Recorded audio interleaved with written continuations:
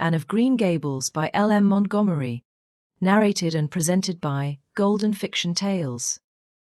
Chapter 1. Mrs. Rachel Lynde is surprised. Mrs. Rachel Lynde lived just where the Avonlea main road dipped down into a little hollow.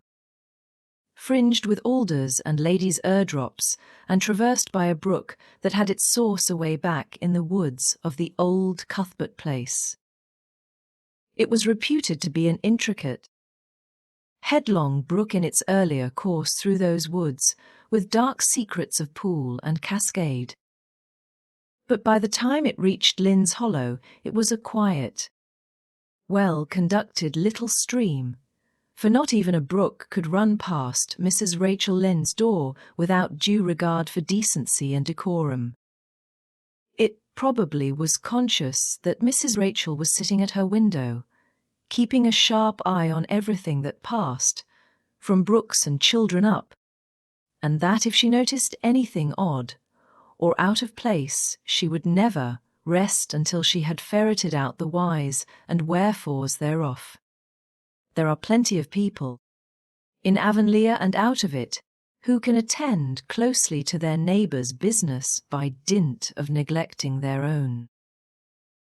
But Mrs. Rachel Lynde was one of those capable creatures who can manage their own concerns and those of other folks into the bargain. She was a notable housewife. Her work was always done and well done. She ran the sewing circle, helped run the Sunday school, and was the strongest prop of the Church Aid Society and Foreign Missions Auxiliary. Yet with all this, Mrs. Rachel found abundant time to sit for hours at her kitchen window, knitting cotton warp quilts. She had knitted 16 of them, as Avonlea housekeepers were wont to tell in awed voices, and keeping a sharp eye on the main road that crossed the hollow and wound up the steep red hill beyond.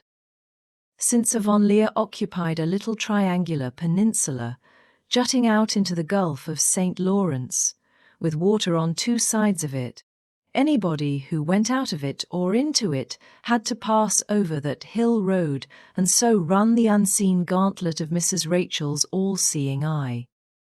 She was sitting there one afternoon in early June. The sun was coming in at the window warm and bright. The orchard on the slope below the house was in a bridal flush of pinky white bloom, hummed over by a myriad of bees. Thomas Lynde, a meek little man whom Avonlea people called Rachel Lynde's husband, was sowing his late turnip seed on the hill field beyond the barn. And Matthew Cuthbert ought to have been sowing his on the big red brook, field away over by Green Gables. Mrs. Rachel knew that he ought, because she had heard him tell Peter Morrison, the evening before in William J. Blair's store over at Carmody, that he meant to sow his turnip seed the next afternoon. Peter had asked him, of course, for Matthew Cuthbert had never been known to volunteer information about anything in his whole life. And yet here was Matthew Cuthbert, at 3:30 on the afternoon of a busy day, placidly driving over the hollow and up the hill. Moreover, he wore a white collar and his best suit of clothes, which was plain proof that he was going out of Avonlea. And he had the buggy and the sorrel mare, which betokened that he was going a considerable distance. Now, where was Matthew Cuthbert going, and why was he going there? Had it been any other man in Avonlea, Mrs. Rachel, deftly putting this and that together, might have given a pretty good guess as to both questions. But Matthew so rarely went from home that it must be something pressing and unusual which was taking him. He was the shyest man alive and hated to have to go among strangers or to any place where he might have to talk. Matthew, dressed up with a white collar and driving in a buggy, was something that didn't happen often. Mrs. Rachel, ponder as she might, could make nothing of it, and her afternoon's enjoyment was spoiled. I'll just step over to Green Gables after tea and find out from Marilla where he's gone and why." The worthy woman finally concluded. "He doesn't generally go to town this time of year and he never visits. If he'd run out of turnip seed he wouldn't dress up and take the buggy to go for more. He wasn't driving fast enough to be going for a doctor. Yet something must have happened since last night to start him off. I'm clean puzzled, that's what. And I won't know a minute's peace of mind or conscience until I know what has taken Matthew Cuthbert out of Avonlea today." Accordingly, after tea, Mrs. Rachel set out. She had not far to go. The big, rambling, orchard-embowered house where the Cuthberts lived was a scant quarter of a mile up the road from Lynde's Hollow. To be sure, the long lane made it a good deal further. Matthew Cuthbert's father, as shy and silent as his son after him, had got as far away as he possibly could from his fellow men without actually retreating into the woods, when he founded his homestead. Green Gables was built at the furthest edge of his cleared land, and there it was to this day, barely visible from the main road along which all the other Avonlea houses were so sociably situated. Mrs. Rachel Lynde did not call living in such a place living at all. "It's just staying, that's what," she said as she stepped along the deep rutted, grassy lane bordered with wild rose bushes. "It's no wonder Matthew and Marilla are both a little odd, living away back here by themselves. Trees aren't much company, though dear knows if they were there'd be enough of them. I'd rather look at people. To be sure, they seem contented enough. But then, I suppose, they're used to it. A body can get used to anything, even to being hanged, as the Irishman said." With this, as Rachel stepped out of the lane into the backyard of Green Gables. Very green and neat and precise was that yard, set about on one side with great patriarchal willows and on the other with prim Lombardies. Not a stray stick nor stone was to be seen, for Mrs. Rachel would have seen it if there had been. Privately, she was of the opinion that Marilla Cuthbert swept that yard over as often as she swept her house. One could have eaten a meal off the ground without overbrimming the proverbial peck of dirt. Mrs. Rachel rapped smartly at the kitchen door and stepped in when bidden to do so. The kitchen at Green Gables was a cheerful apartment, or would have been cheerful if it had not been so painfully clean as to give it something of the appearance of an unused parlor. Its windows looked east and west. Through the west one, looking out on the backyard, came a flood of mellow June sunlight. But the east one, whence you got a glimpse of the bloom-white cherry, trees in the left orchard, and nodding, slender birches down in the hollow by the brook, was greened over by a tangle of vines. Here sat Marilla Cuthbert, when she sat at all, always slightly distrustful of sunshine, which seemed to her too dancing and irresponsible a thing for a world which was meant to be taken seriously. And here she sat now, knitting, and the table behind her was laid for supper. Mrs. Rachel, before she had fairly closed the door, had taken a mental note of everything that was on that table. There were 3 plates laid, so that Marilla must be expecting someone home with Matthew to tea. But the dishes were everyday dishes, and there was only crab apple preserves, and one kind of cake, so that the expected company could not be any particular company. Yet what of Matthew's white collar and the sorrel mare? Mrs. Rachel was getting fairly dizzy with this unusual mystery about quiet, unmysterious Green Gables. "Good evening, Rachel," Marilla said briskly. "This is a real fine evening, isn't it? Won't you sit down? How are all your folks?" Something that, for lack of any other name, might be called friendship existed and always had existed between Marilla Cuthbert and Mrs. Rachel, in spite of, or perhaps because of, their dissimilarity. Marilla was a tall, thin woman, with angles and without curves. Her dark hair showed some grey streaks and was always twisted up in a hard, little knot behind with 2 wire hairpins stuck aggressively through it. She looked like a woman of narrow experience and rigid conscience, which she was. But there was a saving something about her mouth which, if it had been ever so slightly developed, might have been considered indicative of a sense of humour. "We're all pretty well," said Mrs. Rachel. "I was kind of afraid you weren't, though, when I saw Matthew starting off today. I thought maybe he was going to the doctor's." Marilla's lips twitched understandingly. She had expected Mrs. Rachel up. She had known that the sight of Matthew jaunting off so unaccountably would be too much for her neighbour's curiosity. "Oh, no. I'm quite well, although I had a bad headache yesterday," she said. "Matthew went to Bright River. We're getting a little boy from an orphan asylum in Nova Scotia, and he's coming on the train tonight." If Marilla had said that Matthew had gone to Bright River to meet a kangaroo from Australia, Mrs. Rachel could not have been more astonished. She was actually stricken dumb for 5 seconds. It was unsupposable that Marilla was making fun of her, but Mrs. Rachel was almost forced to suppose it. "Are you in earnest, Marilla?" she demanded when voice returned to her. "Yes, of course," said Marilla, as if getting boys from orphan asylums in Nova Scotia were part of the usual spring work on any well-regulated Avonlea farm, instead of being an unheard-of innovation. Mrs. Rachel felt that she had received a severe mental jolt.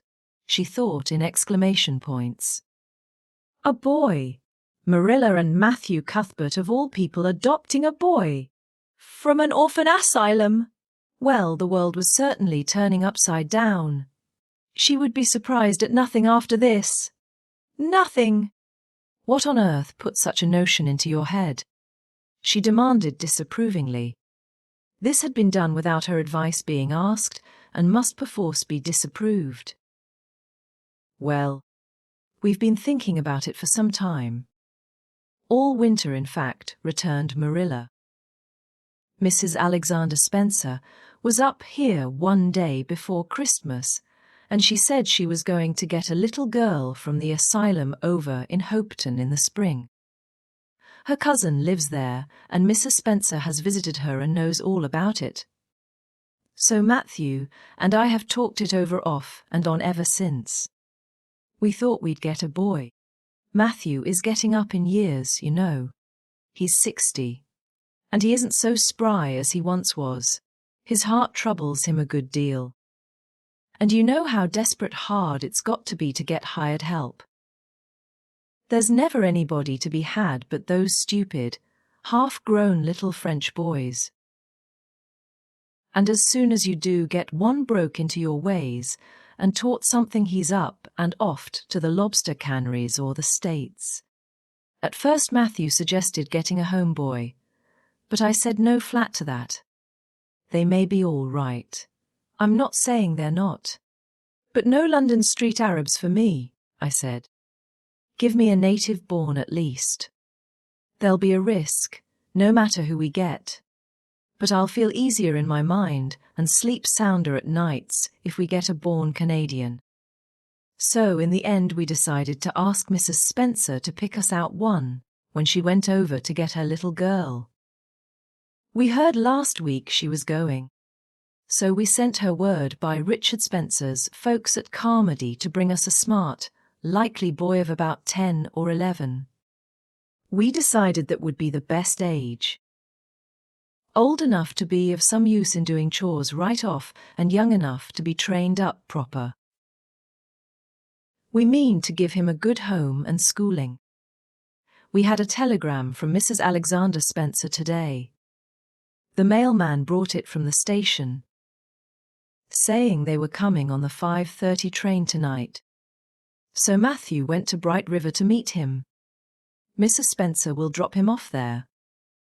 Of course she goes on to White Sands Station herself. Mrs. Rachel prided herself on always speaking her mind.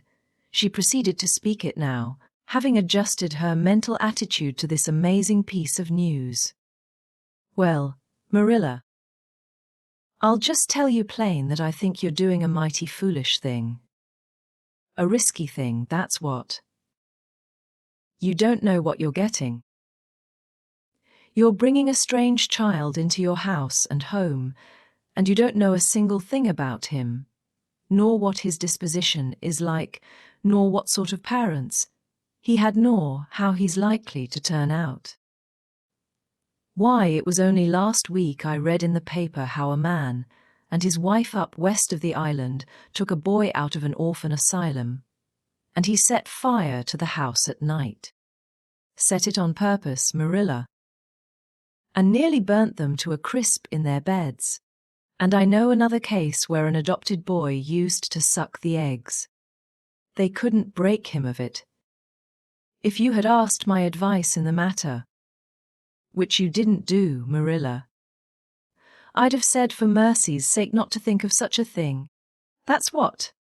This job's comforting seemed neither to offend nor to alarm Marilla. She knitted steadily on. I don't deny there's something in what you say, Rachel. I've had some qualms myself. But Matthew was terrible set on it. I could see that, so I gave in. It's so seldom Matthew sets his mind on anything that when he does I always feel it's my duty to give in. And as for the risk, there's risks in pretty near everything a body does in this world. There's risks in people's having children of their own, if it comes to that. They don't always turn out well. And then Nova Scotia is right close to the island. It isn't as if we were getting him from England or the States. He can't be much different from ourselves. Well, I hope it will turn out all right, said Mrs. Rachel in a tone that plainly indicated her painful doubts. Only don't say I didn't warn you if he burns Green Gables down or puts strychnine in the well. I heard of a case over in New Brunswick where an orphan asylum child did that and the whole family died in fearful agonies. Only it was a girl in that instance. Well, we're not getting a girl, said Marilla, as if poisoning wells were a purely feminine accomplishment and not to be dreaded in the case of a boy. I'd never dream of taking a girl to bring up. I wonder at Mrs. Alexander Spencer for doing it. But there. She wouldn't shrink from adopting a whole orphan asylum if she took it into her head. Mrs. Rachel would have liked to stay until Matthew came home with his imported orphan. But reflecting that it would be a good 2 hours, at least before his arrival, she concluded to go up the road to Robert Bell's and tell the news. It would certainly make a sensation second to none, and Mrs. Rachel dearly loved to make a sensation. So she took herself away, somewhat to Marilla's relief, for the latter felt her doubts and fears reviving under the influence of Mrs. Rachel's pessimism. Well, of all things that ever were or will be, ejaculated Mrs. Rachel when she was safely out in the lane. It does really seem as if I must be dreaming. Well, I'm sorry for that poor young one and no mistake.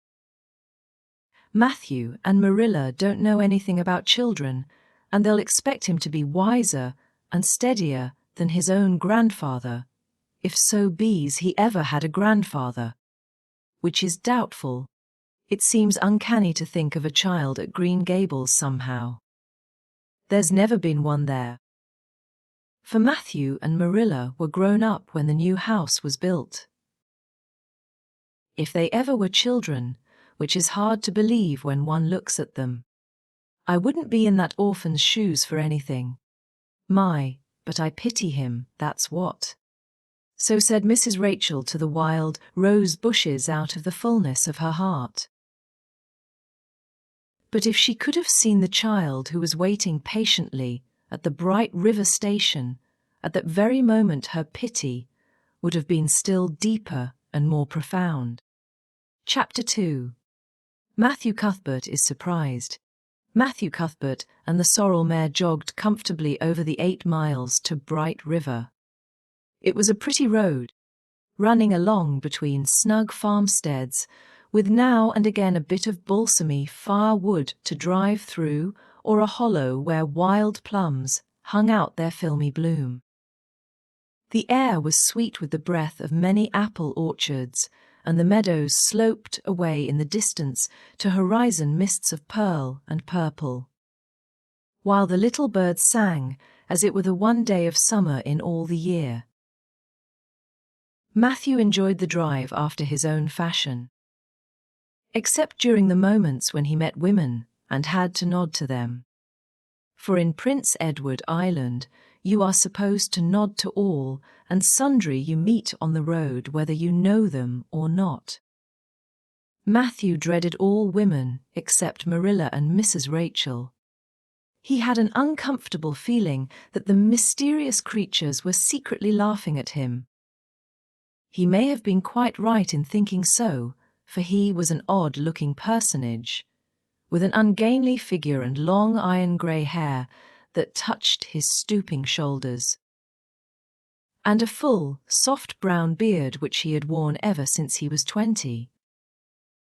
In fact, he had looked at 20 very much as he looked at 60, lacking a little of the greyness. When he reached Bright River there was no sign of any train. He thought he was too early, so he tied his horse in the yard of the small Bright River Hotel and went over to the station house.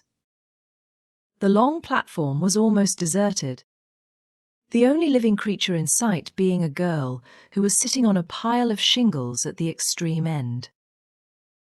Matthew, barely noting that it was a girl, sidled past her as quickly as possible without looking at her.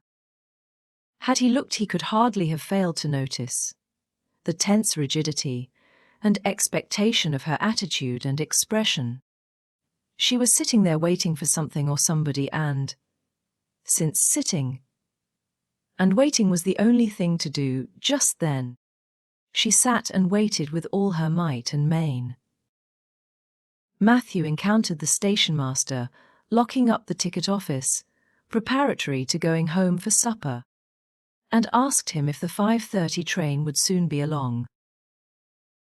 "The 5:30 train has been in and gone half an hour ago," answered that brisk official. "But there was a passenger dropped off for you. A little girl.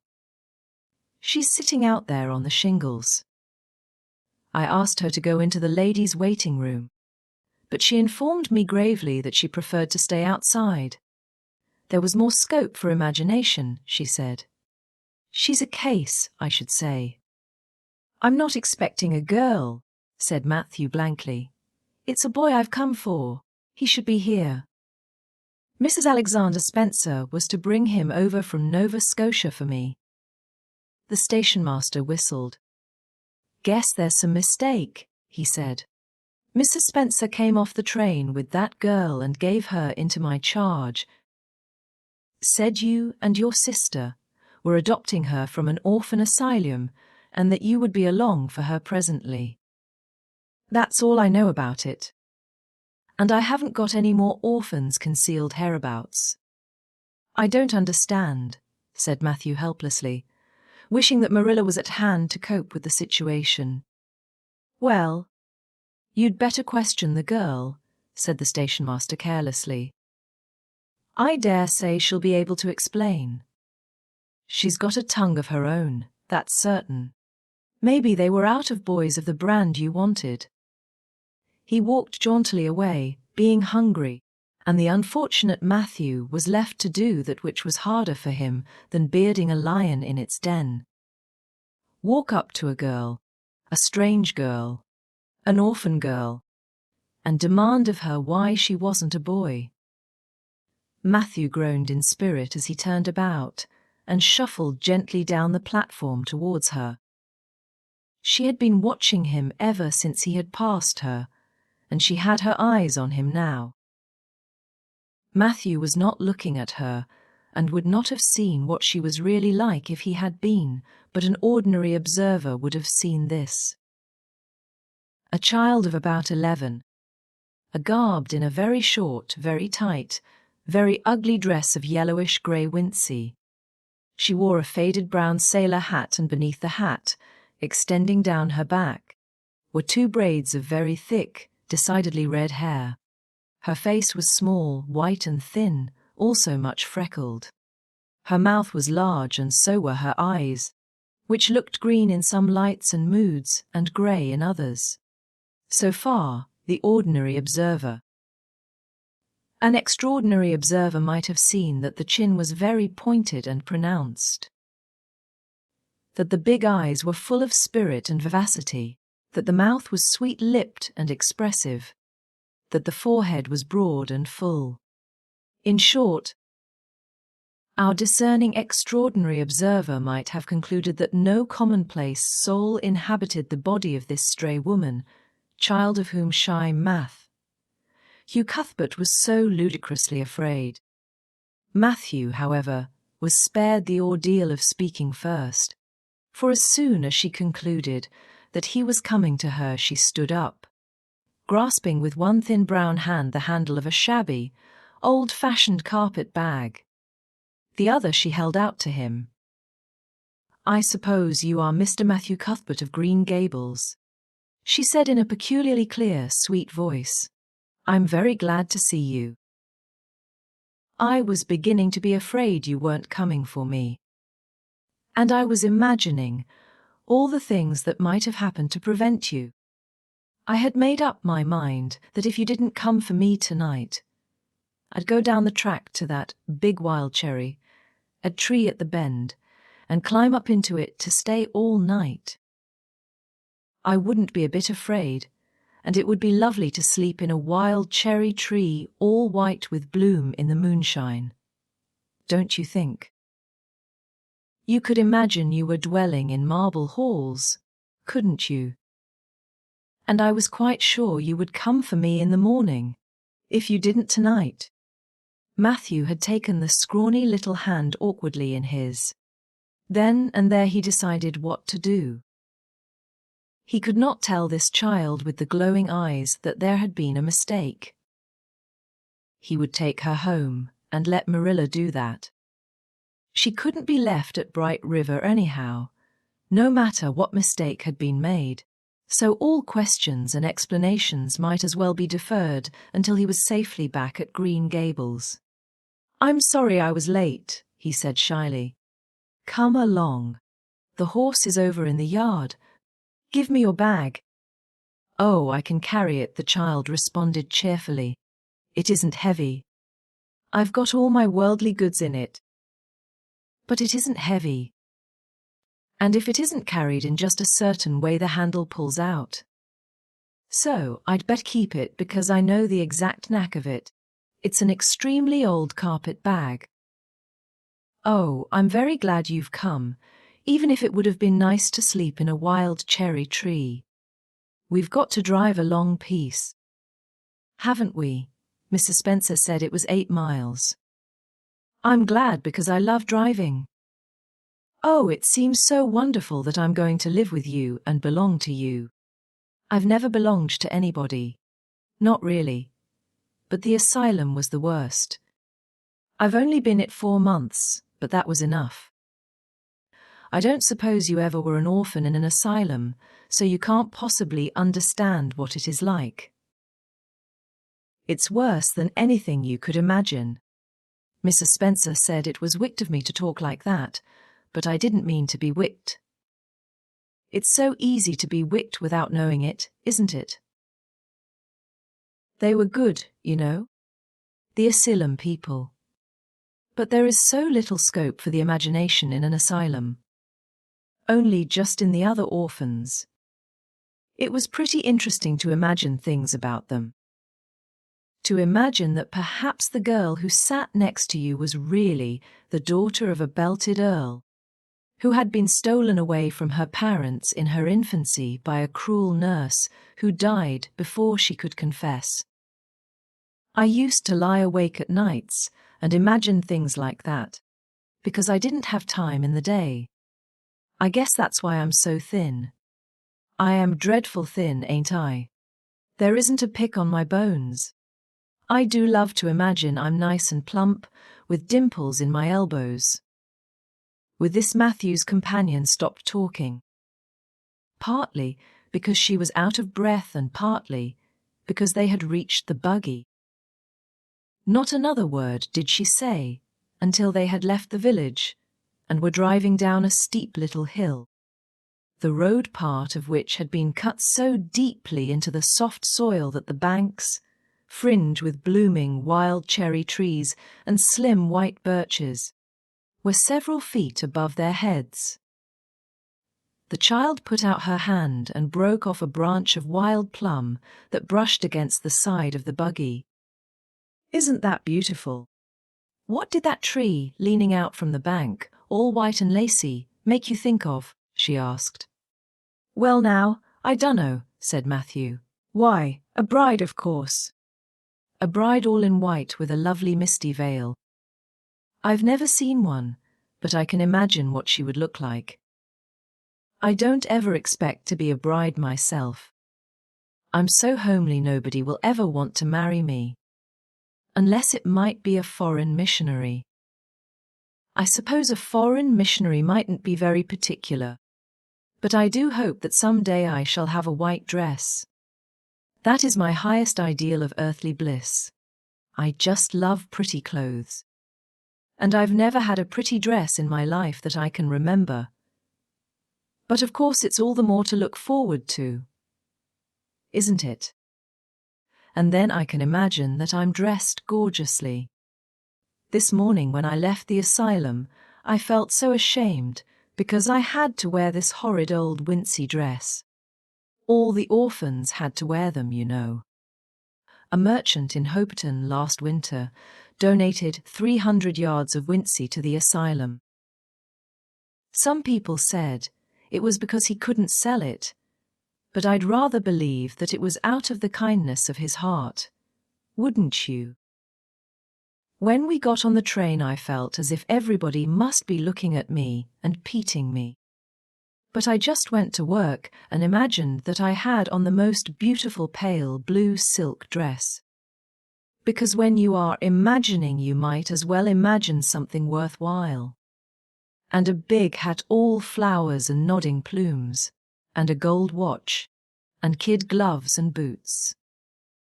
I felt cheered up right away, and I enjoyed my trip to the island with all my might. I wasn't a bit sick coming over in the boat. Neither was Mrs. Spencer, although she generally is. She said she hadn't time to get sick, watching to see that I didn't fall overboard. She said she never saw the beat of me for prowling about. But if it kept her from being seasick, it's a mercy I did prowl, isn't it? And I wanted to see everything that was to be seen on that boat, because I didn't know whether I'd ever have another opportunity. Oh, there are a lot more cherry trees all in bloom. This island is the bloomiest place. I just love it already, and I'm so glad I'm going to live here. I've always heard that Prince Edward Island was the prettiest place in the world, and I used to imagine I was living here. But I never really expected I would. It's delightful when your imaginations come true, isn't it? But those red roads are so funny. When we got into the train at Charlottetown and the red roads began to flash past, I asked Mrs. Spencer what made them red, and she said she didn't know and for pity's sake not to ask her any more questions. She said I must have asked her 1,000 already. I suppose I had, too. But how are you going to find out about things if you don't ask questions? And what does make the roads red? Well now, I dunno, said Matthew. Well, that is one of the things to find out sometime. Isn't it splendid to think of all the things there are to find out about? It just makes me feel glad to be alive. It's such an interesting world. It wouldn't be half so interesting if we knew all about everything, would it? There'd be no scope for imagination then, would there? But am I talking too much? People are always telling me I do. Would you rather I didn't talk? If you say so, I'll stop. I can stop when I make up my mind to it, although it's difficult. Matthew, much to his own surprise, was enjoying himself. Like most quiet, he liked talkative people when they were willing to do the talking themselves, and did not expect him to keep up his end of it. But he had never expected to enjoy the society of a little girl. Women were bad enough in all conscience, but little girls were worse. He detested the way they had of sidling past him timidly, with sidewise glances, as if they expected him to gobble them up at a mouthful if they ventured to say a word. That was the Avonlea type of well-bred little girl. But this freckled witch was very different. And although he found it rather difficult for his slower intelligence to keep up with her brisk mental processes, he thought that he kind of liked her chatter. So he said as shyly as usual, "Oh, you can talk as much as you like. I don't mind." "Oh, I'm so glad. I know you and I are going to get along together fine. It's such a relief to talk when one wants to, and not be told that children should be seen and not heard. I've had that said to me 1,000,000 times if I have once. And people laugh at me because I use big words.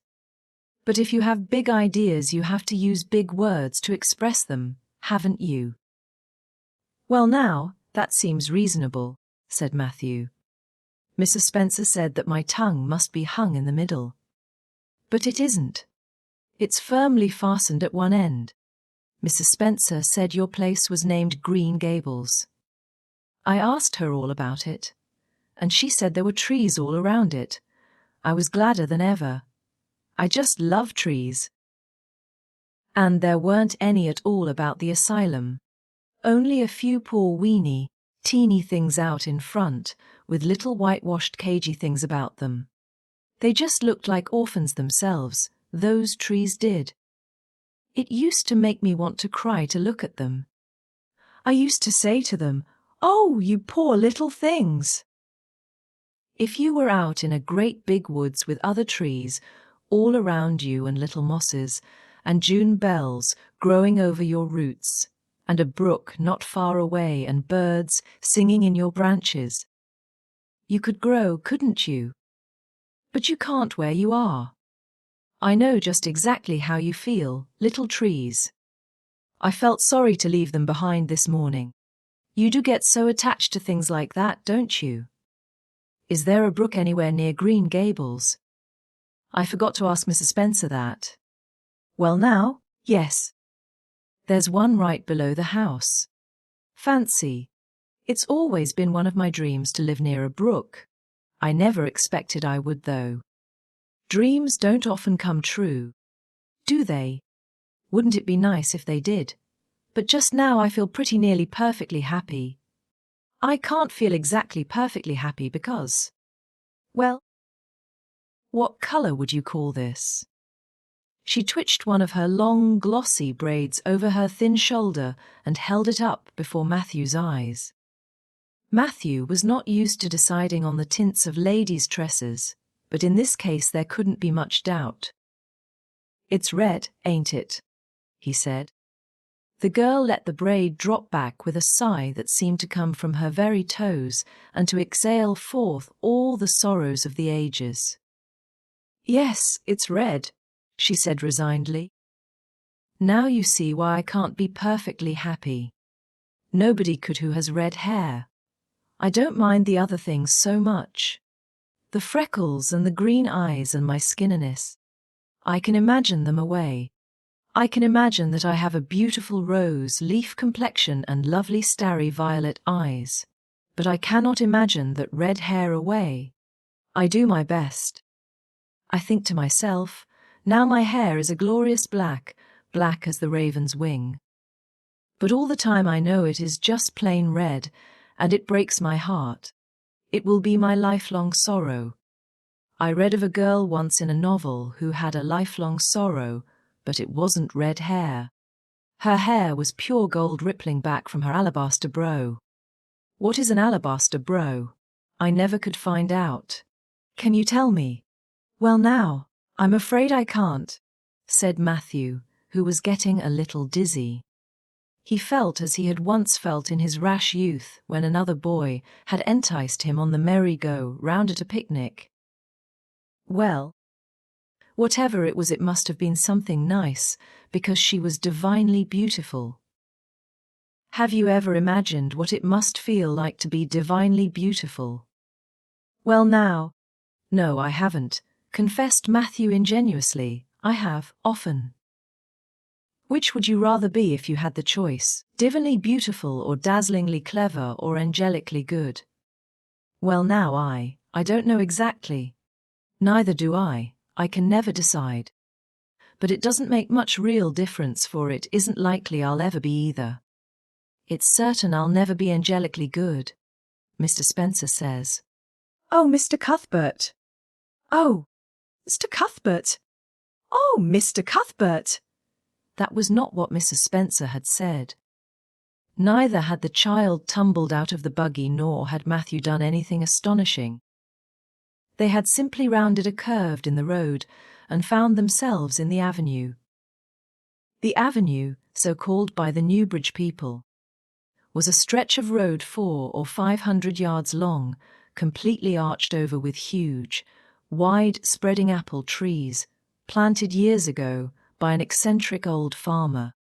Overhead was one long canopy of snowy fragrant bloom. Below the boards the air was full of a purple twilight, and far ahead a glimpse of painted sunset. Sky shone like a great rose window at the end of a cathedral aisle. Its beauty seemed to strike the child dumb.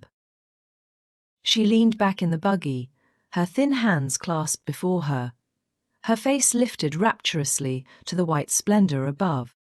Even when they had passed out and were driving down the long slope to Newbridge, she never moved or spoke. Still with rapt face, she gazed afar into the sunset west, with eyes that saw visions trooping splendidly across that glowing background. Through Newbridge, a bustling little village where dogs barked at them and small boys hooted and curious faces peered from the windows, they drove, still in silence. When 3 more miles had dropped away behind them, the child had not spoken. She could keep silence, it was evident, as energetically as she could talk. I guess you're feeling pretty tired and hungry, Matthew ventured to say at last, accounting for her long visitation of dumbness with the only reason he could think of. But we haven't very far to go now. Only another mile. She came out of her reverie with a deep sigh and looked at him with the dreamy gaze of a soul that had been wandering afar, star-led. Oh, Mr. Cuthbert, she whispered. That place we came through. That white place. What was it? Well now you must mean the avenue, said Matthew after a few moments' profound reflection. It is a kind of pretty place. Pretty? Oh, pretty doesn't seem the right word to use. Nor beautiful, either. They don't go far enough. Oh, it was wonderful, wonderful. It's the first thing I ever saw that couldn't be improved upon by imagination. It just satisfied me here. She put one hand on her breast. It made a queer funny H, and yet it was a pleasant H. Did you ever have an H like that, Mr. Cuthbert? Well now, I just can't recollect that I ever had. I have it lots of times. Whenever I see anything royally beautiful. But they shouldn't call that lovely place the avenue. There is no meaning in a name like that. They should call it, let me see, the White Way of Delight. Isn't that a nice imaginative name? When I don't like the name of a place or a person, always imagine a new one and always think of them so. There was a girl at the asylum whose name was Hepzibah Jenkins. But I always imagined her as Rosalia de Vere. Other people may call that place the Avenue, but I shall always call it the White Way of Delight. Have we really another mile to go before we get home? I'm glad and I'm sorry. I'm sorry because this drive has been so pleasant, and I'm always sorry when pleasant things end. Something still pleasanter may come after, but you can never be sure. And it's so often the case that it isn't pleasanter. That has been my experience anyhow. But I'm glad to think of getting home. You see, I've never had a real home since I can remember. It gives me that pleasant achy again just to think of coming to a really truly home. Oh, isn't that pretty? They had driven over the crest of a hill. Below them was a pond, looking almost like a river, so long and winding was it. A bridge spanned it midway, and from there to its lower end, where an amber-hued belt of sand hills shut it in from the dark blue gulf beyond. The water was a glory of many shifting hues. The most spiritual shadings of crocus and rose and ethereal green, with other elusive tintings for which no name has ever been found. Above the bridge the pond ran up into fringing groves of fir and maple, and lay all darkly translucent in their wavering shadows. Here and there a wild plum leaned out from the bank like a white, clad girl tiptoeing to her own reflection. From the marsh at the head of pond came the clear, mournfully sweet chorus of the frogs. There was a little grey house peering around a white apple orchard on a slope beyond, and, although it was not yet quite dark, a light was shining from one of its windows. "That's Barry's Pond," said Matthew. Oh, I don't like that name either. I shall call it, let me see, the Lake of Shining Waters. Yes, that is the right name for it. I know, because of the thrill. When I hit on a name that suits exactly, it gives me a thrill. Do things ever give you a thrill? Matthew ruminated. Well now, yes. It always kind of gives me a thrill to see them ugly white grubs that spade up in the cucumber beds. I hate the look of them. Oh, I don't think that can be exactly the same kind of a thrill. Do you think it can? There doesn't seem to be much connection between grubs and lakes of shining waters, does there? But why do other people call it Barry's Pond?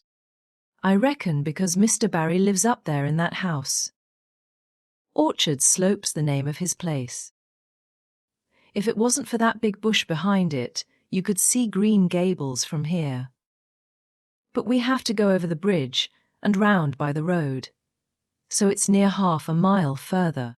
Has Mr. Barry any little girls? Well, not so very little either. About my size. He's got one about 11. Her name is Diana. Oh, with a long indrawing of breath. What a perfectly lovely name. Well now, I dunno. There's something dreadful heathenish about it, seems to me. I'd rather Jane or Mary or some sensible name like that.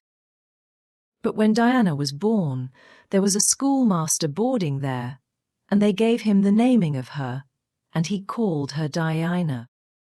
I wish there had been a schoolmaster like that around when I was born, then.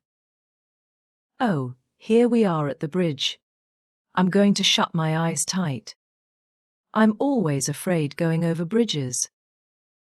I can't help imagining that perhaps, just as we get to the middle, they'll crumple up like a jackknife and nip us. So I shut my eyes. But I always have to open them for all when I think we're getting near the middle.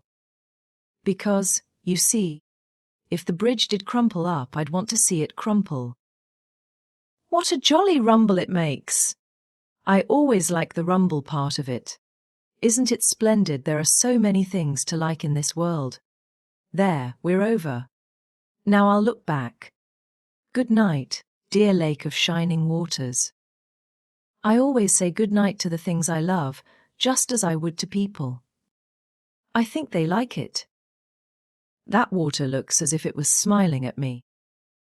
When they had driven up the further hill and around a corner, Matthew said, "We're pretty near home now. That's Green Gables over." "Oh, don't tell me," she interrupted breathlessly, catching at his partially raised arm and shutting her eyes that she might not see his gesture. "Let me guess. I'm sure I'll guess right." She opened her eyes and looked about her. They were on the crest of a hill.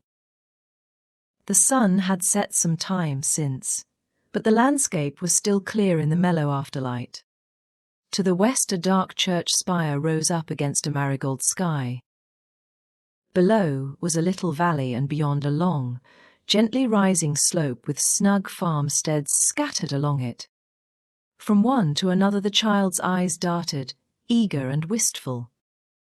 At last they lingered on one away to the left, far back from the road, dimly white with blossoming trees in the twilight of the surrounding woods. Over it, in the stainless southwest sky, a great crystal white star was shining like a lamp of guidance and promise. "That's it, isn't it?" she said, pointing. Matthew slapped the reins on the sorrel's back delightedly. "Well now, you've guessed it." "But I reckon Mrs. Spencer described it so's you could tell." No, she didn't. Really, she didn't. All she said might just as well have been about most of those other places. I hadn't any real idea what it looked like, but just as soon as I saw it I felt it was home. Oh, it seems as if I must be in a dream.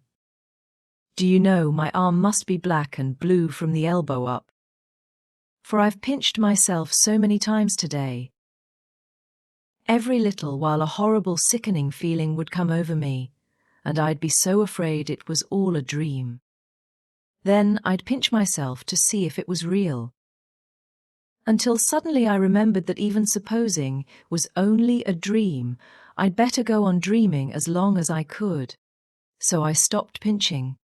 But it is real and we're nearly home. With a sigh of rapture she relapsed into silence. Matthew stirred uneasily. He felt glad that it would be Marilla, and not he, who would have to tell this waif of the world that the home she longed for was not to be hers after all. They drove over Lynde's Hollow, where it was already quite dark. But not so dark that Mrs. Rachel could not see them from her window vantage, and up the hill and into the long lane of Green Gables. By the time they arrived at the house, Matthew was shrinking from the approaching revelation with an energy he did not understand. It was not of Marilla or himself he was thinking, or of the trouble this mistake was probably going to make for them, but of the child's disappointment. When he thought of that rap-like being quenched in her eyes, he had an uncomfortable feeling that he was going to assist at murdering something. Much the same feeling that came over him when he had to kill a lamb or calf or any other innocent little creature. The yard was quite dark as they turned into it, and the poplar leaves were rustling silkily all round it. "Listen to the trees talking in their sleep," she whispered, as he lifted her to the ground. "What nice dreams they must have!" Then, holding tightly to the carpet bag which contained all her worldly goods, she followed him into the house. Chapter 3. Marilla Cuthbert is surprised. Marilla came briskly forward as Matthew opened the door. But when her eyes fell on the odd little figure in the stiff, ugly dress, with the long braids of red hair and the eager, luminous eyes, she stopped short in amazement.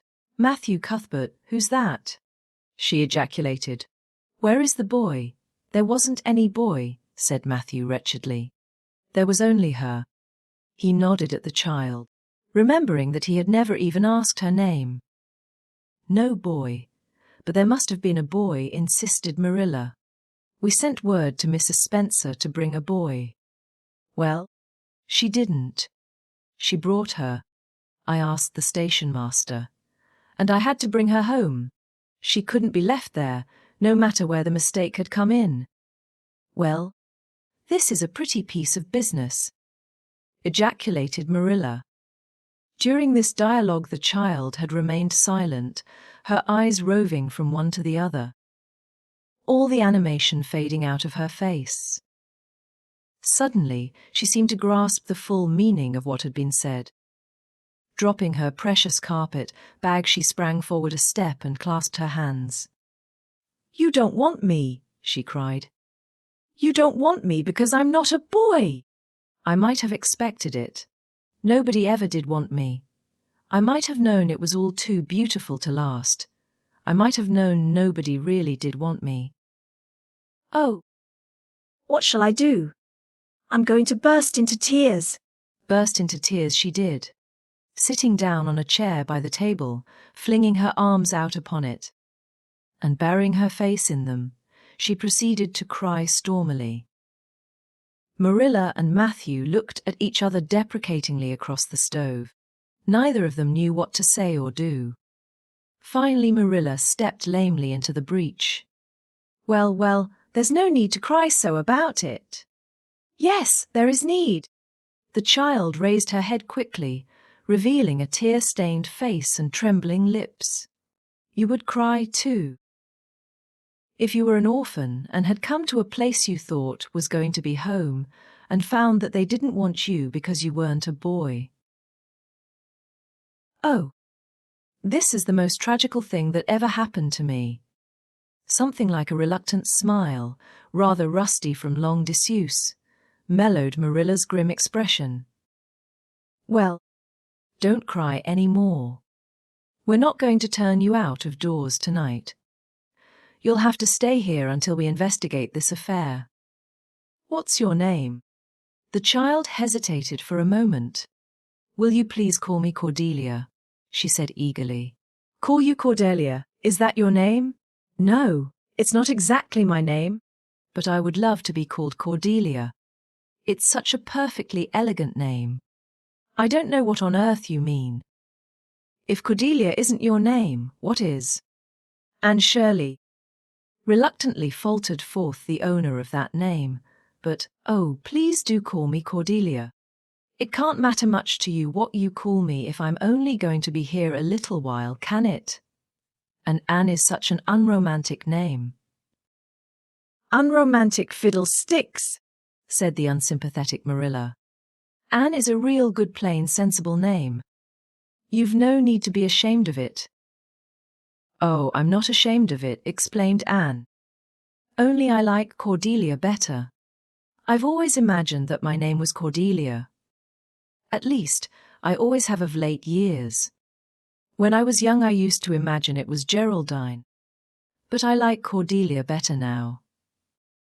But if you call me Anne, please call me Anne spelled with an E. What difference does it make how it's spelled? Asked Marilla with another rusty smile as she picked up the teapot. Oh, it makes such a difference. It looks so much nicer. When you hear a name pronounced, can't you always see it in your mind, just as if it was printed out? I can. And ANN looks dreadful, but ANNE looks so much more distinguished. If you'll only call me Anne spelled with an E, I shall try to reconcile myself to not being called Cordelia. Very well, then. And spelled with an E, can you tell us how this mistake came to be made? We sent word to Mrs. Spencer to bring us a boy. Were there no boys at the asylum? Oh, yes. There was an abundance of them. But Mrs. Spencer said distinctly that you wanted a girl about 11 years old. And the matron said she thought I would do. You don't know how delighted I was. I couldn't sleep all last night for joy. Oh, she added reproachfully, turning to Matthew. Why didn't you tell me at the station that you didn't want me and leave me there? If I hadn't seen the White Way of Delight and the Lake of Shining Waters, it wouldn't be so hard. What on earth does she mean?" demanded Marilla, staring at Matthew. She's just referring to some conversation we had on the road," said Matthew hastily. "I'm going out to put the mare in, Marilla. Have tea ready when I come back. Did Mr. Spencer bring anybody over besides you?" continued Marilla when Matthew had gone out. "She brought Lily Jones for herself. Lily is only 5 years old, and she is very beautiful and had nut brown hair.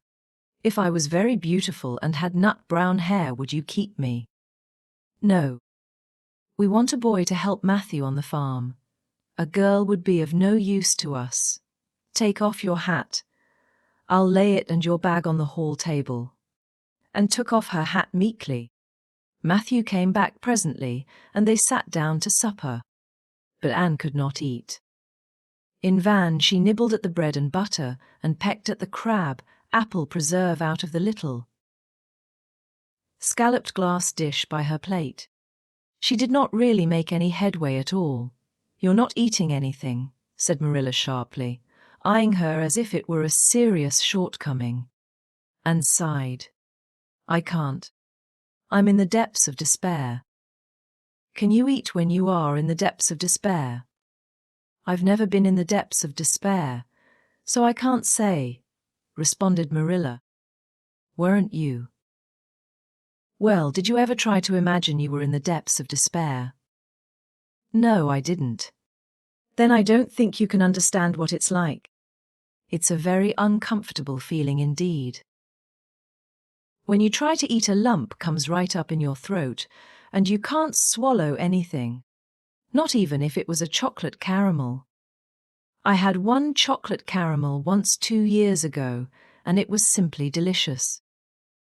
I've often dreamed since then that I had a lot of chocolate caramels, but I always wake up just when I'm going to eat them.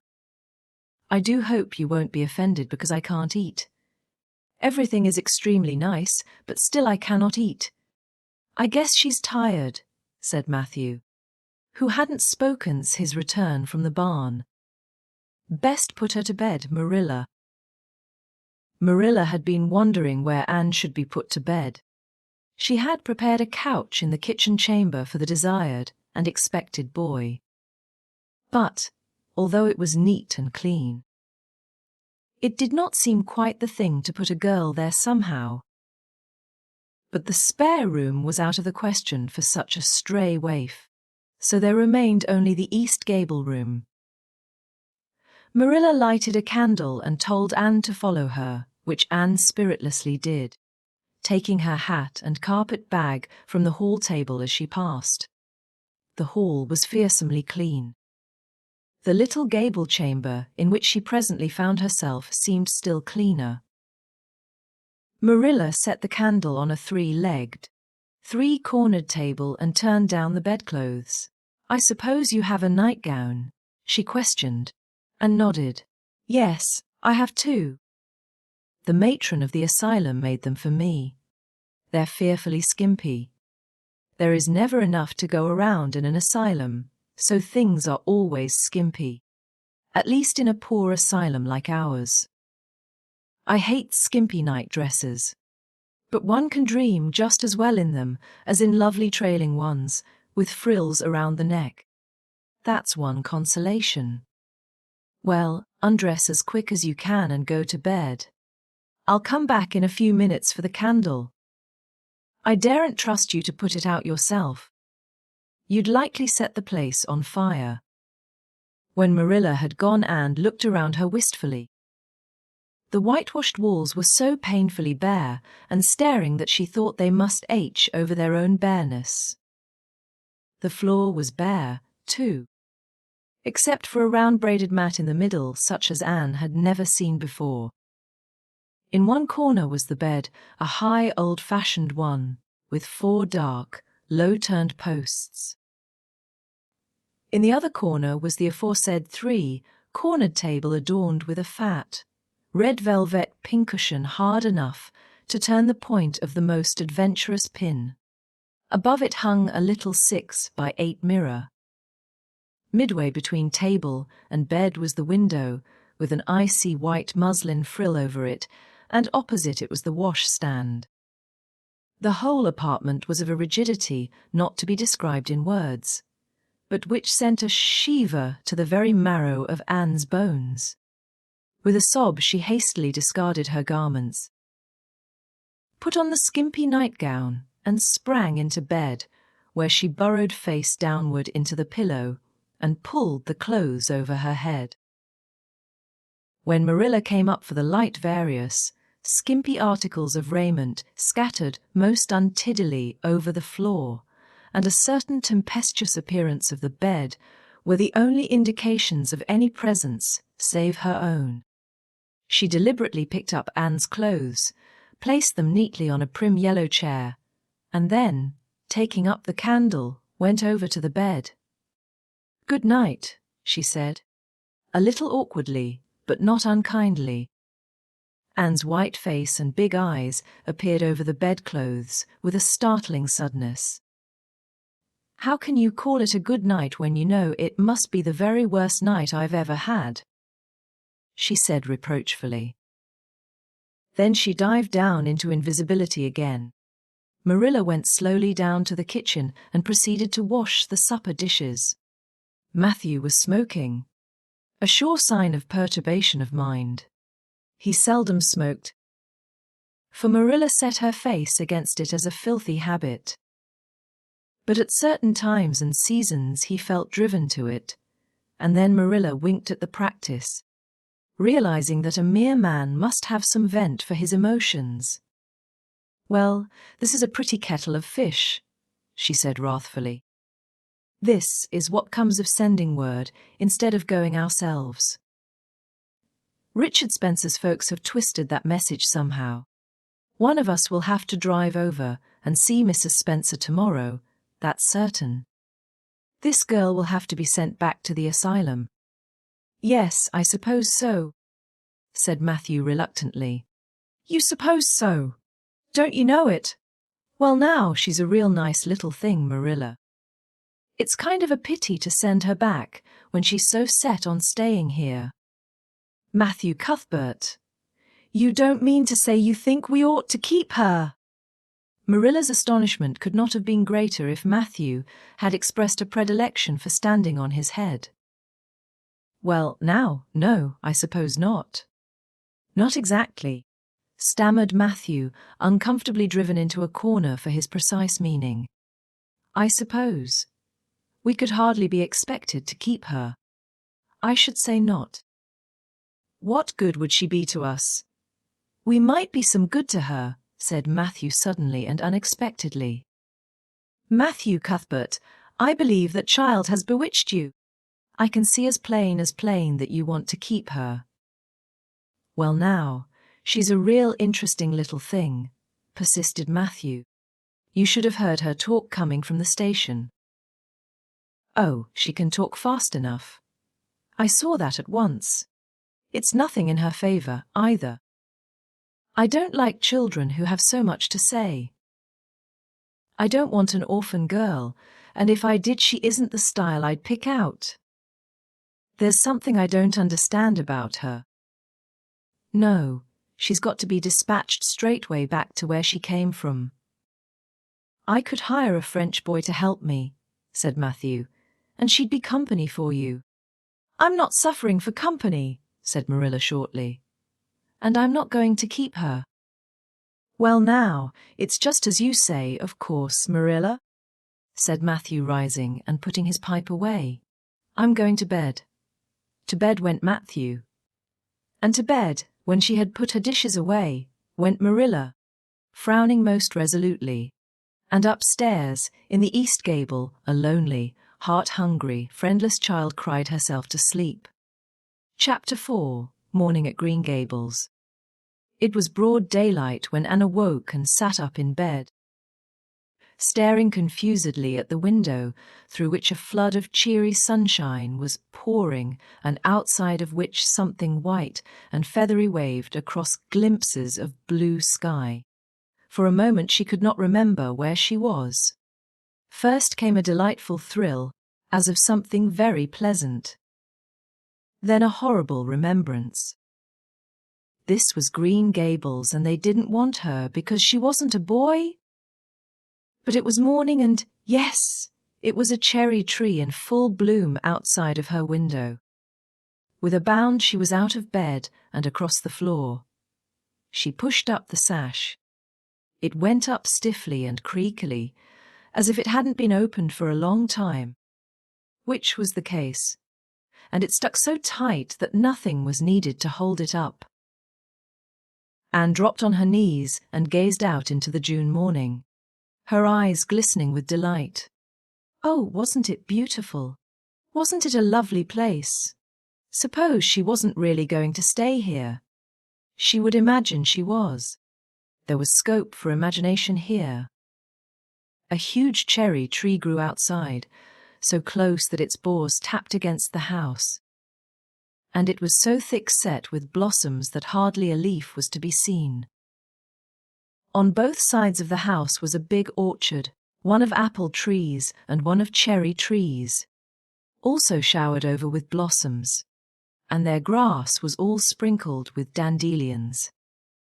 In the garden below were lilac trees purple with flowers, and their dizzily sweet fragrance drifted up to the window on the morning wind. Below the garden a green field lush, with clover sloped down to the hollow where the brook ran, and where scores of white birches grew. Upspringing airily out of an undergrowth suggestive of delightful possibilities in ferns and mosses and woodsy things generally. Beyond it was a hill, green and feathery with spruce and fir. There was a gap in it where the grey gable end of the little house she had seen from the other side of the lake of shining waters was visible. Off to the left were the big barns, and beyond them, away down over green, low sloping fields, was a sparkling blue glimpse of sea. Anne's beauty-loving eyes lingered on it all, taking everything greedily in. She had looked on so many unlovely places in her life, poor child. But this was as lovely as anything she had ever dreamed. She knelt there, lost to everything but the loveliness around her, until she was startled by a hand on her shoulder. Marilla had come in unheard by the small dreamer. "It's time you were dressed," she said curtly. Marilla really did not know how to talk to the child, and her uncomfortable ignorance made her crisp and curt when she did not mean to be, and stood up and drew a long breath. "Oh, isn't it wonderful?" she said, waving her hand comprehensively at the good world outside. "It's a big tree," said Marilla, "and it blooms great, but the fruit don't amount to much never.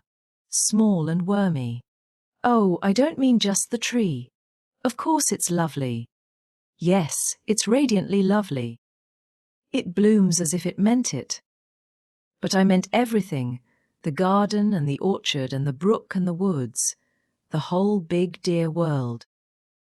Don't you feel as if you just loved the world on a morning like this?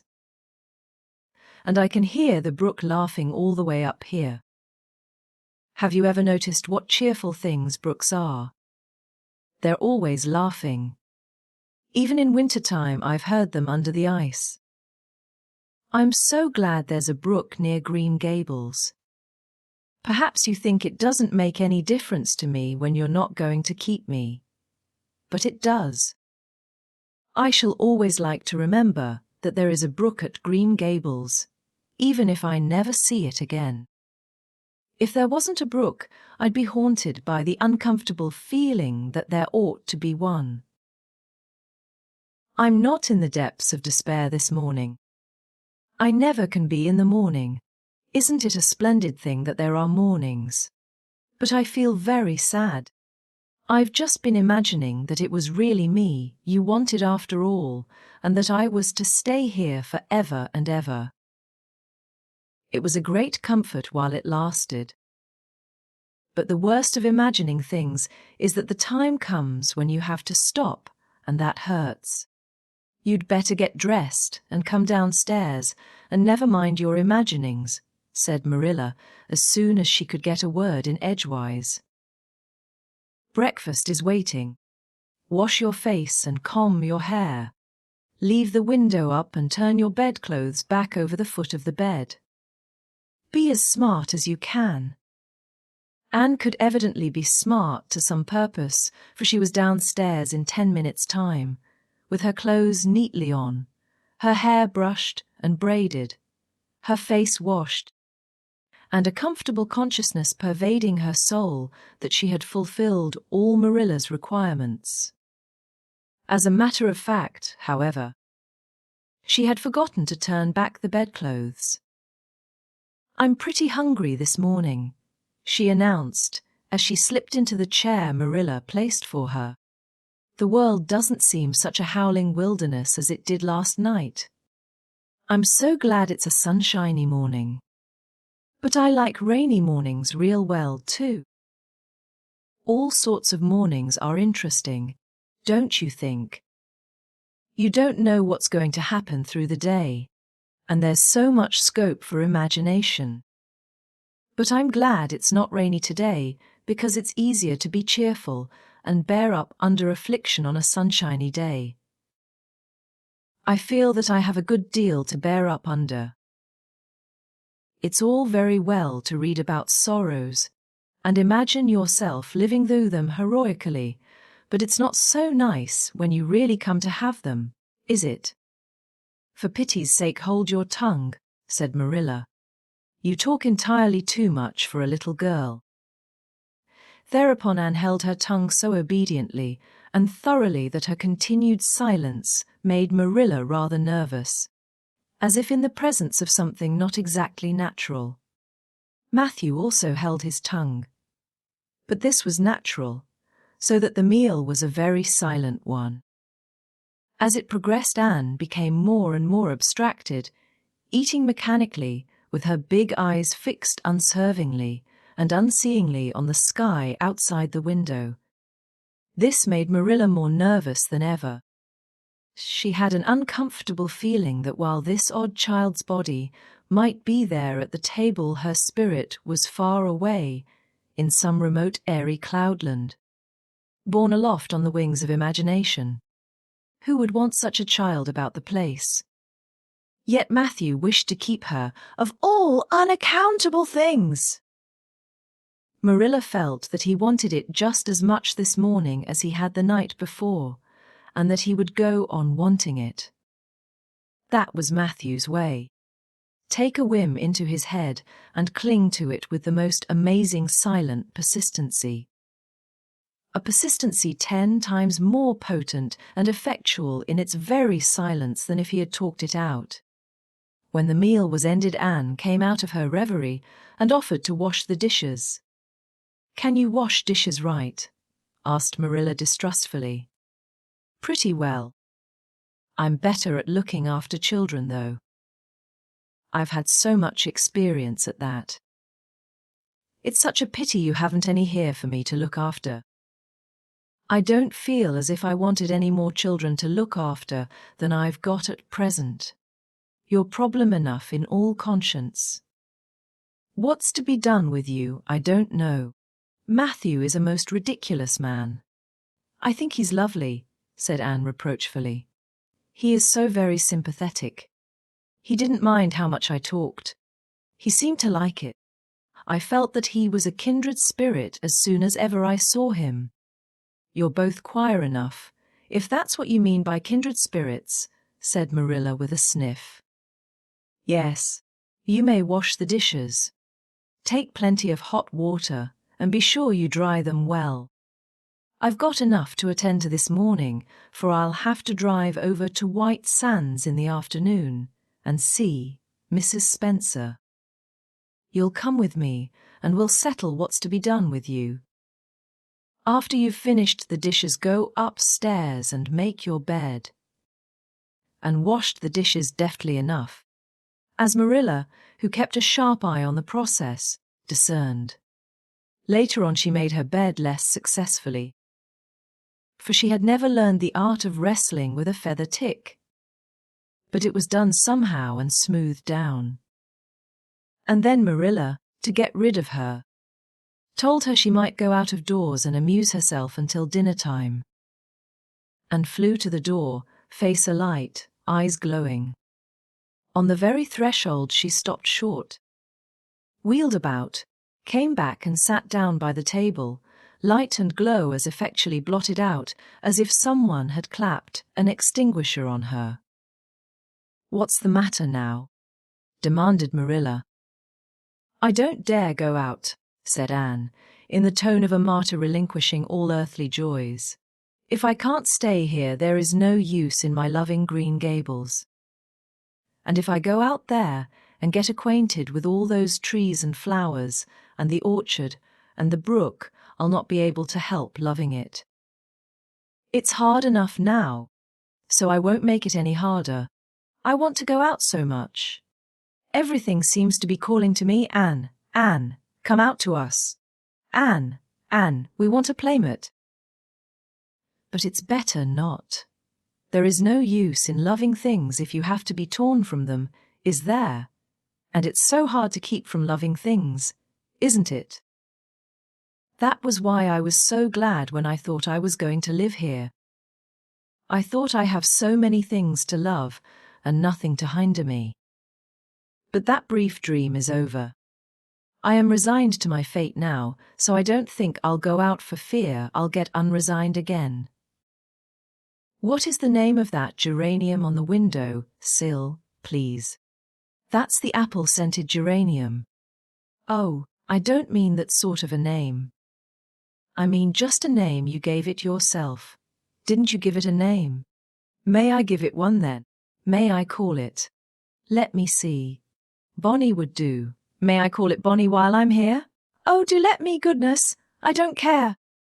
But where on earth is the sense of naming a geranium? Oh, I like things to have handles, even if they are only geraniums. It makes them seem more like people. How do you know but that it hurts a geranium's feelings just to be called a geranium and nothing else? You wouldn't like to be called nothing, but a woman all the time. Yes, I shall call it Bonnie. I named that cherry tree outside my bedroom window this morning. I called it Snow Queen because it was so white. Of course, it won't always be in blossom, but one can imagine that it is, can't one?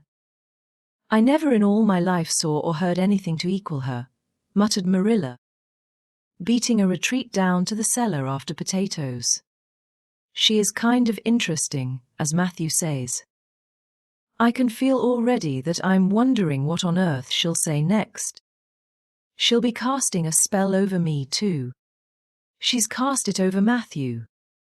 That look he gave me when he went out said everything he said or hinted last night over again. I wish he was like other men and would talk things out. A body could answer back then and argue him into reason. But what's to be done with a man who just looks? Anne had relapsed into reverie, with her chin in her hands and her eyes on the sky, when Marilla returned from her cellar pilgrimage. There Marilla left her until the early dinner was on the table. "I suppose I can have the mare and buggy this afternoon, Matthew," said Marilla. Matthew nodded and looked wistfully at Anne. Marilla intercepted the look and said grimly, "I'm going to drive over to White Sands and settle this thing. I'll take Anne with me and Mrs. Spencer will probably make arrangements to send her back to Nova Scotia at once. I'll set your tea out for you, and I'll be home in time to milk the cows." Still Matthew said nothing, and Marilla had a sense of having wasted words and breath. There is nothing more aggravating than a man who won't talk back. Unless it is a woman who won't. Matthew hitched the sorrel into the buggy in due time, and Marilla and Anne set off. Matthew opened the yard gate for them, and as they drove slowly through, he said, to nobody in particular as it seemed, "Little Jerry Butte from the creek was here this morning, and I told him I guessed I'd hire him for the summer." Marilla made no reply, but she hit the unlucky sorrel such a vicious clip with the whip that the fat mare, unused to such treatment, whizzed indignantly down the lane at an alarming pace. Marilla looked back once, as the buggy bounced along, and saw that aggravating Matthew leaning over the gate, looking wistfully after them. Chapter 5. Anne's History. "Do you know," said Anne confidentially, "I've made up my mind to enjoy this drive. It's been my experience that you can nearly always enjoy things if you make up your mind firmly that you will. Of course, you must make it up firmly. I am not going to think about going back to the asylum while we're having our drive. I'm just going to think about the drive. Oh, look, there's one little early wild rose out. Isn't it lovely? Don't you think it must be glad to be a rose? Wouldn't it be nice if roses could talk? I'm sure they could tell us such lovely things. And isn't pink the most bewitching color in the world? I love it, but I can't wear it. Redheaded people can't wear pink. Not even in imagination. Did you ever know of anybody whose hair was red when she was young, but got to be another color when she grew up?" "No." "I don't know as I ever did," said Marilla mercilessly, "and I shouldn't think it likely to happen in your case either." And sighed. "Well, that is another hope gone. My life is a perfect graveyard of buried hopes." That's a sentence I read in a book once, and I say it over to comfort myself whenever I'm disappointed in anything. "I don't see where the comforting comes in myself," said Marilla. "Why? Because it sounds so nice and romantic, just if I were a heroine in a book, you know. I am so fond of romantic things, and a graveyard full of buried hopes is about as romantic a thing as one can imagine, isn't it? I'm rather glad I have one. Are we going across the Lake of Shining Waters today?" "We're not going over Barry's Pond, if that's what you mean by your Lake of Shining Waters. We're going by the Shore Road." "Shore Road sounds nice," said Anne dreamily. "Is it as nice as it sounds? Just when you said Shore Road I saw it in a picture in my mind. As quick as that. And White Sands is a pretty name too. But I don't like it as well as Avonlea. Avonlea is a lovely name. It just sounds like music. How far is it to White Sands?" "It's 5 miles. And as you're evidently bent on talking, you might as well talk to some purpose by telling me what you know about yourself." "Oh, what I know about myself isn't really worth telling," said Anne eagerly.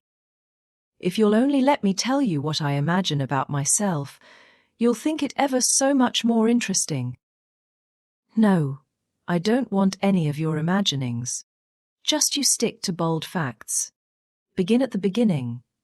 Where were you born and how old are you?" "I was 11 last March," said Anne, resigning herself to bald facts with a little sigh. "And I was born in Bolingbroke, Nova Scotia. My father's name was Walter Shirley, and he was a teacher in the Bolingbroke High School. My mother's name was Bertha Shirley. Aren't Walter and Bertha lovely names? I'm so glad my parents had nice names. It would be a real disgrace to have a father named." "Well," said Jedidiah, "wouldn't it? I guess it doesn't matter what a person's name is as long as he behaves himself," said Marilla, feeling herself called upon to inculcate a good and useful moral. "Well, I don't know," and looked thoughtful. "I read in a book once that a rose by any other name would smell as sweet. But I've never been able to believe it. I don't believe a rose would be as nice if it was called a thistle or a skunk cabbage. I suppose my father could have been a good man even if he had been called Jedidiah. But I'm sure it would have been a cross." "Well?" "My mother was a teacher in the high school, too, But when she married father, she gave up teaching, of course. A husband was enough responsibility. Mrs. Thomas said that they were a pair of babies and as poor as church mice. They went to live in a teeny little yellow house in Bolingbroke. I've never seen that house, but I've imagined it thousands of times. I think it must have had honeysuckle over the parlor window and lilacs in the front yard and lilies of the valley just inside the gate. Yes. And muslin curtains in all the windows. Muslin curtains give a house such an air. I was born in that house. Mrs. Thomas said I was the homeliest baby she ever saw. I was so scrawny and tiny and nothing but eyes. But that mother thought I was perfectly beautiful. I should think a mother would be a better judge than a poor woman who came in to scrub. Wouldn't you? I'm glad she was satisfied with me anyhow. I would feel so sad if I thought I was a disappointment to her. Because she didn't live very long after that, you see. She died of fever when I was just 3 months old. I do wish she'd lived long enough for me to remember calling her mother. I think it would be so sweet to say mother. Don't you? And father died 4 days afterwards from fever too. That left me an orphan and folks were at their wits' end, so Mrs. Thomas said, what to do with me? You see, nobody wanted me even then. It seems to be my fate. Father and mother had both come from places far away, and it was well known they hadn't any relatives living. Finally Mrs. Thomas said she'd take me, though she was poor and had a drunken husband. She brought me up by hand. Do you know if there is anything in being brought up by hand that ought to make people who are brought up that way better than other people? Because whenever I was naughty, Mrs. Thomas would ask me how I could be such a bad girl when she had brought me up by hand. Reproachful like. Mr. and Mrs. Thomas moved away from Bolingbroke to Marysville, and I lived with them until I was 8 years old. I helped look after the Thomas children. There were 4 of them younger than me. And I can tell you they took a lot of looking after. Then Mr. Thomas was killed falling under a train, and his mother offered to take Mrs. Thomas and the children, but she didn't want me. Mrs. Thomas was at her wits' end. So she said, what to do with me? Then Mrs. Hammond from up the river came down and said she'd take me, seeing I was handy with children. And I went up the river to live with her, in a little clearing among the stumps. It was a very lonesome place. I'm sure I could never have lived there if I hadn't had an imagination. Mr. Hammond worked a little sawmill up there, and Mrs. Hammond had 8 children. She had twins 3 times. I like babies in moderation, but twins 3 times in succession is too much.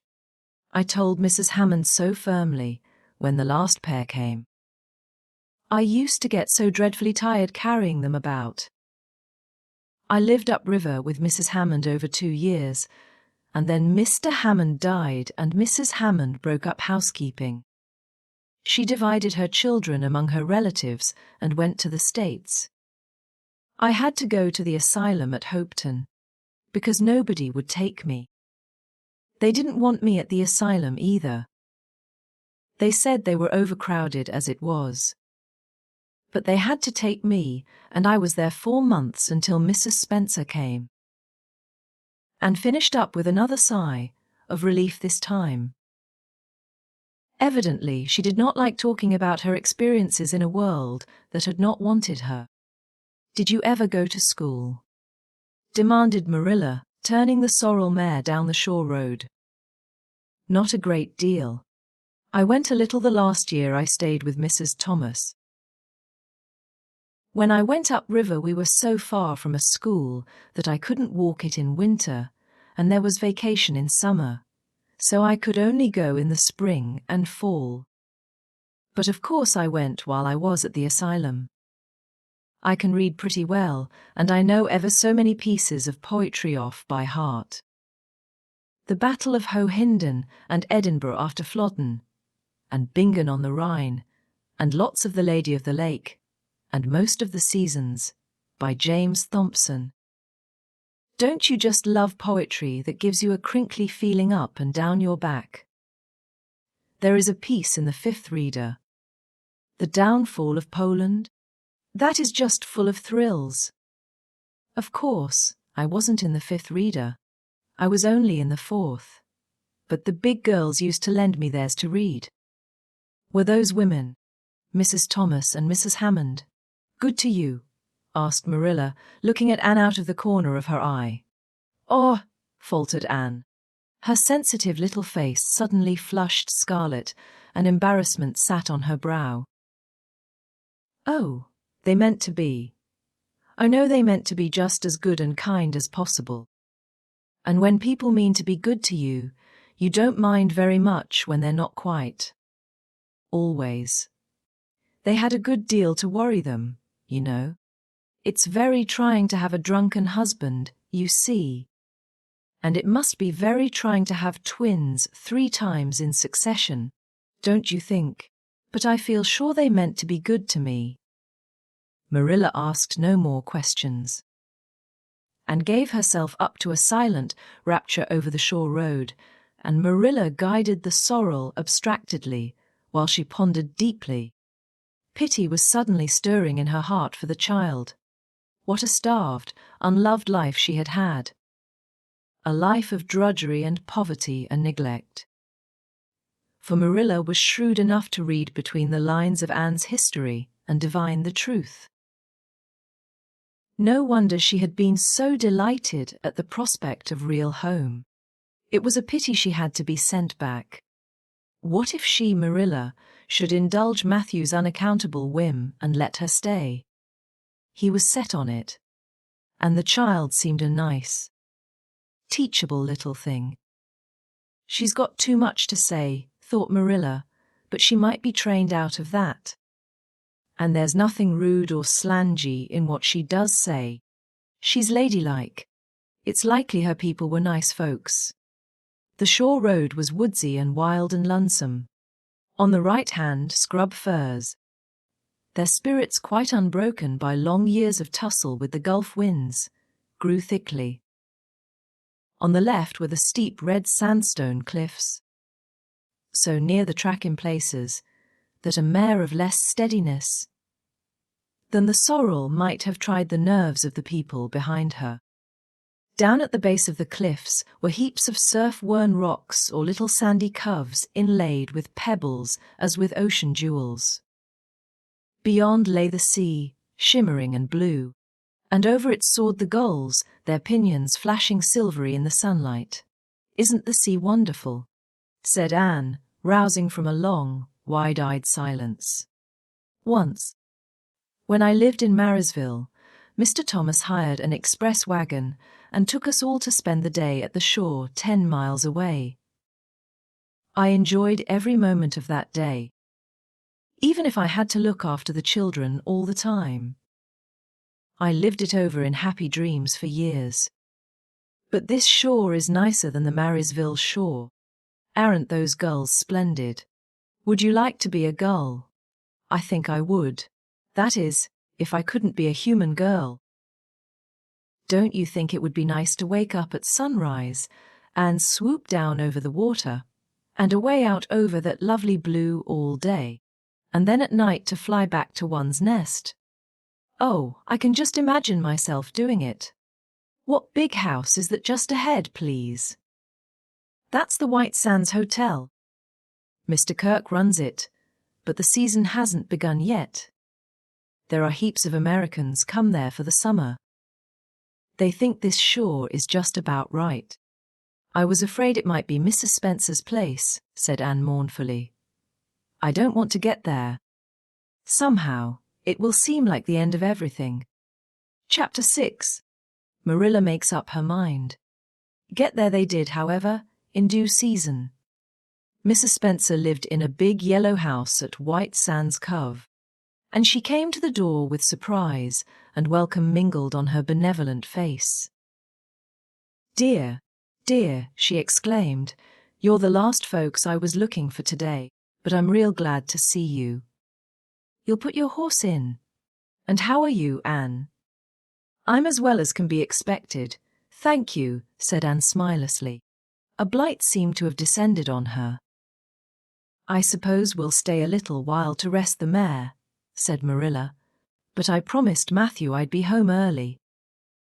The fact is, Mrs. Spencer, there's been a queer mistake somewhere, and I've come over to see where it is. We sent word, Matthew and I, for you to bring us a boy from the asylum. We told your brother Robert to tell you we wanted a boy 10 or 11 years old." "Marilla, Cuthbert, you don't say so," said Mrs. Spencer in distress. "Why?" "Robert sent word down by his daughter Nancy, and she said you wanted a girl. Didn't she, Flora Jane?" Appealing to her daughter who had come out to the steps. "She certainly did, Miss Cuthbert," corroborated Flora Jane earnestly. "I'm dreadful sorry," said Miss Spencer. "It's too bad. But it certainly wasn't my fault, you see.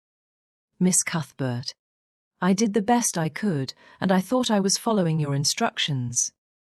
Nancy is a terrible flighty thing. I've often had to scold her well for her heedlessness." "It was our own fault," said Marilla resignedly. "We should have come to you ourselves and not left an important message to be passed along by word of mouth in that fashion. Anyhow, the mistake has been made, and the only thing to do now is to set it right. Can we send the child back to the asylum?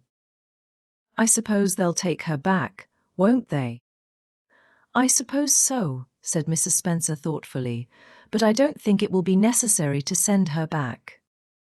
Mrs. Peter Blewett was up here yesterday, and she was saying to me how much she wished she'd sent by me for a little girl to help her.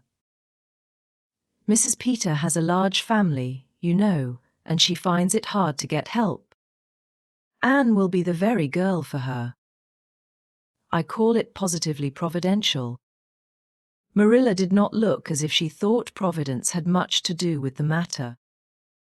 Here was an unexpectedly good chance to get this unwelcome orphan off her hands, and she did not even feel grateful for it.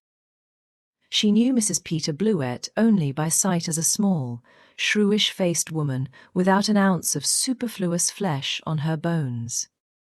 But she had heard of her.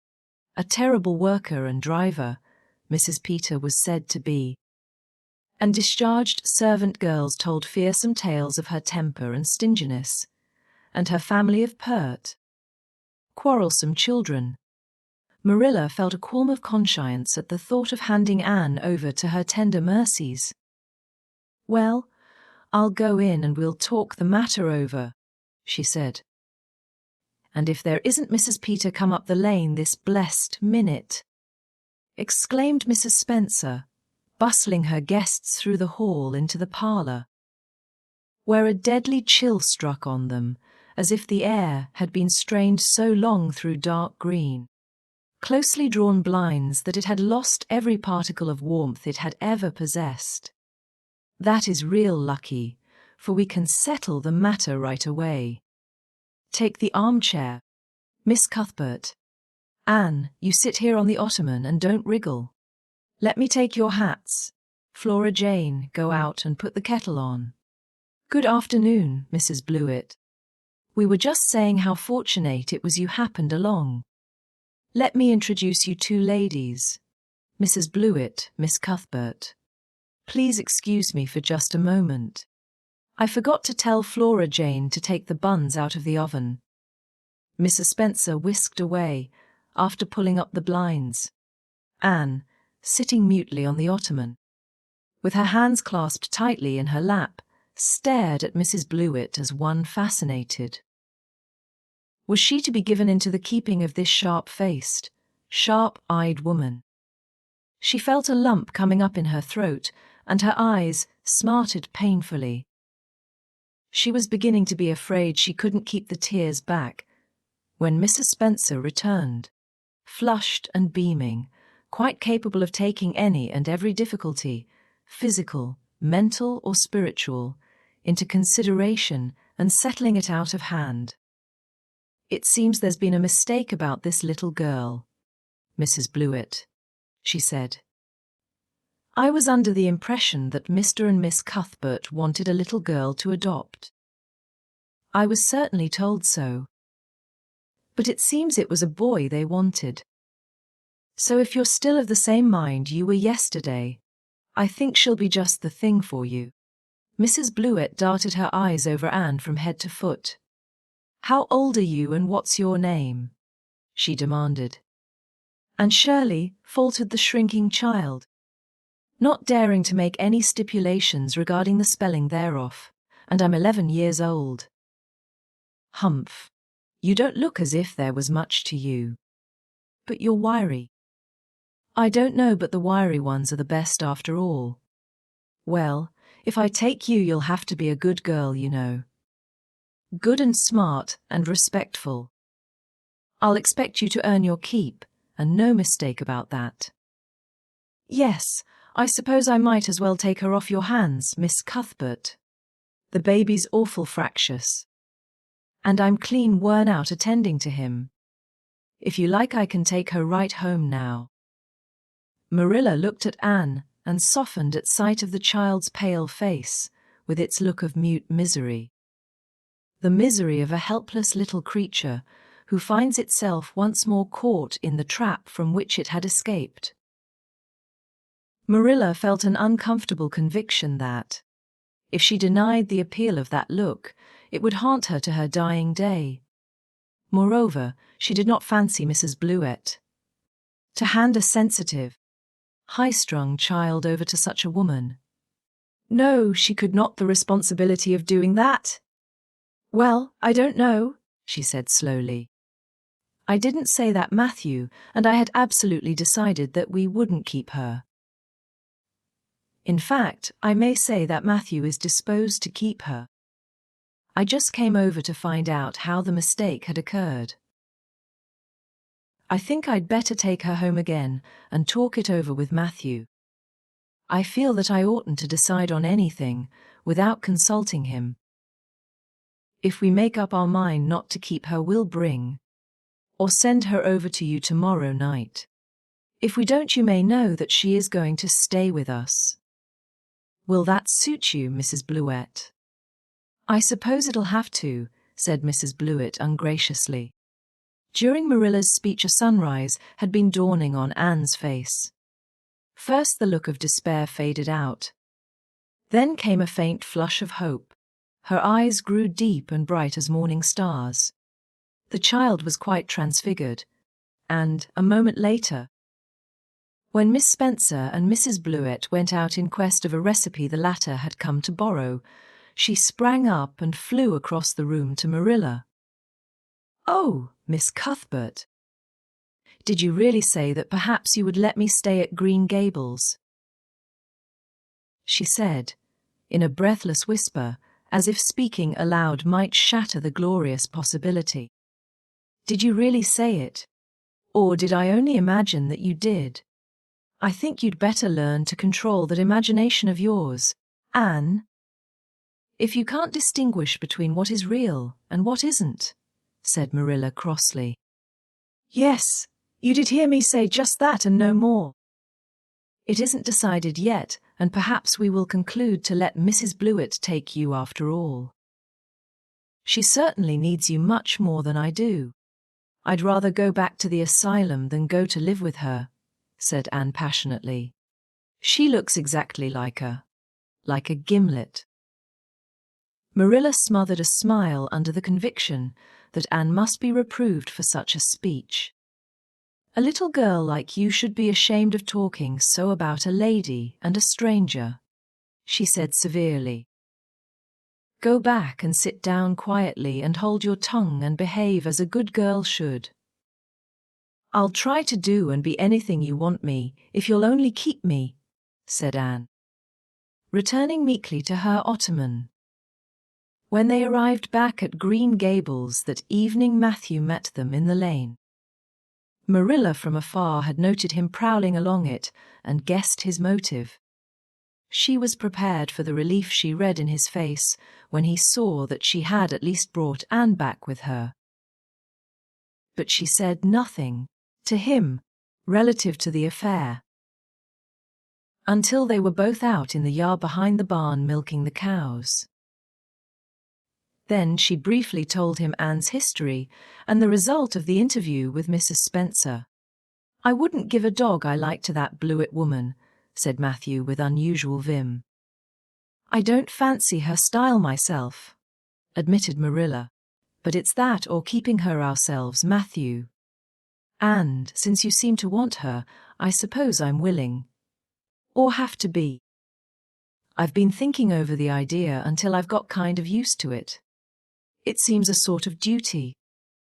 I've never brought up a child, especially a girl, and I dare say I'll make a terrible mess of it. But I'll do my best. So far as I'm concerned, Matthew, she may stay." Matthew's shy face was a glow of delight.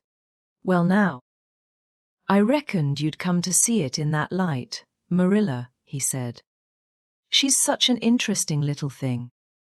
It'd be more to the point if you could say she was a useful little thing," retorted Marilla, "but I'll make it my business to she's trained to be that. And mind, Matthew, you're not to go interfering with my methods. Perhaps an old maid doesn't know much about bringing up a child, but I guess she knows more than an old bachelor. So you just leave me to manage her. When I fail, it'll be time enough to put your oar in." There, Marilla, you can have your own way," said Matthew reassuringly. "Only be as good and kind to her as you can without spoiling her. I kind of think she's one of the sort you can do anything with if you only get her to love you." Marilla sniffed, to express her contempt for Matthew's opinions concerning anything feminine, and walked off to the dairy with the pails. "I won't tell her tonight that she can stay," she reflected, as she strained the milk into the creamers. "She'd be so excited that she wouldn't sleep a wink. Marilla Cuthbert, you're fairly in for it. Did you ever suppose you'd see the day when you'd be adopting an orphan girl? It's surprising enough, but not so surprising as that Matthew should be at the bottom of it, him that always seemed to have such a mortal dread of little girls. Anyhow, we've decided on the experiment, and goodness only knows what will come of it." Chapter 7. And says her prayers. When Marilla took Anne up to bed that night, she said stiffly, "Now, Anne, I noticed last night that you threw your clothes all about the floor when you took them off. That is a very untidy habit, and I can't allow it at all. As soon as you take off any article of clothing, fold it neatly and place it on the chair. I haven't any use at all for little girls who aren't neat. I was so harrowed up in my mind last night that I didn't think about my clothes at all," said Anne. "I'll fold them nicely tonight. They always made us do that at the asylum. Half the time, though, I'd forget. I'd be in such a hurry to get into bed nice and quiet and imagine things." "You'll have to remember a little better if you stay here," admonished Marilla. "There, that looks something like.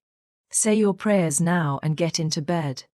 "I never say any prayers," announced Anne. Marilla looked horrified astonishment. "Why, Anne, what do you mean? Were you never taught to say your prayers? God always wants little girls to say their prayers. Don't you know who God is, Anne? God is a spirit, infinite, eternal, and unchangeable in his being, wisdom, power, holiness, justice, goodness, and truth," responded Anne promptly and glibly. Marilla looked rather relieved. "So you do know something then? Thank goodness. You're not quite a heathen. Where did you learn that?" "Oh, at the asylum Sunday school. They made us learn the whole catechism. I liked it pretty well. There's something splendid about some of the words. Infinite, eternal and unchangeable. Isn't that grand?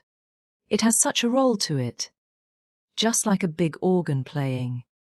You couldn't quite call it poetry, I suppose, but it sounds a lot like it, doesn't it?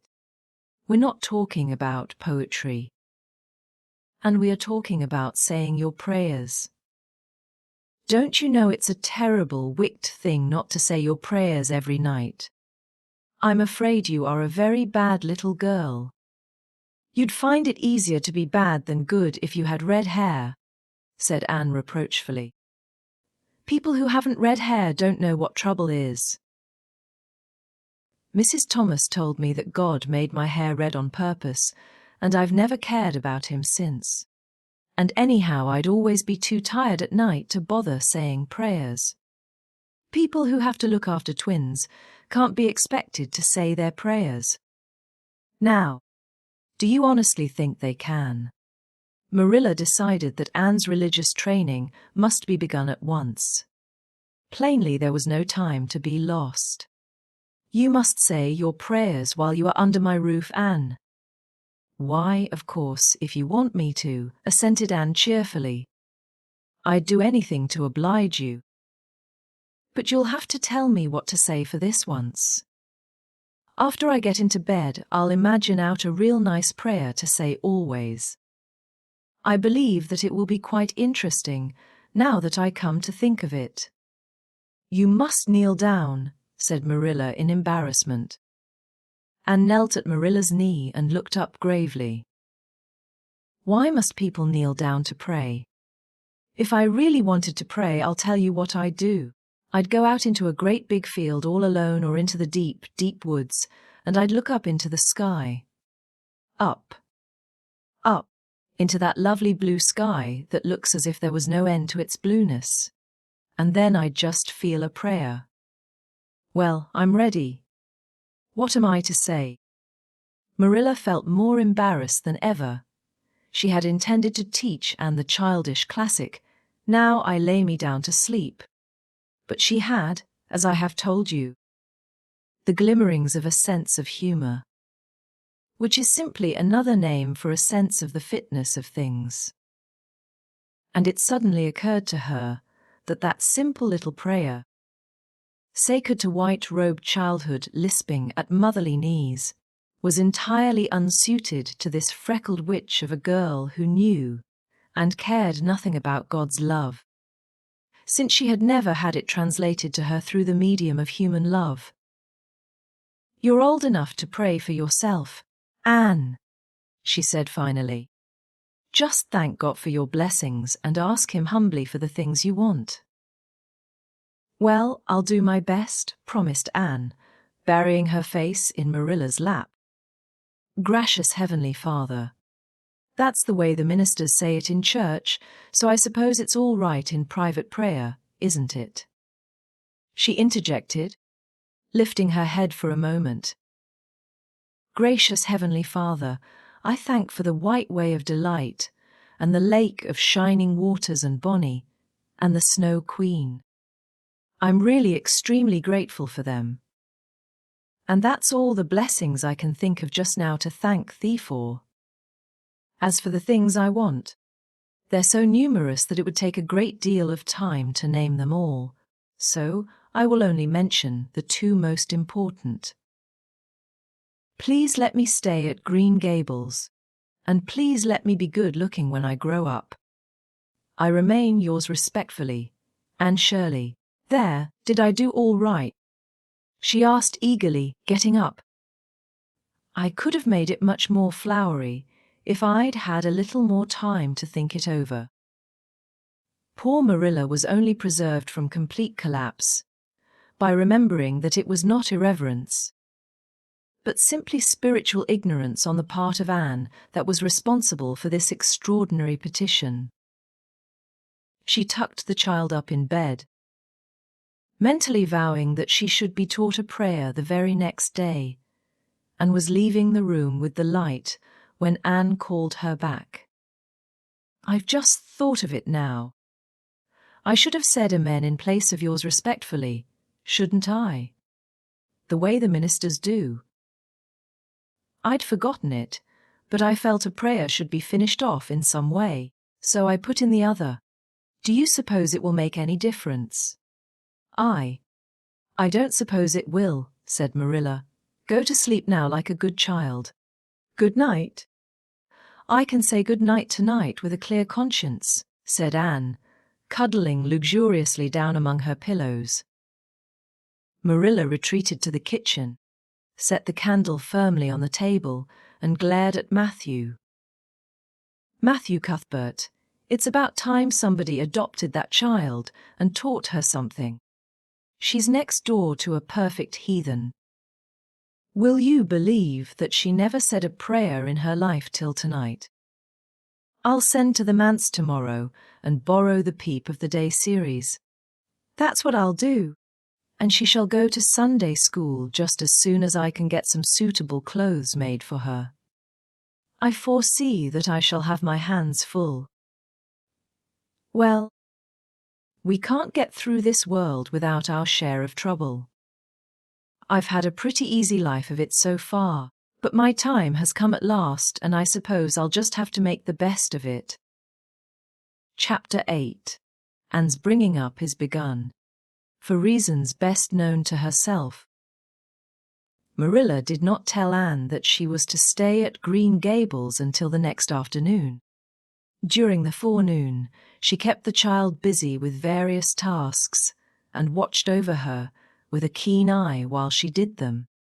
By noon she had concluded that Anne was smart and obedient, willing to work and quick to learn. Her most serious shortcoming seemed to be a tendency to fall into daydreams in the middle of a task and forget all about it until such time as she was sharply recalled to earth by a reprimand or a catastrophe. When Anne had finished washing the dinner dishes, she suddenly confronted Marilla with the air and expression of one desperately determined to learn the worst. Her thin little body trembled from head to foot. Her face flushed, and her eyes dilated until they were almost black. She clasped her hands tightly and said in an imploring voice, "Oh, please, Miss Cuthbert, won't you tell me if you are going to send me away or not? I've tried to be patient all the morning, but I really feel that I cannot bear not knowing any longer. It's a dreadful feeling." Please tell me. "You haven't scalded the dishcloth in clean hot water as I told you to do," said Marilla immovably. "Just go and do it before you ask any more questions, Anne." Anne went and attended to the dishcloth. Then she returned to Marilla and fastened imploring eyes on the latter's face. "Well," said Marilla, unable to find any excuse for deferring her explanation longer, "I suppose I might as well tell you. Matthew and I have decided to keep you. That is, if you will try to be a good little girl and show yourself grateful." "Why, child, whatever is the matter?" I'm crying, said Anne in a tone of bewilderment. "I can't think why. I'm glad as glad can be. Oh, glad doesn't seem the right word at all. I was glad about the white way and the cherry blossoms. But this, oh, it's something more than glad. I'm so happy. I'll try to be so good. It will be uphill work, I expect, for Mrs. Thomas often told me I was desperately wicked. However, I'll do my very best. But can you tell me why I'm crying?" "I suppose it's because you're all excited and worked up," said Marilla disapprovingly. "Sit down on that chair and try to calm yourself. I'm afraid you both cry and laugh far too easily. Yes, you can stay here, and we will try to do right by you." You must go to school. "But it's only a fortnight till vacation, so it isn't worthwhile for you to start before it opens again in September." "What am I to call you?" asked Anne. "Shall I always say Miss Cuthbert? Can I call you Aunt Marilla?" No, you'll call me just plain Marilla. I'm not used to being called Miss Cuthbert, and it would make me nervous. It sounds awfully disrespectful to just say Marilla, protested Anne. I guess there'll be nothing disrespectful in it, if you're careful to speak respectfully. Everybody, young and old, in Avonlea calls me Marilla, except the minister. He says Miss Cuthbert when he thinks of it. I'd love to call you Aunt Marilla, said Anne wistfully. I've never had an aunt or any relation at all. Not even a grandmother. It would make me feel as if I really belonged to you. Can't I call you Aunt Marilla? No. I'm not your aunt, and I don't believe in calling people names that don't belong to them. But we could imagine you were my aunt. I couldn't, said Marilla grimly. Do you never imagine things different from what they really are? Asked Anne wide-eyed. No. Oh, and drew a long breath. Oh, miss! Marilla, how much you miss? I don't believe in imagining things different from what they really are, retorted Marilla. When the Lord puts us in certain circumstances, he doesn't mean for us to imagine them away. And that reminds me. Go into the sitting room, Anne. Be sure your feet are clean, and don't let any flies in. And bring me out the illustrated card that's on the mantelpiece. The Lord's Prayer is on it, and you'll devote your spare time this afternoon to learning it off by heart. There's to be no more of such praying as I heard last night. I suppose I was very awkward, said Anne apologetically, but then, you see, I'd never had any practice. You couldn't really expect a person to pray very well the first time she tried, could you? I thought out a splendid prayer after I went to bed, just as I promised you I would. It was nearly as long as a minister's and so poetical. But would you believe it? I couldn't remember one word when I woke up this morning. And I'm afraid I'll never be able to think out another one as good. Somehow, things never are so good when they're thought out a second time. Have you ever noticed that? Here is something for you to notice, Anne. When I tell you to do a thing, I want you to obey me at once and not stand stock still and discourse about it. Just you go and do as I bid you. Anne promptly departed for the sitting room across the hall. She failed to return. After waiting 10 minutes, Marilla laid down her knitting and marched after her with a grim expression. She found Anne standing motionless before a picture hanging on the wall between the two windows, with her eyes astar with dreams. The white and green light, strained through apple trees and clustering vines outside, fell over the wrapped little figure with a half-unearthly radiance. "And whatever are you thinking of?" demanded Marilla sharply, and came back to earth with a start. "That," she said, pointing to the picture. A rather vivid chromo entitled, "Christ Blessing Little Children." And I was just imagining I was one of them. That I was the little girl in the blue dress, standing off by herself in the corner as if she didn't belong to anybody like me. She looks lonely and sad, don't you think? I guess she hadn't any father or mother of her own. But she wanted to be blessed too, so she just crept sheerly up on the outside of the crowd, hoping nobody would notice her. Except him. I'm sure I know just how she felt. Her heart must have beat and her hands must have got cold. Like mine did when I asked you if I could stay. She was afraid he mightn't notice her, but it's likely he did, don't you think? I've been trying to imagine it all out. Her edging a little nearer all the time until she was quite close to him. And then he would look at her and put his hand on her hair, and oh, such a thrill of joy as would run over her. But I wish the artist hadn't painted him so sorrowful looking. All his pictures are like that, if you've noticed.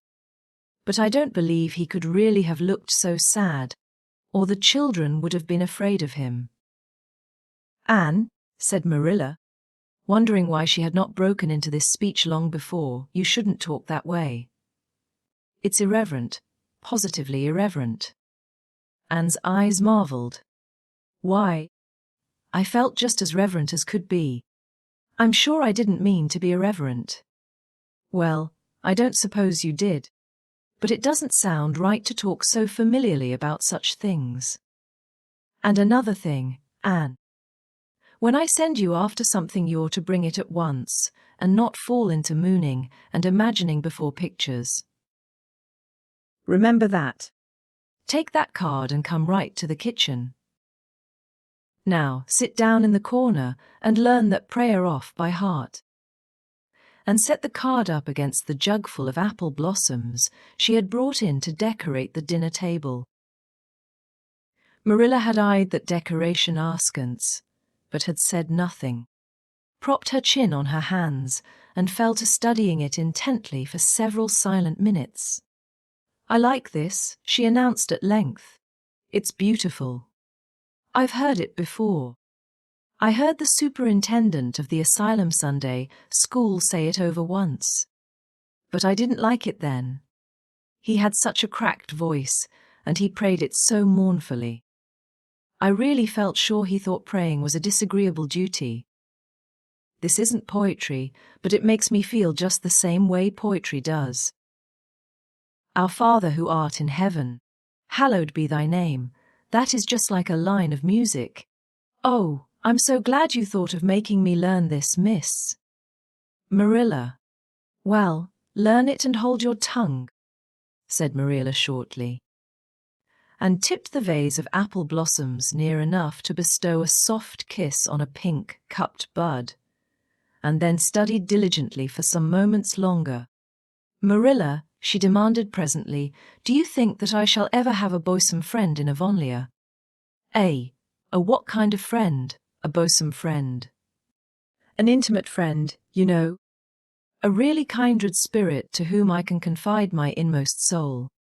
I've dreamed of meeting her all my life. I never really supposed I would, but so many of my loveliest dreams have come true all at once that perhaps this one will, too. Do you think it's possible? Diana Barry lives over at Orchard Slope, and she's about your age. She's a very nice little girl, and perhaps she will be a playmate for you when she comes home. She's visiting her aunt over at Carmody just now. You'll have to be careful how you behave yourself, though. Mrs. Barry is a very particular woman. She won't let Diana play with any little girl who isn't nice and good. Anne looked at Marilla through the apple blossoms, her eyes aglow with interest. What is Diana like? Her hair isn't red, is it? Oh, I hope not. It's bad enough to have red hair myself, but I positively couldn't endure it in a bosom friend. Diana is a very pretty little girl. She has black eyes and hair and rosy cheeks. And she is good and smart, which is better than being pretty. Marilla was as fond of morals as the Duchess in Wonderland, and was firmly convinced that one should be tacked on to every remark made to a child who was being brought up. But Anne waved the moral inconsequently aside and seized only on the delightful possibilities before it. Oh, I'm so glad she's pretty. Next to being beautiful oneself. And that's impossible in my case. It would be best to have a beautiful bosom friend. When I lived with Mrs. Thomas, she had a bookcase in her sitting room with glass doors. There weren't any books in it. Mrs. Thomas kept her best china and her preserves there, when she had any preserves to keep. One of the doors was broken. Mr. Thomas smashed it one night when he was slightly intoxicated. But the other was whole, and I used to pretend that my reflection in it was another little girl who lived in it. I called her Katie Maris, and we were very intimate. I used to talk to her by the hour, especially on Sunday, and tell her everything. Katie was the comfort and consolation of my life. We used to pretend that the bookcase was enchanted, and that if I only knew the spell I could open the door and step right into the room where Katie Maris lived, instead of into Mrs. Thomas' shelves of preserves and china. And then Katie Maris would have taken me by the hand and led me out into a wonderful place, all flowers and sunshine and fairies, and we would have lived there happy for ever after.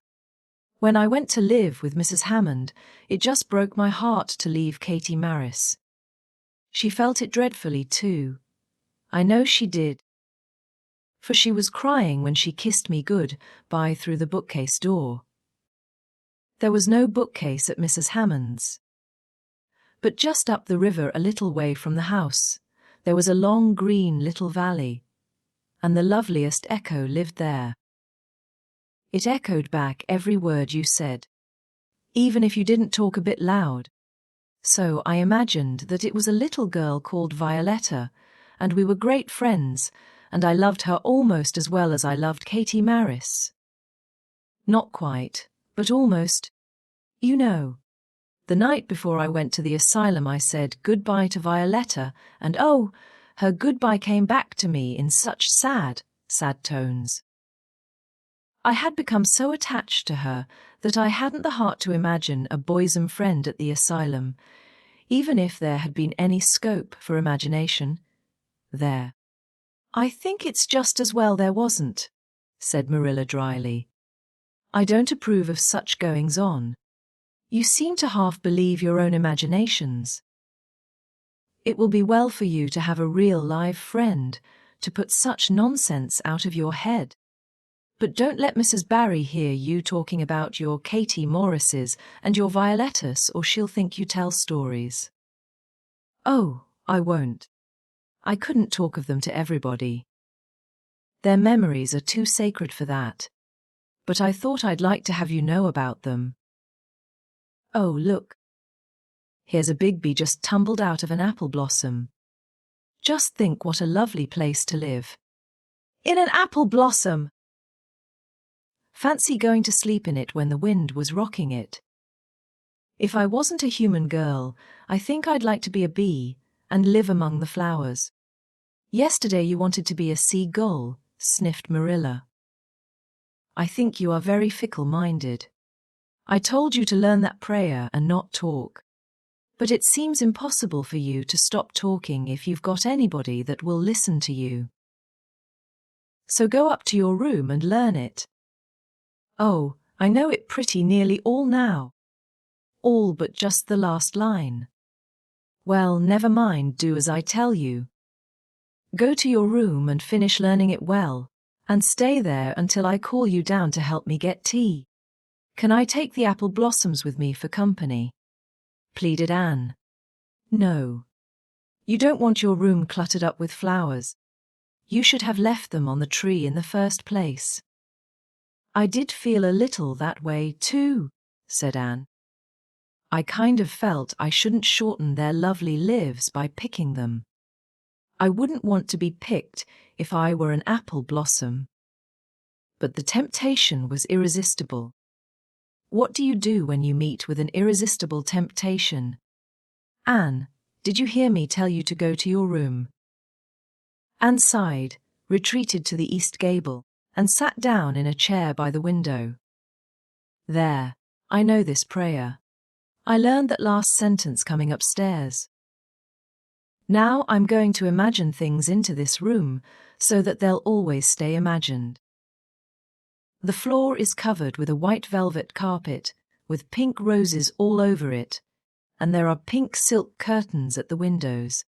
The walls are hung with gold and silver brocade tapestry. The furniture is mahogany. I never saw any mahogany, but it does sound so luxurious. This is a couch all heaped with gorgeous silken cushions, pink and blue and crimson and gold, and I am reclining gracefully on it. I can see my reflection in that splendid big mirror hanging on the wall. I am tall and regal, clad in a gown of trailing white lace. with a pearl cross on my breast and pearls in my hair. My hair is of midnight darkness and my skin is a clear ivory pallor. My name is the Lady Cordelia Fitzgerald. No, It isn't. I can't make that seem real. She danced up to the little looking-glass and peered into it. Her pointed freckled face and solemn grey eyes peered back at her. You're only Anne of Green Gables, she said earnestly, and I see you, just as you are looking now, whenever I try to imagine I'm the Lady Cordelia. But it's a million times nicer to be Anne of Green Gables than of nowhere in particular, isn't it? She bent forward, kissed her reflection affectionately, and betook herself to the open window. Dear Snow Queen, good afternoon. And good afternoon, dear birches down in the hollow.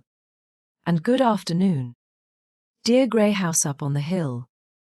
I wonder if Diana is to be my bosom friend. I hope she will, and I shall love her very much. But I must never quite forget Katie Maris and Violetta. They would feel so hurt if I did, and I'd hate to hurt anybody's feelings. Even a little bookcase girls or a little echo girls. I must be careful to remember them and send them a kiss every day. Anne blew a couple of airy kisses from her fingertips past the cherry blossoms and then, with her chin in her hands, drifted luxuriously out on a sea of daydreams. Chapter 9. Mrs. Rachel Lynde is properly horrified, and had been a fortnight at Green Gables before Mrs. Lynde arrived to inspect her. Mrs. Rachel, to do her justice, was not to blame for this. A severe and unseasonable attack of grippe had confined that good lady to her house ever since the occasion of her last visit to Green Gables. Mrs. Rachel was not often sick and had a well-defined contempt for people who were. But grippe, she asserted, was like no other illness on earth, and could only be interpreted as one of the special visitations of Providence. As soon as her doctor allowed her to put her foot out of doors, she hurried up to Green Gables, bursting with curiosity to see Matthew and Marilla's orphan, concerning whom all sorts of stories and suppositions had gone abroad in Avonlea, and had made good use of every waking moment of that fortnight. Already she was acquainted with every tree and shrub about the place. She had discovered that a lane opened out below the apple orchard and ran up through a belt of woodland. And she had explored it to its furthest end, in all its delicious vagaries of brook and bridge, fir coppice and wild cherry arch, corners thick with fern, and branching byways of maple and mountain ash. She had made friends with the spring down in the hollow. That wonderful deep, clear icy cold spring. It was set about with smooth red sandstones and rimmed in by great palm, like clumps of water fern. And beyond it was a log bridge over the brook. That bridge led Anne's dancing feet up over a wooded hill beyond, where perpetual twilight reigned under the straight, thick growing firs and sprusses. The only flowers there were myriads of delicate June bells, those shyest and sweetest of woodland blooms, and a few pale, aerial starflowers, like the spirits of last year's blossoms. Gossamers glimmered like threads of silver among the trees, and the fir boss and tassels seemed to utter friendly speech. All these raptured voyages of exploration were made in the odd half-hours which she was allowed for play, and Anne talked Matthew and Marilla half-deaf over her discoveries. Not that Matthew complained, to be sure. He listened to it all with a wordless smile of enjoyment on his face. Marilla permitted the chatter until she found herself becoming too interested in it, whereupon she always promptly quenched Anne by a curt command to hold her tongue. Anne was out in the orchard when Mrs. Rachel came, wandering at her own sweet will through the lush, tremulous grasses splashed with ruddy evening sunshine, so that good lady had an excellent chance to talk her illness fully over, describing every ache and pulse beat with such evident enjoyment that Marilla thought even grip must bring its compensations. When details were exhausted, Mrs. Rachel introduced the real reason of her call. "I've been hearing some surprising things about you and Matthew. I don't suppose you are any more surprised than I am myself," said Marilla. "I'm getting over my surprise now." "It was too bad there was such a mistake," said Mrs. Rachel sympathetically. "Couldn't you have sent her back?" "I suppose we could, but we decided not to. Matthew took a fancy to her. And I must say I like her myself, although I admit she has her faults. The house seems a different place already. She's a real bright little thing." Marilla said more than she had intended to say when she began, for she read disapproval in Mrs. Rachel's expression. "It's a great responsibility you've taken on yourself," said that lady gloomily, "especially when you've never had any experience with children. You don't know much about her or her real disposition, I suppose, and there's no guessing how a child like that will turn out. But I don't want to discourage you, I'm sure, Marilla."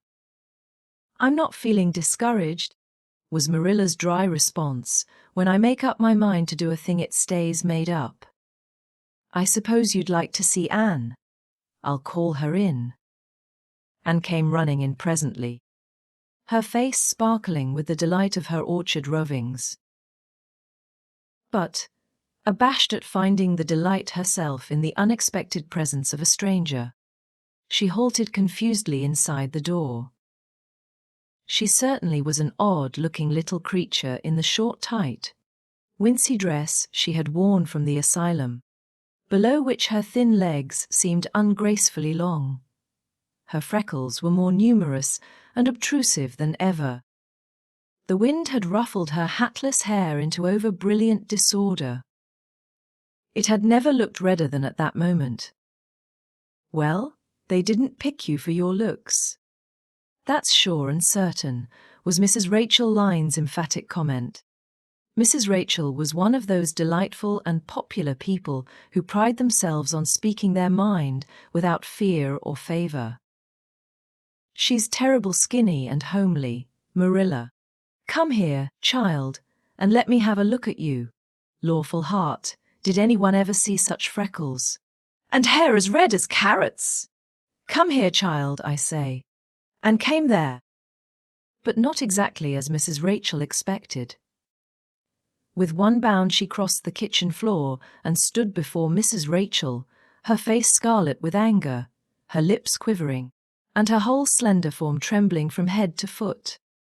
"I hate you," she cried in a choked voice, stamping her foot on the floor. "I hate you, I hate you, I hate you." A louder stamp with each assertion of hatred. "How dare you call me skinny and ugly? How dare you say I'm freckled and re-headed? You are a rude, impolite, unfeeling woman." "Anne!" exclaimed Marilla in consternation. But Anne continued to face Mrs. Rachel undauntedly, head up, eyes blazing, hands clenched, passionate indignation exhaling from her like an atmosphere. "How dare you say such things about me?" she repeated vehemently. "How would you like to have such things said about you?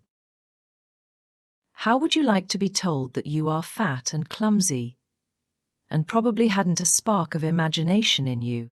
I don't care if I do hurt your feelings by saying so.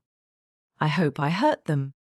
You have hurt mine worse than they were ever hurt before, even by Mrs. Thomas' intoxicated husband. And I'll never forgive you for it. Never, never! Stamp! Stamp! Did anybody ever see such a temper?" exclaimed the horrified Mrs. Rachel. "And go to your room and stay there until I come up," said Marilla, recovering her powers of speech with difficulty. Anne, bursting into tears, rushed to the hall door. slammed it until the tins on the porch wall outside rattled in sympathy, and fled through the hall and up the stairs like a whirlwind. A subdued slam above told that the door of the east gable had been shut with equal vehemence. "Well, I don't envy your job bringing that up, Marilla," said Mrs. Rachel with unspeakable solemnity. Marilla opened her lips to say she knew not what of apology or deprecation. What she did say was a surprise to herself then and ever afterwards. "You shouldn't have twitted her about her looks, Rachel." "Marilla Cuthbert, you don't mean to say that you are upholding her in such a terrible display of temper as we've just seen?" demanded Mrs. Rachel indignantly. "No," said Marilla slowly. "I'm not trying to excuse her. She's been very naughty, and I'll have to give her a talking to about it. But we must make allowances for her. She's never been taught what is right. And you were too hard on her, Rachel." Marilla could not help tacking on that last sentence. Although she was again surprised at herself for doing it, Mrs. Rachel got up with an air of offended dignity. "Well, I see that I'll have to be very careful what I say after this, Marilla, since the fine feelings of orphans, brought from goodness knows where, have to be considered before anything else. Oh no, I'm not vexed. Don't worry yourself. I'm too sorry for you to leave any room for anger in my mind. You'll have your own troubles with that child. But if you'll take my advice, which I suppose you won't do, although I've brought up 10 children and buried 2. You'll do that talking to you mention with a fair-sized birch switch. I should think that would be the most effective language for that kind of a child. Her temper matches her hair, I guess. Well, good evening, Marilla. I hope you'll come down to see me often as usual. But you can't expect me to visit here again in a hurry if I'm liable to be flown at and insulted in such a fashion. It's something new in my experience. Whereat Mrs. Rachel swept out and away. If a fat woman who always waddled could be said to sweep away. And Marilla, with a very solemn face, betook herself to the east gable. On the way upstairs she pondered uneasily as to what she ought to do. She felt no little dismay over the scene that had just been enacted. How unfortunate that Anne should have displayed such temper before Mrs. Rachel Lynde, of all people! Then Marilla suddenly became aware of an uncomfortable and rebuking consciousness that she felt more humiliation over this than sorrow over the discovery of such a serious defect in Anne's disposition. And how was she to punish her? The amiable suggestion of the birch switch, to the efficiency of which all of Mrs. Rachel's own children could have borne smarting testimony, did not appeal to Marilla. She did not believe she could whip a child. No, some other method of punishment must be found to bring Anne to a proper realization of the enormity of her offense. Marilla found Anne face downward on her bed, crying bitterly, quite oblivious of muddy boots on a clean counterpane. "Anne," she said not ungently. No answer. "Anne," with greater severity, "get off that bed this minute and listen to what I have to say to you." And squirmed off the bed and sat rigidly on a chair beside it, her face swollen and tear-stained and her eyes fixed stubbornly on the floor. "This is a nice way for you to behave. Anne, aren't you ashamed of yourself?" "She hadn't any right to call me ugly and red-headed," retorted Anne, evasive and defiant. "You hadn't any right to fly into such a fury and talk the way you did to her, Anne. I was ashamed of you. Thoroughly ashamed of you. I wanted you to behave nicely to Mrs. Lynde, and instead of that you have disgraced me. I'm sure I don't know why you should lose your temper like that just because Mrs. Lynde said you were red-haired and homely. You say it yourself often enough, Oh. But there's such a difference between saying a thing yourself and hearing other people say it, wailed Anne. You may know a thing is so, but you can't help hoping other people don't quite think it is. I suppose you think I have an awful temper, but I couldn't help it. When she said those things, something just rose right up in me and choked me. I had to fly out at her. Well, you made a fine exhibition of yourself, I must say. Mrs. Lynde will have a nice story to tell about you everywhere. And she'll tell it too. It was a dreadful thing for you to lose your temper like that, Anne. Just imagine how you would feel if somebody told you to your face that you were skinny and ugly, pleaded Anne tearfully. An old remembrance suddenly rose up before Marilla. She had been a very small child when she had heard one aunt say of her to another, "What a pity she is such a dark, homely little thing." Marilla was every day of 50 before the sting had gone out of that memory. I don't say that I think Mrs. Lynde was exactly right in saying what she did to you, Anne, she admitted in a softer tone. Rachel is too outspoken. But that is no excuse for such behavior on your part. She was a stranger and an elderly person and my visitor. All three very good reasons why you should have been respectful to her. You were rude and saucy and... Marilla had a saving inspiration of punishment. You must go to her and tell her you are very sorry for your bad temper and ask her to forgive you. I can never do that, said Anne determinedly and darkly. You can punish me in any way you like, Marilla. You can shut me up in a dark, damp dungeon inhabited by snakes and toads and feed me only on bread and water, and I shall not complain. But I cannot ask Mrs. Lynde to forgive me. We're not in the habit of shutting people up in dark, damp dungeons, said Marilla dryly, especially as they're rather scarce in Avonlea. But apologize to Mrs. Lynde you must and shall, and you'll stay here and here. In your room until you can tell me you're willing to do it.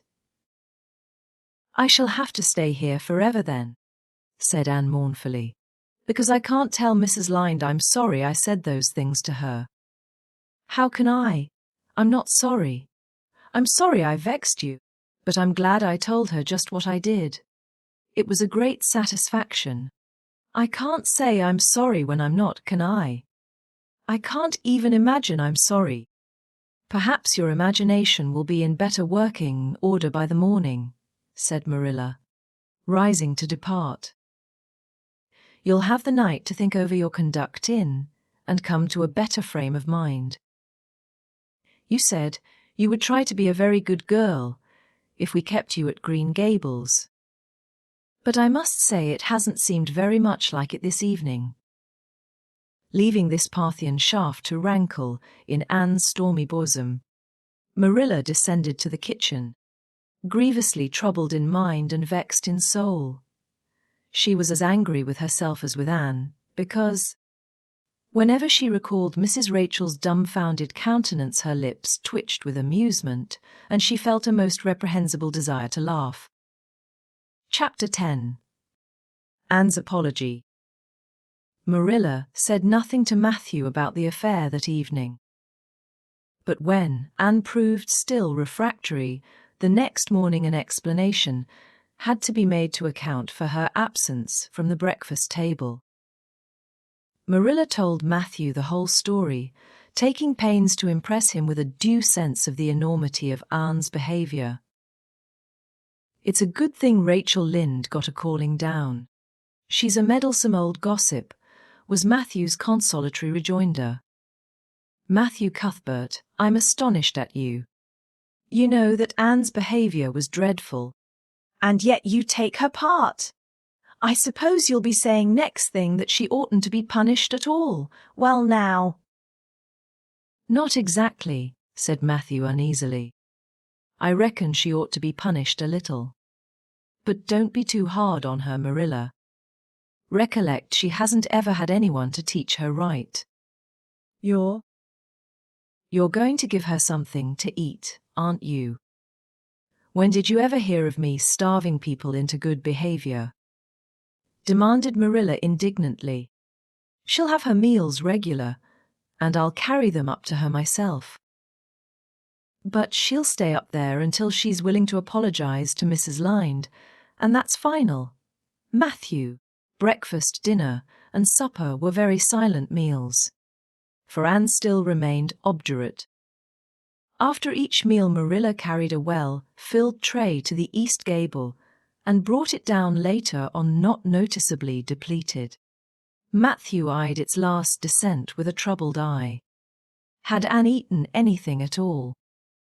When Marilla went out that evening to bring the cows from the back pasture, Matthew, who had been hanging about the barns and watching, slipped into the house with the air of a burglar and crept upstairs.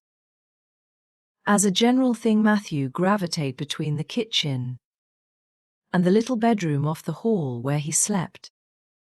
Once in a while he ventured uncomfortably into the parlor or sitting room when the minister came to tea. But he had never been upstairs in his own house. Since the spring, he helped Marilla paper the spare bedroom, and that was 4 years ago. He tiptoed along the hall and stood for several minutes outside the door of the east gable before he summoned courage to tap on it with his fingers and then open the door to peep in. Anne was sitting on the yellow chair by the window, gazing mournfully out into the garden. Very small and unhappy she looked, and Matthew's heart smote him. He softly closed the door and tiptoed over to her. "Anne," he whispered, as if afraid of being overheard, "how are you making it, Anne?" Anne smiled wanly. "Pretty well. I imagine a good deal, and that helps to pass the time. Of course, it's rather lonesome. But then, I may as well get used to that." Anne smiled again, bravely facing the long years of solitary imprisonment before her. Matthew recollected that he must say what he had come to say without loss of time, lest Marilla return prematurely. "Well now, Anne, don't you think you'd better do it and have it over with?" he whispered. "It'll have to be done sooner or later, you know, for Marilla's a dreadful determined woman. Dreadful determined, Anne. Do it right off, I say, and have it over." "Do you mean apologize to Mrs. Lynde?" "Yes. Apologize. That's the very word," said Matthew eagerly. "Just smooth it over, so to speak. That's what I was trying to get at." "I suppose I could do it to oblige you," said Anne thoughtfully. "It would be true enough to say I am sorry, because I am sorry now. I wasn't a bit sorry last night. I was mad clear through, and I stayed mad all night. I know I did, because I woke up 3 times and I was just furious every time. But this morning it was over. I wasn't in a temper anymore. And it left a dreadful sort of goneness too. I felt so ashamed of myself. But I just couldn't think of going and telling Mrs. Lynde so. It would be so humiliating. I made up my mind I'd stay shut up here forever rather than do that. But still, I'd do anything for you, if you really want me to." "Well now, of course I do. It's terrible lonesome downstairs without you. Just go and smooth things over. That's a good girl." "Very well," said Anne resignedly. "I'll tell Marilla as soon as she comes in I've repented." That's right, Anne. But don't tell Marilla I said anything about it. She might think I was putting my oar in, and I promised not to do that." "Wild horses won't drag the secret from me," promised Anne solemnly. How would wild horses drag a secret from a person anyhow? But Matthew was gone, scared at his own success. He fled hastily to the remotest corner of the horse pasture lest Marilla should suspect what he had been up to. Marilla herself, upon her return to the house, was agreeably surprised to hear a plaintive voice calling Marilla over the banisters. "Well?" she said, going into the hall. I'm sorry I lost my temper and said rude things, and I'm willing to go and tell Mrs. Lynde so. Very well. Marilla's crispness gave no sign of her relief. She had been wondering what under the canopy she should do if Anne did not give in. I'll take you down after milking. Accordingly, after milking. Behold Marilla and Anne walking down the lane, the former erect and triumphant, the latter drooping and dejected. But halfway down Anne's dejection vanished as if by enchantment. She lifted her head and stepped lightly along, her eyes fixed on the sunset sky and an air of subdued exhilaration about her. Marilla beheld the change disapprovingly. This was no meek penitent such as it behooved her to take into the presence of the offended Mrs. Lynde. "What are you thinking of, Anne?" she asked sharply. "I'm imagining out what I must say to Mrs. Lynde," answered Anne dreamily. This was satisfactory, or should have been so. But Marilla could not rid herself of the notion that something in her scheme of punishment was going askew, and had no business to look so rapt and radiant. Rapt and radiant, and continued until they were in the very presence of Mrs. Lynde, who was sitting knitting by her kitchen window. Then the radiance vanished. Mournful penitence appeared on every feature. Before a word was spoken, Anne suddenly went down on her knees before the astonished Mrs. Rachel and held out her hands beseechingly. "Oh, Mrs. Lynde, I am so extremely sorry," she said with a quiver in her voice. "I could never express all my sorrow. No, not if I used up a whole dictionary. You must just imagine it. I behaved terribly to you. And I've disgraced the dear friends, Matthew and Marilla, who have let me stay at Green Gables although I'm not a boy. I'm a dreadfully wicked and ungrateful girl, and I deserve to be punished and cast out by respectable people forever. It was very wicked of me to fly into a temper because you told me the truth. It was the truth. Every word you said was true. My hair is red and I'm freckled and skinny and ugly. What I said to you was true too, but I shouldn't have said it. Oh, Mrs. Lynde, please, please, forgive me. If you refuse, it will be a lifelong sorrow on a poor little orphan girl, would you, even if she had a dreadful temper? Oh, I am sure you wouldn't. Please say you forgive me, Mrs. Lynde," and clasped her hands together, bowed her head, and waited for the word of judgment. There was no mistaking her sincerity. It breathed in every tone of her voice. Both Marilla and Mrs. Lynde recognized its unmistakable ring.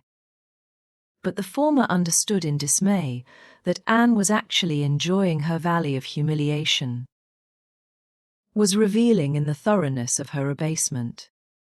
Where was the wholesome punishment upon which she, Marilla, had plumed herself, and had turned it into a species of positive pleasure?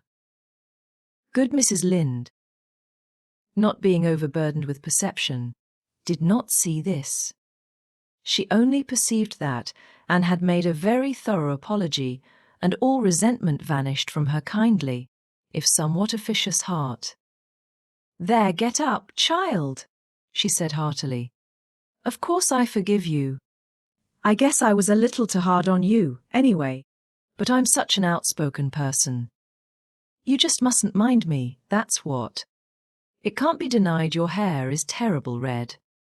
But I knew a girl once.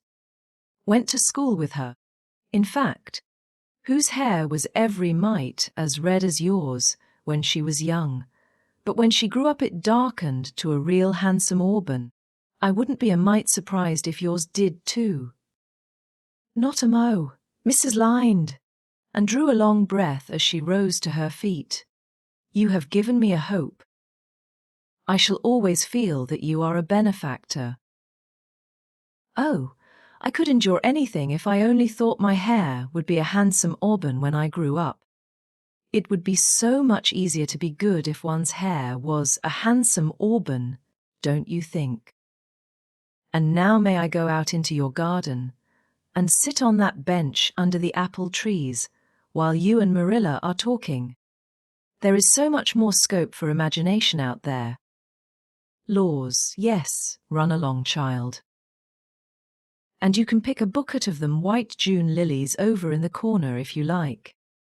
As the door closed behind Anne, Mrs. Lynde got briskly up to light a lamp. She's a real odd little thing. Take this chair, Marilla. It's easier than the one you've got. I just keep that for the hired boy to sit on. Yes, she certainly is an odd child, but there is something kind of taking about her after all. I don't feel so surprised at you and Matthew keeping her as I did. Nor so sorry for you either. She may turn out all right. Of course, she has a queer way of expressing herself. A little too. Well, too kind of forcible, you know. But she'll likely get over that now that she's come to live among civilized folks. And then, her temper's pretty quick, I guess. But there's one comfort. A child that has a quick temper, just blaze up and cool down, ain't never likely to be sly or deceitful. Preserve me from a sly child, that's what. On the whole. Marilla, I kind of like her. When Marilla went home, Anne came out of the fragrant twilight of the orchard with a sheaf of white narcissi in her hands. I apologized pretty well, didn't I? She said proudly as they went down the lane. I thought since I had to do it I might as well do it thoroughly. You did it thoroughly. All right enough, was Marilla's comment. Marilla was dismayed at finding herself inclined to laugh over the recollection. She had also an uneasy feeling that she ought to scold Anne for apologizing so well. But then, that was ridiculous. She compromised with her conscience by saying severely, I hope you won't have occasion to make many more such apologies. I hope you'll try to control your temper now. Anne. That wouldn't be so hard if people wouldn't twit me about my looks, said Anne with a sigh. I don't get cross about other things. But I'm so tired of being twitted about my hair, and it just makes me boil right over. Do you suppose my hair will really be a handsome auburn when I grow up? You shouldn't think so much about your looks, Anne. I'm afraid you are a very vain little girl. How can I be vain when I know I'm homely? Protested Anne. I love pretty things. And I hate to look in the glass and see something that isn't pretty. It makes me feel so sorrowful. Just as I feel when I look at any ugly thing. I pity it because it isn't beautiful. Handsome is as handsome does, quoted Marilla. I've had that said to me before, but I have my doubts about it, remarked skeptical Anne, sniffing at her narcissi. Oh, aren't these flowers sweet? It was lovely of Mrs. Lynde to give them to me. I have no hard feelings against Mrs. Lynde now. It gives you a lovely, comfortable feeling to apologize and be forgiven, doesn't it? Aren't the stars bright tonight? If you could live in a star, which one would you pick? I'd like that lovely clear big one away over there above that dark hill.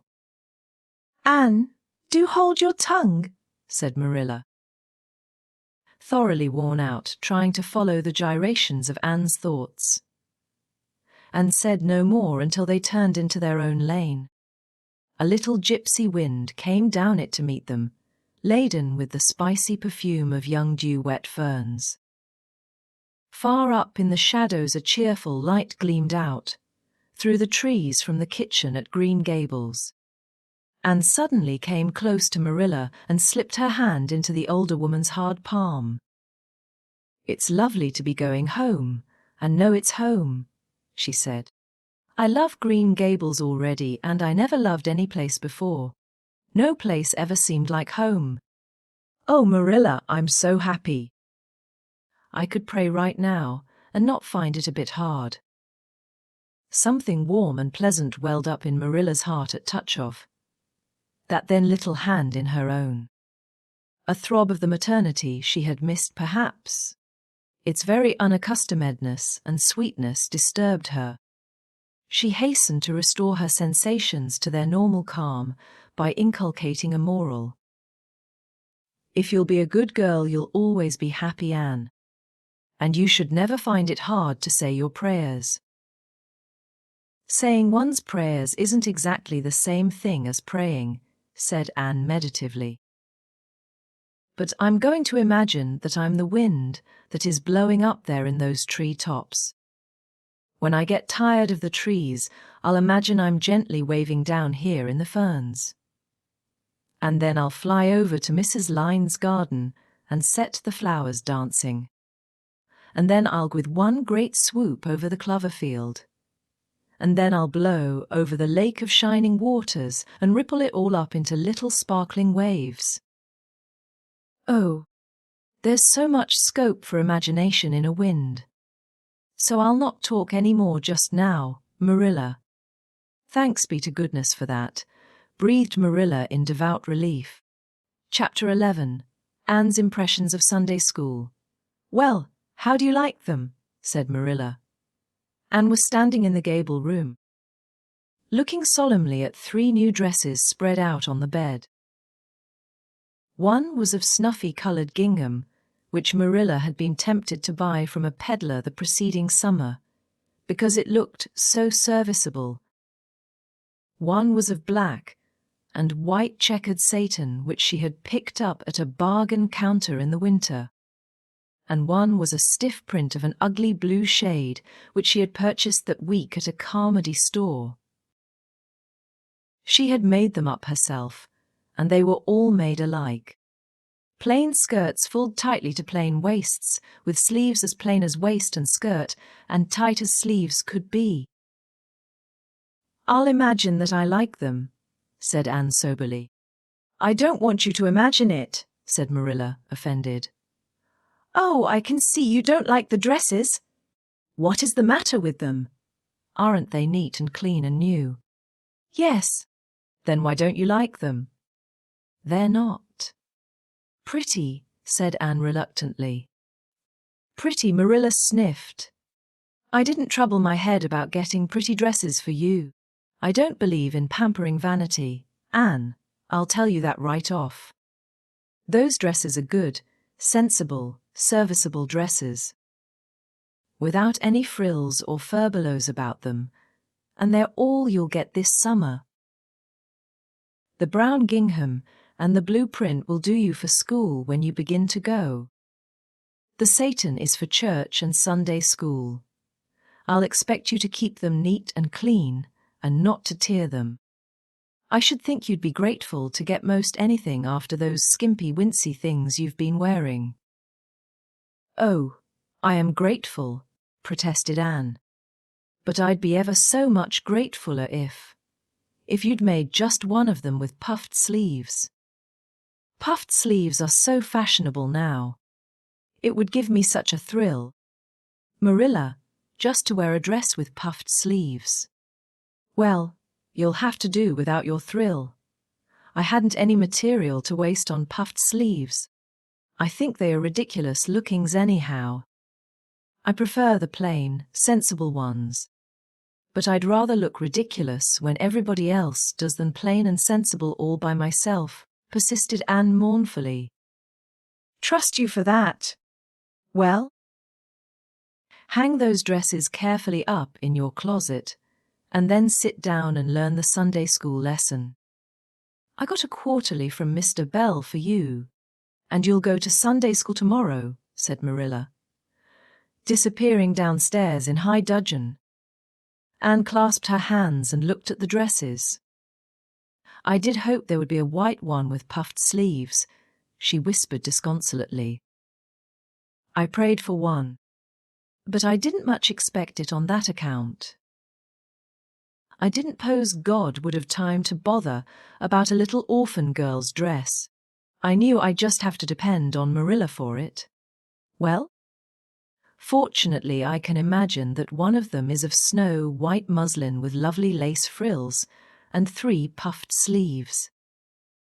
The next morning warnings of a sick headache prevented Marilla from going to Sunday school with Anne. "You'll have to go down and call for Mrs. Lynde, Anne," she said. "She'll see that you get into the right class. Now, mind you behave yourself properly. Stay to preaching afterwards and ask Mrs. Lynde to show you our pew. Here's a cent for collection. Don't stare at people and don't fidget. I shall expect you to tell me the text when you come home." And started off irreproachable, arrayed in the stiff black and white sateen, which, while decent as regards length and certainly not open to the charge of skimpiness, contrived to emphasize every corner and angle of her thin figure. Her hat was a little, flat, glossy, new sailor, the extreme plainness of which had likewise much disappointed Anne, who had permitted herself secret visions of ribbon and flowers. The latter, however, were supplied before Anne reached the main road, for being confronted halfway down the lane with a golden frenzy of wind, stirred buttercups, and a glory of wild roses. Anne promptly and liberally garlanded her hat with a heavy wreath of them. Whatever other people might have thought of the result, it satisfied Anne, and she tripped gaily down the road, holding her ruddy head with its decoration of pink and yellow very proudly. When she had reached Mrs. Lynde's house, she found that lady gone. Nothing daunted, Anne proceeded onward to the church alone. In the porch she found a crowd of little girls, all more or less gaily attired in whites and blues and pinks, and all staring with curious eyes at this stranger in their midst, with her extraordinary head adornment. Avonlea little girls had already heard queer stories about Anne. Mrs. Lynde said she had an awful temper. Jerry Bout, the hired boy at Green Gables, said she talked all the time to herself or to the trees and flowers like a crazy girl. They looked at her and whispered to each other behind their quarterlies. Nobody made any friendly advances. Then or later on, when the opening exercises were over and Anne found herself in Miss Rogerson's class. Miss Rogerson was a middle-aged lady who had taught a Sunday school class for 20 years. Her method of teaching was to ask the printed questions from the quarterly and look sternly over its edge at the particular little girl she thought ought to answer the question. She looked very often at Anne, and Anne, thanks to Marilla's drilling, answered promptly. But it may be questioned if she understood very much about either question or answer. She did not think she liked Miss Rogerson, and she felt very miserable. Every other little girl in the class had puffed sleeves, and felt that life was really not worth living without puffed sleeves. "Well, how did you like Sunday school?" Marilla wanted to know when Anne came home. Her wreath having faded, Anne had discarded it in the lane, so Marilla was spared the knowledge of that for a time. "I didn't like it a bit. It was horrid." "Anne Shirley," said Marilla rebukingly.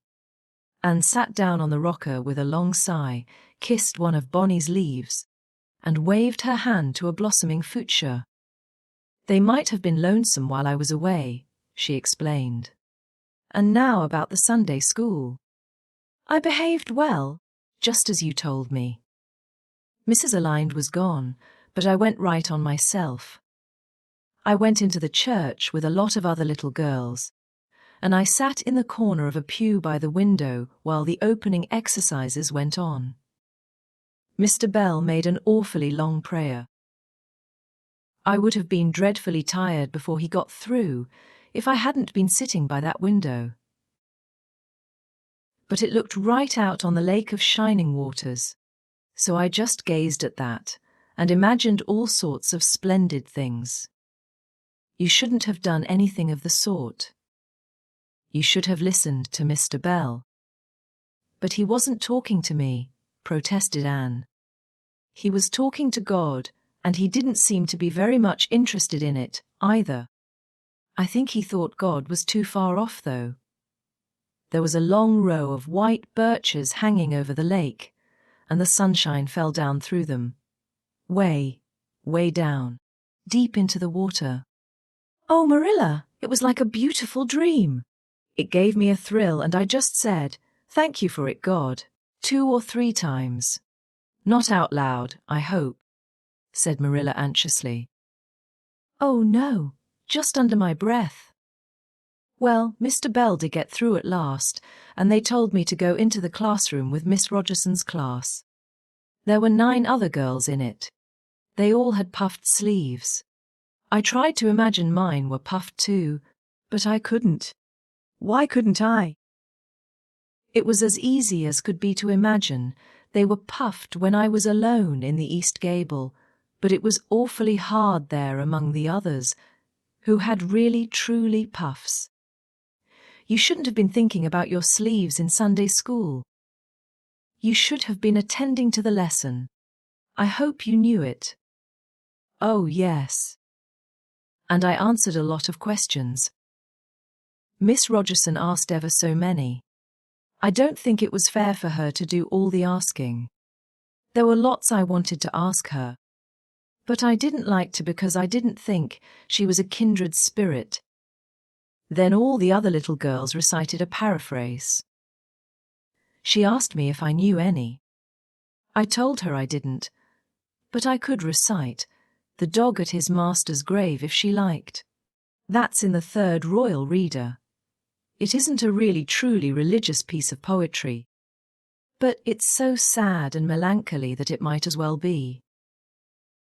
She said it wouldn't do, and she told me to learn the 19th paraphrase for next Sunday. I read it over in church afterwards, and it's splendid.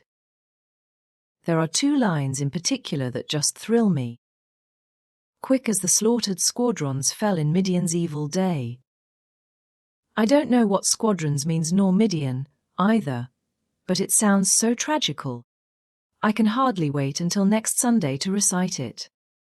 I'll practice it all the week.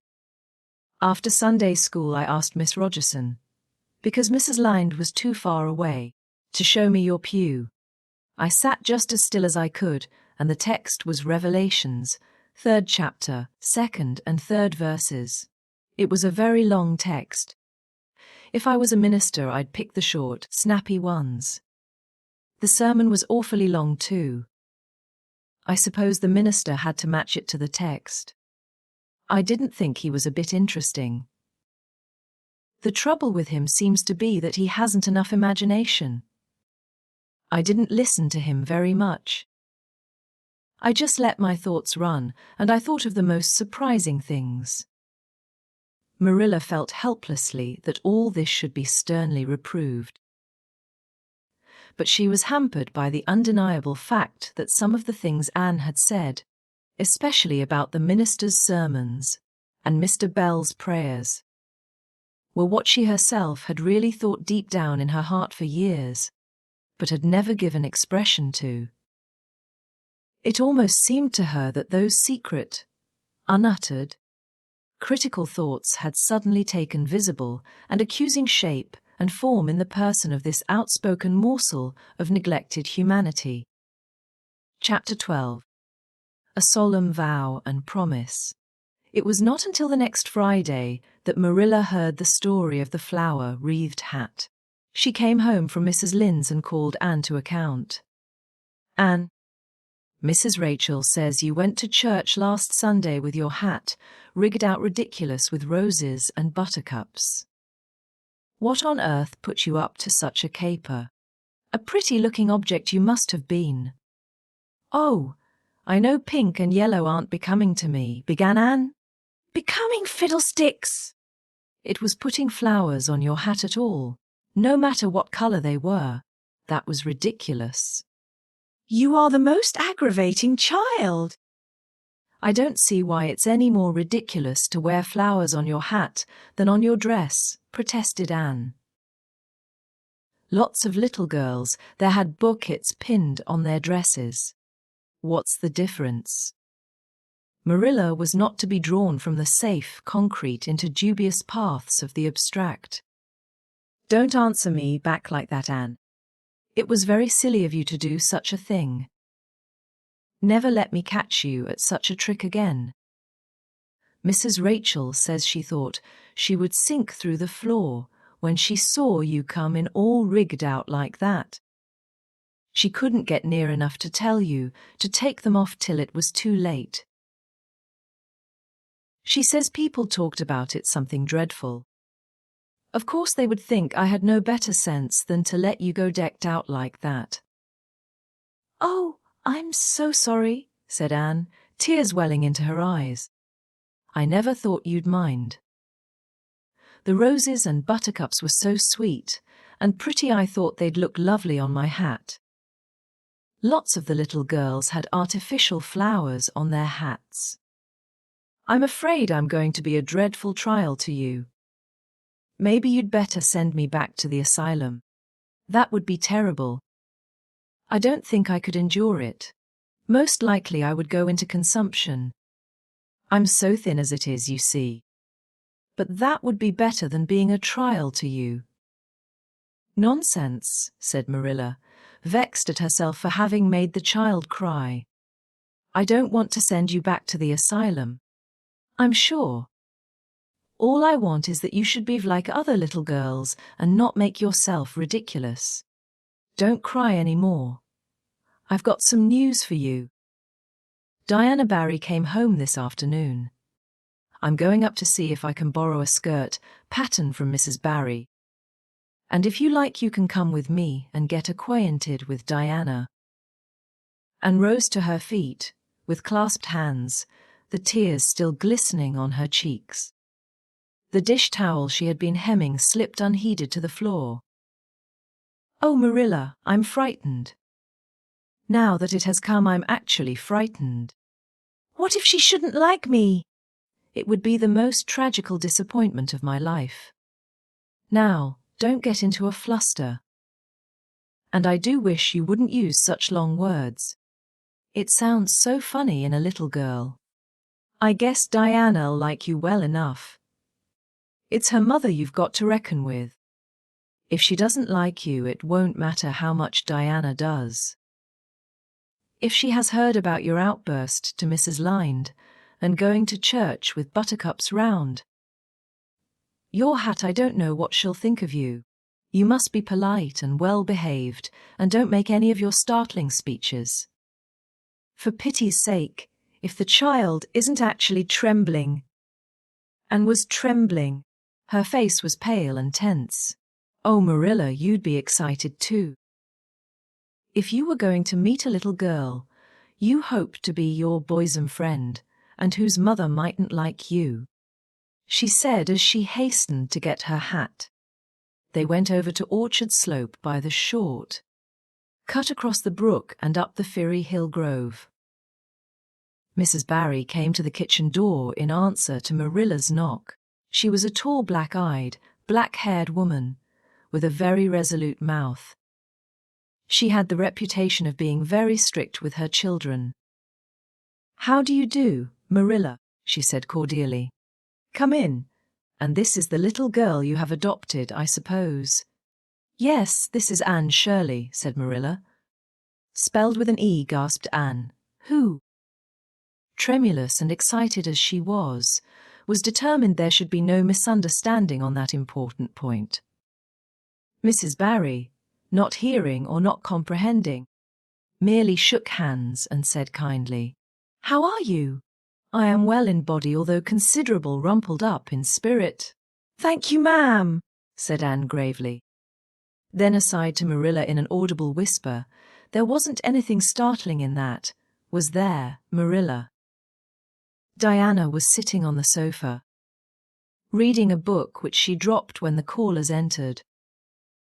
She was a very pretty little girl, with her mother's black eyes and hair and rosy cheeks, and the merry expression which was her inheritance from her father.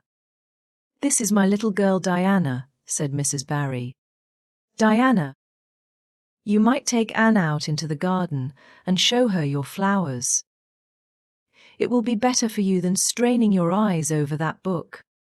She reads entirely too much. This to Marilla as the little girls went out. And I can't prevent her, for her father aids and abets her. She's always poring over a book. I'm glad she has the prospect of a playmate.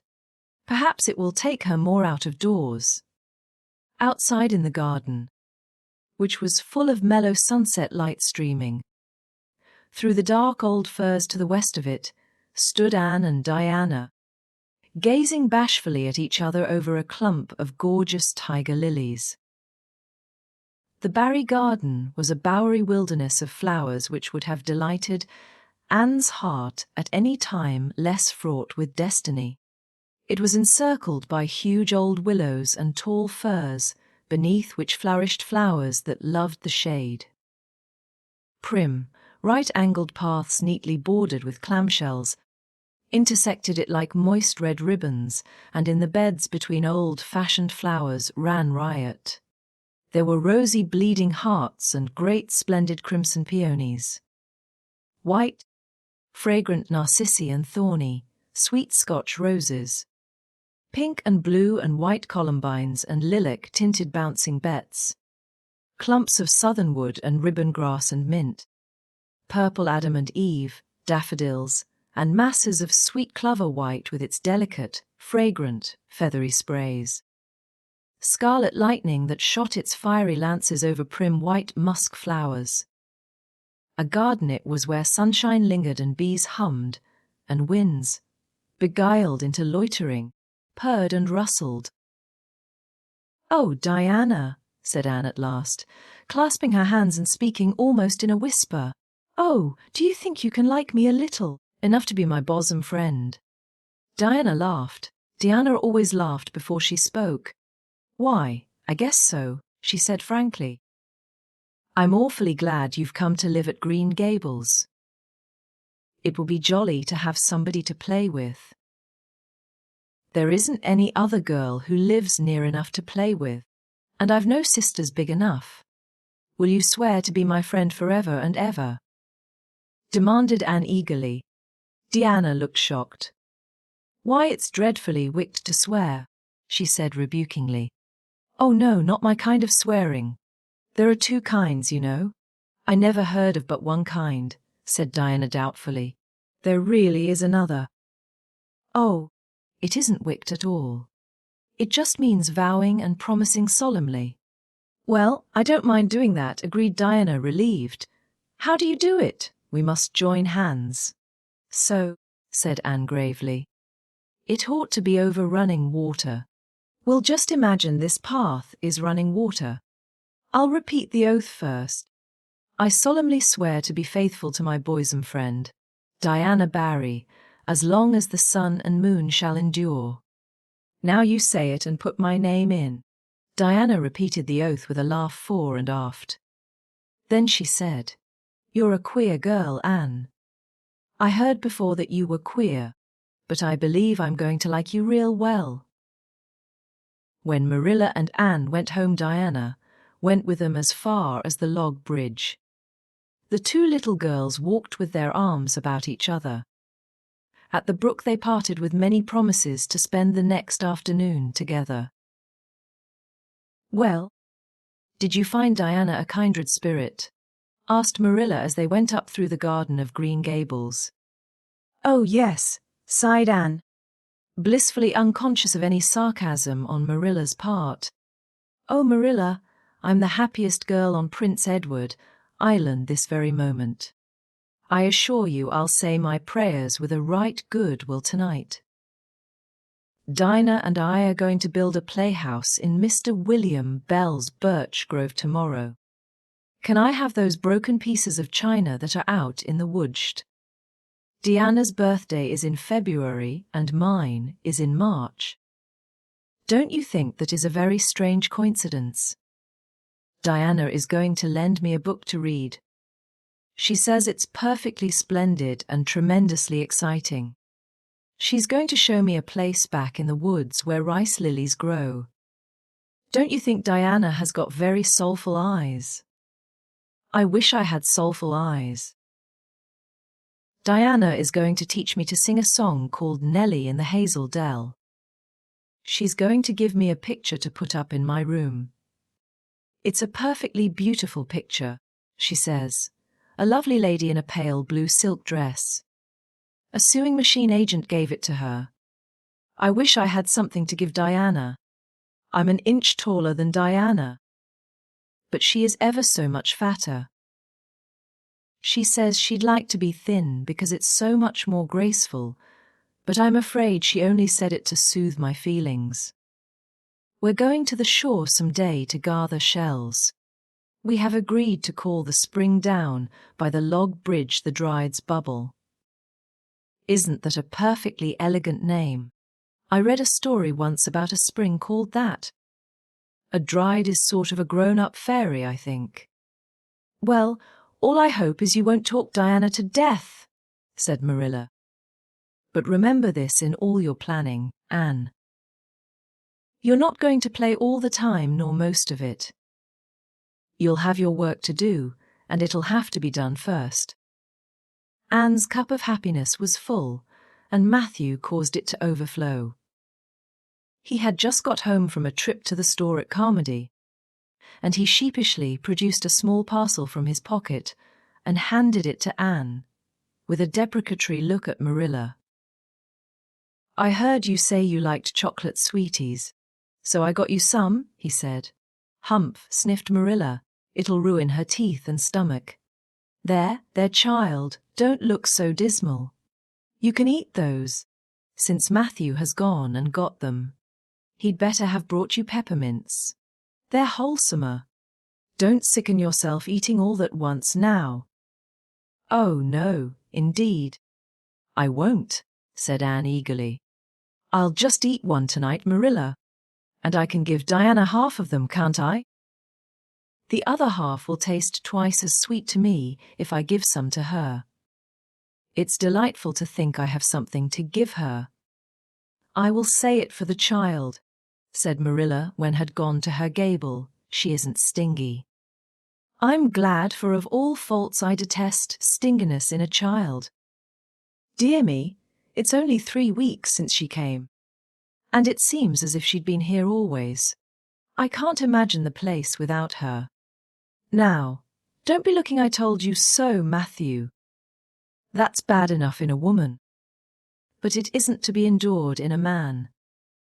I'm perfectly willing to own up that I'm glad I consented to keep the child, and that I'm getting fond of her, but don't you rub it in, Matthew Cuthbert. Chapter 13. The Delights of Anticipation. It's time Anne was in to do her sewing, said Marilla, glancing at the clock, and then out into the yellow August afternoon where everything drowsed in the heat. She stayed playing with Diana more than half an hour more than I gave her leave to. And now she's perched out there, on the woodpile talking to Matthew. 19 to the dozen, when she knows perfectly well she ought to be at her work. And of course he's listening to her like a perfect ninny. I never saw such an infatuated man. The more she talks and the odder the things she says, the more he's delighted evidently. Anne Shirley. You come right in here this minute, do you hear me? A series of staccato taps on the west window brought Anne flying in from the yard, eyes shining. Cheeks faintly flushed with pink, unbraided hair streaming behind her in a torrent of brightness. Oh, Marilla, she exclaimed breathlessly. There's going to be a Sunday school picnic next week. In Mr. Harmon Andrews's field, right near the Lake of Shining Waters, and Mrs. Superintendent Bell and Mrs. Rachel Lynde are going to make ice cream. Think of it, Marilla. Ice cream. And, oh, Marilla, can I go to it? Just look at the clock. If you please, Anne. What time did I tell you to come in? 2 o'clock. But isn't it splendid about the picnic, Marilla? Please, can I go? Oh, I've never been to a picnic. I've dreamed of picnics, but I've never. Yes, I told you to come at 2 o'clock. And it's 2:45. I'd like to know why you didn't obey me, Anne. Why? I meant to, Marilla, as much as could be. But you have no idea how fascinating Idlewild is. And then, of course, I had to tell Matthew about the picnic. Matthew is such a sympathetic listener. Please, can I go? You'll have to learn to resist the fascination of idle, whatever you call it. When I tell you to come in at a certain time, I mean that time and not half an hour later. And you needn't stop to discourse with sympathetic listeners on your way, either. As for the picnic, of course you can go. You're a Sunday school scholar, and it's not likely I'd refuse to let you go when all the other little girls are going. But, faltered Anne, Diana says that everybody must take a basket of things to eat. I can't cook, as you know, Marilla, and I don't mind going to a picnic without puffed sleeves so much. But I'd feel terribly humiliated if I had to go without a basket. It's been preying on my mind ever since Diana told me. Well, it needn't prey any longer. I'll bake you a basket. Oh, you dear good Marilla. Oh, you are so kind to me. Oh, I'm so much obliged to you. Getting through with her O's, Anne cast herself into Marilla's arms and rapturously kissed her sallow cheek. It was the first time in her whole life that childish lips had voluntarily touched Marilla's face. Again, that sudden sensation of startling sweetness thrilled her. She was secretly vastly pleased at Anne's impulsive caress, which was probably the reason why she said brusquely, "There, never mind your kissing nonsense. I'd sooner see you doing strictly as you're told. As for cooking, I mean to begin giving you lessons in that some of these days. But you're so feather-brained, Anne. I've been waiting to see if you'd sober down a little and learn to be steady before I begin. You've got to keep your wits about you in cooking and not stop in the middle of things to let your thoughts rove all over creation. Now, get out your patchwork and have your square done before tea time." "I do not like patchwork," said Anne dolefully, hunting out her workbasket and sitting down before a little heap of red and white diamonds with a sigh. "I think some kinds of sewing would be nice. But there's no scope for imagination in patchwork. It's just one little seam, after another, and you never seem to be getting anywhere. But of course I'd rather be Anne of Green Gables sewing patchwork than Anne of any other place with nothing to do but play. I wish time went as quick sewing patches as it does when I'm playing with Diana, though. Oh, we do have such elegant times, Marilla. I have to furnish most of the imagination, but I'm well able to do that. Diana is simply perfect in every other way. You know that little piece of land across the brook that runs up between our farm and Mr. Barry's? It belongs to Mr. William Bell, and right in the corner there is a little ring of white birch trees. The most romantic spot, Marilla. Diana and I have our playhouse there. We call it Idlewild. Isn't that a poetical name? I assure you it took me some time to think it out. I stayed awake nearly a whole night before I invented it. Then, just as I was dropping off to sleep, it came like an inspiration. Diana was enraptured when she heard it. We have got our house fixed up elegantly. You must come and see it, Marilla. Won't you? We have great big stones, all covered with moss, for seats, and boards from tree to tree for shelves. And we have all our dishes on them. Of course, they're all broken, but it's the easiest thing in the world to imagine that they are whole. There's a piece of a plate with a spray of red and yellow ivy on it that is especially beautiful.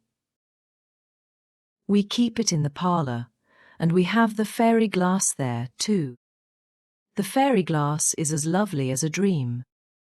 Diana found it out in the woods behind their chicken house. It's all full of rainbows. Just little young rainbows that haven't grown big yet. And Diana's mother told her it was broken off a hanging lamp they once had. But it's nice to imagine the fairies lost it one night when they had a ball, so we call it the fairy glass. Matthew is going to make us a table. Oh, we have named that little round pool over in Mr. Barry's field Willowmer. I got that name out of the book Diana lent me. That was a thrilling book, Marilla. The heroine had 5 lovers. I'd be satisfied with one, wouldn't you? She was very handsome, and she went through great tribulations. She could faint as easy as anything. I'd love to be able to faint, wouldn't you, Marilla? It's so romantic.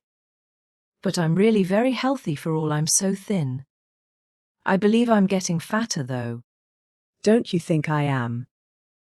I look at my elbows every morning when I get up to see if any dimples are coming.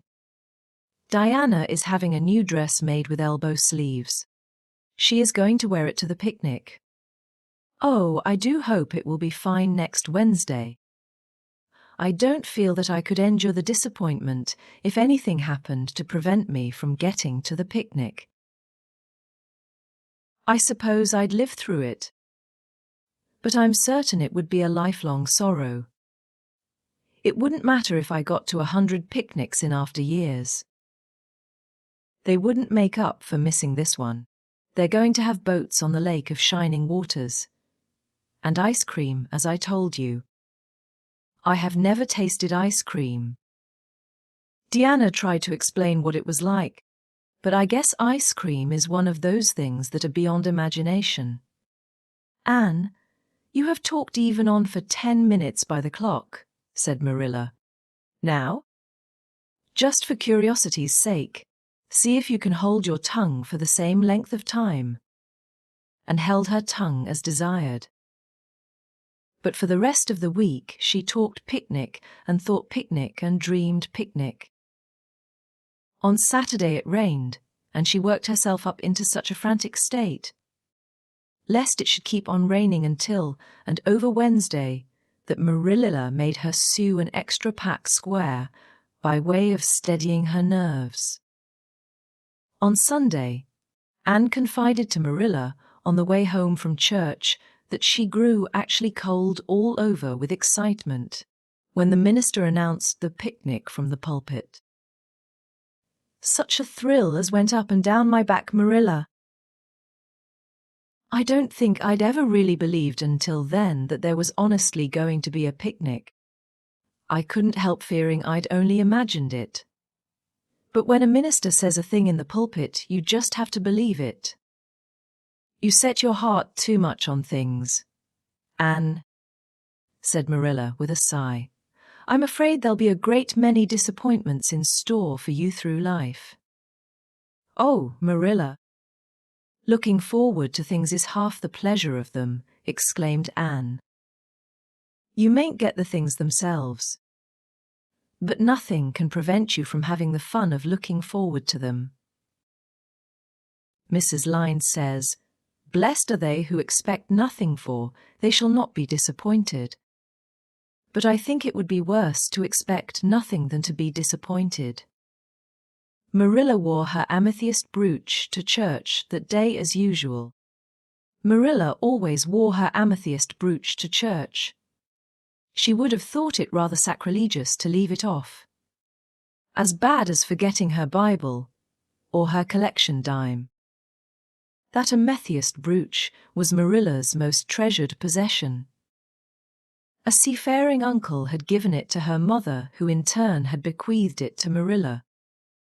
It was an old-fashioned oval, containing a braid of her mother's hair, surrounded by a border of very fine amethysts.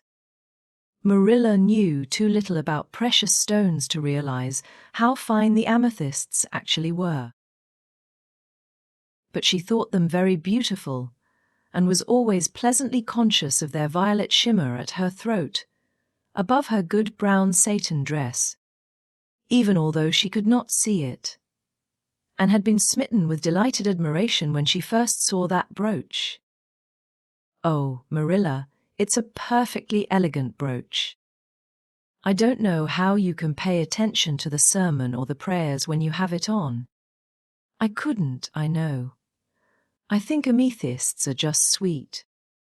They are what I used to think diamonds were like. Long ago, before I had ever seen a diamond, I read about them, and I tried to imagine what they would be like. I thought they would be lovely glimmering purple stones.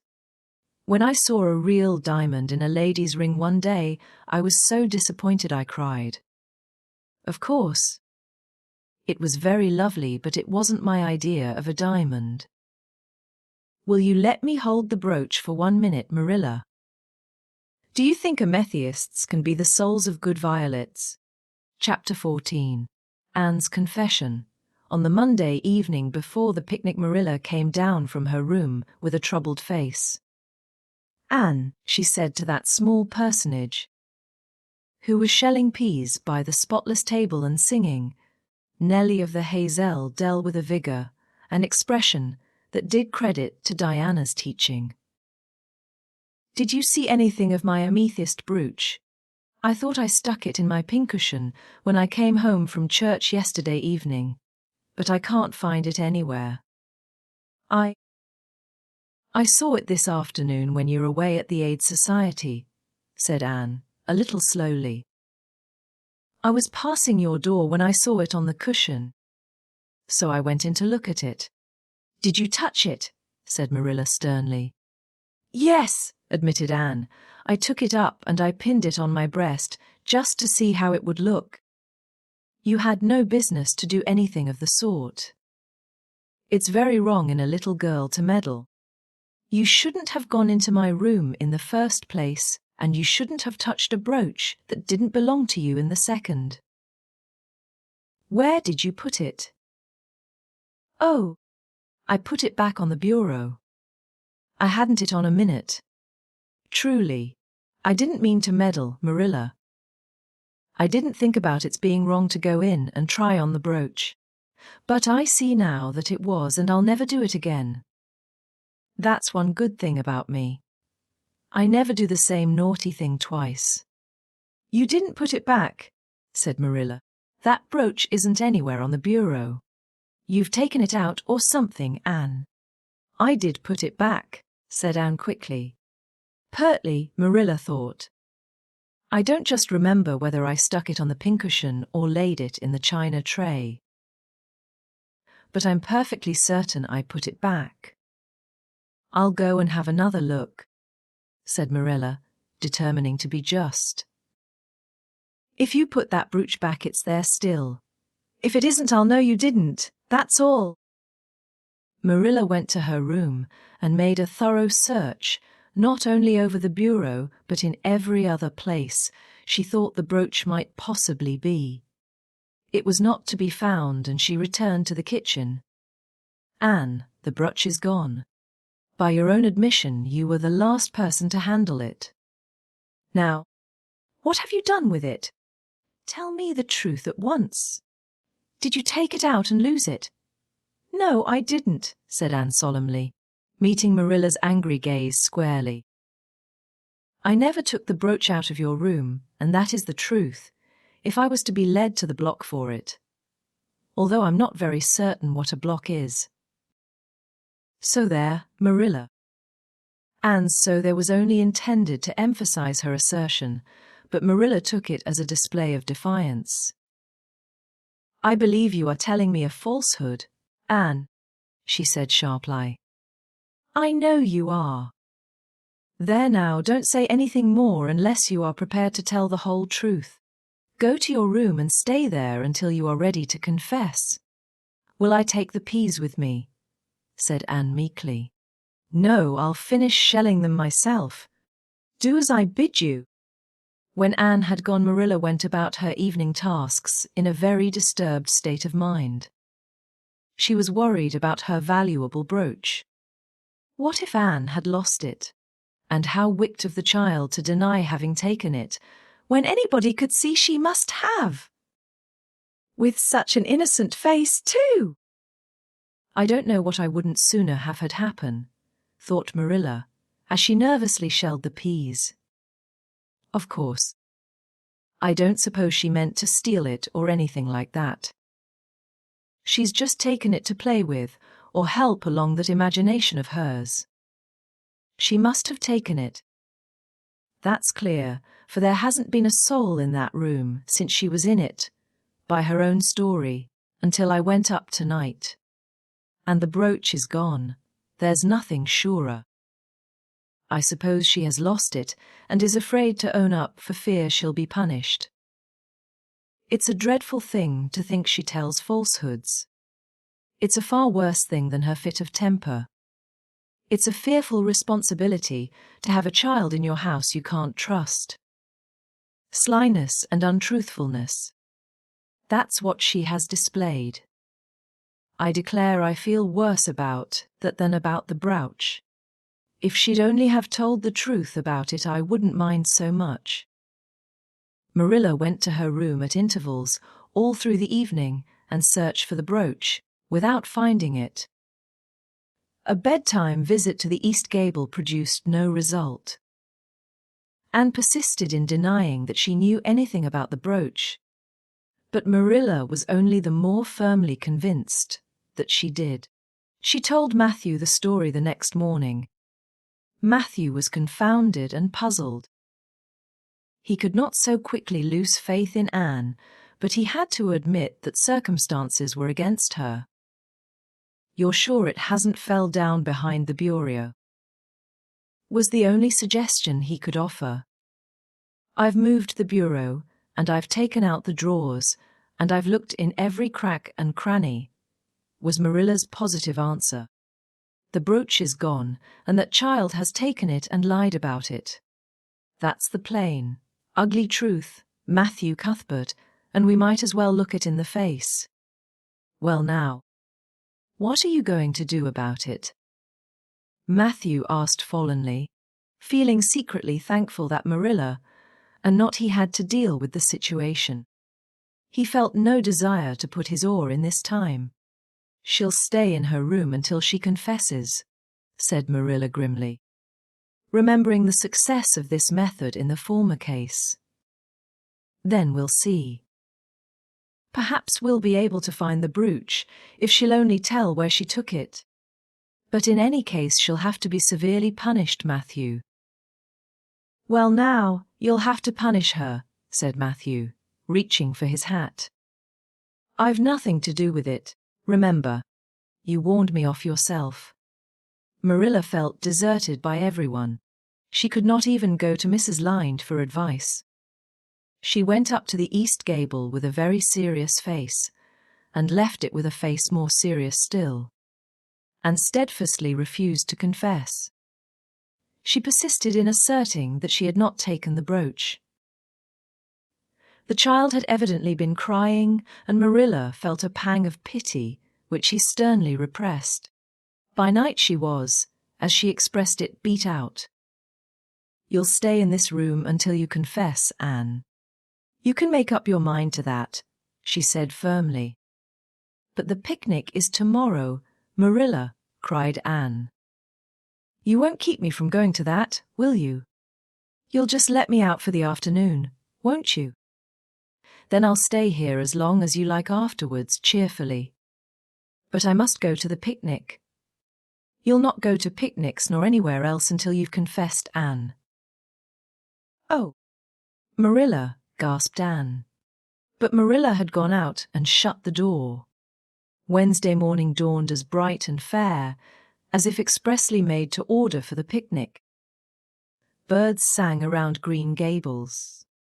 The Madonna lilies in the garden sent out whiffs of perfume that entered in on viewless winds at every door and window, and wandered through halls and rooms like spirits of benediction. The birches in the hollow waved joyful hands, as if watching for Anne's usual morning greeting from the east gable. But Anne was not at her window. When Marilla took her breakfast up to her, she found the child sitting primly on her bed, pale and resolute, with tight, shut lips and gleaming eyes. "Marilla, I'm ready to confess." Ah, Marilla laid down her tray. Once again her method had succeeded, but her success was very bitter to her. Let me hear what you have to say then. Anne, I took the amethyst brooch, said Anne, as if repeating a lesson she had learned. I took it just as you said. I didn't mean to take it when I went in. But it did look so beautiful, Marilla, when I pinned it on my breast that I was overcome by an irresistible temptation. I imagined how perfectly thrilling it would be to take it to Idlewild and play I was the Lady Cordelia Fitzgerald. It would be so much easier to imagine I was the Lady Cordelia if I had a real amethyst brooch on. Diana and I make necklaces of roseberries, but what are roseberries compared to amethysts? So I took the brooch. I thought I could put it back before you came home. I went all the way around by the road to lengthen out the time. When I was going over the bridge across the lake of shining waters, I took the brooch off to have another look at it. Oh, how it did shine in the sunlight! And then, when I was leaning over the bridge, it just slipped through my fingers. So, and went down, down, down, all purply sparkling, and sank forevermore beneath the lake of shining waters. And that's the best I can do at confessing, Marilla. Marilla felt hot anger surge up into her heart again. This child had taken and lost her treasured amethyst brooch, and now sat there calmly reciting the details thereof without the least apparent compunction or repentance. Anne, this is terrible, she said, trying to speak calmly. You are the very wickedest girl I ever heard of. Yes, I suppose I am, agreed Anne tranquilly. And I know I'll have to be punished. It'll be your duty to punish me, Marilla. Won't you please get it over right off, because I'd like to go the picnic with nothing on my mind. Picnic indeed. You'll go to no picnic today, Anne Shirley. That shall be your punishment. And it isn't half severe enough either for what you've done. Not go to the picnic. Anne sprang to her feet and clutched Marilla's hand. But you promised me I might. Oh, Marilla, I must go to the picnic. That was why I confessed. Punish me any way you like but that. Oh, Marilla, please, please. Let me go to the picnic. Think of the ice cream. For anything you know, I may never have a chance to taste ice cream again. Marilla disengaged Anne's clinging hands stonily. You needn't, pled Anne. You are not going to the picnic, and that's final. No, not a word. And realized that Marilla was not to be moved. She clasped her hands together, gave a piercing shriek, and then flung herself face downward on the bed, crying and writhing in an utter abandonment of disappointment and despair. For the land's sake, gasped Marilla, hastening from the room. I believe the child is crazy. No child in her senses would behave as she does. If she isn't, she's utterly bad. Oh dear, I'm afraid Rachel was right from the first. But I've put my hand to the plow and I won't look back. That was a dismal morning. Marilla worked fiercely and scrubbed the porch floor and the dairy shelves when she could find nothing else to do. Neither the shelves nor the porch needed it, but Marilla did. Then she went out and raked the yard. When dinner was ready, she went to the stairs and called Anne. A tear-stained face appeared, looking tragically over the banisters. Come down to your dinner, Anne. I don't want any dinner, Marilla, said Anne sobbingly. I couldn't eat anything. My heart is broken.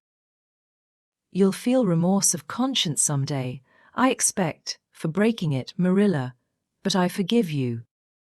Remember when the time comes that I forgive you. But please don't ask me to eat anything, especially boiled pork and greens. Boiled pork and greens are so unromantic when one is in affliction. Exasperated, Marilla returned to the kitchen and poured out her tale of one to Matthew. who, between his sense of justice and his unlawful sympathy with Anne, was a miserable man. Well now, she shouldn't have taken the brooch, Marilla, or told stories about it, he admitted, mournfully surveying his plateful of unromantic pork and greens as if he, like Anne, thought it a food unsuited to crises of feeling, but she's such a little thing. Such an interesting little thing. Don't you think it's pretty rough not to let her go to the picnic when she's so set on it? Matthew Cuthbert, I'm amazed at you. I think I've let her off entirely too easy. And she doesn't appear to realize how wicked she's been at all. That's what worries me most. If she'd really felt sorry, it wouldn't be so bad, and you don't seem to realize it neither. You're making excuses for her all the time to yourself. I can see that. Well now, she's such a little thing, feebly reiterated Matthew. And there should be allowances made, Marilla. You know she's never had any bringing up. Well, she's having it now, retorted Marilla. The retort silenced Matthew if it did not convince him. That dinner was a very dismal meal. The only cheerful thing about it was Jerry Butte, the hired boy, and Marilla resented his cheerfulness as a personal insult. When her dishes were washed, and her bread sponge set, and her hens fed, Marilla remembered that she had noticed a small rent in her best black lace shawl. When she had taken it off on Monday afternoon, on returning from the Ladies' Aid, she would go and mend it. The shawl was in a box in her trunk. As Marilla lifted it out, the sunlight, falling through the vines that clustered thickly about the window, struck upon something caught in the shawl. Something that glittered and sparkled in facets of violet light. Marilla snatched it with a gasp. It was the amethyst brooch, hanging to a thread of the lace by its catch. "Dear life and heart," said Marilla blankly, "what does this mean?" "Here's my brooch safe and sound that I thought was at the bottom of Barry's pond." Whatever did that girl mean by saying she took it and lost it? I declare I believe Green Gables is bewitched. I remember now that when I took off my shawl Monday afternoon, I laid it on the bureau for a minute. I suppose the brooch got caught in it somehow. Well, Marilla betook herself to the east gable, brooch in hand, and had cried herself out and was sitting dejectedly by the window. "And Shirley," said Marilla solemnly, "I've just found my brooch hanging to my black lace shawl. Now I want to know what that rigmarole you told me this morning meant." "Why, you said you'd keep me here until I confessed," returned Anne warily. "And so I decided to confess because I was bound to get to the picnic. I thought out a confession last night after I went to bed and made it as interesting as I could. And I said it over and over so that I wouldn't forget it. But you wouldn't let me go to the picnic after all, so all my trouble was wasted." Marilla had to laugh in spite of herself, but her conscience pricked her. "Anne, you do beat all, but I was wrong. I see that now." "I shouldn't have doubted your word when I'd never known you to tell a story. Of course, it wasn't right for you to confess to a thing you hadn't done. It was very wrong to do so. But I drove you to it. So if you'll forgive me, Anne, I'll forgive you, and we'll start square again. And now get yourself ready for the picnic." And flew up like a rocket. "Oh, Marilla, isn't it too late?" "No, it's only 2:00. They won't be more than well gathered yet, and it'll be an hour before they have tea. Wash your face and comb your hair and put on your gingham. I'll fill a basket for you. There's plenty of stuff baked in the house, and I'll get Jerry to hitch up the sorrel and drive you down to the picnic ground." "Oh, Marilla," exclaimed Anne, flying to the wash stand. 5 minutes ago, I was so miserable I was wishing I'd never been born, and now I wouldn't change places with an angel." That night, a thoroughly happy, completely tired out Anne returned to Green Gables in a state of beautification impossible to describe. "Oh, Marilla, I've had a perfectly scrumptious time." Scrumptious is a new word I learned today. I heard Mary Alice Bell use it. Isn't it very expressive? Everything was lovely. We had a splendid tea, and then Mr. Harmon Andrews took us all for a row on the lake of shining waters. 6 of us at a time, and Jane Andrews nearly fell overboard. She was leaning out to pick water lilies, and if Mr. Andrews hadn't caught her by her sash just in the nick of time, she'd fallen in and probably been drowned. I wish it had been me. It would have been such a romantic experience to have been nearly drowned. It would be such a thrilling tale to tell. And we had the ice cream. Words fail me to describe that ice cream. Marilla, I assure you it was sublime. That evening Marilla told the whole story to Matthew over her stocking basket. "I'm willing to own up that I made a mistake," she concluded candidly, "but I've learned a lesson. I have to laugh when I think of Anne's confession. Although I suppose I shouldn't, for it really was a falsehood. But it doesn't seem as bad as the other would have been, somehow, and anyhow I'm responsible for it. That child is hard to understand in some respects. But I believe she'll turn out all right yet. And there's one thing certain, no house will ever be dull that she's in." Chapter 15. A tempest in the school teapot. What a splendid day, said Anne, drawing a long breath. Isn't it good just to be alive on a day like this? I pity the people who aren't born yet for missing it.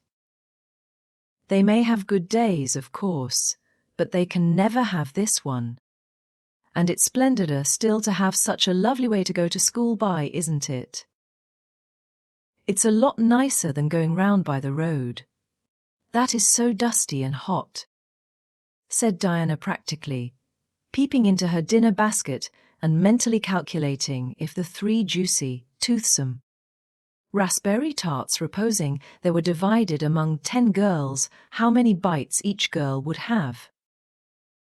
The little girls of Avonlea school always pooled their lunches, and to eat 3 raspberry tarts all alone, or even to share them only with one's best chum, would have forever and ever branded as awful mean the girl who did it. And yet, when the tarts were divided among 10 girls, you just got enough to tantalize you. The way Anne and Diana went to school was a pretty one. Anne thought those walks to and from school with Diana couldn't be improved upon even by imagination. Going around by the main road would have been so unromantic. But to go by Lover's Lane and Willowmer and Violet Vale and the Birch Path was romantic, if ever anything was. Lover's Lane opened out below the orchard at Green Gables and stretched far up into the woods to the end of the Cuthbert farm. It was the way by which the cows were taken to the back pasture and the wood hauled home in winter. Anne had named it Lover's Lane before she had been a month at Green Gables. Not that lovers ever really walk there, she explained to Marilla. But Diana and I are reading a perfectly magnificent book, and there's a lover's lane in it. So we want to have one too. And it's a very pretty name, don't you think? So romantic. We can't imagine the lovers into it, you know.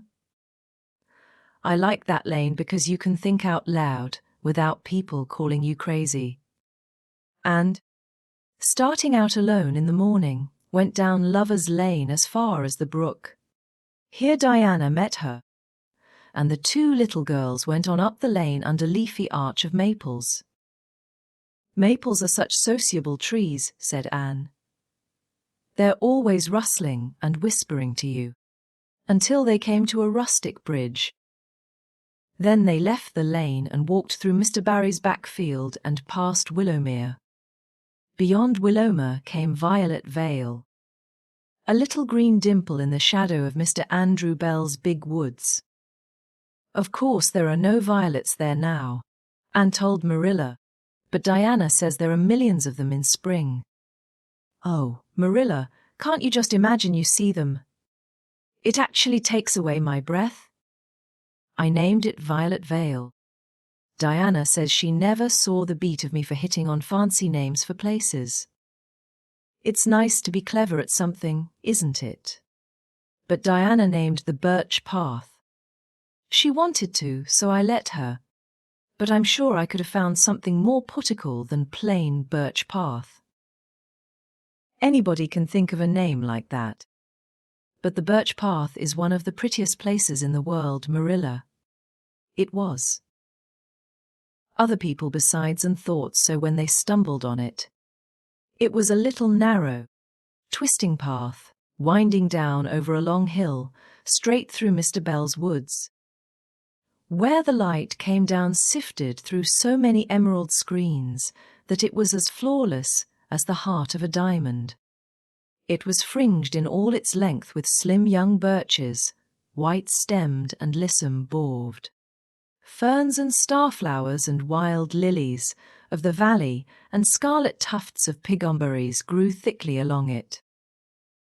And always there was a delightful spiciness in the air and music of bird calls and the murmur and laugh of wood winds in the trees overhead. Now and then you might see a rabbit skipping across the road if you were quiet. Which, with Anne and Diana, happened about once in a blue moon. Down in the valley the path came out to the main road, and then it was just up the spruce hill to the school. The Avonlea school was a whitewashed building, low in the eaves and wide in the windows, furnished inside with comfortable, substantial, old-fashioned desks that opened and shut, and were carved all over their lids with the initial and hieroglyphics of 3 generations of school children. The schoolhouse was set back from the road, and behind it was a dusky fir wood, and a brook where all the children put their bottles of milk in the morning to keep cool and sweet until dinner hour. Marilla had seen Anne start off to school on the first day of September with many secret misgivings. Anne was such an odd girl. How would she get on with the other children? And how on earth would she ever manage to hold her tongue during school hours? Things went better than Marilla feared. However, Anne came home that evening in high spirits. "I think I'm going to like school here," she announced. "I don't think much of the master, though. He's all the time curling his mustache and making eyes at Prissy Andrews. Prissy is grown up, you know. She's 16 and she's studying for the entrance examination into Queen's Academy at Charlottetown next year. Tilly Bolter says the master is dead gone on her. She's got a beautiful complexion and curly brown hair, and she does it up so elegantly. She sits in the long seat at the back, and he sits there, too, most of the time. To explain her lessons, he says. But Ruby Gillis says she saw him writing something on her slate, and when Prissy read it she blushed as red as a beet and giggled. And Ruby Gillis says she doesn't believe it had anything to do with the lesson. And Shirley, don't me hear you talking about your teacher in that way again, said Marilla sharply. You don't go to school to criticize the master. I guess he can teach you something, and it's your business to learn. And I want you to understand right off that you are not to come home telling tales about him. That is something I won't encourage. I hope you were a good girl. Indeed I was, said Anne comfortably. It wasn't so hard as you might imagine, either. I sit with Diana. Our seat is right by the window, and we can look down to the lake of shining waters. There are a lot of nice girls in school, and we had scrumptious fun playing at dinner time. It's so nice to have a lot of little girls to play with. But of course I like Diana best and always will. I adore Diana. I'm dreadfully far behind the others. They're all in the 5th book and I'm only in the 4th. I feel that it's kind of a disgrace. But there's not one of them has such an imagination as I have, and I soon found that out. We had reading and geography and Canadian history and dictation today. Mr. Phillips said my spelling was disgraceful, and he held up my slate so that everybody could see it, all marked over. I felt so mortified, Marilla. He might have been Polita to a stranger, I think. Ruby Gillis gave me an apple, and Sophia Sloane lent me a lovely pink card with "May I see you home" on it. I'm to give it back to her tomorrow. And Tilly Boulter let me wear her bead ring all the afternoon. Can I have some of those pearl beads off the old pincushion in the garret to make myself a ring? And oh, Marilla, Jane Andrews told me that Minnie Macpherson told her that she heard Prissy Andrews tell Sarah Gillis that I had a very pretty nose. Marilla, that is the first compliment I have ever had in my life, and you can't imagine what a strange feeling it gave me. Marilla, have I really a pretty nose? I know you'll tell me the truth. Your nose is well enough, said Marilla shortly. Secretly she thought Anne's nose was a remarkable pretty one, but she had no intention of telling her so. That was 3 weeks ago and all had gone smoothly so far. And now, this crisp September morning, Anne and Diana were tripping blithely down the birch path, 2 of the happiest little girls in Avonlea. I guess Gilbert Blythe will be in school today, said Diana. He's been visiting his cousins over in New Brunswick all summer, and he only came home Saturday night. He's awfully handsome, Anne. And he teases the girls something terrible. He just torments our lives out. Diana's voice indicated that she rather liked having her life tormented out than not. Gilbert Blythe, said Anne. Isn't his name that's written up on the porch wall with Julia bells and a big take notice over them? Yes, said Diana, tossing her head. But I'm sure he doesn't like Julia Bell so very much. I've heard him say he studied the multiplication table by her freckles. Oh, don't speak about freckles to me, implored Anne. It isn't delicate when I've got so many. But I do think that writing take notices up on the wall about the boys and girls is the silliest ever. I should just like to see anybody dare to write name up with a boy's. Not, of course, she hastened to add, that anybody would. Anne sighed. She didn't want her name written up. But it was a little humiliating to know that there was no danger of it. Nonsense, said Diana, whose black eyes and glossy tresses had played such havoc with the hearts of Avonlea schoolboys that her name figured on the porch walls in 6 take notices. It's only meant as a joke. And don't you be too sure your name won't ever be written up. Charlie Sloane is dead gone on you, he told his mother. His mother, mind you. That you were the smartest girl in school. That's better than being good-looking. No, it isn't, said Anne, feminine to the core. I'd rather be pretty than clever. And I hate Charlie Sloane. I can't bear a boy with goggle eyes. If anyone wrote my name up with his, I'd never get over it. Diana Barry. But it is nice to keep head of your class. You'll have Gilbert in your class after this, said Diana, and he's used to being head of his class, I can tell you. He's only in the 4th book, although he's nearly 14. 4 years ago his father was sick and had to go out to Alberta for his health, and Gilbert went with him. They were there 3 years, and Gil didn't go to school hardly any until they came back. You won't find it so easy to keep head after this, Anne.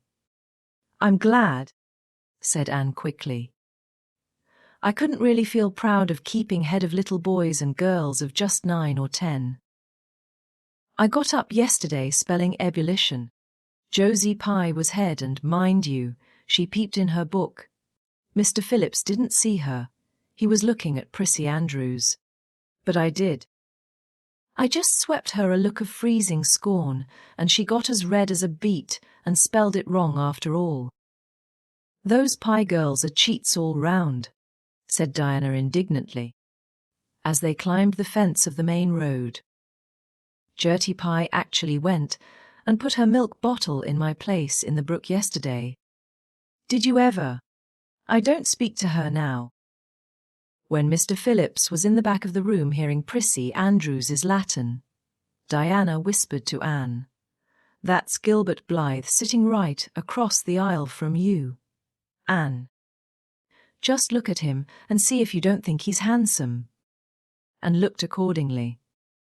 She had a good chance to do so. For the said Gilbert Blythe was absorbed in stealthily pinning the long yellow braid of Ruby Gillis, who sat in front of him, to the back of her seat. He was a tall boy, with curly brown hair, roguish hazel eyes, and a mouth twisted into a teasing smile. Presently Ruby Gillis started up to take a sum to the master. She fell back into her seat with a little shriek, believing that her hair was pulled out by the roots. Everybody looked at her, and Mr. Phillips glared so sternly that Ruby began to cry. Gilbert had whisked the pin out of sight, and was studying his history with the soberest face in the world. But when the commotion subsided, he looked at Anne and winked with inexpressible drollery. "I think your Gilbert Blythe is handsome," confided Anne to Diana, "but I think he's very bold. It isn't good manners to wink at a strange girl." But it was not until the afternoon that things really began to happen. Mr. Phillips was back in the corner, explaining a problem in algebra to Prissy Andrews, and the rest of the scholars were doing pretty much as they pleased, eating green apples, whispering, drawing pictures on their slates, and driving crickets harnessed to strings, up and down aisle.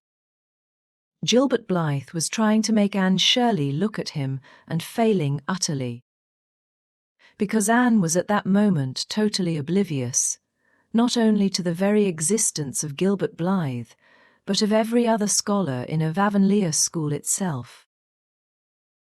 With her chin propped on her hands and her eyes fixed on the blue glimpse of the lake of shining waters that the west window afforded, she was far away in a gorgeous dreamland, hearing and seeing nothing save her own wonderful visions.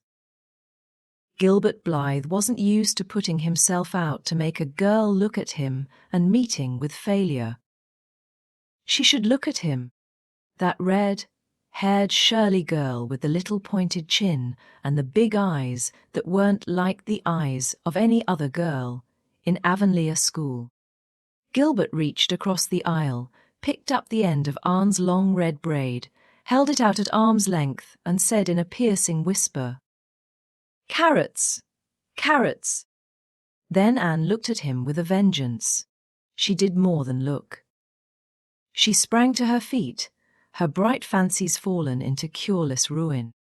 She flashed one indignant glance at Gilbert from eyes whose angry sparkle was swiftly quenched in equally angry tears. "You mean, hateful boy!" she exclaimed passionately. "How dare you!" And then, thwack, and had brought her slate down on Gilbert's head and cracked it. Slate not head, clear across. Avonlea school always enjoyed a scene. This was an especially enjoyable one. Everybody said "oh" in horrified delight. Diana gasped. Ruby Gillis, who was inclined to be hysterical, began to cry. Tommy Sloane let his team of crickets escape him altogether while he stared open-mouthed at the tableau. Mr. Phillips stalked down the aisle and laid his hand heavily on Anne's shoulder. "Anne Shirley, what does this mean?" he said angrily, and returned no answer. It was asking too much of flesh and blood to expect her to tell before the whole school that she had been called carrots.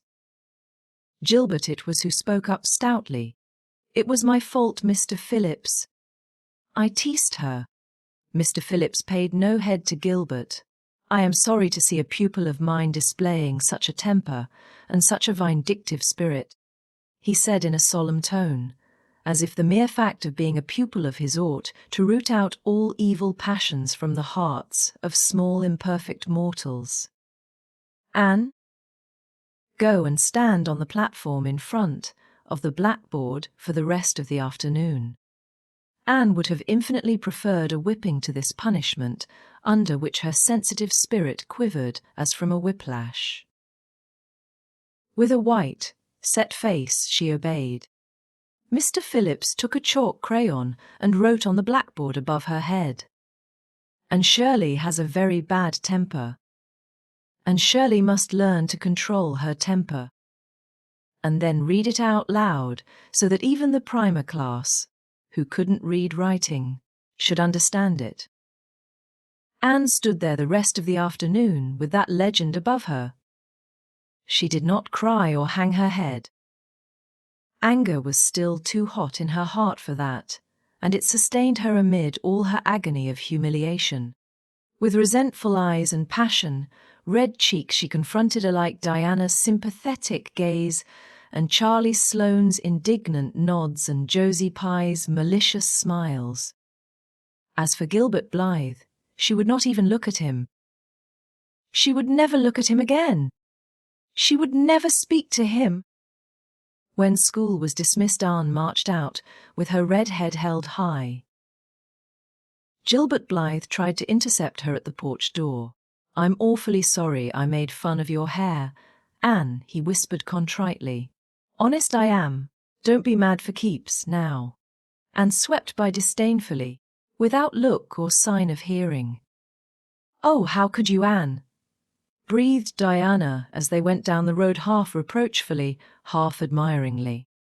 Diana felt that she could never have resisted Gilbert's plea. "I shall never forgive Gilbert Blythe," said Anne firmly. "And Mr. Phillips spelled my name without an E too. The iron has entered into my soul, Diana." Diana hadn't the least idea what Anne meant, but she understood it was something terrible. "You mustn't mind Gilbert making fun of your hair," she said southingly. "Why, he makes fun of all the girls. He laughs at mine because it's so black. He's called me a crow a dozen times. And I never heard him apologize for anything before, either. There's a great deal of difference between being called a crow and being called carrots," said Anne with dignity. "Gilbert Blythe has hurt my feelings excruciatingly. Diana, it is possible the matter might have blown over without more excruciation if nothing else had happened. But when things begin to happen, they are apt to keep on. Avonlea scholars often spent noon hour picking gum in Mr. Bell's spruce grove over the hill and across his big pasture field. From there they could keep an eye on Eben Wright's house, where the master boarded. When they saw Mr. Phillips emerging therefrom, they ran for the schoolhouse. But the distance being about 3 times longer than Mr. Wright's lane, they were very apt to arrive there, breathless and gasping, some 3 minutes too late. On the following day, Mr. Phillips was seized with one of his spasmodic fits of reform and announced before going home to dinner that he should expect to find all the scholars in their seats when he returned. Anyone who came in late would be punished. All the boys and some of the girls went to Mr. Bell's spruce grove as usual, fully intending to stay only long enough to pick a chew. But spruce groves are seductive and yellow nuts of gum beguiling. They picked and loitered and strayed. And as usual, the first thing that recalled them to a sense of the flight of time was Jimmy Glover shouting from the top of a patriarchal old spruce, "Master's coming." The girls who were on the ground started first and managed to reach the schoolhouse in time, but without a second to spare. The boys, who had to wriggle hastily down from the trees, were later. And Anne, who had not been picking gum at all, but was wandering happily in the far end of the grove, waist-deep among the bracken, singing softly to herself, with a wreath of rice lilies on her hair, as if she were some wild divinity of the shadowy places, was latest of all. Anne could run like a deer, however. Run she did, with the impish result that she overtook the boys at the door, and was swept into the schoolhouse among them just as Mr. Phillips was in the act of hanging up his hat. Mr. Phillips's brief reforming energy was over. He didn't want the bother of punishing a dozen pupils. But it was necessary to do something to save his word. So he looked about for a scapegoat and found it in Anne, who had dropped into her seat, gasping for breath, with a forgotten lily wreath hanging askew over one ear and giving her a particularly rakish and dishevelled appearance. "Anne Shirley, since you seem to be so fond of the boys' company, we shall indulge your taste for it this afternoon," he said sarcastically. "Take those flowers out of your hair and sit with Gilbert Blythe." The other boys snickered. Diana, turning pale with pity, plucked the wreath from Anne's hair and squeezed her hand, and stared at the master as if turned to stone. "Did you hear what I said, Anne?" queried Mr. Phillips sternly. "Yes, sir," said Anne slowly, "but I didn't suppose you really meant it." "I assure you I did." Still with the sarcastic inflection which all the children, and Anne especially, hated, it flicked on the roar, "Obey me at once." For a moment Anne looked as if she meant to disobey. Then, realizing that there was no help for it, she rose haughtily, stepped across the aisle, sat down beside Gilbert Blythe, and buried her face in her arms on the desk. Ruby Gillis, who got a glimpse of it as it went down, told the others going home from school that she'd actually never seen anything like it. It was so white, with awful little red spots in it. To Anne, this was as the end of all things. It was bad enough to be singled out for punishment from among a dozen equally guilty ones. It was worse still to be sent to sit with a boy, but that boy should be Gilbert Blythe was heaping insult on injury to a degree utterly unbearable, and felt that she could not bear it, and it would be of no use to try.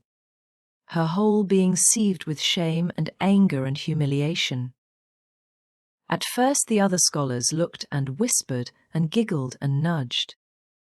But as Anne never lifted her head, and as Gilbert worked fractions as if his whole soul was absorbed in them, and them only, they soon returned to their own tasks and Anne was forgotten. When Mr. Phillips called the history class out, Anne should have gone, but Anne did not move, and Mr. Phillips, who had been writing some verses to Priscilla before he called the class, was thinking about an obstinate rhyme still and never missed her. Once, when nobody was looking, Gilbert took from his desk a little pink candy heart with a gold motto on it, "You are sweet," and slipped it under the curve of Anne's arm. Whereupon Anne arose, took the pink heart gingerly between the tips of her fingers, dropped it on the floor, ground it to powder beneath her heel, and resumed her position without deigning to bestow a glance on Gilbert. When school went out, Anne marched to her desk, ostentatiously took out everything therein: books and writing tablet, pen and ink, testament and arithmetic, and piled them neatly on her cracked slate. "What are you taking all those things home for, Anne?" Diana wanted to know as soon as they were out on the road. She had not dared to ask the question before. "I am not coming back to school any more," said Anne. Diana gasped and stared at Anne to see if she meant it. "Will Marilla let you stay home?" she asked. "She'll have to," said Anne. "I'll never go to school to that man again." "Oh, Anne." Diana looked as if she were ready to cry. "I do think you're mean. What shall I do? Mr. Phillips will make me sit with that horrid Gertie pie. I know he will because she is sitting alone. Do come back, Anne." "I'd do almost anything in the world for you, Diana," said Anne sadly. "I'd let myself be torn limb from limb if it would do you any good. But I can't do this, so please don't ask it. You harrow up my very soul." "Just think of all the fun you will miss," mourned Diana. "We are going to build the loveliest new house down by the brook. And we'll be playing ball next week, and you've never played ball, Anne. It's tremendously exciting. And we're going to learn a new song. Jane Andrews is practicing it up now. And Alice Andrews is going to bring a new pansy book next week, and we're all going to read it out loud, chapter about Down by the Brook, and you know you are so fond of reading out loud, Anne." Nothing moved Anne in the least. Her mind was made up.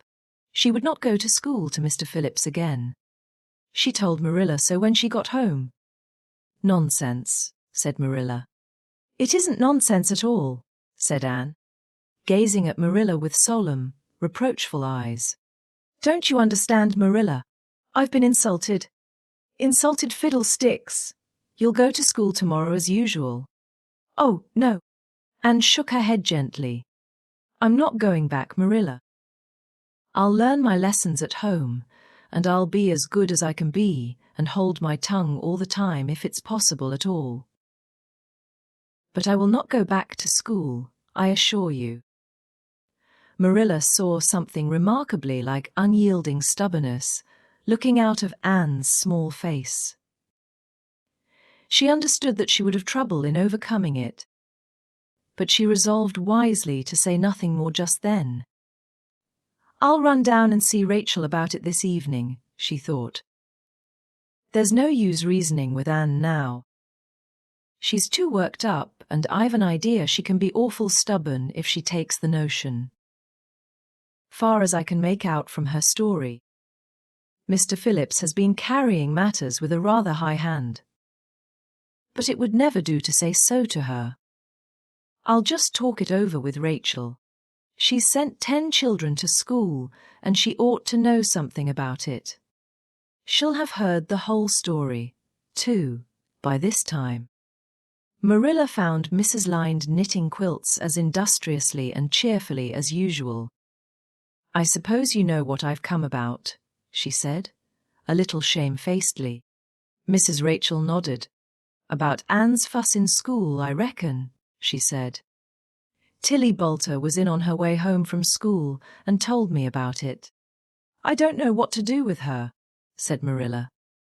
"She declares she won't go back to school.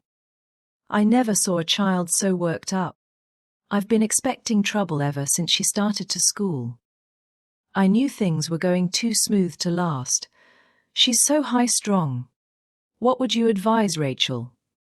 "Well, since you've asked my advice, Marilla," said Mrs. Lynde amiably. Mrs. Lynde dearly loved to be asked for advice. "I'd just humor her a little at first, that's what I'd do. It's my belief that Mr. Phillips was in the wrong. Of course, it doesn't do to say so to the children, you know. And of course he did right to punish her yesterday for giving way to temper.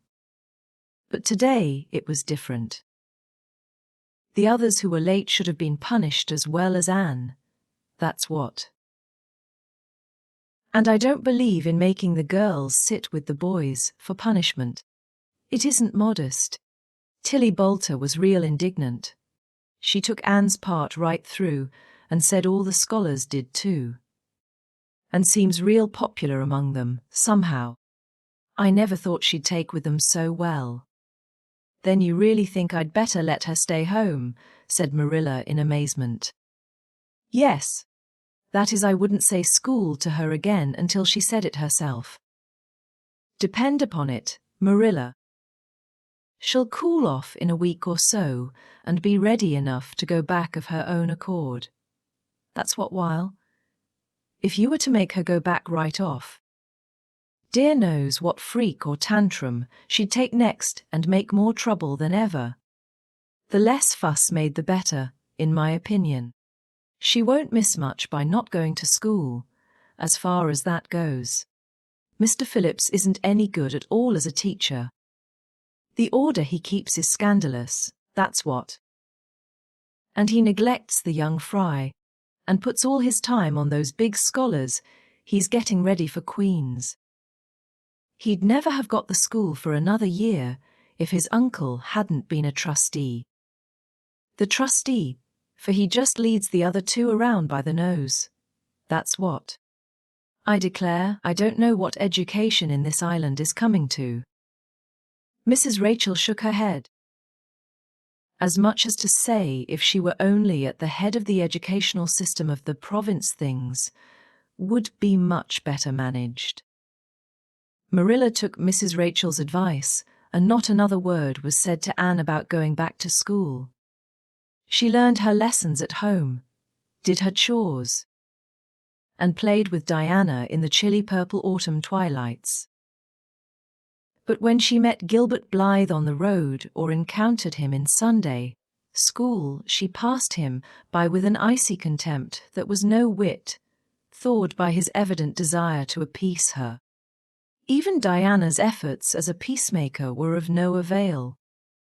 Anne had evidently made up her mind to hate Gilbert Blythe to the end of life, as much as she hated Gilbert. However, did she love Diana with all the love of her passionate little heart, equally intense in its likes and dislikes. One evening Marilla, coming in from the orchard with a basket of apples, found Anne sitting along by the east window in the twilight, crying bitterly. "Whatever's the matter now, Anne?" she asked. "It's about Diana," sobbed Anne luxuriously. "I love Diana so, Marilla. I cannot ever live without her. But I know very well when we grow up that Diana will get married and go away and leave me. And oh, what shall I do? I hate her husband. I just hate him furiously. I've been imagining it all out. The wedding and everything. Diana dressed in snowy garments, with a veil, and looking as beautiful and regal as a queen. And me the bridesmaid, with a lovely dress too, and puffed sleeves, but with a breaking heart hid beneath my smiling face. And then bidding Diana goodbye. Here Anne broke down entirely and wept with increasing bitterness. Marilla turned quickly away to hide her twitching face. But it was no use. She collapsed on the nearest chair and burst into such a hearty and unusual peal of laughter that Matthew, crossing the yard outside, halted in amazement. When had he heard Marilla laugh like that before?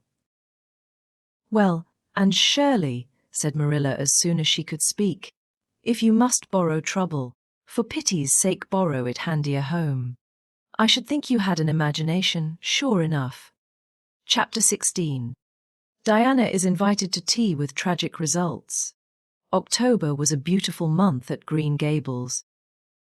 When the birches in the hollow turned as golden as sunshine, and the maples behind the orchard were royal crimson, and the wild cherry trees along the lane put on the loveliest shades of dark red and bronzy green, while the fields sunned themselves in aftermaths, and revelled in the world of colour about her.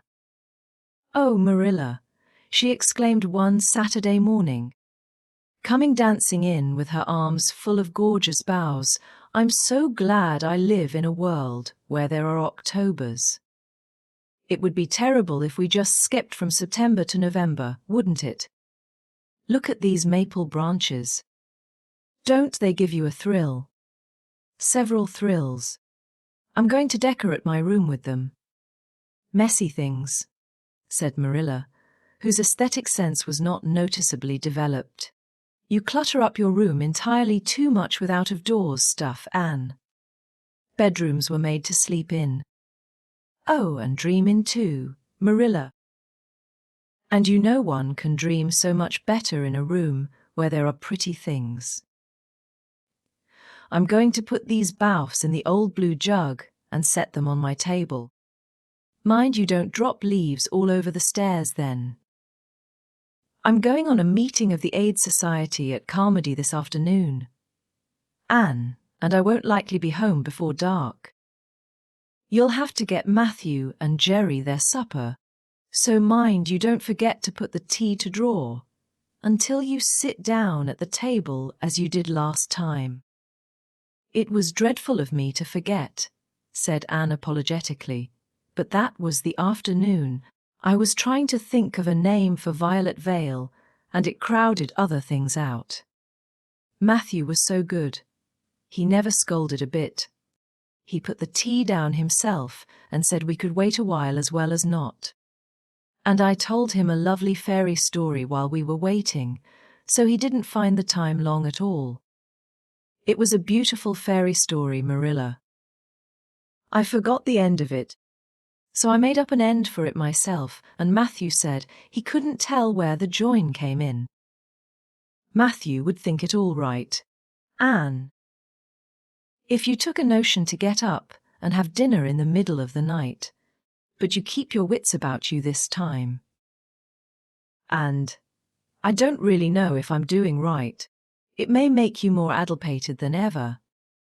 But you can ask Diana to come over and spend the afternoon with you and have tea here. Oh, Marilla! Anne clasped her hands. How perfectly lovely! You are able to imagine things after all, or else you'd never have understood how I've longed for that very thing. It will seem so nice and grown-uppish. No fear of my forgetting to put the tea to draw when I have company. Oh, Marilla, can I use the rosebud spray tea set? No, indeed. The rosebud tea set. Well, what next? You know I never use that except for the minister or the aides. You'll put down the old brown tea set. But you can open the little yellow crock of cherry preserves. It's time it was being used anyhow. I believe it's beginning to work. And you can cut some fruit cake and have some of the cookies and snaps. I can just imagine myself sitting down at the head of the table and pouring out the tea, said Anne, shutting her eyes ecstatically. And asking Diana if she takes sugar. I know she doesn't, but of course I'll ask her just as if I didn't know. And then pressing her to take another piece of fruit cake and another helping of preserves. Oh, Marilla, it's a wonderful sensation just to think of it. Can I take her into the spare room to lay off her hat when she comes? And then into the parlor to sit? No. The sitting room will do for you and your company. But there's a bottle half full of raspberry cordial that was left over from the church social the other night. It's on the second shelf of the sitting room closet, and Diana can have it if you like, and a cookie to eat with it along in the afternoon.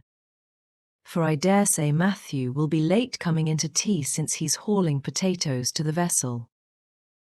And flew down to the hollow, past the Dryad's Bubble and up the spruce path to Orchard Slope, to ask Diana to tea. As a result, just after Marilla had driven off to Carmody, Diana came over, dressed in her second best dress and looking exactly as it is proper to look when asked out to tea. At other times she was wont to run into the kitchen without knocking. But now she knocked primly at the front door. And when Anne, dressed in her second best, as primly opened it, both little girls shook hands as gravely as if they had never met before. This unnatural solemnity lasted until after Diana had been taken to the east gable to lay off her hat, and then had sat for 10 minutes in the sitting room, toes in position, How is your mother?" inquired Anne politely, just as if she had not seen Mrs. Barry picking apples that morning in excellent health and spirits. "She is very well, thank you. I suppose Mr. Cuthbert is hauling potatoes to the Lily Sands this afternoon, is he?" said Diana, who had ridden down to Mr. Harmon Andrews that morning in Matthew's cart. "Yes. Our potato crop is very good this year. I hope your father's crop is good too." "It is fairly good, thank you. Have you picked many of your apples yet?" "Oh, ever so many," said Anne, forgetting to be dignified and jumping up quickly. "Let's go out to the orchard and get some of the red sweetings, Diana. Marilla says we can have all that are left on the tree. Marilla is a very generous woman. She said we could have fruit cake and cherry preserves for tea. But it isn't good manners to tell your company what you are going to give them to eat. So I won't tell you what she said we could have to drink. Only it begins with an R and a C, and it's bright red color. I love bright red drinks, don't you? They taste twice as good as any other color." The orchard, with its great sweeping boughs that bent to the ground with fruit, proved so delightful that the little girls spent most of the afternoon in it. Sitting in a grassy corner where the frost had spared the green, and the mellow autumn sunshine lingered warmly, eating apples and talking as hard as they could. Diana had much to tell Anne of what went on in school. She had to sit with Gertie Pye and she hated it. Gertie squeaked her pencil all the time, and it just made her, Diana's, blood run cold.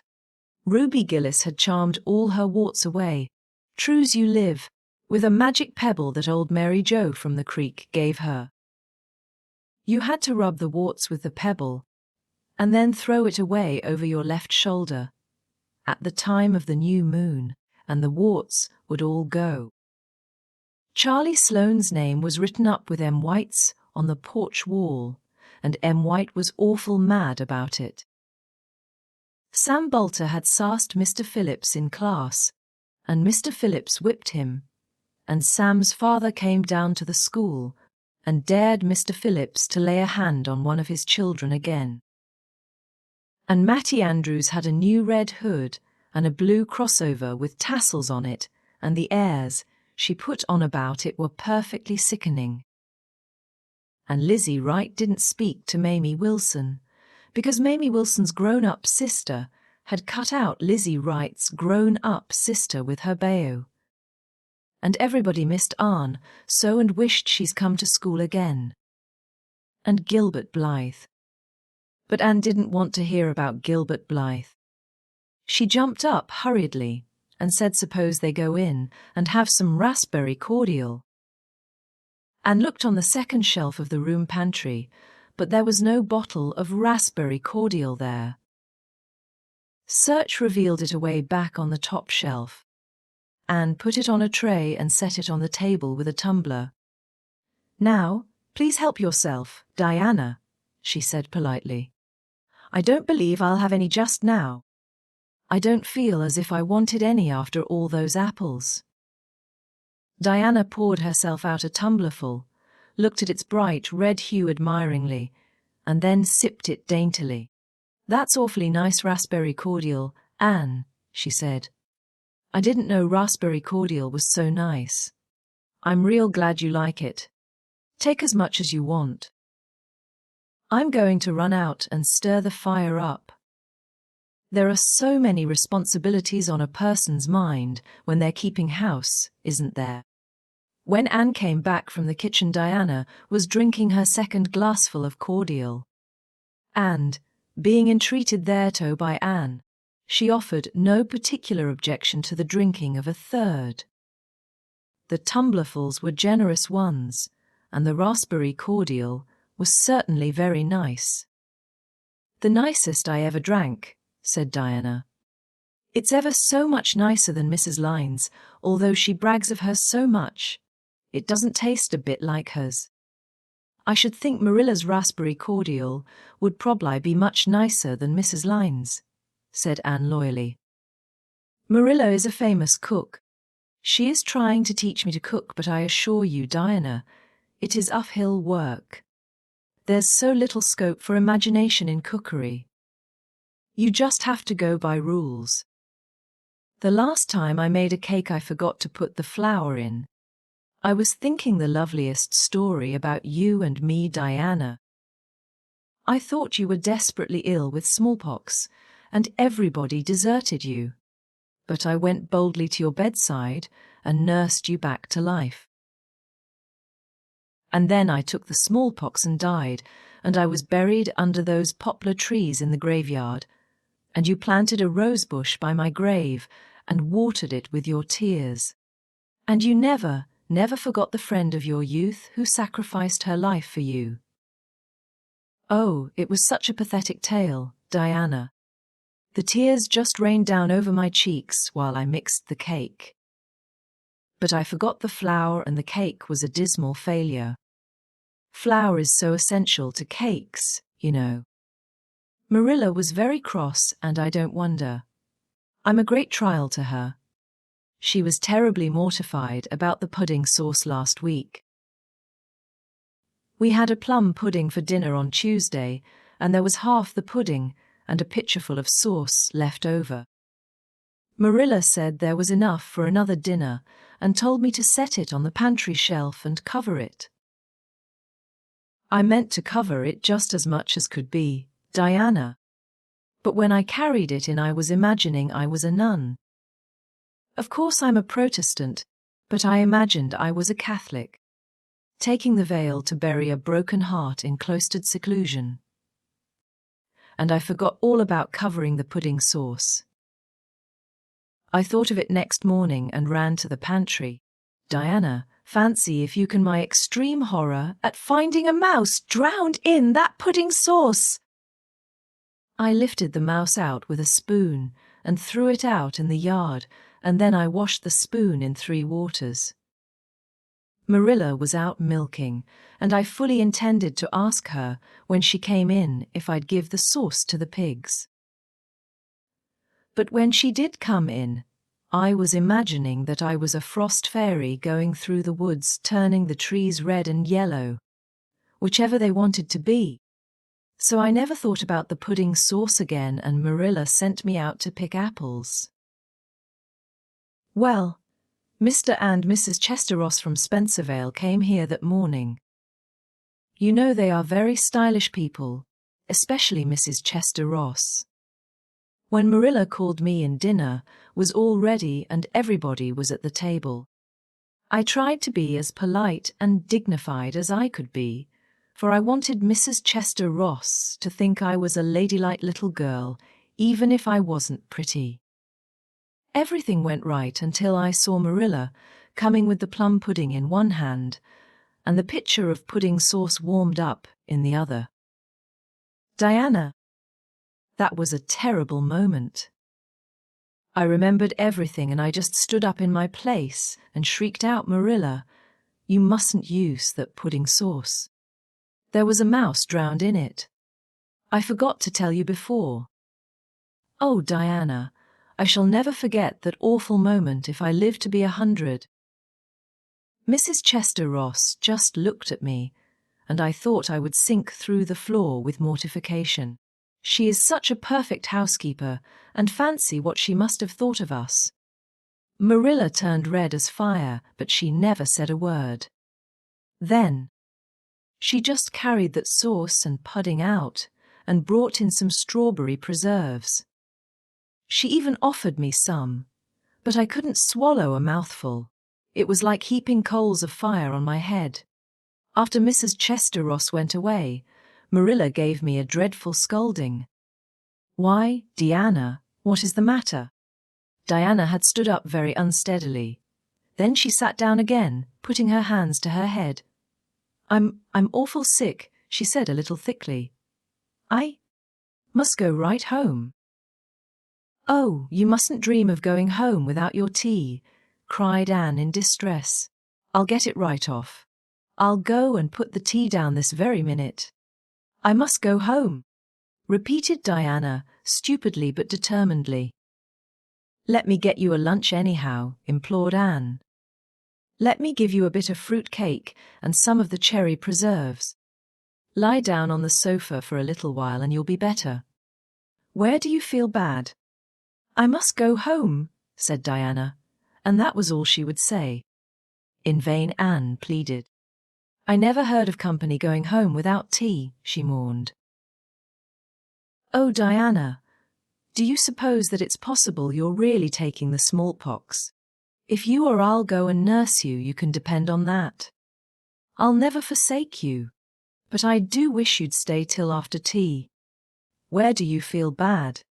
I'm awful dizzy, said Diana. And indeed, she walked very dizzily. Anne, with tears of disappointment in her eyes, got Diana's hat and went with her as far as the Barry yard fence.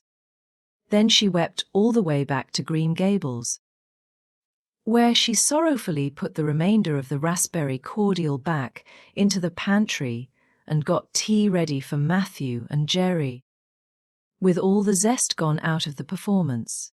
The next day was Sunday, and as the rain poured down in torrents from dawn till dusk, and did not stir abroad from Green Gables, Monday afternoon Marilla sent her down to Mrs. Lyne's on an errand. In a very short space of time Anne came flying back up the lane with tears rolling down her cheeks. Into the kitchen she dashed and flung herself face downward on the sofa in an agony. Whatever has gone wrong now, Anne? Queried Marilla in doubt and dismay. I do hope you haven't gone and been saucy to Mrs. Lynde again. No answer from Anne save more tears and stormier sobs. And Shirley, when I ask you a question I want to be answered. Sit right up this very minute and tell me what you were crying about. Anne sat up, tragedy personified. Mrs. Lynde was up to see Mrs. Barry today, and Mrs. Barry was in an awful state, she wailed. She says that I set Diana drunk Saturday and sent her home in a disgraceful condition. And she says I must be a thoroughly bad, wicked little girl, and she's never going to let Diana play with me again. Oh, Marilla, I'm just overcome with woo. Marilla stared in blank amazement. Set Diana drunk, she said when she found her voice. And are you or Mrs. Barry crazy? What on earth did you give her? Not a thing but raspberry cordial, sobbed Anne. I never thought raspberry cordial would set people drunk, Marilla. Not even if they drank 3 big tumblerfuls as Diana did. Oh, it sounds so like Mrs. Tomash's husband. But I didn't mean to set her drunk. Drunk fiddlesticks, said Marilla, marching to the sitting-room pantry. There on the shelf was a bottle which she at once recognized as one containing some of her 3-year-old homemade currant wine, for which she was celebrated in Avonlea. Although certain of the stricter sort, Mrs. Barry among them, disapproved strongly of it.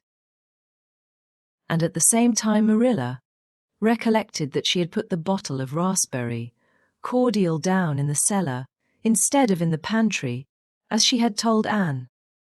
She went back to the kitchen with the wine bottle in her hand. Her face was twitching in spite of herself. Anne, you certainly have a genius for getting into trouble. You went and gave Diana currant wine instead of raspberry cordial. Didn't you know the difference yourself? I never tasted it, said Anne. I thought it was the cordial. I meant to be so hospitable. Diana got awfully sick and had to go home. Mrs. Barry told Miss Lynde she was simply dead drunk. She just laughed silly like when her mother asked her what was the matter and went to sleep and slept for hours. Her mother smelled her breath and knew she was drunk. She had a fearful headache all day yesterday. Mrs. Barry is so indignant. She will never believe but what I did it on purpose. I should think she would better punish Diana for being so greedy as to drink 3 glassfuls of anything," said Marilla shortly. "Why? 3 of those big glasses would have made her sick even if it had only been cordial." "Well, this story will be a nice handle for those folks who are so down on me for making currant wine. Although I haven't made any for 3 years ever since I found out that the minister didn't approve. I just kept that bottle for sickness. There, child, don't cry. I can't see as you were to blame, although I'm sorry it happened so." "I must cry," said Anne. "My heart is broken. The stars in their courses fight against me. Marilla, Diana and I are parted forever. Oh, Marilla, I little dreamed of this when first we swore our vows of friendship." "Don't be foolish, Anne. Mrs. Barry will think better of it when she finds you're not to blame. I suppose she thinks you've done it for a silly joke or something of that sort. You'd best go up this evening and tell her how it was." "My courage fails me at the thought of facing Diana's injured mother," sighed Anne. "I wish you'd go, Marilla. You're so much more dignified than I am. Likely she'd listen to you quicker than to me." "Well, I will," said Marilla, reflecting that it would probably be the wiser course. "Don't cry any more, Anne. It will be all right." Marilla had changed her mind about it being all right by the time she got back from Orchard Slope, and was watching for her coming and flew to the porch door to meet her. "Oh, Marilla, I know by your face that it's been no use," she said sorrowfully. "Mrs. Barry won't forgive me." "Mrs. Barry indeed," snapped Marilla. "Of all the unreasonable women I ever saw, she's the worst. I told her it was all a mistake and you weren't to blame. But she just simply didn't believe me. And she rubbed it well in about my currant wine and how I'd always said it couldn't have the least effect on anybody. I just told her plainly that currant wine wasn't meant to be drunk 3 tumblerfuls at a time, and that if a child I had to do with was so greedy, I'd sober her up with a right good spanking." Marilla whisked into the kitchen, grievously disturbed, leaving a very much distracted little soul in the porch behind her. Presently Anne stepped out bareheaded into the chill autumn dusk. Very determinedly and steadily she took her way down through the sere clover field, over the log bridge, and up through the spruce grove, lighted by a pale little moon hanging low over the western woods. Mrs. Barry, coming to the door in answer to a timid knock, found a white-lipped, eager-eyed suppliant on the doorstep. Her face hardened. Mrs. Barry was a woman of strong prejudices and dislikes, and her anger was of the cold, sullen sort which is always hardest to overcome. To do her justice, she really believed Anne had made Diana drunk out of sheer malice prepense, and she was honestly anxious to preserve her little daughter from the contamination of further intimacy with such a child. "What do you want?" she said stiffly, and clasped her hands. "Oh, Mrs. Barry, please forgive me. I did not mean to intoxicate Diana. How could I? Just imagine if you were a poor little orphan girl that kind people had adopted and you had just one bosom friend in all the world. Do you think you would intoxicate her on purpose? I thought it was only raspberry cordial. I was firmly convinced it was raspberry cordial. Oh, please don't say that you won't let Diana play with me any more. If you do, you will cover my life with a dark cloud of we." This speech, which would have softened good Mrs. Lynde's heart in a twinkling, had no effect on Mrs. Barry except to irritate her still more. She was suspicious of Anne's big words and dramatic gestures and imagined that the child was making fun of her. So she said, coldly and cruelly, "I don't think you are a fit little girl for Diana to associate with. You'd better go home and behave yourself." Anne's lips quivered. "Won't you let me see Diana just once to say farewell?" she implored. "Diana has gone over to Carmody with her father," said Mrs. Barry, going in and shutting the door, and went back to Green Gables calm with despair. "My last hope is gone," she told Marilla. "I went up and saw Mrs. Barry myself, and she treated me very insultingly. Marilla, I do not think she is a well-bred woman. There is nothing more to do except to pray, and I haven't much hope that that'll do much good because, Marilla, I do not believe that God himself can do very much with such an obstinate person as Mrs. Barry." "And you shouldn't say such things," rebuked Marilla, striving to overcome that unholy tendency to laughter which she was dismayed to find growing upon her. And indeed, when she told the whole story to Matthew that night, she did laugh heartily over Anne's tribulations. But when she slipped into the east gable before going to bed and found that Anne had cried herself to sleep, an unaccustomed softness crept into her face. "Poor little soul," she murmured, lifting a loose curl of hair from the child's tear-stained face. Then she bent down and kissed the flushed cheek on the pillow. Chapter 17. A New Interest in Life. The next afternoon Anne, bending over her patchwork at the kitchen window, happened to glance out and beheld Diana down by the Dried's bubble, beckoning mysteriously. In a trice Anne was out of the house and flying down to the hollow, astonishment and hope struggling in her expressive eyes. But the hope faded when she saw Diana's dejected countenance. "Your mother hasn't relented," she gasped. Diana shook her head mournfully. "No, and oh, Anne, she says I'm never to play with you again. I've cried and cried, and I told her it wasn't your fault. But it wasn't any use. I had ever such a time coaxing her to let me come down and say goodbye to you.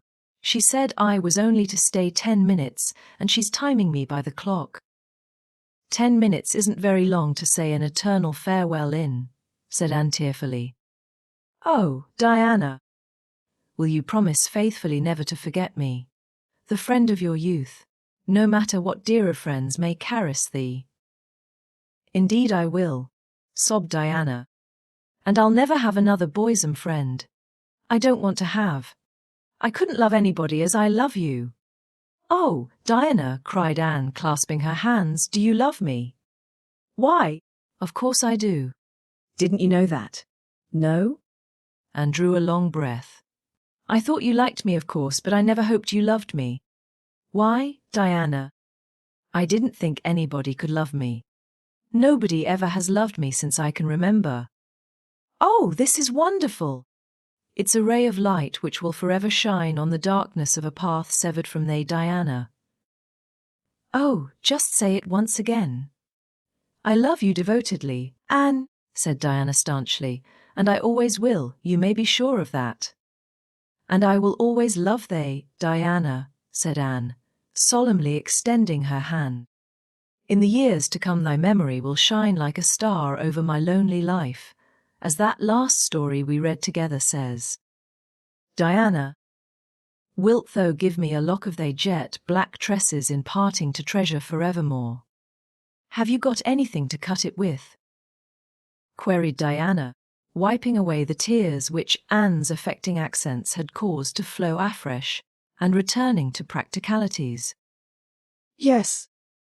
"I've got my patchwork scissors in my apron pocket fortunately," said Anne. She solemnly clipped one of Diana's curls. "Fare thee well, my beloved friend. Henceforth we must be as strangers though living side by side. But my heart will ever be faithful to thee." And stood and watched Diana out of sight, mournfully waving her hand to the latter whenever she turned to look back. Then she returned to the house, not a little consoled for the time being by this romantic parting. "It is all over," she informed Marilla. "I shall never have another friend. I'm really worse off than ever before, for I haven't Katie, Maris and Violetta now. And even if I had, it wouldn't be the same. Somehow. Little dream girls are not satisfying after a real friend. Diana and I had such an affecting farewell down by the spring. It will be sacred in my memory forever. I used the most pathetic language I could think of and said thou and thee. Thou and they seem so much more romantic than you. Diana gave me a lock of her hair, and I'm going to sew it up in a little bag and wear it around my neck all my life.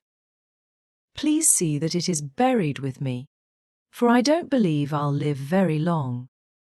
Perhaps when she sees me lying cold and dead before her, Mrs. Barry may feel remorse for what she has done, and will let Diana come to my funeral.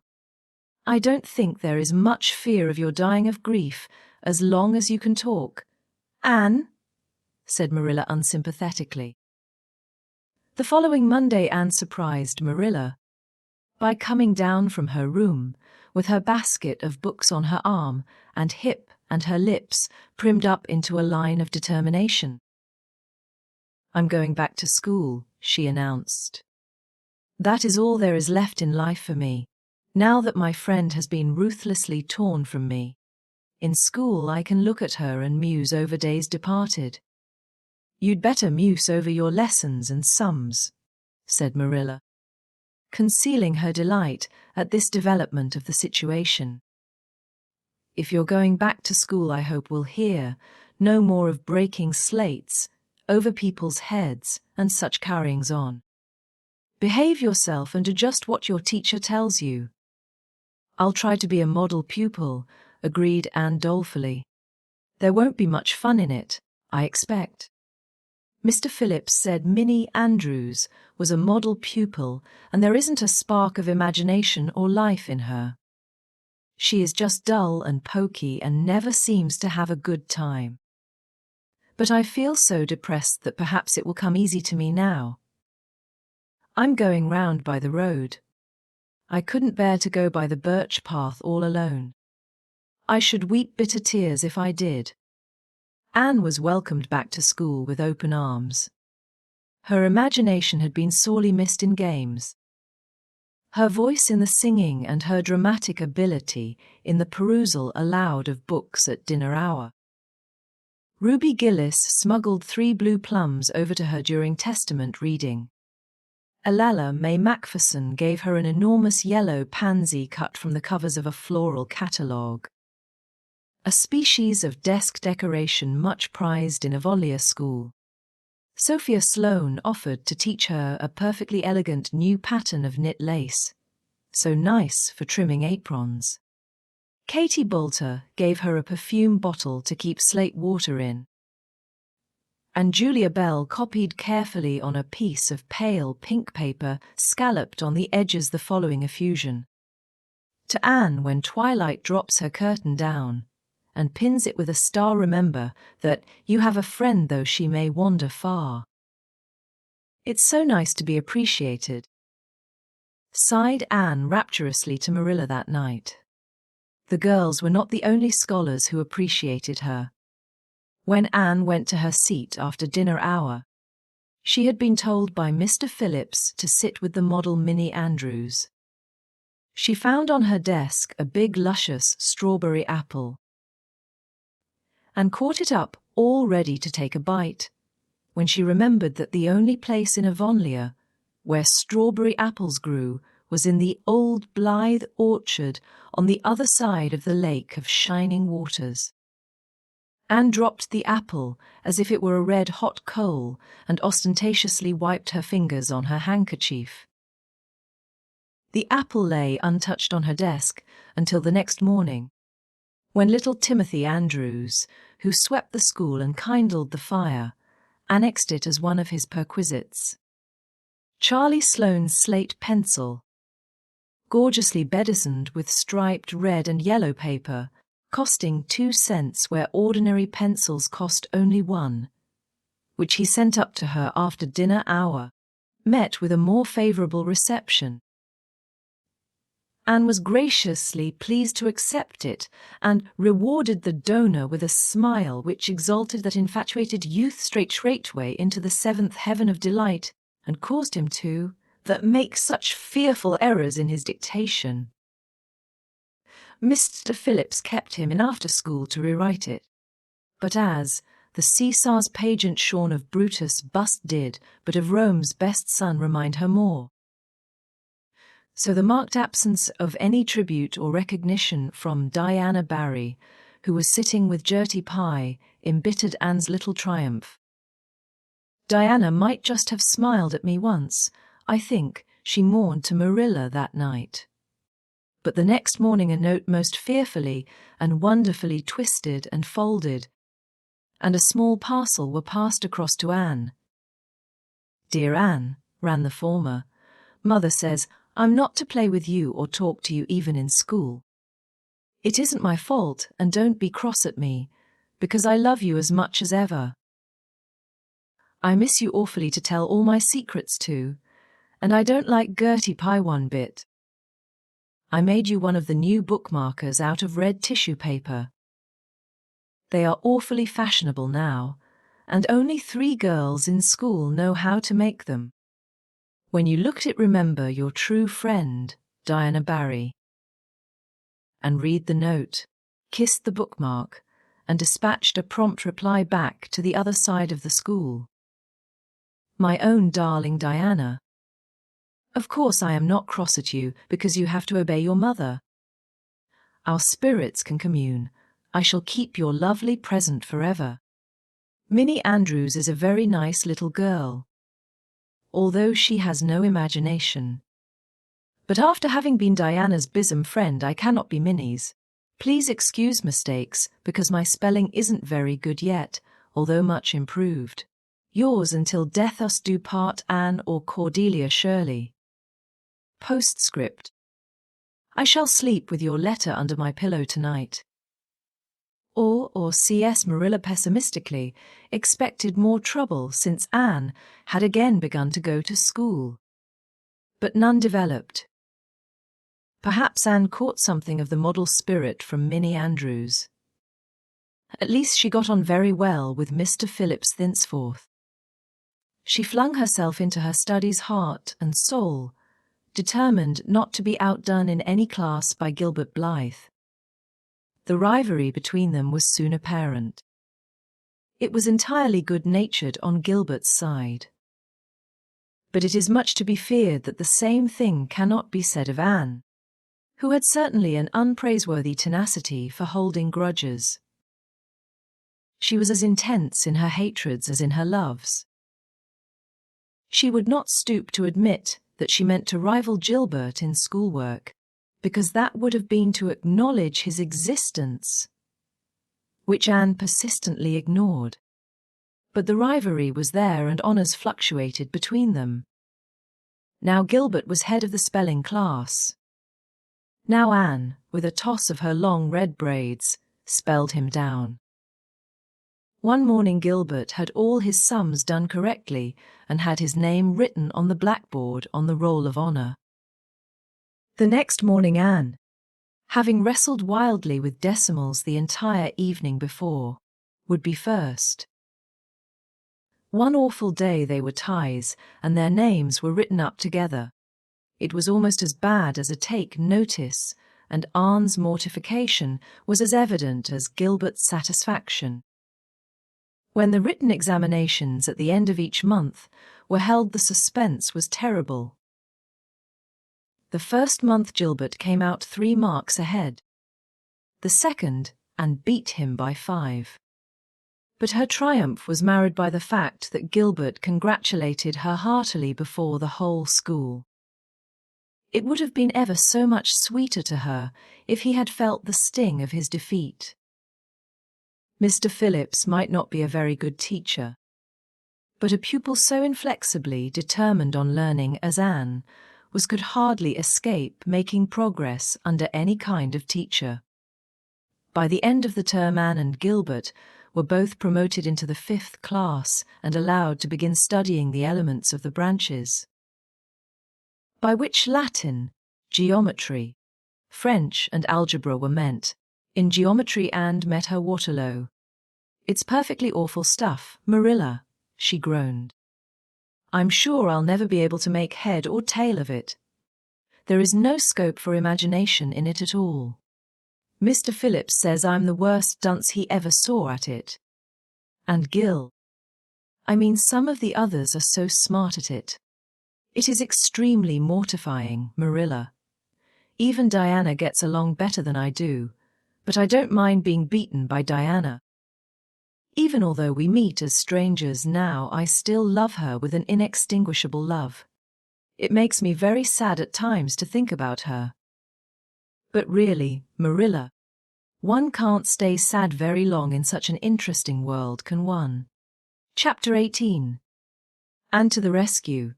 All things great are wound up with all things little. At first glance, it might not seem that the decision of a certain Canadian premier to include Prince Edward Island in a political tour could have much or anything to do with the fortunes of little Anne Shirley at Green Gables. But it had. It was a January the premier came to address his loyal supporters and such of his non-supporters as chose to be present at the monster mass meeting held in Charlottetown. Most of the Avonlea people were on Premier's side of politics. Hence on the night of the meeting nearly all the men and a goodly proportion of the women had gone to town 30 miles away. Mrs. Rachel Lynde had gone too. Mrs. Rachel Lynde was a red-hot politician and couldn't have believed that the political rally could be carried through without her. Although she was on the opposite side of politics. So she went to town and took her husband. Thomas would be useful in looking after the horse. And Marilla Cuthbert with her. Marilla had a sneaking interest in politics herself, and as she thought it might be her only chance to see a real live premiere, she promptly took it, leaving Anne and Matthew to keep house until her return the following day. Hence, while Marilla and Mrs. Rachel were enjoying themselves hugely at the mass meeting, Anne and Matthew had the cheerful kitchen at Green Gables all to themselves. A bright fire was glowing in the old-fashioned Waterloo stove, and blue-white frost crystals were shining on the window panes. Matthew nodded over a farmer's advocate on the sofa, and Anne at the table studied her lessons with grim determination, despite sundry wistful glances at the clock shelf, where lay a new book that Jane Andrews had lent her that day. Jane had assured her that it was warranted to produce any number of thrills, or words to that effect, and Anne's fingers tingled to reach out for it.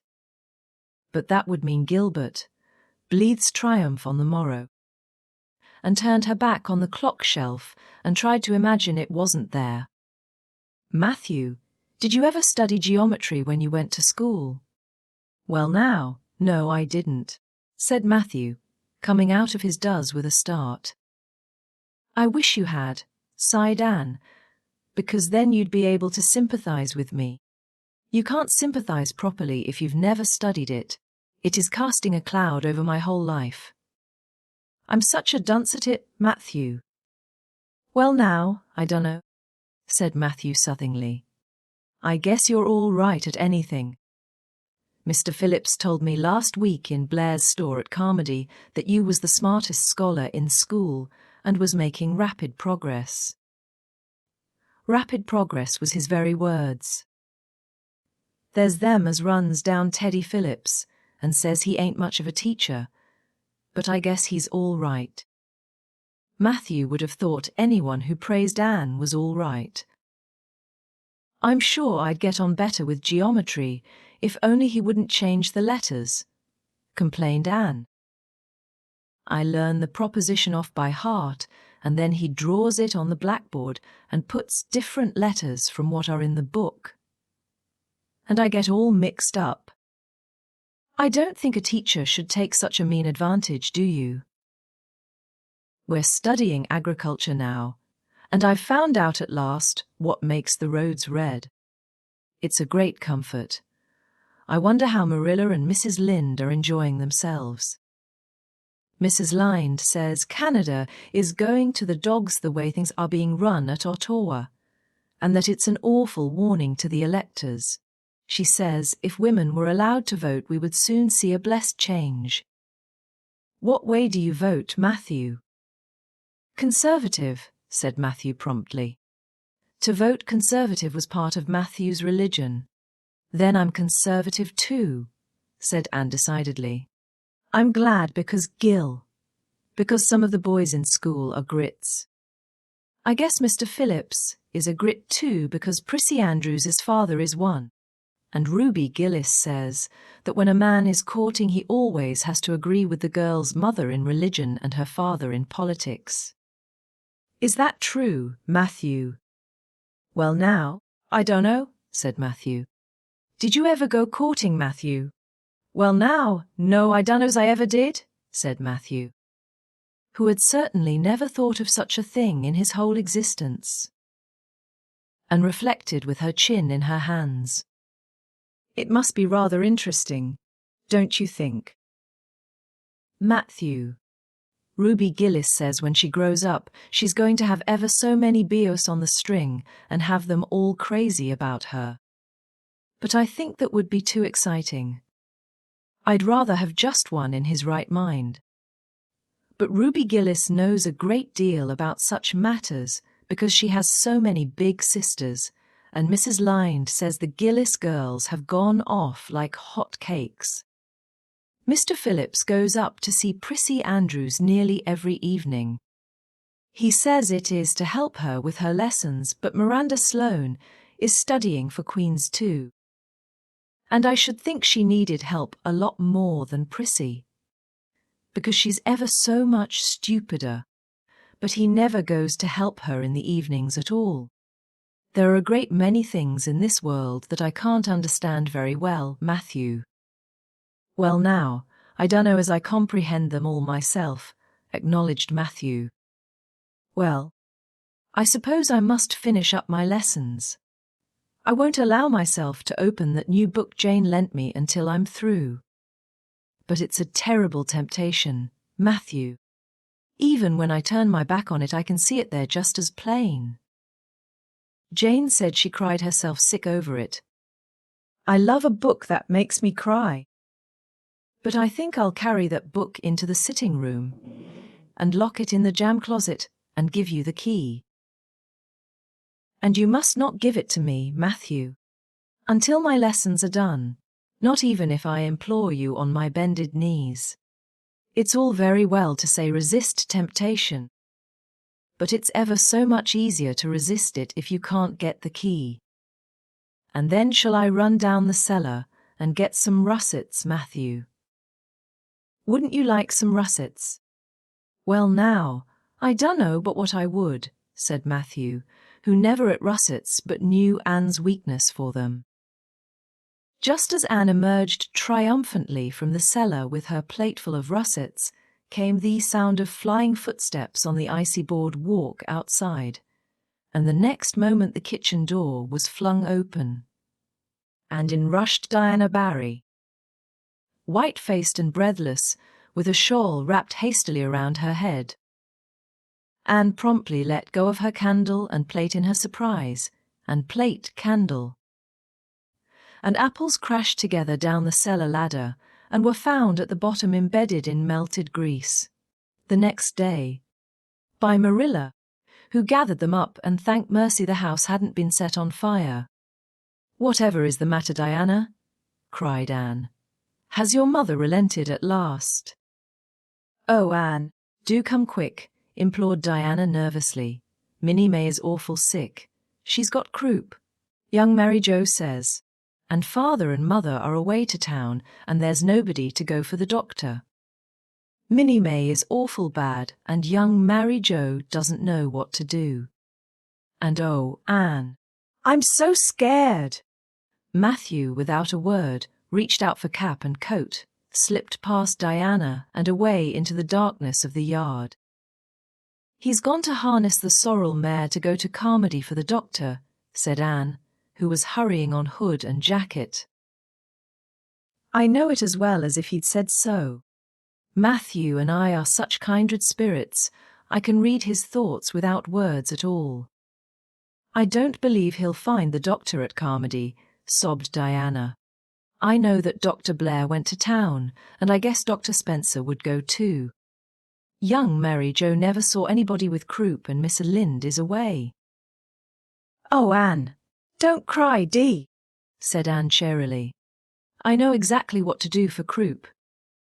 You forget that Mrs. Hammond had twins 3 times. When you look after 3 pairs of twins, you naturally get a lot of experience. They all had croup regularly. Just wait till I get the Ipecac bottle. You mayn't have any at your house.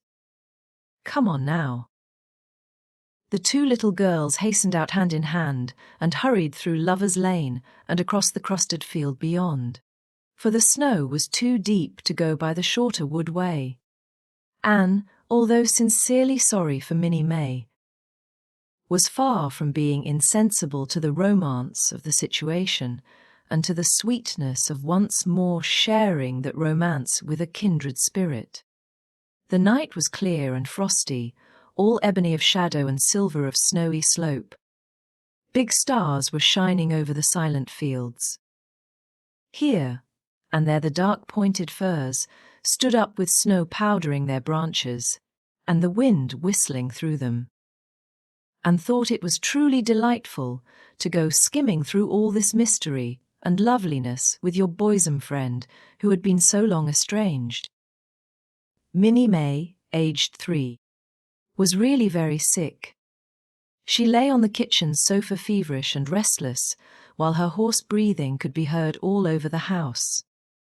Young Mary Jo, a buxom, broad-faced French girl from the Creek, whom Mrs. Barry had engaged to stay with the children during her absence, was helpless and bewildered, quite incapable of thinking what to do, or doing it if she thought of it, and went to work with skill and promptness. Minnie May has croup all right. She's pretty bad, but I've seen them worse. First we must have lots of hot water. I declare, Diana, there isn't more than a cupful in the kettle. There, I've filled it up, and, Mary Jo, you may put some wood in the stove. I don't want to hurt her feelings, but it seems to me you might have thought of this before if you'd any imagination. Now, I'll undress Minnie May and put her to bed, and you try to find some soft flannel cloths, Diana. I'm going to give her a dose of Ipecac first of all. Minnie May did not take kindly to the Ipecac, but had not brought up 3 pairs of twins for nothing. Down that Ipecac went, not only once, but many times during the long, anxious night when the 2 little girls worked patiently over the suffering Minnie May and young Mary Jo. Honestly anxious to do all she could, kept up a roaring fire, and heated more water than would have been needed for a hospital of croupy babies. It was 3 o'clock when Matthew came with a doctor, for he had been obliged to go all the way to Spencervale for one. But the pressing need for assistance was past. Minnie May was much better and was sleeping soundly. I was awfully near giving up in despair, explained Anne. She got worse and worse until she was sicker than ever the Hammond twins were, even the last pair. I actually thought she was going to choke to death.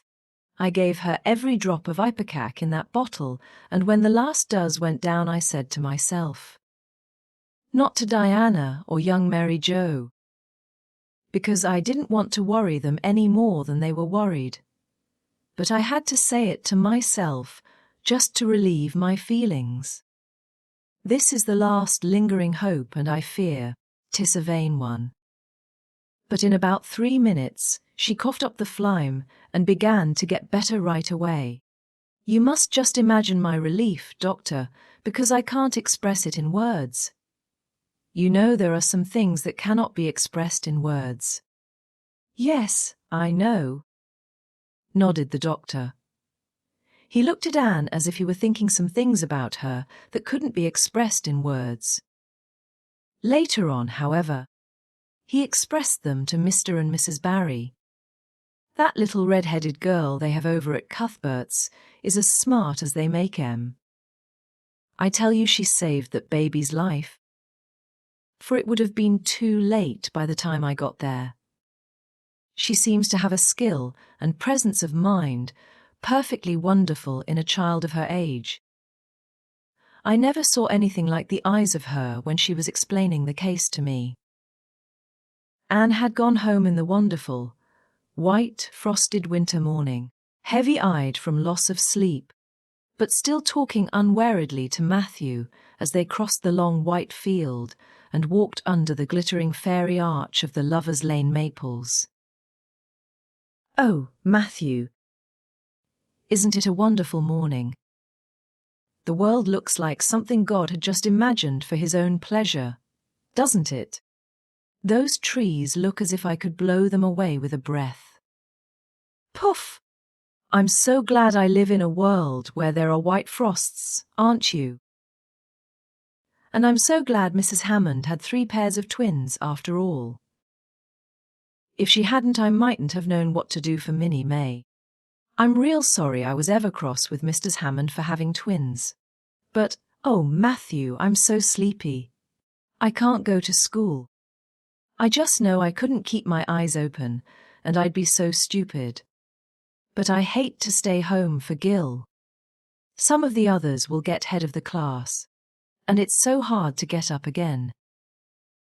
Although of course the harder is the more satisfaction you have when you do get up, haven't you?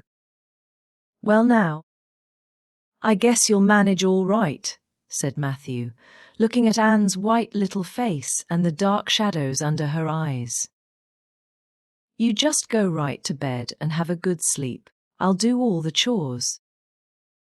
And according went to bed and slept so long and soundly that it was well on in the white and rosy winter afternoon when she awoke, and descended to the kitchen where Marilla, who had arrived home in the meantime, was sitting knitting. "Oh, did you see the premiere?" exclaimed Anne at once. "What did he look like, Marilla?" "Well, he never got to be premier on account of his looks," said Marilla. "Such a nose as that man had! But he can speak. I was proud of being a conservative." Rachel Lynde. Of course, being a liberal had no use for him. "Your dinner is in the oven, Anne, and you can get yourself some blue plum preserve out of the pantry. I guess you're hungry. Matthew has been telling me about last night. I must say it was fortunate you knew what to do. I wouldn't had any idea myself, for I never saw a case of croup. There now, never mind talking till you've had your dinner. I can tell by the look of you that you're just full up with speeches, but they'll keep." Marilla had something to tell Anne, but she did not tell it just then, for she knew if she did, Anne's consequent excitement would lift her clear out of the region of such material matters as appetite or dinner. Not until Anne had finished her saucer of blue plums did Marilla say, "Mrs. Barry was here this afternoon, Anne. She wanted to see you, but I wouldn't wake you up. She says you saved Minnie May's life, and she is very sorry she acted as she did in that affair of the currant wine. She says she knows now you didn't mean to set Diana drunk, and she hopes you'll forgive her and be good friends with Diana again. You're to go over this evening if you like, for Diana can't stir outside the door on account of a bad cold she caught last night. Now, Anne Shirley, for pity's sake don't fly up into the air." The warning seemed not unnecessary, so uplifted and aerial was Anne's expression and attitude as she sprang to her feet, her face irradiated with the flame of her spirit. "Oh, Marilla, can I go right now? Without washing my dishes?" I'll wash them when I come back, but I cannot tie myself down to anything so unromantic as dishwashing at this thrilling moment." "Yes, yes, run along," said Marilla indulgently. "Anne Shirley." "Are you crazy? Come back this instant and put something on you. I might as well call to the wind. She's gone without a cap or wrap. Look at her tearing through the orchard with her hair streaming. It'll be a mercy if she doesn't catch her death of cold."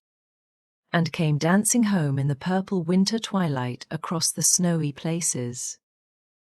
Afar in the southwest was the great shimmering, pearl-like sparkle of an evening star in a sky that was pale golden and ethereal rose over gleaming white spaces and dark glens of spruce. The tinkles of sleigh bells among the snowy hills came like elfin chimes through the frosty air, but their music was not sweeter than the song in Anne's heart and on her lips. "You see before you a perfectly happy person, Marilla," she announced. "I'm perfectly happy. Yes, in spite of my red hair. Just at present I have a soul above red hair.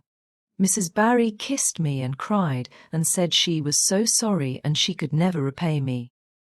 I felt fearfully embarrassed, Marilla, but I just said as politely as I could, 'I have no hard feelings for you, Mrs. Barry.'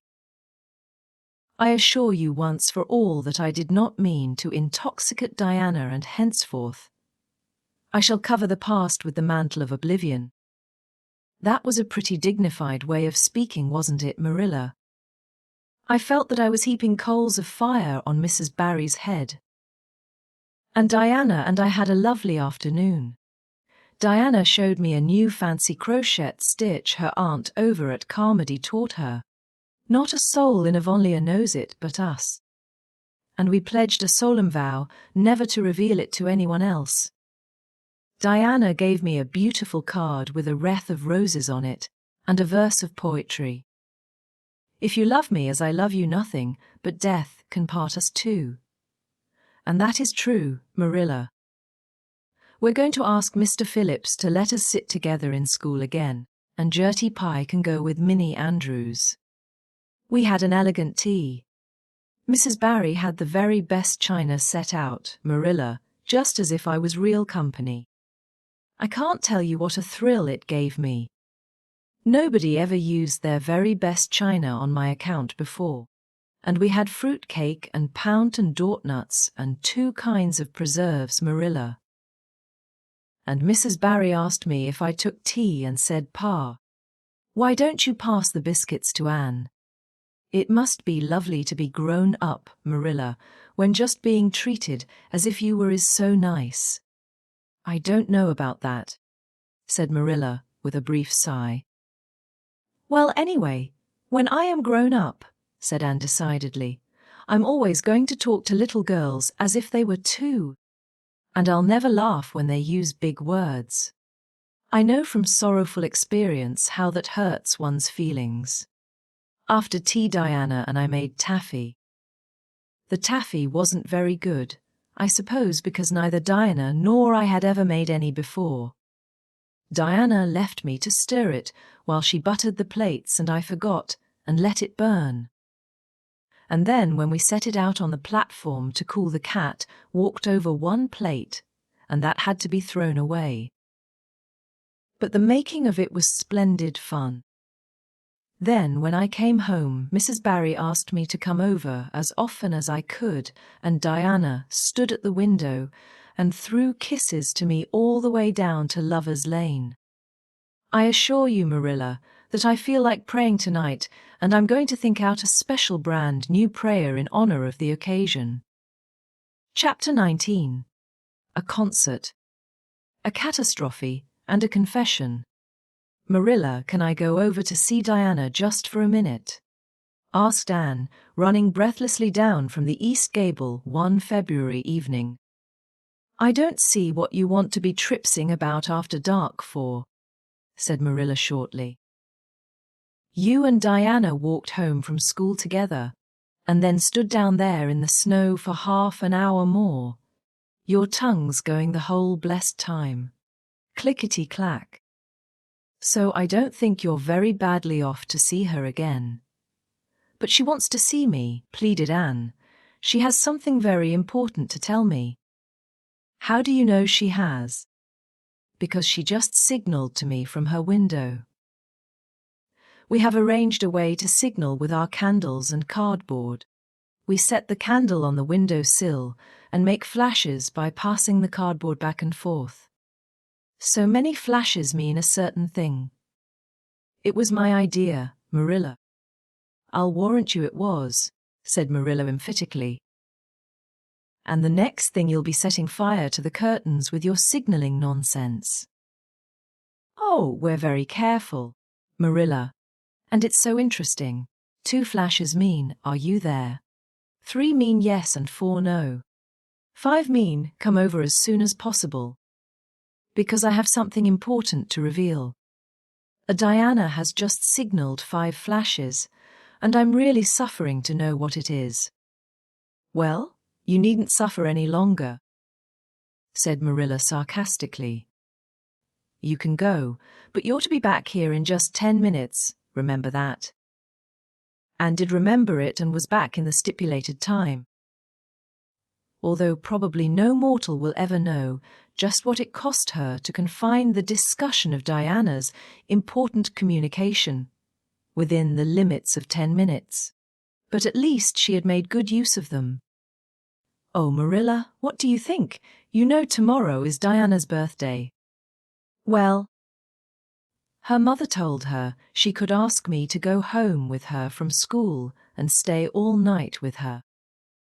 And her cousins are coming over from Newbridge in a big pung sleigh to go to the debating club concert at the hall tomorrow night. And they are going to take Diana and me to the concert. If you'll let me go, that is. You will, won't you, Marilla? Oh, I feel so excited. You can calm down then. Because you're not going. You're better at home in your own bed, and as for that club concert, it's all nonsense. And little girls should not be allowed to go out to such places at all. I'm sure the debating club is a most respectable affair, pleaded Anne. I'm not saying it isn't. But you're not going to begin gadding about to concerts and staying out all hours of the night. Pretty doings for children. I'm surprised at Mrs. Barry's letting Diana go. But it's such a very special occasion, mourned Anne, on the verge of tears. Diana has only one birthday in a year. It isn't as if birthdays were common things, Marilla. Prissy Andrews is going to recite Curfew Must Not Ring tonight. That is such a good moral piece, Marilla. I'm sure it would do me lots of good to hear it. And the chair are going to sing 4 lovely pathetic songs that are pretty near as good as hymns. And oh, Marilla, the minister is going to take part. Yes, indeed, he is. He's going to give an address. That will be just about the same thing as a sermon. Please, mayn't I go, Marilla? You heard what I said, Anne, didn't you? Take off your boots now and go to bed. It's past 8. There's just one more thing, Marilla, said Anne, with the air of producing the last shot in her locker. Mrs. Barry told Diana that we might sleep in the spare room bed. Think of the honor of your little and being put in the spare room bed. It's an honor you'll have to get along without. Go to bed, Anne, and don't let me hear another word out of you. When Anne, with tears rolling over her cheeks, had gone sorrowfully upstairs, Matthew, who had been apparently sound asleep on the lounge during the whole dialogue, opened his eyes and said decidedly, "Well now, Marilla, I think you ought to let Anne go." "I don't then," retorted Marilla. "Who's bringing this child up, Matthew, you're me?" "Well now, you," admitted Matthew. "Don't interfere then." "Well now, I ain't interfering." "It ain't interfering to have your own opinion. And my opinion is that you ought to let Anne go. You'd think I ought to let Anne go to the moon if she took the notion. "I've no doubt," was Marilla's amiable rejoinder. "I might have let her spend the night with Diana, if that was all. But I don't approve of this concert plan. She'd go there and catch cold like as not, and have her head filled up with nonsense and excitement. It would unsettle her for a week. I understand that child's disposition and what's good for it better than you, Matthew." "I think you ought to let Anne go," repeated Matthew firmly. Argument was not his strong point, but holding fast to his opinion certainly was. Marilla gave a gasp of helplessness and took refuge in silence. The next morning, when Anne was washing the breakfast dishes in the pantry, Matthew paused on his way out to the barn to say to Marilla again, "I think you ought to let Anne go, Marilla." For a moment Marilla looked things not lawful to be uttered. Then she yielded to the inevitable and said tartly, "Very well, she can go, since nothing else'll please you," and flew out of the pantry, dripping dishcloth in hand. "Oh, Marilla, Marilla, say those blessed words again. I guess once is enough to say them. This is Matthew's doings and I wash my hands of it. If you catch pneumonia sleeping in a strange bed or coming out of that hot hall in the middle of the night, don't blame me, blame Matthew. Anne Shirley, you're dripping greasy water all over the floor. I never saw such a careless child." "Oh, I know I'm a great trial to you." "Marilla," said Anne repentantly, "I make so many mistakes, but then just think of all the mistakes I don't make, although I might. I'll get some sand and scrub up the spots before I go to school." "Oh, Marilla, my heart was just set on going to that concert. I never was to a concert in my life, and when the other girls talk about them in school I feel so out of it. You didn't know just how I felt about it, but you see Matthew did. Matthew understands me, and it's so nice to be understood, Marilla." Anne was too excited to do herself justice as to lessons that morning in school. Gilbert Blythe spelled her down in class and left her clear out of sight in mental arithmetic. Anne's consequent humiliation was less than it might have been, however, in view of the concert and the spare room bed. She and Diana talked so constantly about it all day that, with a stricter teacher than Mr. Phillip's dire disgrace, must inevitably have been their portion, and felt that she could not have borne it if she had not been going to the concert, for nothing else was discussed that day in school. The Avonlea Debating Club, which met fortnightly all winter, had had several smaller free entertainments. But this was to be a big affair, admission 10 cents, in aid of the library. The Avonlea young people had been practicing for weeks, and all the scholars were especially interested in it by reason of older brothers and sisters who were going to take part. Everybody in school over 9 years of age expected to go, except Carrie Sloane, whose father shared Marilla's opinions about small girls going out to night concerts. Carrie Sloane cried into her grammar all the afternoon and felt that life was not worth living. For Anne, the real excitement began with the dismissal of school and increased therefrom in crescendo, until it reached to a crash of positive ecstasy in the concert itself. They had a perfectly elegant tea. And then came the delicious occupation of dressing in Diana's little room upstairs. Diana did Anne's front hair in the new pompadour style, and Anne tied Diana's bows with the especial knack she possessed. And they experimented with at least half a dozen different ways of arranging their back hair. At last they were ready, cheeks scarlet and eyes glowing with excitement. True, Anne could not help a little pang when she contrasted her plain black tam and shapeless, tight-sleeved homemade grey cloth coat with Diana's jaunty fur cap and smart little jacket. But she remembered in time that she had an imagination and could use it. Then Diana's cousins, the Murrays from Newbridge, came. They all crowded into the big pung sleigh among straw and furry robes, and revelled in the drive to the hall, slipping along over the satin-smooth roads with the snow crisping under the runners. There was a magnificent sunset, and the snowy hills and deep blue water of the St. Lawrence Gulf seemed to rim in the splendour like a huge bowl of pearl and sapphire brimmed with wine and fire. Tinkles of slate bells and distant laughter that seemed like the mirth of wood elves came from every quarter. "Oh, Diana," breathed Anne, squeezing Diana's mittened hand under the fur robe, "isn't it all like a beautiful dream? Do I really look the same as usual? I feel so different that it seems to me it must show in my looks." "You look awfully nice," said Diana, who, having just received a compliment from one of her cousins, felt that she ought to pass it on. "You've got the loveliest colour."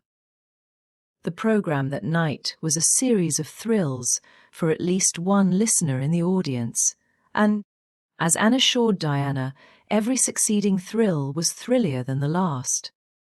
When Prissy Andrews, attired in a new pink silk waist with a string of pearls about her smooth white throat and real carnations in her hair, rumour whispered that the master had sent all the way to town for them for her, climbed the slimy ladder, dark without one ray of light, and shivered in luxurious sympathy.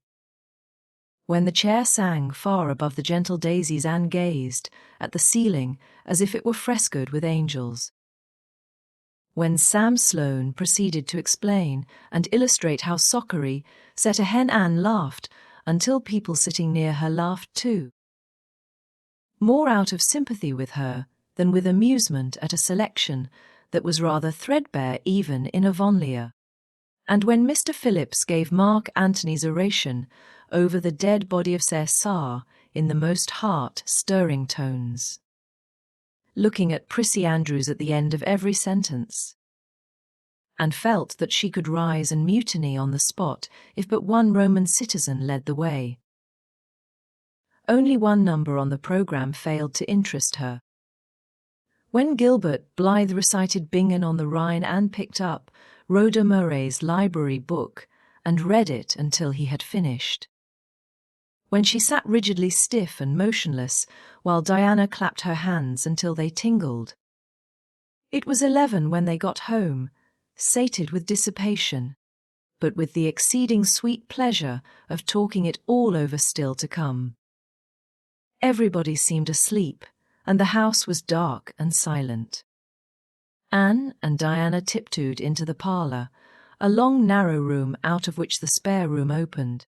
It was pleasantly warm and dimly lighted by the embers of a fire in the grate. "Let's undress here," said Diana. "It's so nice and warm." "Hasn't it been a delightful time?" sighed Anne rapturously. "It must be splendid to get up and recite there." "Do you suppose we will ever be asked to do it, Diana?" "Yes, of course, someday. They're always wanting the big scholars to recite. Gilbert Blythe does often, and he's only 2 years older than us." "Oh, Anne, how could you pretend not to listen to him? When he came to the line, 'There's another, not a sister,' he looked right down at you." "Diana," said Anne with dignity, "you are my bosom friend, but I cannot allow even you to speak to me of that person. Are you ready for bed? Let's run a race and see who'll get to the bed first." The suggestion appealed to Diana. The 2 little white-clad figures flew down the long room, through the spare room door, and bounded on the bed at the same moment. And then something moved beneath them. There was a gasp and a cry, and somebody said in muffled accents, "Merciful goodness!" Anne and Diana were never able to tell just how they got off that bed and out of the room. They only knew that after one frantic rush they found themselves tiptoeing shiveringly upstairs. Oh, who was it? What was it? Whispered Anne, her teeth chattering with cold and fright. It was Aunt Josephine, said Diana, gasping with laughter. Oh, Anne, it was Aunt Josephine, however she came to be there. Oh, and I know she will be furious. It's dreadful. It's really dreadful. But did you ever know anything so funny, Anne? Who is your Aunt Josephine? She's father's aunt and she lives in Charlottetown. She's awfully old. 70 anyhow. And I don't believe she was ever a little girl. We were expecting her out for a visit, but not so soon. She's awfully prim and proper, and she'll scold dreadfully about this, I know.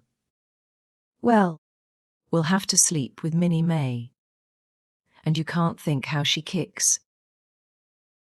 Miss Josephine Barry did not appear at the early breakfast the next morning. Mrs. Barry smiled kindly at the two little girls. Did you have a good time last night? I tried to stay awake until you came home. For I wanted to tell you Aunt Josephine had come, and that you would have to go upstairs after all. But I was so tired I fell asleep. I hope you didn't disturb your aunt. Diana preserved a discreet silence, but she and Anne exchanged furtive smiles of guilty amusement across the table, and hurried home after breakfast, and so remained in blissful ignorance of the disturbance which presently resulted in the Barry household, until the late afternoon, when she went down to Mrs. Lyne's on an errand for Marilla.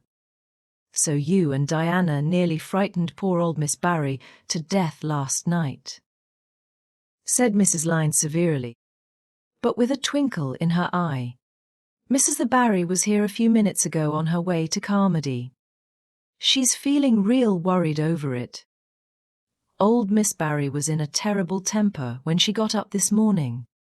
And Josephine Barry's temper is no joke, I can tell you that. She wouldn't speak to Diana at all. It wasn't Diana's fault, said Anne contritely.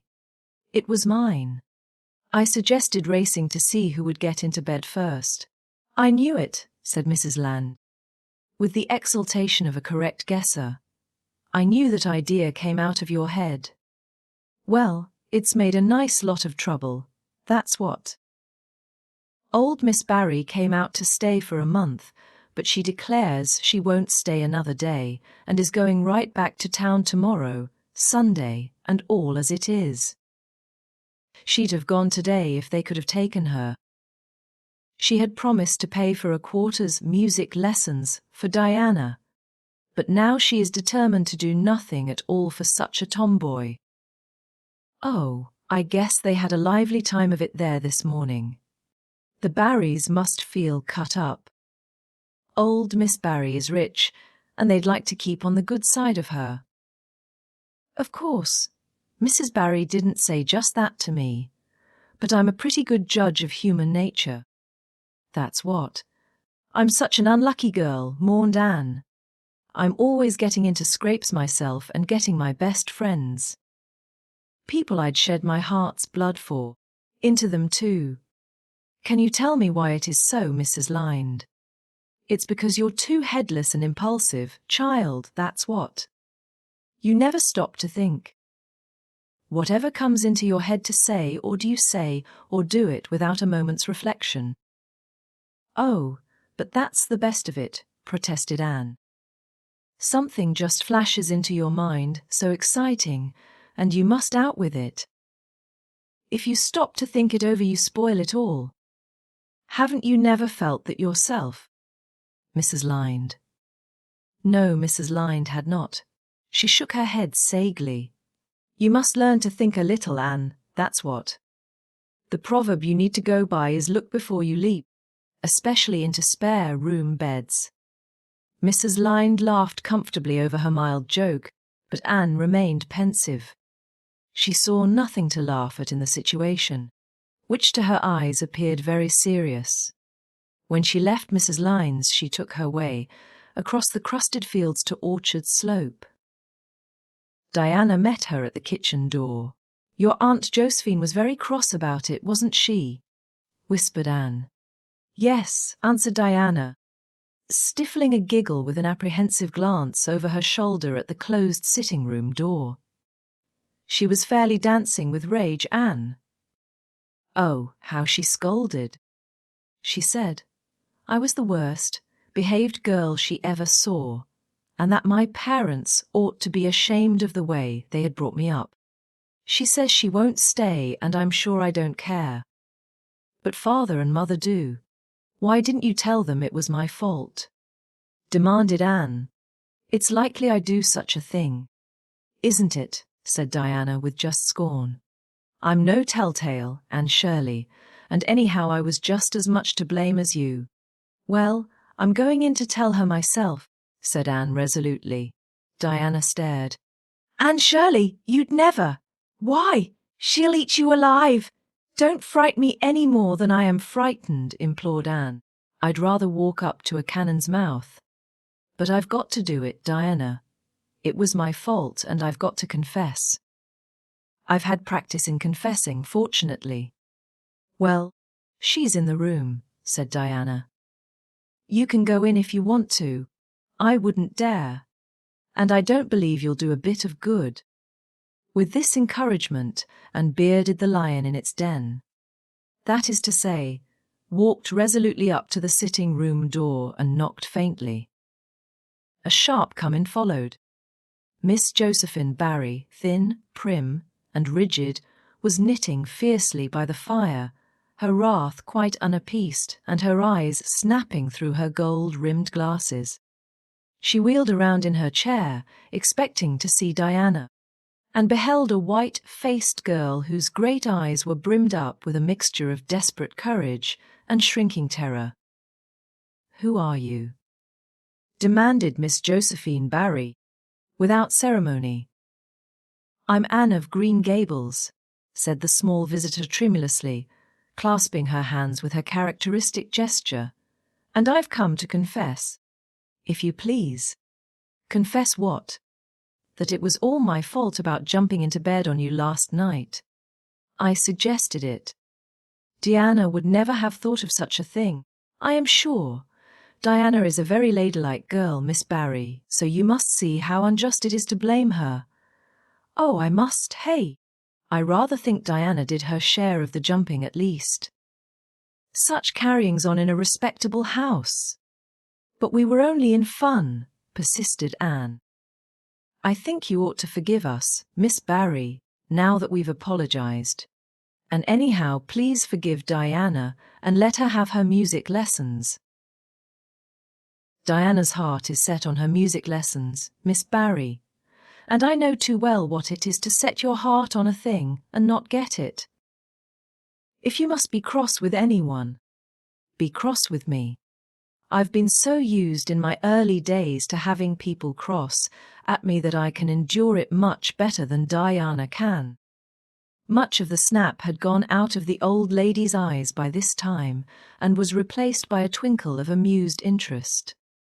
But she still said severely, "I don't think it is any excuse for you that you were only in fun.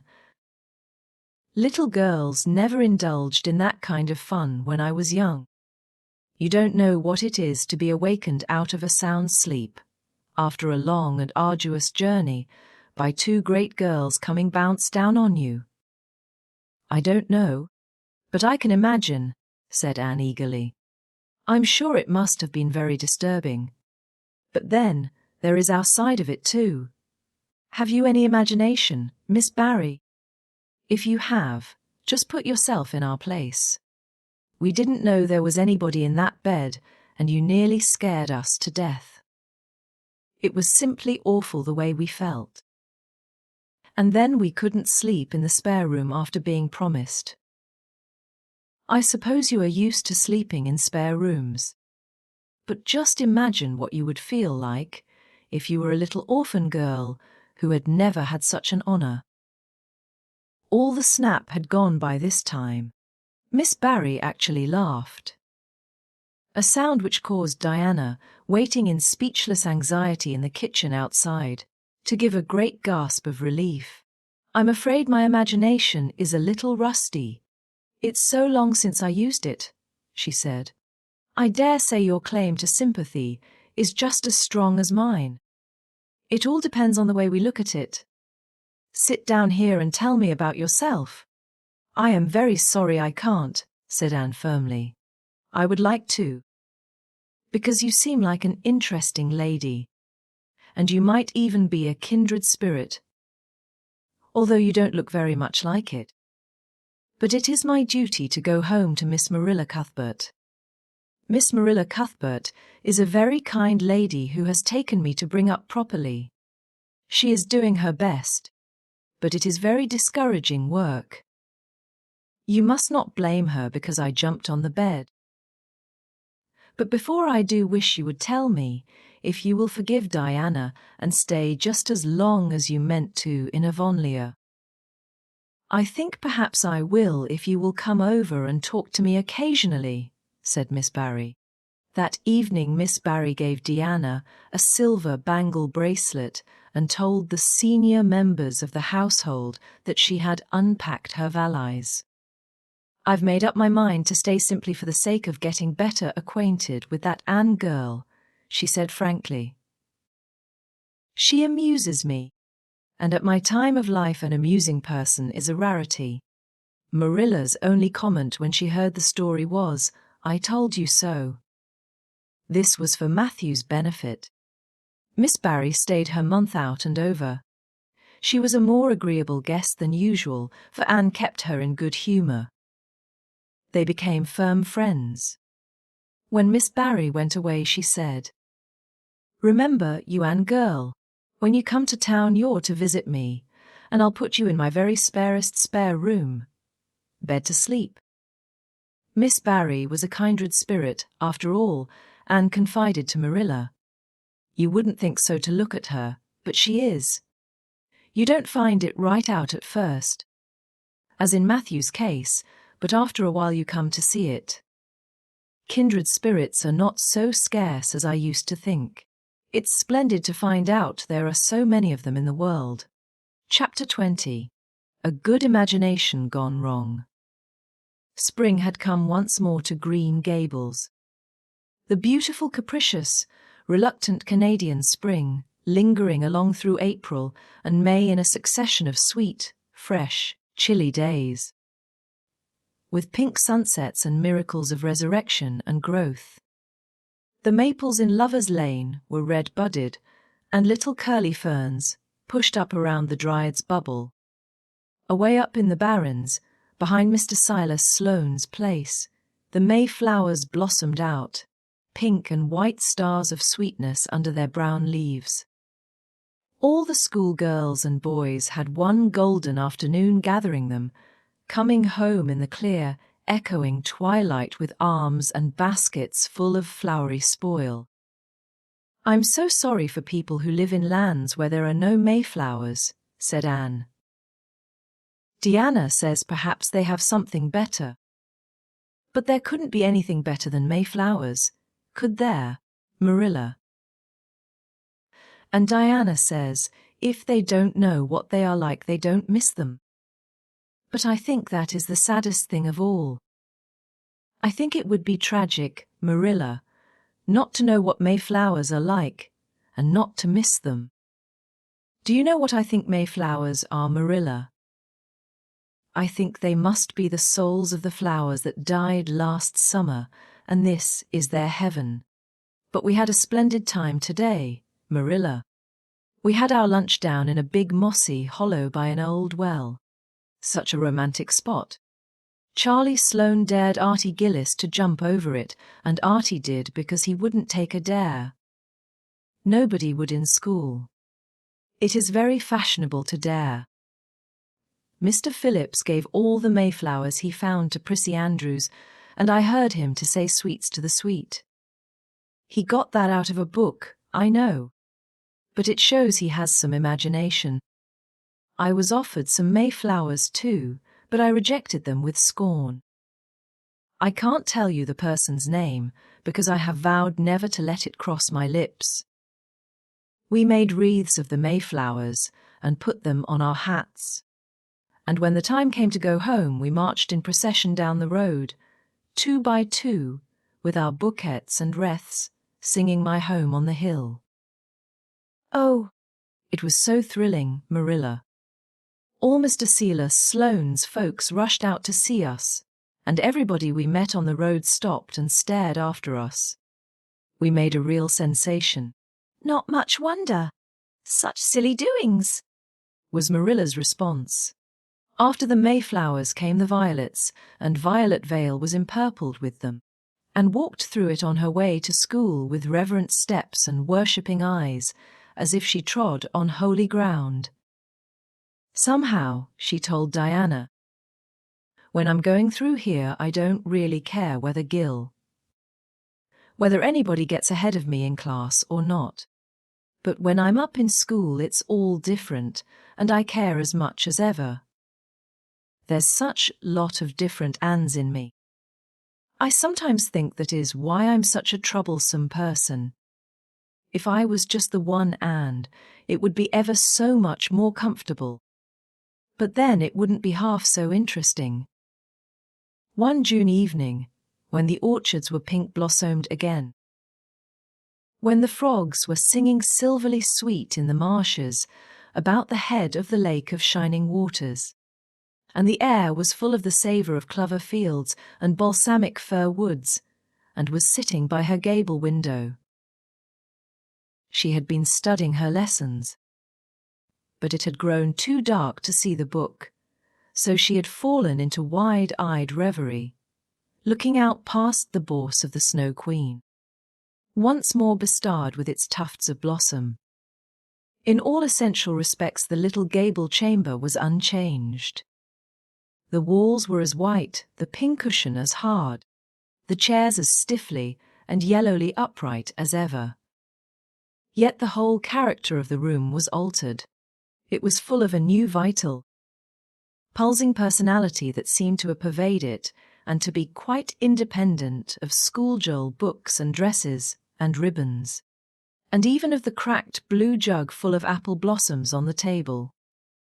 It was as if all the dreams, sleeping and waking, of its vivid occupant had taken a visible although unmaterial form, and had tapestried the bare room with splendid filmy tissues of rainbow and moonshine. Presently Marilla came briskly in with some of Anne's freshly ironed school aprons. She hung them over a chair and sat down with a short sigh. She had had one of her headaches that afternoon, and although the pain had gone, she felt weak and tuckered out, as she expressed it. Anne looked at her with eyes limpid with sympathy. "I do truly wish I could have had the headache in your place, Marilla. I would have endured it joyfully for your sake. I guess you did your part in attending to the work and letting me rest," said Marilla. "You seem to have got on fairly well and made fewer mistakes than usual. Of course it wasn't exactly necessary to starch Matthew's handkerchiefs.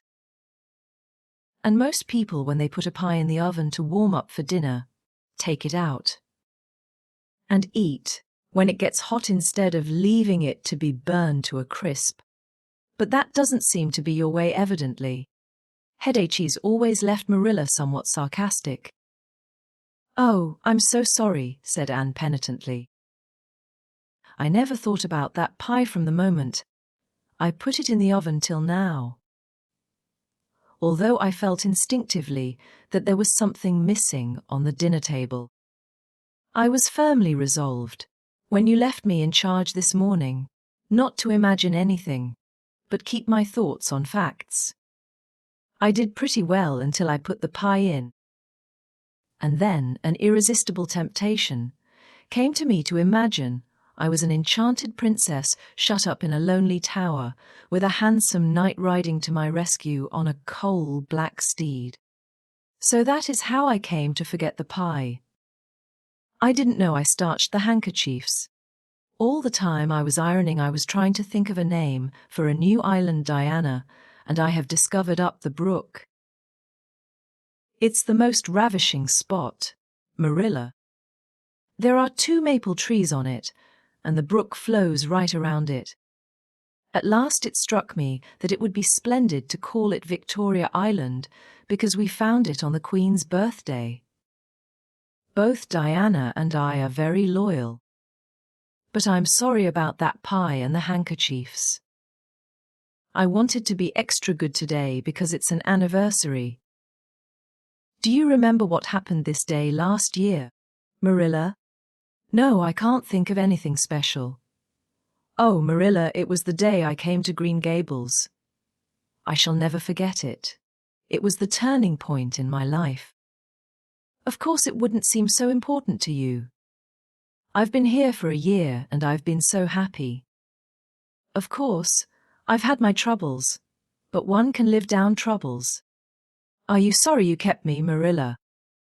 No, I can't say I'm sorry, said Marilla, who sometimes wondered how she could have lived before Anne came to Green Gables. No, not exactly sorry. If you've finished your lessons, Anne, I want you to run over and ask Mrs. Barry if she'll lend me Diana's apron pattern. Oh, it's too dark, cried Anne. Too dark? Why, it's only twilight. And goodness knows you've gone over often enough after dark. I'll go over early in the morning, said Anne eagerly. I'll get up at sunrise and go over, Marilla. What has got into your head now, Anne Shirley? I want that pattern to cut out your new apron this evening. Go at once and be smart too. I'll have to go around by the road, then, said Anne, taking up her hat reluctantly. Go by the road and waste half an hour. I'd like to catch you. I can't go through the haunted wood, Marilla, cried Anne desperately. Marilla stared. The haunted wood? Are you crazy? What under the canopy is the haunted wood? The spruce wood over the brook, said Anne in a whisper. Fiddlesticks! There is no such thing as a haunted wood anywhere. Who has been telling you such stuff? Nobody, confessed Anne. Diana and I just imagined the wood was haunted. All the places around here are so commonplace. We just got this up for our own amusement. We began it in April. A haunted wood is so very romantic, Marilla. We chose the spruce grove because it's so gloomy. Oh. We have imagined the most harrowing things. There's a white lady walks along the brook just about this time of the night and wrings her hands and utters wailing cries. She appears when there is to be a death in the family.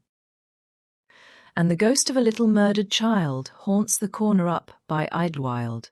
It creeps up behind you and lays its cold fingers on your hand. So. Oh, Marilla, it gives me a shudder to think of it. And there's a headless man stalks up and down the path and skeletons glower at you between the boughs. Oh, Marilla! I wouldn't go through the haunted wood. After dark now for anything. I'd be sure that white things would reach out from behind the trees and grab me. Did ever anyone hear the like?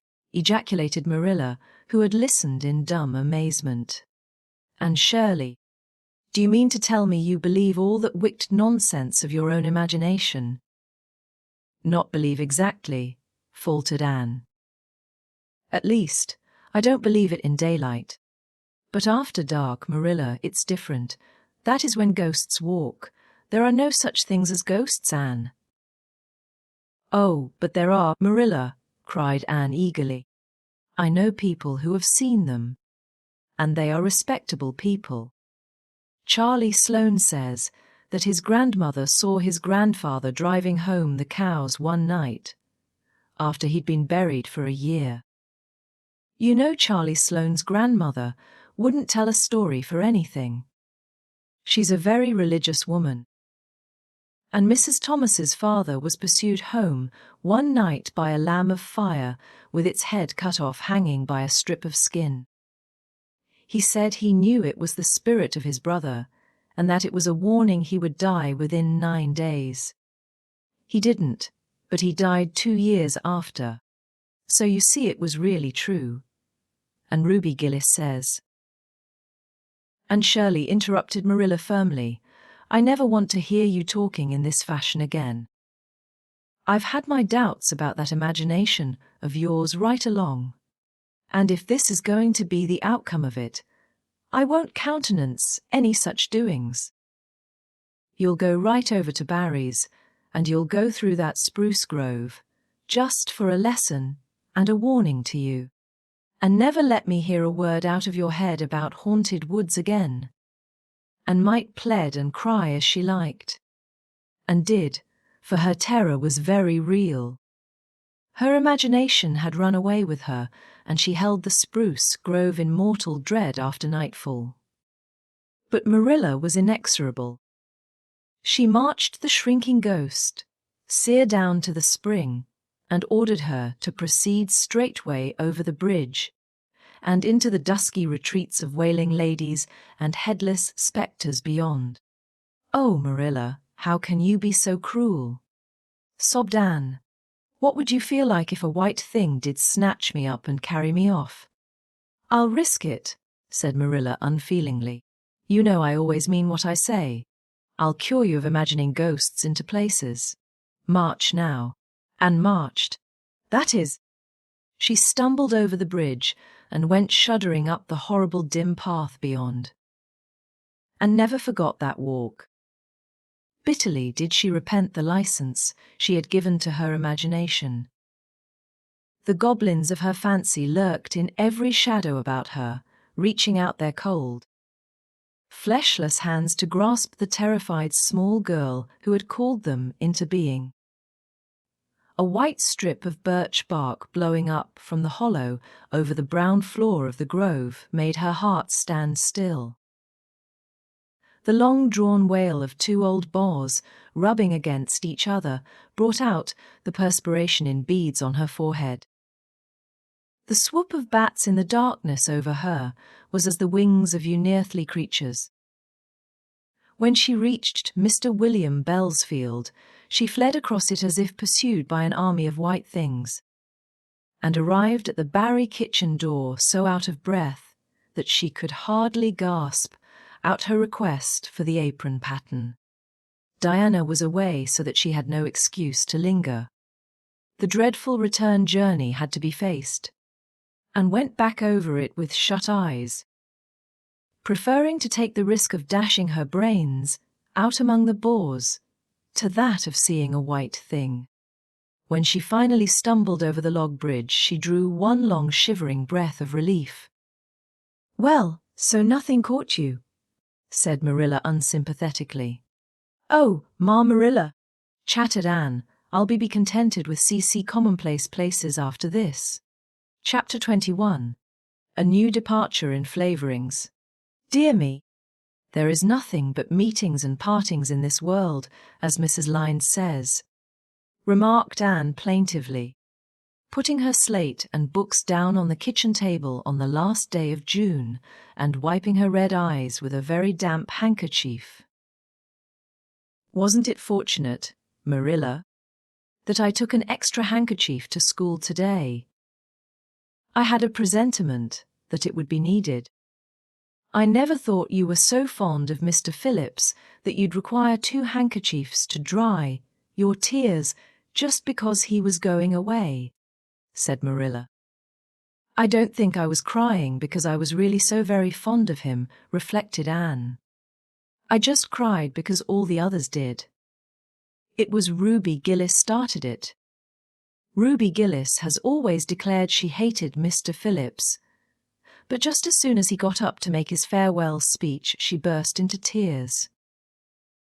Then all the girls began to cry, one after the other. I tried to hold out, Marilla.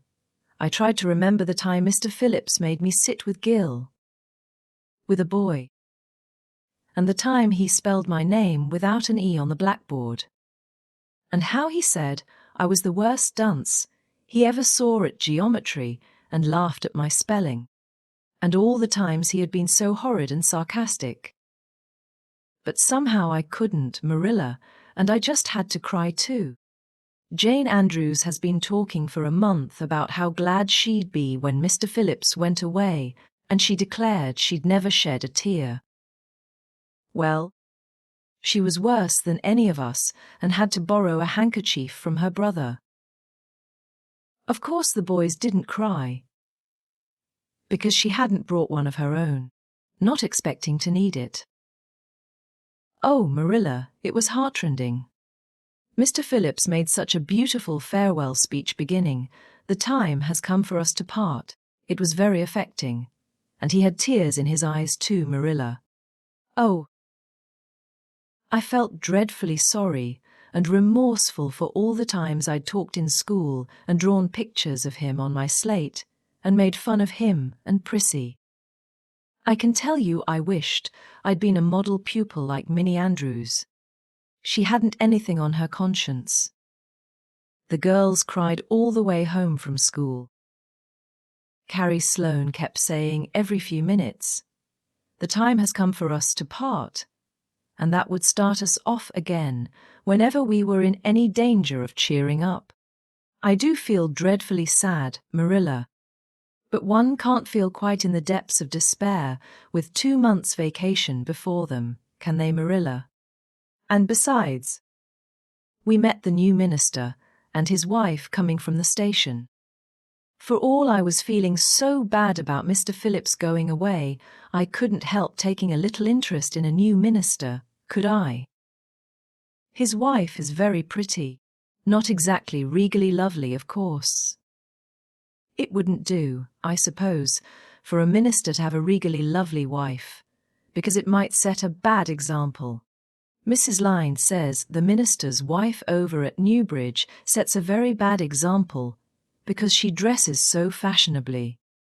Our new minister's wife was dressed in blue muslin with lovely puffed sleeves and a hat trimmed with roses. Jane Andrews said she thought puffed sleeves were too worldly for a minister's wife, but I didn't make any such uncharitable remark, Marilla, because I know what it is to long for puffed sleeves. Besides, she's only been a minister's wife for a little while, so one should make allowances, shouldn't they? They are going to board with Mrs. Lynde until the manse is ready. If Marilla, in going down to Mrs. Lynde's that evening, was actuated by any motive save her, avowed one of returning the quilting frames she had borrowed the preceding winter. It was an amiable weakness shared by most of the Avonlea people. Many a thing Mrs. Lynde had lent, sometimes never expecting to see it again, came home that night in charge of the borrowers thereof. A new minister, and moreover a minister with a wife, was a lawful object of curiosity in a quiet little country settlement where sensations were few and far between. Old Mr. Bentley, the minister whom, and had found lacking in imagination, had been pastor of Avonlea for 18 years. He was a widower when he came, and a widower he remained, despite the fact that gossip regularly married him to this, that, or the other one, every year of his sojourn. In the preceding February he had resigned his charge and departed amid the regrets of his people, most of whom had the affection, born of long intercourse for their good old minister in spite of his shortcomings as an orator. Since then the Avonlea church had enjoyed a variety of religious dissipation, in listening to the many and various candidates and supplies who came Sunday after Sunday to preach on trial. These stood or fell by the judgment of the fathers and mothers in Israel. But a certain small, red-haired girl who sat meekly in the corner of the old Cuthbert pew also had her opinions about them and discussed the same in full with Matthew. Marilla always declining from principle to criticize ministers in any shape or form. I don't think Mr. Smith would have done. Matthew was Anne's final summing up. Mrs. Lynde says his delivery was so poor, but I think his worst fault was just like Mr. Bentley's. He had no imagination. and Mr. Terry had too much. He let it run away with him just as I did mine in the matter of the haunted wood. Besides, Mr. Lynde says his theology wasn't sound. Mr. Gresham was a very good man and a very religious man, but he told too many funny stories and made the people laugh in church. He was undignified. And you must have some dignity about a minister, mustn't you, Matthew? I thought Mr. Marshall was decidedly attractive. But Mrs. Lynde says he isn't married, or even engaged, because she made special inquiries about him, and she says it would never do to have a young unmarried minister in Avonlea, because he might marry in the congregation, and that would make trouble.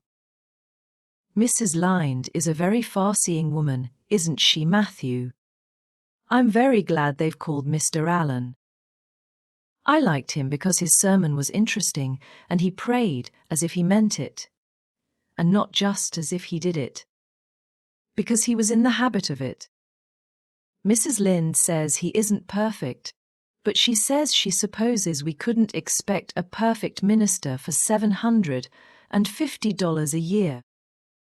And anyhow his theology is sound, because she questioned him thoroughly on all the points of doctrine. And she knows his wife's people, and they are most respectable, and the women are all good housekeepers. Mrs. Lynde says that sound doctrine in the man and good housekeeping in the woman make an ideal combination for a minister's family.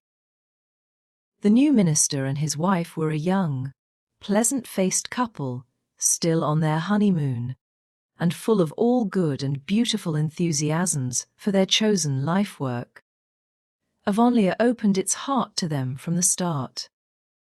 Old and young liked the frank, cheerful young man with his high ideals, and the bright, gentle little lady who assumed the mistress-ship of the manse. With Mrs. Allan, Anne fell promptly and wholeheartedly in love. She had discovered another kindred spirit. Mrs. Allan is perfectly lovely, she announced one Sunday afternoon. She's taken our class and she's a splendid teacher. She said, right away, she didn't think it was fair for the teacher to ask all the questions.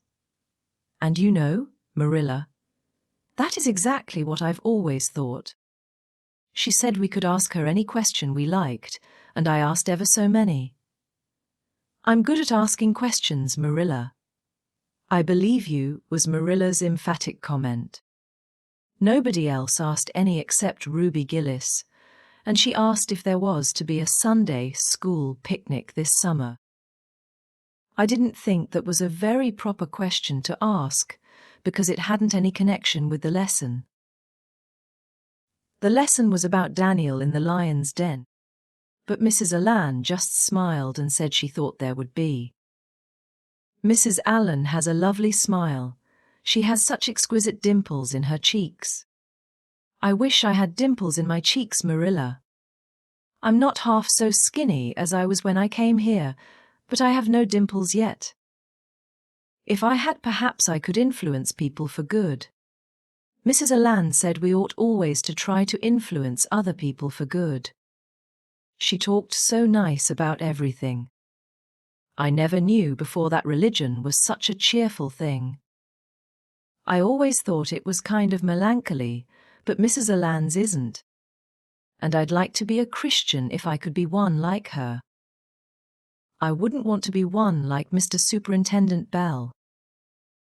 It's very naughty of you to speak so about Mr. Bell, said Marilla severely. Mr. Bell is a real good man. Oh, of course he's good, agreed Anne, but he doesn't seem to get any comfort out of it. If I could be good, I'd dance and sing all day because I was glad of it. I suppose Mrs. Allan is too old to dance and sing, and of course it wouldn't be dignified in a minister's wife. But I can just feel she's glad. She's a Christian. That she'd be one even if she could get to heaven without it. I suppose we must have Mr. and Mrs. Allan up to tea some day soon, said Marilla reflectively. They've been most everywhere but here. Let me see. Next Wednesday would be a good time to have them. But don't say a word to Matthew about it, for if he knew they were coming, he'd find some excuse to be away that day. He'd got so used to Mr. Bentley he didn't mind him. But he's going to find it hard to get acquainted with a new minister. And a new minister's wife will frighten him to death. I'll be as secret as the dead, assured Anne. But oh, Marilla, will you let me make a cake for the occasion? I'd love to do something for Mrs. Allen, and you know I can make a pretty good cake by this time. You can make a layer cake, promised Marilla. Monday and Tuesday, great preparations went on at Green Gables. Having the minister and his wife to tea was a serious and important undertaking. And Marilla was determined not to be eclipsed by any of the Avonlea housekeepers. Anne was wild with excitement and delight. She talked it all over with Diana Tuesday night in the twilight, as they sat on the big red stones by the Dryad's bubble and made rainbows in the water with little twigs dipped in fir balsam. Everything is ready, Diana. Except my cake, which I'm to make in the morning, and the baking powder biscuits which Marilla will make just before tea time. I assure you, Diana, that Marilla and I had a busy 2 days of it. It's such a responsibility having a minister's family to tea. I never went through such an experience before. You should just see our pantry. It's a sight to behold. We're going to have jellied chicken and cold tongue. We're to have 2 kinds of jelly, red and yellow, and whipped cream and lemon pie, and cherry pie, and 3 kinds of cookies, and fruit cake, and Marilla's famous yellow plum preserves that she keeps especially for ministers, and pound cake and layer cake, and biscuits as aforesaid. And new bread and old both, in case the minister is dyspeptic and can't eat new. Mrs. Lynde says ministers are dyspeptic, but I don't think Mr. Allen has been a minister long enough for it to have had a bad effect on him. I just grow cold when I think of my layer cake. Oh, Diana, what if it shouldn't be good? I dreamed last night that I was chased all around by a fearful goblin with a big layer cake for a head. It'll be good, all right, assured Diana, who was a very comfortable sort of friend. I'm sure that piece of the one you made that we had for lunch in Idlewild 2 weeks ago was perfectly elegant. Yes, but cakes have such a terrible habit of turning out bad just when you especially want them to be good, sighed Anne, setting a particularly well balsamed twig afloat. However, I suppose I shall just trust to Providence and be careful to put in the flour. Oh, look, Diana, what a lovely rainbow. Do you suppose the Dryad will come out after we go away and take it for a scarf? You know there is no such thing as a Dryad, said Diana. Diana's mother had found out about the haunted wood and had been decidedly angry over it. As a result, Diana had abstained from any further imitative flights of imagination and did not think it prudent to cultivate a spirit of belief, even in harmless dryads. But it's so easy to imagine there is, said Anne. Every night before I go to bed, I look out of my window and wonder if the Dryad is really sitting here, combing her locks with the spring for a mirror. Sometimes I look for her footprints in the dew in the morning. Oh, Diana, don't give up your faith in the Dryad. Wednesday morning came, and got up at sunrise because she was too excited to sleep. She had caught a severe cold in the head by reason of her dabbling in the spring on the preceding evening. But nothing short of absolute pneumonia could have quenched her interest in culinary matters that morning. After breakfast, she proceeded to make her cake. When she finally shut the oven door upon it, she drew a long breath. I'm sure I haven't forgotten anything this time, Marilla. But do you think it will rise? Just suppose perhaps the baking powder isn't good. I used it out of the new can. And Mrs. Lynde says you can never be sure of getting good baking powder nowadays, when everything is so adulterated. Mrs. Lynde says the government ought to take the matter up, but she says we'll never see the day when a Tory government will do it. Marilla, what if that cake doesn't rise?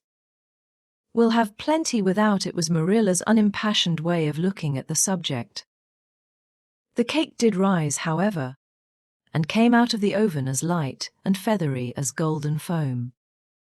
Anne, flushed with delight, clapped it together with layers of ruby jelly and, in imagination, saw Mrs. Allen eating it and possibly asking for another piece. "You'll be using the best tea set, of course, Marilla," she said.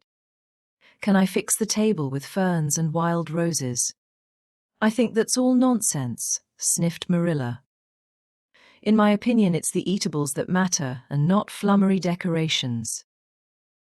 "Mrs. Barry had her table decorated," said Anne, who was not entirely guiltless of the wisdom of the serpent. "And the minister paid her an elegant compliment. He said it was a feast for the eye as well as the palate." "Well, do as you like," said Marilla, who was quite determined not to be surpassed by Mrs. Barry or anybody else. "Only mind you leave enough room for the dishes and the food." And laid herself out to decorate in a manner, and after a fashion, that should leave Mrs. Barry's nowhere. Having abundance of roses and ferns, and a very artistic taste of her own, she made that tea table such a thing of beauty that when the minister and his wife sat down to it, they exclaimed in chorus over its loveliness. "It's Anne's doings," said Marilla, grimly just, and Anne felt that Mrs. Allen's approving smile was almost too much happiness for this world. Matthew was there. Having been inveigled into the party, only goodness and Anne knew how. He had been in such a state of shyness and nervousness that Marilla had given him up in despair. But Anne took him in hand so successfully that he now sat at the table in his best clothes and white collar and talked to the minister not uninterestingly. He never said a word to Mrs. Allen, but that perhaps was not to be expected. All went merry as a marriage bell until Anne's layer cake was passed. Mrs. Allen, having already been helped to a bewildering variety, declined it. But Marilla, seeing the disappointment on Anne's face, said smilingly, "Oh, you must take a piece of this, Mrs. Allen, and made it on purpose for you." "In that case I must sample it," laughed Mrs. Allen, helping herself to a plump triangle, as did also the minister and Marilla. Mrs. Allen took a mouthful of hers, and a most peculiar expression crossed her face. Not a word did she say, however, but steadily ate away at it. Marilla saw the expression and hastened to taste the cake. "Anne Shirley!" she exclaimed, "what on earth did you put into that cake?"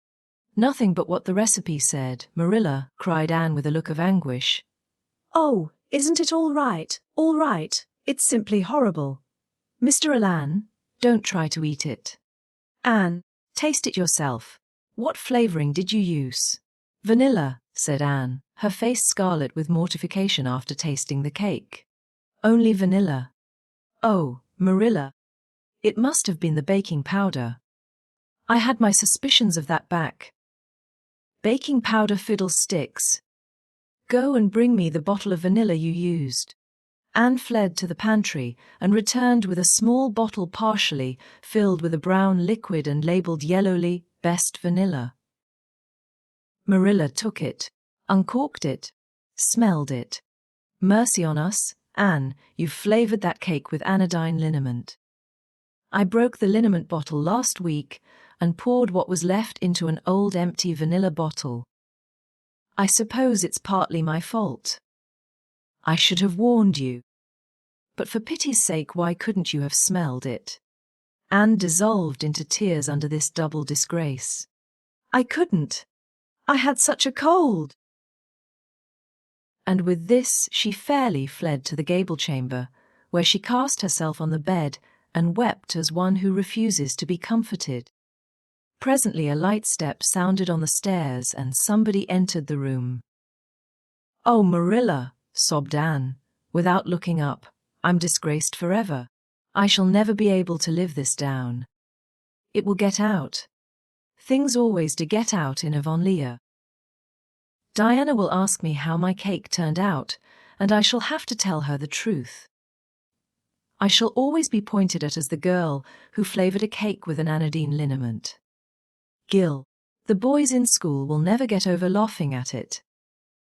Oh, Marilla, if you have a spark of Christian pity, don't tell me that I must go down and wash the dishes after this.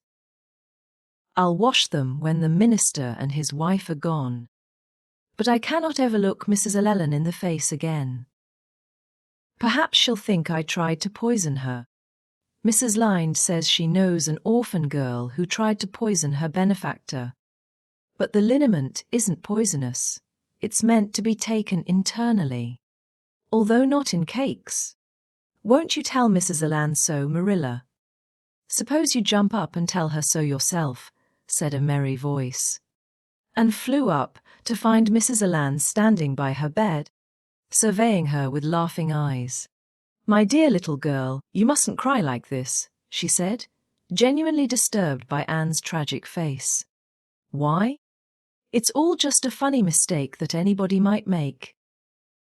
Oh, no, it takes me to make such a mistake, said Anne fallenly. And I wanted to have that cake so nice for you, Mrs. Llewellyn. Yes, I know, dear. And I assure you I appreciate your kindness and thoughtfulness just as much as if it had turned out all right. Now, you mustn't cry any more, but come down with me and show me your flower garden. Miss Cuthbert tells me you have a little plot all your own. I want to see it, for I'm very much interested in flowers. Anne permitted herself to be led down and comforted, reflecting that it was really providential that Mrs. Llewellyn was a kindred spirit. Nothing more was said about the liniment cake, and when the guests went away, Anne found that she had enjoyed the evening more than could have been expected, considering that terrible incident. Nevertheless, she sighed deeply. Marilla, isn't it nice to think that tomorrow is a new day with no mistakes in it yet? I'll warrant you'll make plenty in it, said Marilla. I never saw your beat for making mistakes, Anne. Yes, and well I know it, admitted Anne mournfully. But have you ever noticed one encouraging thing about me, Marilla? I never make the same mistake twice. I don't know as that's much benefit when you're always making new ones. Oh, don't you see, Marilla? There must be a limit to the mistakes one person can make, and when I get to the end of them, then I'll be through with them. That's a very comforting thought. Well, you'd better go and give that cake to the pigs, said Marilla. It isn't fit for any human to eat, not even Jerry Bout. Chapter 22. Anne is invited out to tea. And what are your eyes popping out of your head about? Now, asked Marilla, when Anne had just come in from a run to the post office. Have you discovered another kindred spirit? Excitement hung around like a garment, shone in her eyes, kindled in every feature. She had come dancing up the lane, like a wind-blown sprite, through the mellow sunshine and lazy shadows of the August evening. No, Marilla, but oh, what do you think? I am invited to tea at the manse tomorrow afternoon. Mrs. Llewellyn left the letter for me at the post office. Just look at it, Marilla. Miss Anne Shirley, Green Gables. That is the first time I was ever called Miss. Such a thrill as it gave me. I shall cherish it forever among my choicest treasures. Mrs. Llewellyn told me she meant to have all the members of her Sunday school class to tea in turn," said Marilla, regarding the wonderful event very coolly. "You needn't get in such a fever over it. Do learn to take things calmly, child." For Anne to take things calmly would have been to change her nature. All spirit and fire and dew, as she was, the pleasures and pains of life came to her with trebled intensity. Marilla felt this and was vaguely troubled over it, realizing that the ups and downs of existence would probably bear hardly on this impulsive soul, and not sufficiently understanding that the equally great capacity for delight might more than compensate.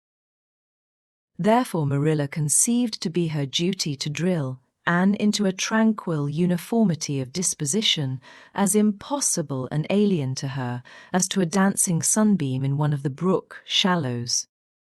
She did not make much headway, as she sorrowfully admitted to herself.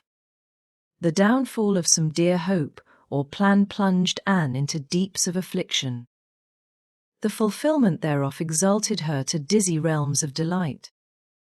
Marilla had almost begun to despair of ever fashioning this waif of the world into her model little girl of demure manners and prim deportment. Neither would she have believed that she really liked Anne much better as she was. Anne went to bed that night speechless with misery because Matthew had said the wind was round northeast, and he feared it would be a rainy day tomorrow. The rustle of the poplar leaves about the house worried her. It sounded so like pattering raindrops, and the full, faraway roar of the Gulf, to which she listened delightedly at other times, loving its strange, sonorous, haunting rhythm. Now seemed like a prophecy of storm and disaster to a small maiden who particularly wanted a fine day, and thought that the morning would never come. But all things have an end, even nights before the day on which you are invited to take tea at the manse. The morning, in spite of Matthew's predictions, was fine, and Anne's spirits soared to their highest. "Oh, Marilla, there is something in me today that makes me just love everybody I see," she exclaimed as she washed the breakfast dishes. "You don't know how good I feel. Wouldn't it be nice if it could last? I believe I could be a model child if I were just invited out to tea every day. But oh, Marilla, it's a solemn occasion too. I feel so anxious. What if I shouldn't behave properly? You know I never had tea at a manse before, and I'm not sure that I know all the rules of etiquette. Although I've been studying the rules given in the etiquette department of the Family Herald ever since I came here. I'm so afraid I'll do something silly or forget to do something I should do. Would it be good manners to take a second helping of anything, if you wanted to very much? The trouble with you, Anne, is that you're thinking too much about yourself. You should just think of Mr. Solemn and what would be nicest and most agreeable to her," said Marilla, hitting for once in her life on a very sound and pithy piece of advice. And instantly realized this. "You are right, Marilla. I'll try not to think about myself at all." And evidently got through her visit without any serious breach of etiquette, for she came home through the twilight, under a great, high-sprung sky gloried over with trails of saffron and rosy cloud, in a beautified state of mind, and told Marilla all about it happily. Sitting on the big red sandstone slab at the kitchen door with her tired curly head in Marilla's gingham lap. A cool wind was blowing down over the long harvest fields from the rims of fiery western hills and whistling through the poplars. One clear star hung over the orchard, and the fireflies were flitting over in Lover's Lane, in and out among the ferns and rustling boughs. and watched them as she talked, and somehow felt that wind and stars and fireflies were all tangled up together into something unutterably sweet and enchanting. "Oh, Marilla, I've had a most fascinating time. I feel that I have not lived in vain, and I shall always feel like that, even if I should never be invited to tea at a manse again." When I got there, Mrs. Allan met me at the door. She was dressed in the sweetest dress of pale pink organdy, with dozens of frills and elbow sleeves. And she looked just like a seraph. "I really think I'd like to be a minister's wife when I grow up, Marilla. A minister mightn't mind my red hair, because he wouldn't be thinking of such worldly things. But then, of course, one would have to be naturally good. And I'll never be that. So I suppose there's no use in thinking about it. Some people are naturally good, you know, and others are not. I'm one of the others. Mrs. Lynde says I'm full of original sin. No matter how hard I try to be good, I can never make such a success of it as those who are naturally good. It's a good deal like geometry, I expect. But don't you think the trying so hard ought to count for something? Mrs. Allan is one of the naturally good people. I love her passionately.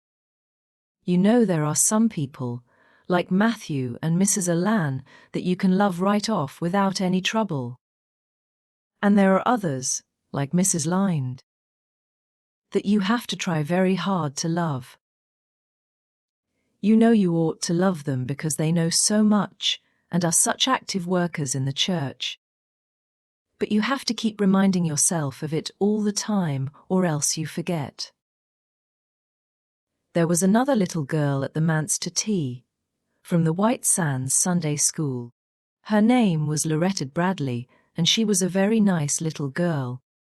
Not exactly a kindred spirit, you know, but still very nice. We had an elegant tea, and I think I kept all the rules of etiquette pretty well. After tea, Mrs. Allan played and sang, and she got Loretta and me to sing too. Mrs. Allan says I have a good voice, and she says I must sing in the Sunday school chair after this. You can't think how I was thrilled at the mere thought. I've longed so to sing in the Sunday school choir, as Diana does, but I feared it was an honor I could never aspire to. Loretta had to go home early because there is a big concert in the White Sands Hotel tonight, and her sister is to recite at it. Loretta says that the Americans at the hotel give a concert every fortnight in aid of the Charlottetown Hospital, and they ask lots of the White Sands people to recite. Loretta said she expected to be asked herself someday. I just gazed at her in awe.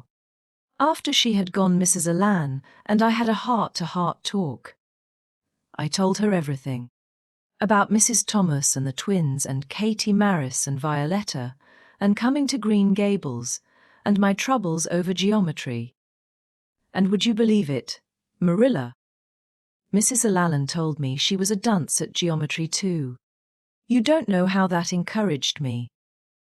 Mrs. Lynde came to the manse just before I left, and what do you think? Marilla, the trustees have hired a new teacher, and it's a lady. Her name is Miss Muriel Stacy. Isn't that a romantic name?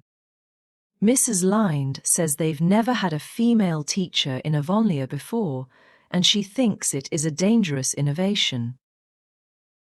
But I think it will be splendid to have a lady teacher, and I really don't see how I'm going to live through the 2 weeks before school begins.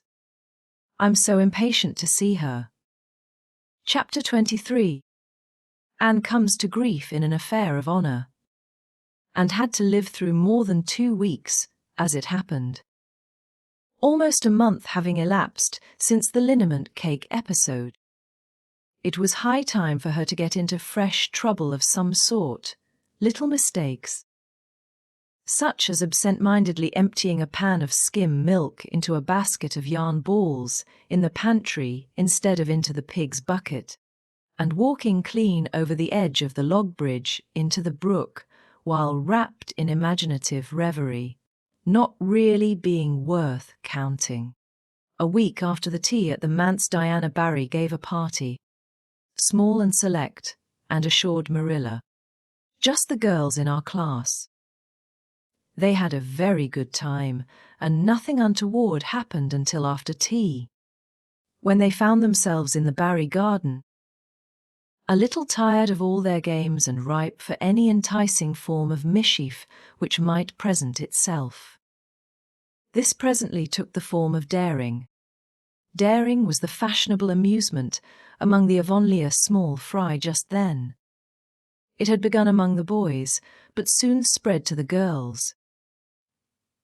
And all the silly things that were done in Avonlea that summer because the doors thereof were dared to do them would fill a book by themselves. First of all, Carrie Sloane dared Ruby Gillis to climb to a certain point in the huge old willow tree before the front door, which Ruby Gillis, albeit in mortal dread of the fat green caterpillars with which said tree was infested, and with the fear of her mother before her eyes, if should tear her new muslin dress, nimbly did, to the discomfiture of the aforesaid Carrie Sloane. Then Josie Pye dared Jane Andrews to hop on her left leg around the garden without stopping once or putting her right foot to the ground, which Jane Andrews gamely tried to do, but gave out at the third corner and had to confess herself defeated. Josie's triumph being rather more pronounced than good taste permitted, and Shirley dared her to walk along the top of the board fence which bounded the garden to the east. Now, to walk board fences requires more skill and steadiness of head and heel than one might suppose who has never tried it. But Josie Pye, if deficient in some qualities that make for popularity, had at least a natural and inborn gift, duly cultivated, for walking board fences. Josie walked the Barry fence with an airy unconcern which seemed to imply that a little thing like that wasn't worth a dare. Reluctant admiration greeted her exploit, for most of the other girls could appreciate it, having suffered many things themselves in their efforts to walk fences. Josie descended from her perch, flushed with victory, and darted a defiant glance at Anne, and tossed her red braids. "I don't get such a very wonderful thing to walk a little low board fence," she said. "I knew a girl in Marysville who could walk the ridgepole of a roof." "I don't believe it," said Josie flatly. "I don't believe anybody could walk a ridgepole." "You couldn't anyhow." "Couldn't I?" cried Anne rashly. "Then I dare you to do it," said Josie defiantly. "I dare you to climb up there and walk the ridgepole of Mr. Barry's kitchen roof." Anne turned pale, but there was clearly only one thing to be done. She walked toward the house, where a ladder was leaning against the kitchen roof. All the fifth-class girls said, "Oh," partly in excitement, partly in dismay. "Don't you do it," Anne entreated Diana. "You'll fall off and be killed." "Never mind Josie Pye. It isn't fair to dare anybody to do anything so dangerous." "I must do it. My honor is at stake," said Anne solemnly. "I shall walk that ridgepole, Diana, or perish in the attempt. If I am killed, you are to have my pearl bead ring." Anne climbed the ladder amid breathless silence, gained the ridgepole, balanced herself uprightly on that precarious footing, and started to walk along it, dizzily conscious that she was uncomfortably high up in the world and that walking ridgepoles was not a thing in which your imagination helped you out much. Nevertheless, she managed to take several steps before the catastrophe came. Then she swayed, lost her balance, stumbled, staggered, and fell, sliding down over the sun-baked roof and crashing off it through the tangle of Virginia creeper beneath. all before the dismayed circle below could give a simultaneous, terrified shriek. If Anne had tumbled off the roof on the side up which she had ascended, Diana would probably have fallen here to the pearl bead ring then and there. Fortunately, she fell on the other side, where the roof extended down over the porch so nearly to the ground that a fall therefrom was a much less serious thing. Nevertheless, when Diana and the other girls had rushed frantically around the house, except Ruby Gillis, who remained as if rooted to the ground and went into hysterics, they found Anne lying all white and limp among the wreck and ruin of the Virginia creeper. "Anne, are you killed?" shrieked Diana, throwing herself on her knees beside her friend. "Oh, Anne, dear Anne, speak just one word to me and tell me if you're killed." To the immense relief of all the girls, and especially of Josie Pye, who, in spite of lack of imagination, had been seized with horrible visions of a future branded as the girl who was the cause of Anne Shirley's early and tragic death, and sat dizzily up and answered uncertainly, "No, Diana, I am not killed, but I think I am rendered unconscious." "Where?" sobbed Carrie Sloane. "Oh, where, Anne?" Before Anne could answer, Mrs. Barry appeared on the scene. At sight of her, Anne tried to scramble to her feet, but sank back again with a sharp little cry of pain. "What's the matter? Where have you hurt yourself?" demanded Mrs. Barry. "My ankle," gasped Anne. "Oh, Diana, please find your father and ask him to take me home. I know I can never walk there. And I'm sure I couldn't hop so far on one foot when Jane couldn't even hop around the garden." Marilla was out in the orchard picking a panful of summer apples when she saw Mr. Barry coming over the log bridge and up the slope, with Mrs. Barry beside him and a whole procession of little girls trailing after him. In his arms he carried Anne, whose head lay limply against his shoulder. At that moment Marilla had a revelation. In the sudden stab of fear that pierced her very heart, she realized what Anne had come to mean to her. She would have admitted that she liked Anne. Nay, that she was very fond of Anne. But now she knew as she hurried wildly down the slope that Anne was dearer to her than anything else on earth. "Mr. Barry, what has happened to her?" she gasped. More white and shaken than the self-contained, sensible Marilla had been for many years. Anne herself answered, lifting her head. "Don't be very frightened, Marilla. I was walking the ridgepole and I fell off. I expect I have sprained my ankle. But Marilla, I might have broken my neck. Let us look on the bright side of things. I might have known you'd go and do something of the sort when I let you go to that party," said Marilla, sharp and shrewish in her very relief. "Bring her in here, Mr. Barry, and lay her on the sofa." Mercy me, the child has gone and fainted. It was quite true. Overcome by the pain of her injury, and had one more of her wishes granted to her, she had fainted dead away. Matthew, hastily summoned from the harvest field, was straightway dispatched for the doctor, who in due time came to discover that the injury was more serious than they had supposed. Anne's ankle was broken. That night, when Marilla went up to the east gable, where a white-faced girl was lying, a plaintive voice greeted her from the bed. "Aren't you very sorry for me, Marilla?" "It was your own fault," said Marilla, twitching down the blind and lighting a lamp. "And that is just why you should be sorry for me," said Anne, "because the thought that it is all my own fault is what makes it so hard. If I could blame it on anybody, I would feel so much better. But what would you have done, Marilla, if you had been dared to walk a ridgepole?" "I'd have stayed on good firm ground and let them dare away." "Such absurdity," said Marilla. Anne sighed. But you have such strength of mind, Marilla. I haven't. I just felt that I couldn't bear Josie Pye's scorn. She would have crowed over me all my life.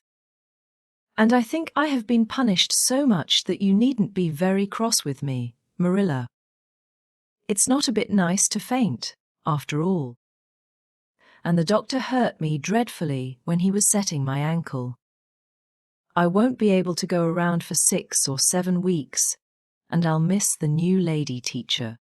She won't be new anymore by the time I'm able to go to school. And Jill. Everybody will get ahead of me in class. Oh, I am an afflicted mortal. But I'll try to bear it all bravely if only you won't be cross with me, Marilla. There, I'm not cross, said Marilla. You're an unlucky child. There's no doubt about that. But as you say, you'll have the suffering of it. Here now, try and eat some supper. Isn't it fortunate I've got such an imagination? Said Anne. It will help me through splendidly, I expect. What do people who haven't any imagination do when they break their bones, do you suppose, Marilla? And had good reason to bless her imagination many a time, and oft during the tedious 7 weeks that followed. But she was not solely dependent on it. She had many visitors, and not a day passed without one or more of the schoolgirls dropping in to bring her flowers and books, and tell her all the happenings in the juvenile world of Avonlea. Everybody has been so good and kind, Marilla, sighed Anne happily, on the day when she could first limp across the floor. It isn't very pleasant to be laid up. But there is a bright side to it, Marilla. You find out how many friends you have. Why, even Superintendent Bell came to see me, and he's really a very fine man. Not a kindred spirit, of course. But still I like him, and I'm awfully sorry I ever criticized his prayers. I believe now he really does mean them. Only he has got into the habit of saying them as if he didn't. He could get over that if he'd take a little trouble. I gave him a good broad hint.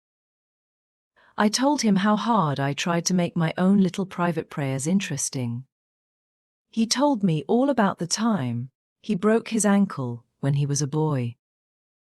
It does seem so strange to think of Superintendent Bell ever being a boy. Even my imagination has its limits, for I can't imagine that. When I try to imagine him as a boy, I see him with grey whiskers and spectacles, just as he looks in Sunday school, only small. Now, it's so easy to imagine Mrs. Allen as a little girl. Mrs. Allen has been to see me 14 times. Isn't that something to be proud of, Marilla? When a minister's wife has so many claims on her time. She is such a cheerful person to have visit you too. She never tells you it's your own fault, and she hopes you'll be a better girl on account of it. Mrs. Lynde always told me that when she came to see me. And she said it in a kind of way that made me feel she might hope I'd be a better girl, but didn't really believe I would. Even Josie Pye came to see me. I received her as politely as I could, because I think she was sorry she dared me to walk a ridgepole. If I had been killed, she would had to carry a dark burden of remorse all her life. Deanna has been a faithful friend. She's been over every day to cheer my lonely pillow. But oh, I shall be so glad when I can go to school, for I've heard such exciting things about the new teacher. The girls all think she is perfectly sweet. Diana says she has the loveliest fair curly hair and such fascinating eyes. She dresses beautifully, and her sleeve puffs are bigger than anybody else's in Avonlea. Every other Friday afternoon she has recitations, and everybody has to say a piece or take part in a dialogue. Oh, it's just glorious to think of it. Josie Pye says she hates it, but that is just because Josie has so little imagination. Diana and Ruby Gillis and Jane Andrews are preparing a dialogue, called a morning visit for next Friday. And the Friday afternoons they don't have recitations. Miss Stacy takes them all to the woods for a field day, and they study ferns and flowers and birds. And they have physical culture exercises every morning and evening. Mrs. Lynde says she never heard of such goings-on, and it all comes of having a lady teacher. But I think it must be splendid, and I believe I shall find that Miss Stacy is a kindred spirit. There's one thing plain to be seen, Anne, said Marilla, and that is that your fall off the Barry roof hasn't injured your tongue at all. Chapter 24. Miss Stacy and her pupils get up a concert. It was October again when Anne was ready to go back to school. A glorious October, all red and gold, with mellow mornings when the valleys were filled with delicate mists, as if the spirit of autumn had poured them in for the sun to drain. Amethyst, pearl, silver, rose, and smoke blue. The dews were so heavy that the fields glistened like cloth of silver, and there were such heaps of rustling leaves in the hollows of many stemmed woods to run crisply through. The birch path was a canopy of yellow, and the ferns were sere and brown all along it. There was a tang in the very air that inspired the hearts of small maidens tripping, unlike snails, swiftly and willingly to school. And it was jolly to be back again at the little brown desk beside Diana, with Ruby Gillis nodding across the aisle, and Carrie Sloane sending up notes and Juliet Bell passing a chew of gum down from the back seat. Anne drew a long breath of happiness as she sharpened her pencil and arranged her picture cards in her desk. Life was certainly very interesting. In the new teacher she found another true and helpful friend. Miss Stacy was a bright, sympathetic young woman with the happy gift of winning and holding the affections of her pupils and bringing out the best that was in them mentally and morally. Anne expanded like a flower under this wholesome influence and carried home to the admiring Matthew and the critical Marilla glowing accounts of schoolwork and aims. I love Miss Stacy with my whole heart, Marilla. She is so ladylike and she has such a sweet voice. When she pronounces my name, I feel instinctively that she's spelling it with an E. We had recitations this afternoon. I just wish you could have been there to hear me recite Mary, Queen of Scots. I just put my whole soul into it. Ruby Gillis told me coming home that the way I said the line, "Now for my father's arm," she said, "my woman's heart farewell," just made her blood run cold.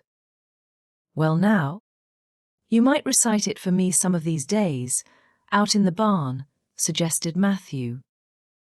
Of course I will, said Anne meditatively. But I won't be able to do it so well, I know. It won't be so exciting as it is when you have a whole schoolful before you hanging breathlessly on your words. I know I won't be able to make your blood run cold. Mrs. Lynde says it made her blood run cold to see the boys climbing to the very tops of those big trees on Bell's Hill after crows' nests last Friday, said Marilla. I wonder at Miss Stacy for encouraging it. But we wanted a crow's nest for nature study, explained Anne. That was on our field afternoon. Field afternoons are splendid. Marilla. And Miss Stacy explains everything so beautifully. We have to write compositions on our field afternoons, and I write the best ones. It's very vain of you to say so then. You'd better let your teacher say it. But she did say it, Marilla. And indeed I'm not vain about it. How can I be, when I'm such a dunce at geometry? Although I'm really beginning to see through it a little too. Miss Stacy makes it so clear. Still, I'll never be good at it, and I assure you it is a humbling reflection. But I love writing compositions. Mostly Miss Stacy lets us choose our own subjects, But next week we are to write a composition on some remarkable person. It's hard to choose among so many remarkable people who have lived. Mustn't it be splendid to be remarkable and have compositions written about you after you're dead? Oh, I would dearly love to be remarkable. I think when I grow up I'll be a trained nurse and go with the Red Crosses to the field of battle as a messenger of mercy. That is, if I don't go out as a foreign missionary. That would be very romantic, but one would have to be very good to be a missionary. And that would be a stumbling block. We have physical culture exercises every day too. They make you graceful and promote digestion. Promote fiddlesticks, said Marilla, who honestly thought it was all nonsense. But all the field afternoons and recitation Fridays and physical culture contortions paled before a project which Miss Stacy brought forward in November. This was that the scholars of Avonlea School should get up a concert and hold it in the hall on Christmas night, for the laudable purpose of helping to pay for a schoolhouse flag. The pupils won, and all taking graciously to this plan. The preparations for a program were begun at once. And of all the excited performers, elect none was so excited as Anne Shirley, who threw herself into the undertaking heart and soul, hampered as she was by Marilla's disapproval. Marilla thought it all rank foolishness. It's just filling your heads up with nonsense and taking time that ought to be put on your lessons, she grumbled. I don't approve of children's getting up concerts and racing about to practices. It makes them vain and forward and fond of gadding. But think of the worthy object, pleaded Anne. A flag will cultivate a spirit of patriotism, Marilla. Fudge, there's precious little patriotism in the thoughts of any of you. All you want is a good time. Well, when you can combine patriotism and fun, isn't it all right? Of course it's real nice to be getting up a concert. We're going to have 6 choruses and Diana is to sing a solo. I'm in 2 dialogues. The Society for the Suppression of Gossip and the Fairy Queen. The boys are going to have a dialogue too. And I'm to have 2 recitations, Marilla. I just tremble when I think of it, but it's a nice, thrilly kind of tremble. And we're to have a tableau at the last. Faith, hope and charity. Diana and Ruby and I are to be in it, all draped in white with flowing hair. I'm to be Hope, with my hands clasped. So, and my eyes uplifted, I'm going to practice my recitations in the garret. Don't be alarmed if you hear me groaning. I have to groan heartrendingly in one of them, and it's really hard to get up a good artistic groan, Marilla. Josie Pye is sulky because she didn't get the part she wanted in the dialogue. She wanted to be the Fairy Queen. That would have been ridiculous, for whoever heard of a Fairy Queen as fat as Josie? Fairy Queens must be slender.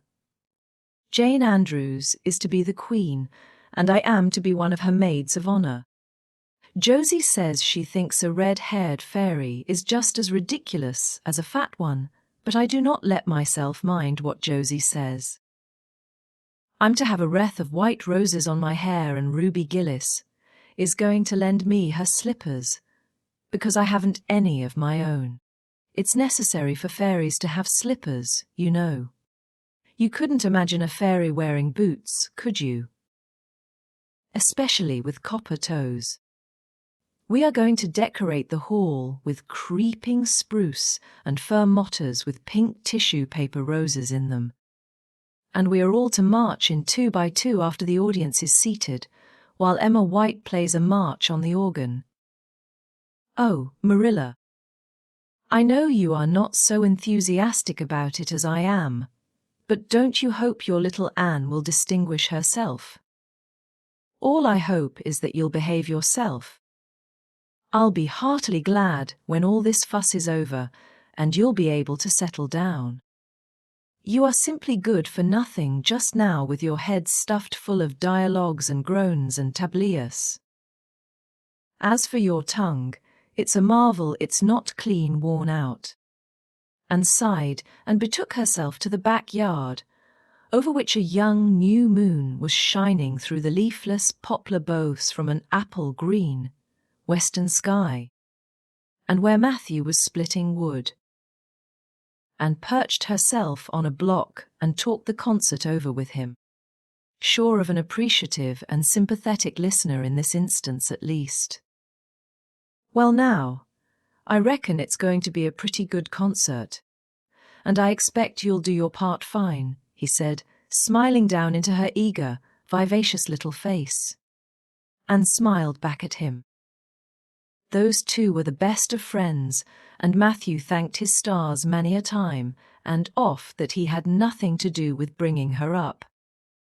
That was Marilla's exclusive duty. If it had been his, he would have been worried over frequent conflicts between inclination and said duty. As it was, he was free to spoil Anne, Marilla's phrasing, as much as he liked. But it was not such a bad arrangement after all. A little appreciation sometimes does quite as much good as all the conscientious bringing up in the world. Chapter 25. Matthew insists on puffed sleeves. Matthew was having a bad 10 minutes of it. He had come into the kitchen in the twilight of a cold, grey December evening, and had sat down in the woodbox corner to take off his heavy boots, unconscious of the fact that Anne and a bevy of her schoolmates were having a practice of the Fairy Queen in the sitting-room. Presently they came trooping through the hall and out into the kitchen, laughing and chattering gaily. They did not see Matthew, who shrank bashfully back into the shadows beyond the woodbox with a boot in one hand and a bootjack in the other. And he watched them shyly for the aforesaid 10 minutes as they put on caps and jackets and talked about the dialogue and the concert, and stood among them, bright-eyed and animated as they. But Matthew suddenly became conscious that there was something about her different from her mates. And what worried Matthew was that the difference impressed him as being something that should not exist, and had a brighter face, and bigger, starrier eyes, and more delicate features than the other. Even shy, unobservant Matthew had learned to take note of these things. But the difference that disturbed him did not consist in any of these respects. Then in what did it consist? Matthew was haunted by this question long after the girls had gone, arm in arm, down the long, hard-frozen lane, and Anne had betaken herself to her books. He could not refer it to Marilla, who, he felt, would be quite sure to sniff scornfully and remark that the only difference she saw between Anne and the other girls was that they sometimes kept their tongues quiet, while Anne never did. This, Matthew felt, would be no great help. He had recourse to his pipe that evening to help him study it out, much to Marilla's disgust. After 2 hours of smoking and hard reflection, Matthew arrived at a solution of his problem. Anne was not dressed like the other girls. The more Matthew thought about the matter, the more he was convinced that Anne never had been dressed like the other girls. Never since she had come to Green Gables. Marilla kept her clothed in plain, dark dresses, all made after the same unvarying pattern. If Matthew knew there was such a thing as fashion, in dress it was as much as he did. But he was quite sure that Anne's sleeves did not look at all like the sleeves the other girls wore. He recalled the cluster of little girls he had seen around her that evening, all gay in waists of red and blue and pink and white. And he wondered why Marilla always kept her so plainly and soberly gowned. Of course, it must be all right. Marilla knew best, and Marilla was bringing her up. Probably some wise, inscrutable motive was to be served thereby. But surely it would do no harm to let the child have one pretty dress. Something like Diana Barry always wore. Matthew decided that he would give her one. That surely could not be objected to as an unwarranted putting in of his oar. Christmas was only a fortnight off. A nice new dress would be the very thing for a present. Matthew, with a sigh of satisfaction, put away his pipe and went to bed, while Marilla opened all the doors and aired the house. The very next evening Matthew betook himself to Carmody to buy the dress, determined to get the worst over and have done with it. It would be, he felt assured, no trifling ordeal. There were some things Matthew could buy and prove himself no mean bargainer.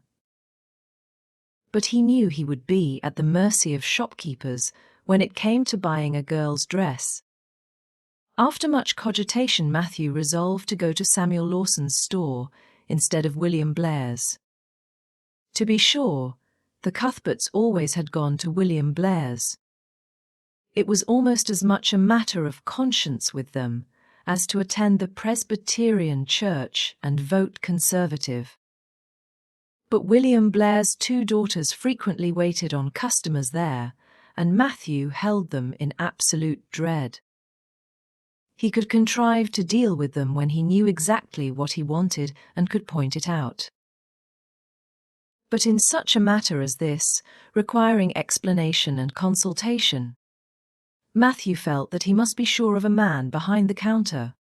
So he would go to Lawson's, where Samuel or his son would wait on him. Alice! Matthew did not know that Samuel, in the recent expansion of his business, had set up a lady clerk also. She was a niece of his wife's, and a very dashing young person indeed, with a huge, drooping pompadour, big, rolling brown eyes, and a most extensive and bewildering smile. She was dressed with exceeding smartness, and wore several bangle bracelets that glittered and rattled, and tinkled with every movement of her hands. Matthew was covered with confusion at finding her there at all, and those bangles completely wrecked his wits at one fell swoop. What can I do for you this evening, Mr. Cuthbert? Miss Lucilla Harris inquired, briskly and ingratiatingly, tapping the counter with both hands. Have you any? Well now, say any garden rakes, stammered Matthew. Miss Harris looked somewhat surprised, as well she might, to hear a man inquiring for garden rakes in the middle of December.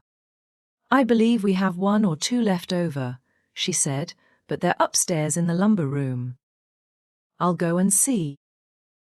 During her absence, Matthew collected his scattered senses for another effort. When Miss Harris returned with the rake and cheerfully inquired, Anything else tonight, Mr. Cuthbert? Matthew took his courage in both hands and replied, Well now, since you suggest it, I might as well take, that is, look at, buy some hayseed. Miss Harris had heard Matthew Cuthbert called odd. She now concluded that he was entirely crazy.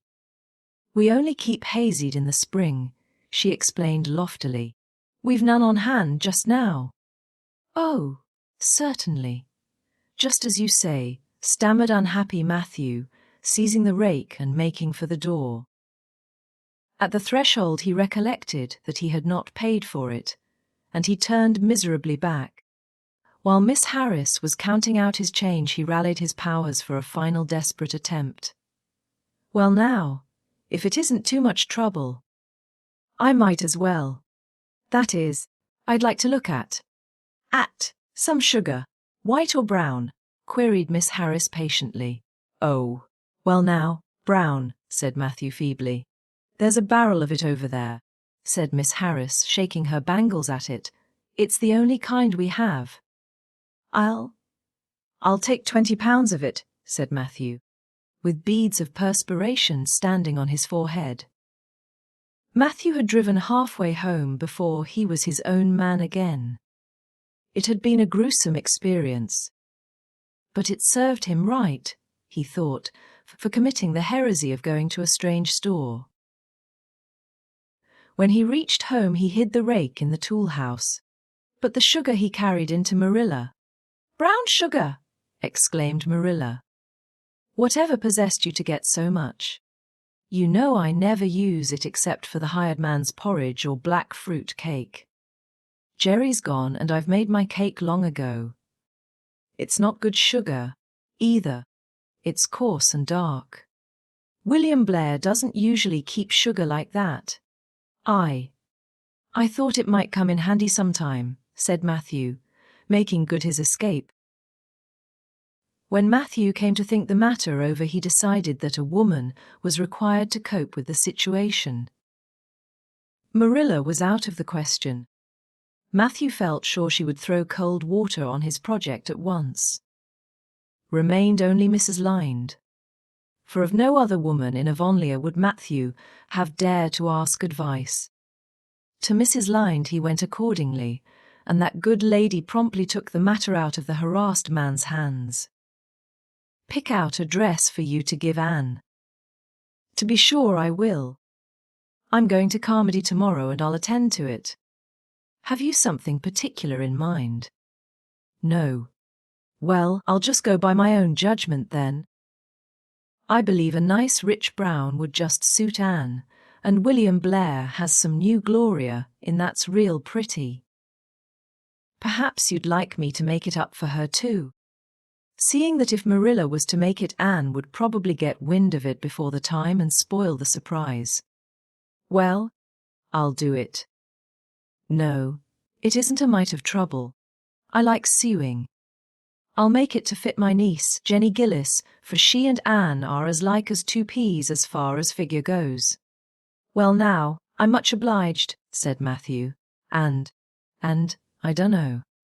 But I think they make the sleeves different nowadays to what they used to be. If it wouldn't be asking too much, I'd like them made in the new way.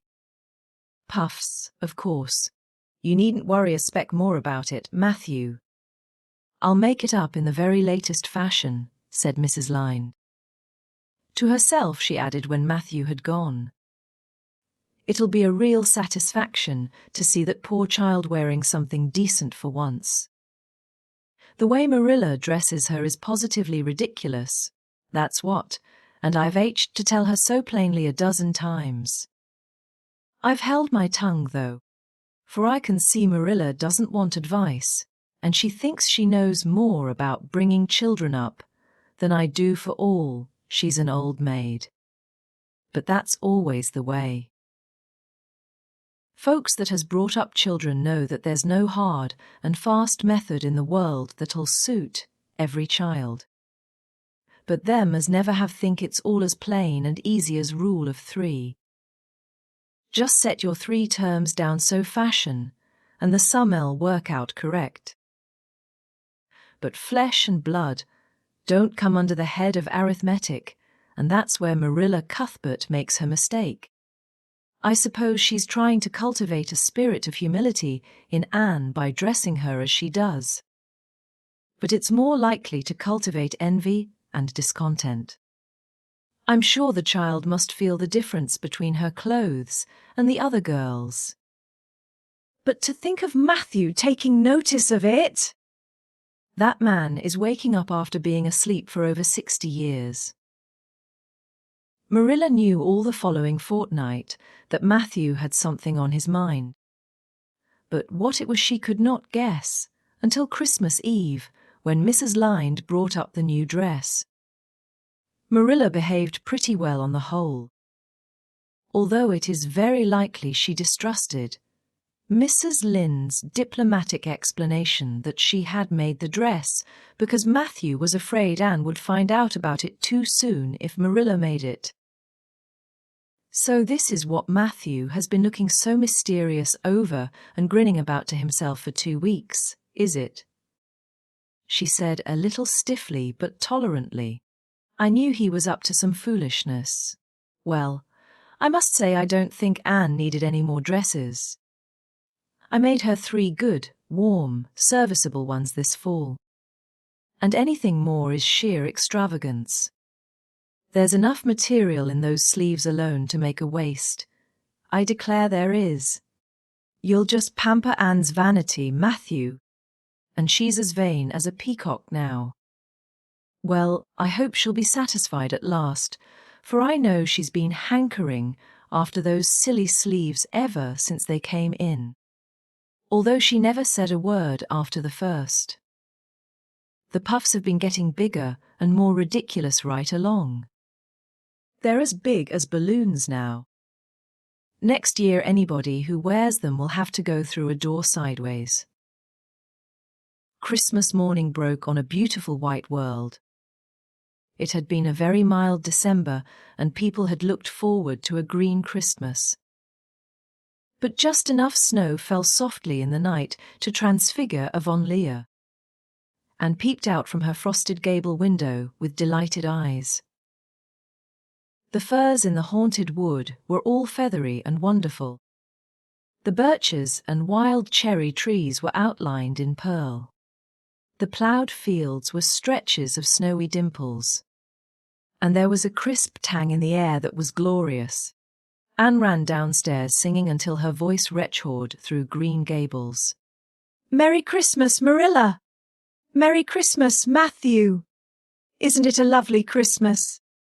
I'm so glad it's white. Any other kind of Christmas doesn't seem real, does it? I don't like green Christmases. They're not green. They're just nasty faded browns and greys. What makes people call them green? Why? Matthew, is that for me? Oh, Matthew! Matthew had sheepishly unfolded the dress from its paper swathings and held it out with a deprecatory glance at Marilla, who feigned to be contemptuously filling the teapot, but nevertheless watched the scene out of the corner of her eye with a rather interested air. Anne took the dress and looked at it in reverent silence. Oh, how pretty it was! A lovely soft brown gloria with all the gloss of silk. A skirt with dainty frills and sharings. A waist elaborately pin-tucked in the most fashionable way, with a little ruffle of filmy lace at the neck. But the sleeves, they were the crowning glory! Long elbow cuffs, and above them 2 beautiful puffs divided by rows of shirring and bows of brown silk ribbon. That's a Christmas present for you, Anne, said Matthew shyly. Why, Anne, don't you like it? Well now. For Anne's eyes had suddenly filled with tears. Like it? Oh, Matthew! And laid the dress over a chair and clasped her hands. Matthew, it's perfectly exquisite. Oh, I can never thank you enough. Look at those sleeves. Oh, it seems to me this must be a happy dream. Well, let us have breakfast, interrupted Marilla. I must say, Anne, I don't think you needed the dress. But since Matthew has got it for you, see that you take good care of it. There's a hair ribbon Mrs. Lynde left for you. It's brown to match the dress. Come now, sit in. I don't see how I'm going to eat breakfast, said Anne rapturously. Breakfast seems so commonplace at such an exciting moment. I'd rather feast my eyes on that dress. I'm so glad that puffed sleeves are still fashionable. It did seem to me that I'd never get over it if they went out before I had a dress with them. I'd never have felt quite satisfied, you see. It was lovely of Mrs. Lynde to give me the ribbon too. I feel that I ought to be a very good girl indeed. It's at times like this I'm sorry I'm not a model little girl. And I always resolve that I will be in future. But somehow it's hard to carry out your resolutions when irresistible temptations come. Still, I really will make an extra effort after this. When the commonplace breakfast was over, Diana appeared, crossing the white log bridge in the hollow, a gay little figure in her crimson ulster. Anne flew down the slope to meet her. Merry Christmas, Diana. And oh, it's a wonderful Christmas. I've something splendid to show you. Matthew has given me the loveliest dress with such sleeves. I couldn't even imagine any nicer. I've got something more for you, said Diana breathlessly. Here. This box. Aunt Josephine sent us out a big box with ever so many things in it. And this is for you. I'd have brought it over last night, but it didn't come until after dark. And I never feel very comfortable coming through the haunted wood in the dark now. And opened the box and peeped in. First a card with "For the Anne girl" and "Merry Christmas" written on it. And then a pair of the daintiest little kid slippers, with beaded toes and satin bows and glistening buckles. "Oh," said Anne. "Diana, this is too much. I must be dreaming. I call it providential," said Diana. "You won't have to borrow Ruby's slippers now. And that's a blessing, for they're 2 sizes too big for you. And it would be awful to hear a fairy shuffling. Josie Pye would be delighted. Mind you, Rob right home with Gertie Pye from the practice night before last. Did you ever hear anything equal to that?" All the Avonlea scholars were in a fever of excitement that day, for the hall had to be decorated and a last grand rehearsal held. The concert came off in the evening and was a pronounced success. The little hall was crowded. All the performers did excellently well. But Anne was the bright particular star of the occasion, as even envy, in the shape of Josie Pye, dared not deny. "Oh, hasn't it been a brilliant evening?" sighed Anne. When it was all over and she and Diana were walking home together under a dark, starry sky. "Everything went off very well," said Diana practically. "I guess we must have made as much as $10. Mind you, Mr. Allen is going to send an account of it to the Charlottetown papers." "Oh, Diana, will we really see our names in print? It makes me thrill to think of it." "Your solo was perfectly elegant, Diana. I felt prouder than you did when it was encored. I just said to myself, it is my dear bosom friend who is so honored." "Well, your recitations just brought down the house, Anne." "That sad one was simply splendid." "Oh." "I was so nervous, Diana. When Mr. Alone called out my name, I really cannot tell how I ever got up on that platform. I felt as if a million eyes were looking at me and through me, and for one dreadful moment I was sure I couldn't begin at all.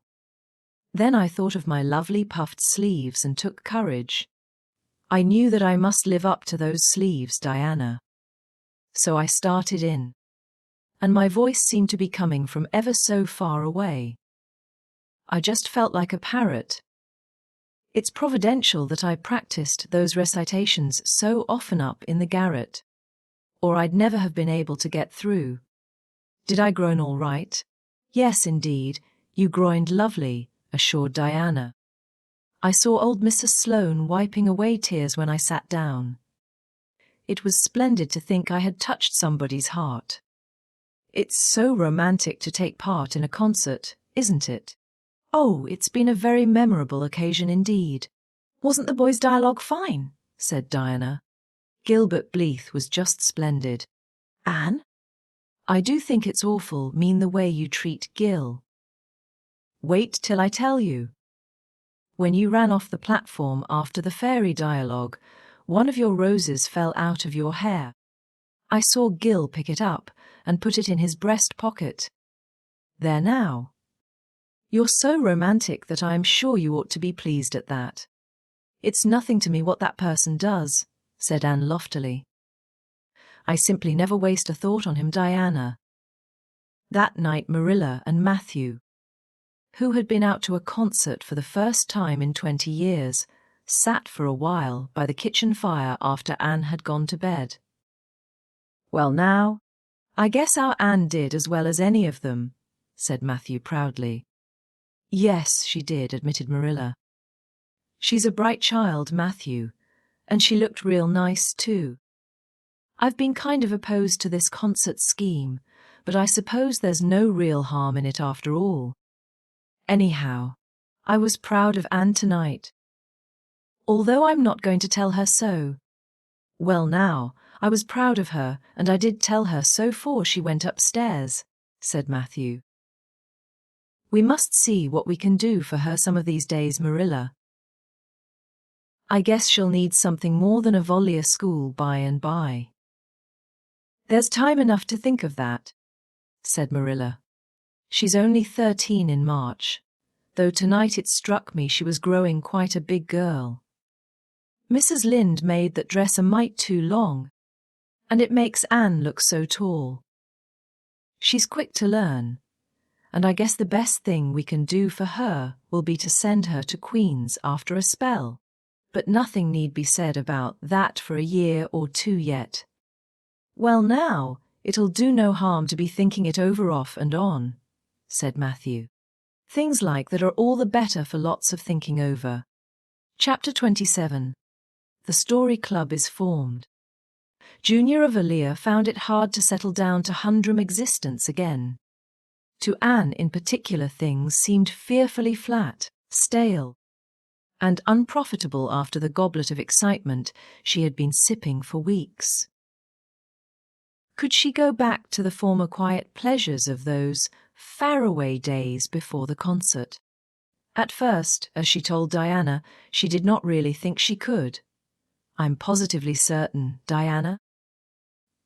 That life can never be quite the same again as it was in those olden days, she said mournfully, as if referring to a period of at least 50 years back. Perhaps after a while I'll get used to it, but I'm afraid concerts spoil people for everyday life. I suppose that is why Marilla disapproves of them. Marilla is such a sensible woman. It must be a great deal better to be sensible. But still, I don't believe I'd really want to be a sensible person, because they are so unromantic. Mrs. Lynde says there is no danger of my ever being one, but you can never tell. I feel just now that I may grow up to be sensible yet, but perhaps that is only because I'm tired. I simply couldn't sleep last night for ever so long. I just lay awake and imagined the concert over and over again. That's one splendid thing about such affairs. It's so lovely to look back to them. Eventually, however, Avonlea school slipped back into its old groove and took up its old interests. To be sure, the concert left traces. Ruby Gillis and Emma White, who had quarrelled over a point of precedence in their platform seats, no longer sat at the same desk, and a promising friendship of 3 years was broken up.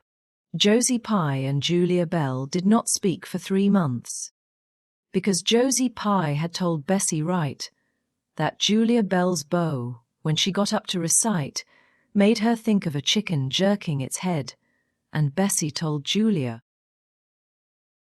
none of the Sloanes would have any dealings with the Bells, because the Bells had declared that the Sloanes had too much to do in the program.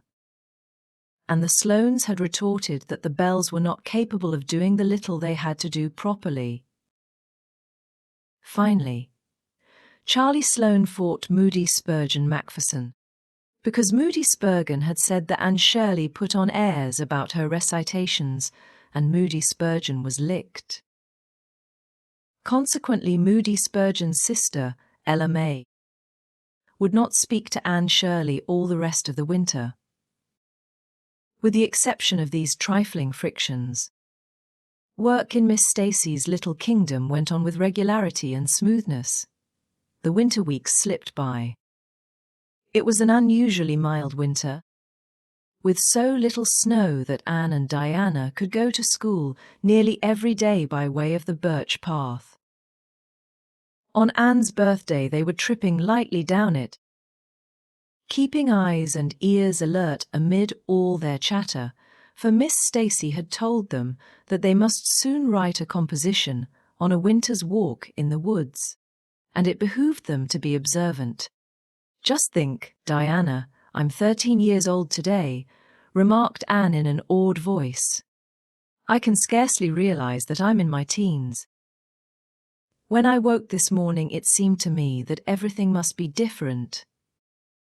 You've been 13 for a month, so I suppose it doesn't seem such a novelty to you as it does to me. It makes life seem so much more interesting. In 2 more years I'll be really grown up. It's a great comfort to think that I'll be able to use words then without being laughed at.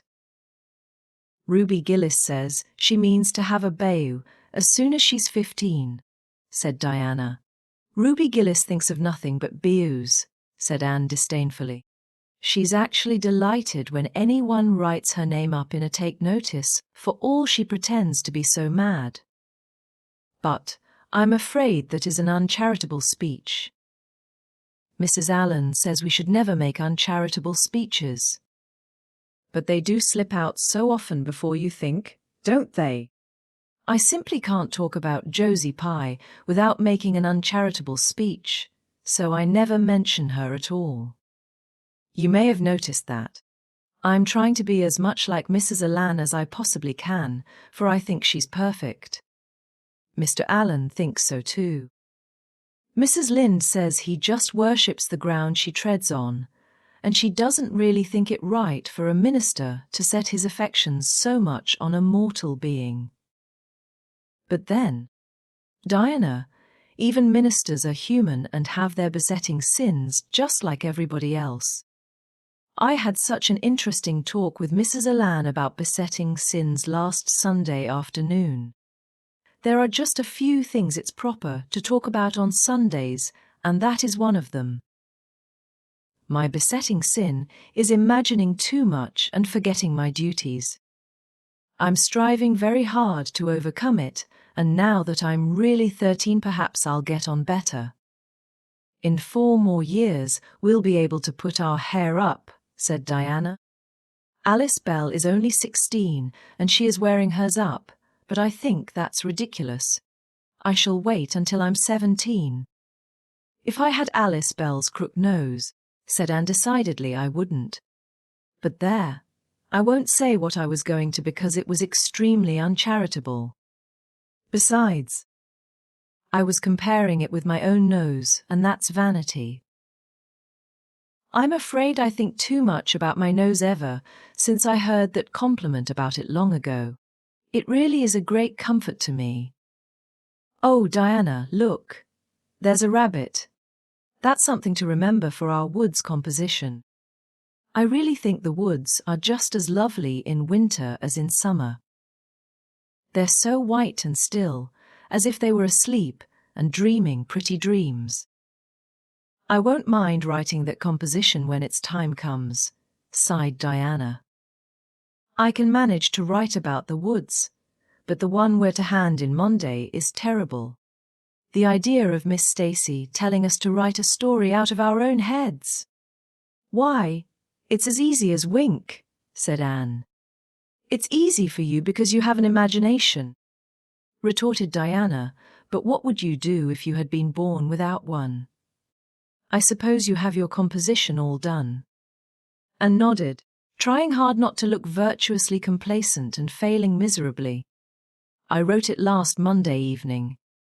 It's called The Jealous Rival, or In Death Not Divided. I read it to Marilla and she said it was stuff and nonsense. Then I read it to Matthew and he said it was fine. That is the kind of critic I like.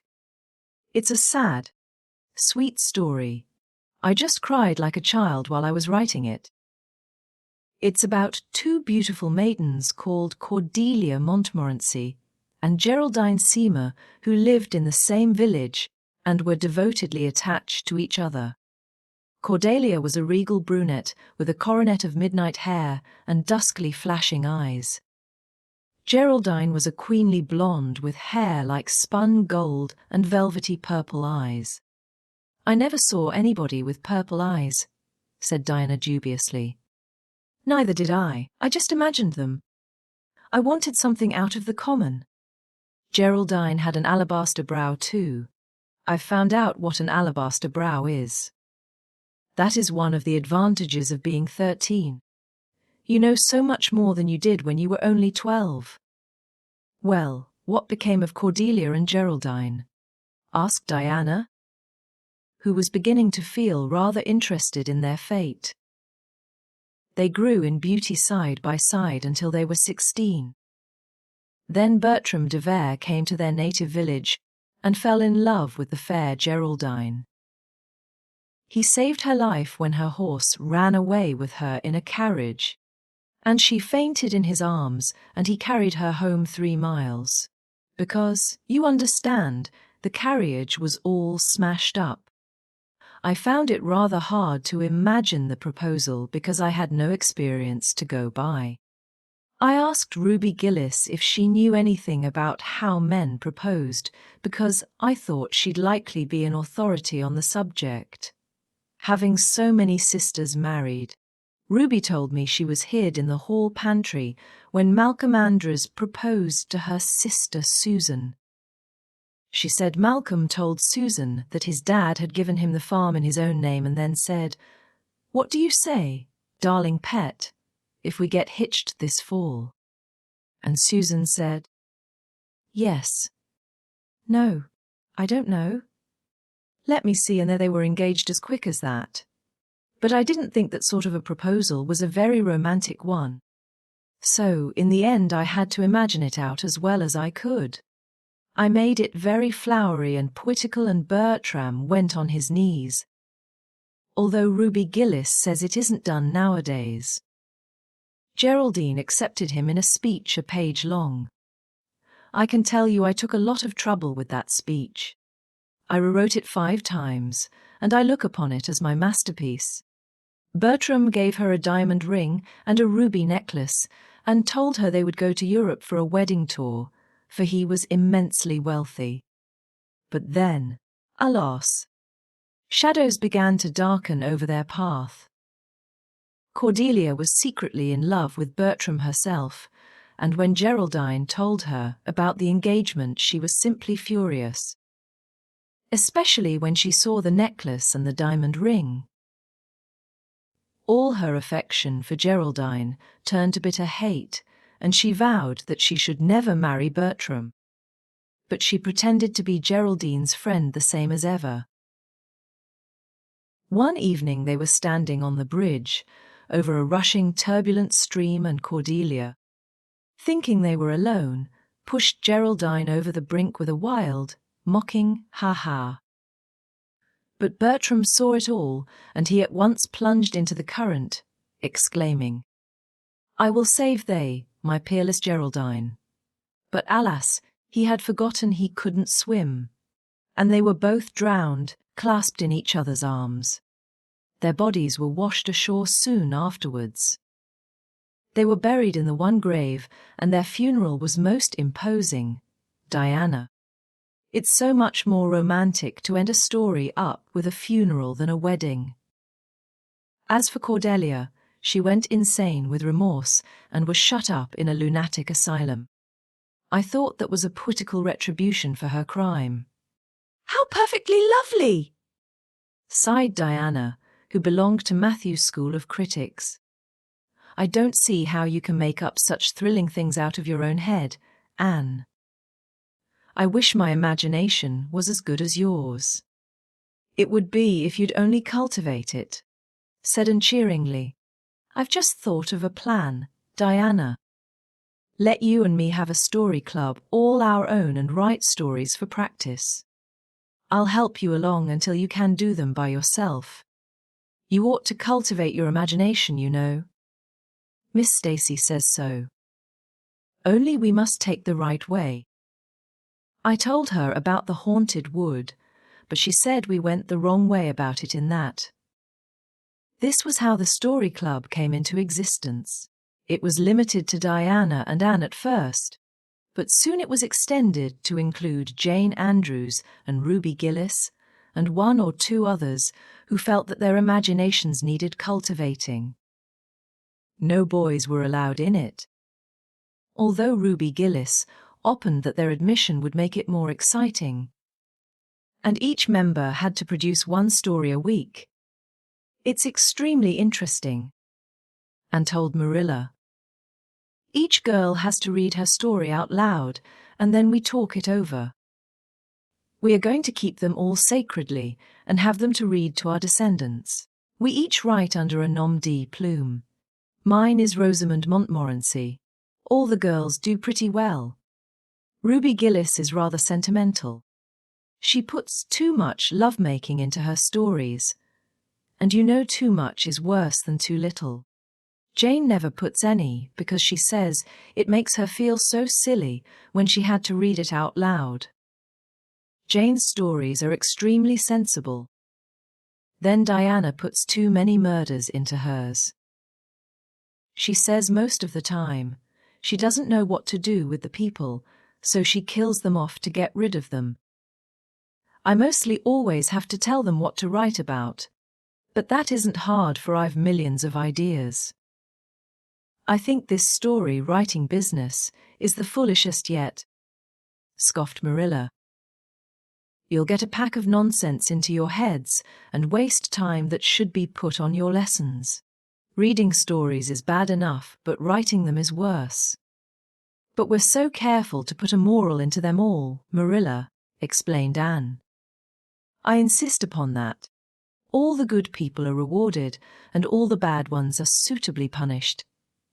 I'm sure that must have a wholesome effect. The moral is the great thing. Mr. Allen says so. I read one of my stories to him and Mrs. Allan, and they both agreed that the moral was excellent. Only they laughed in the wrong places. I like it better when people cry.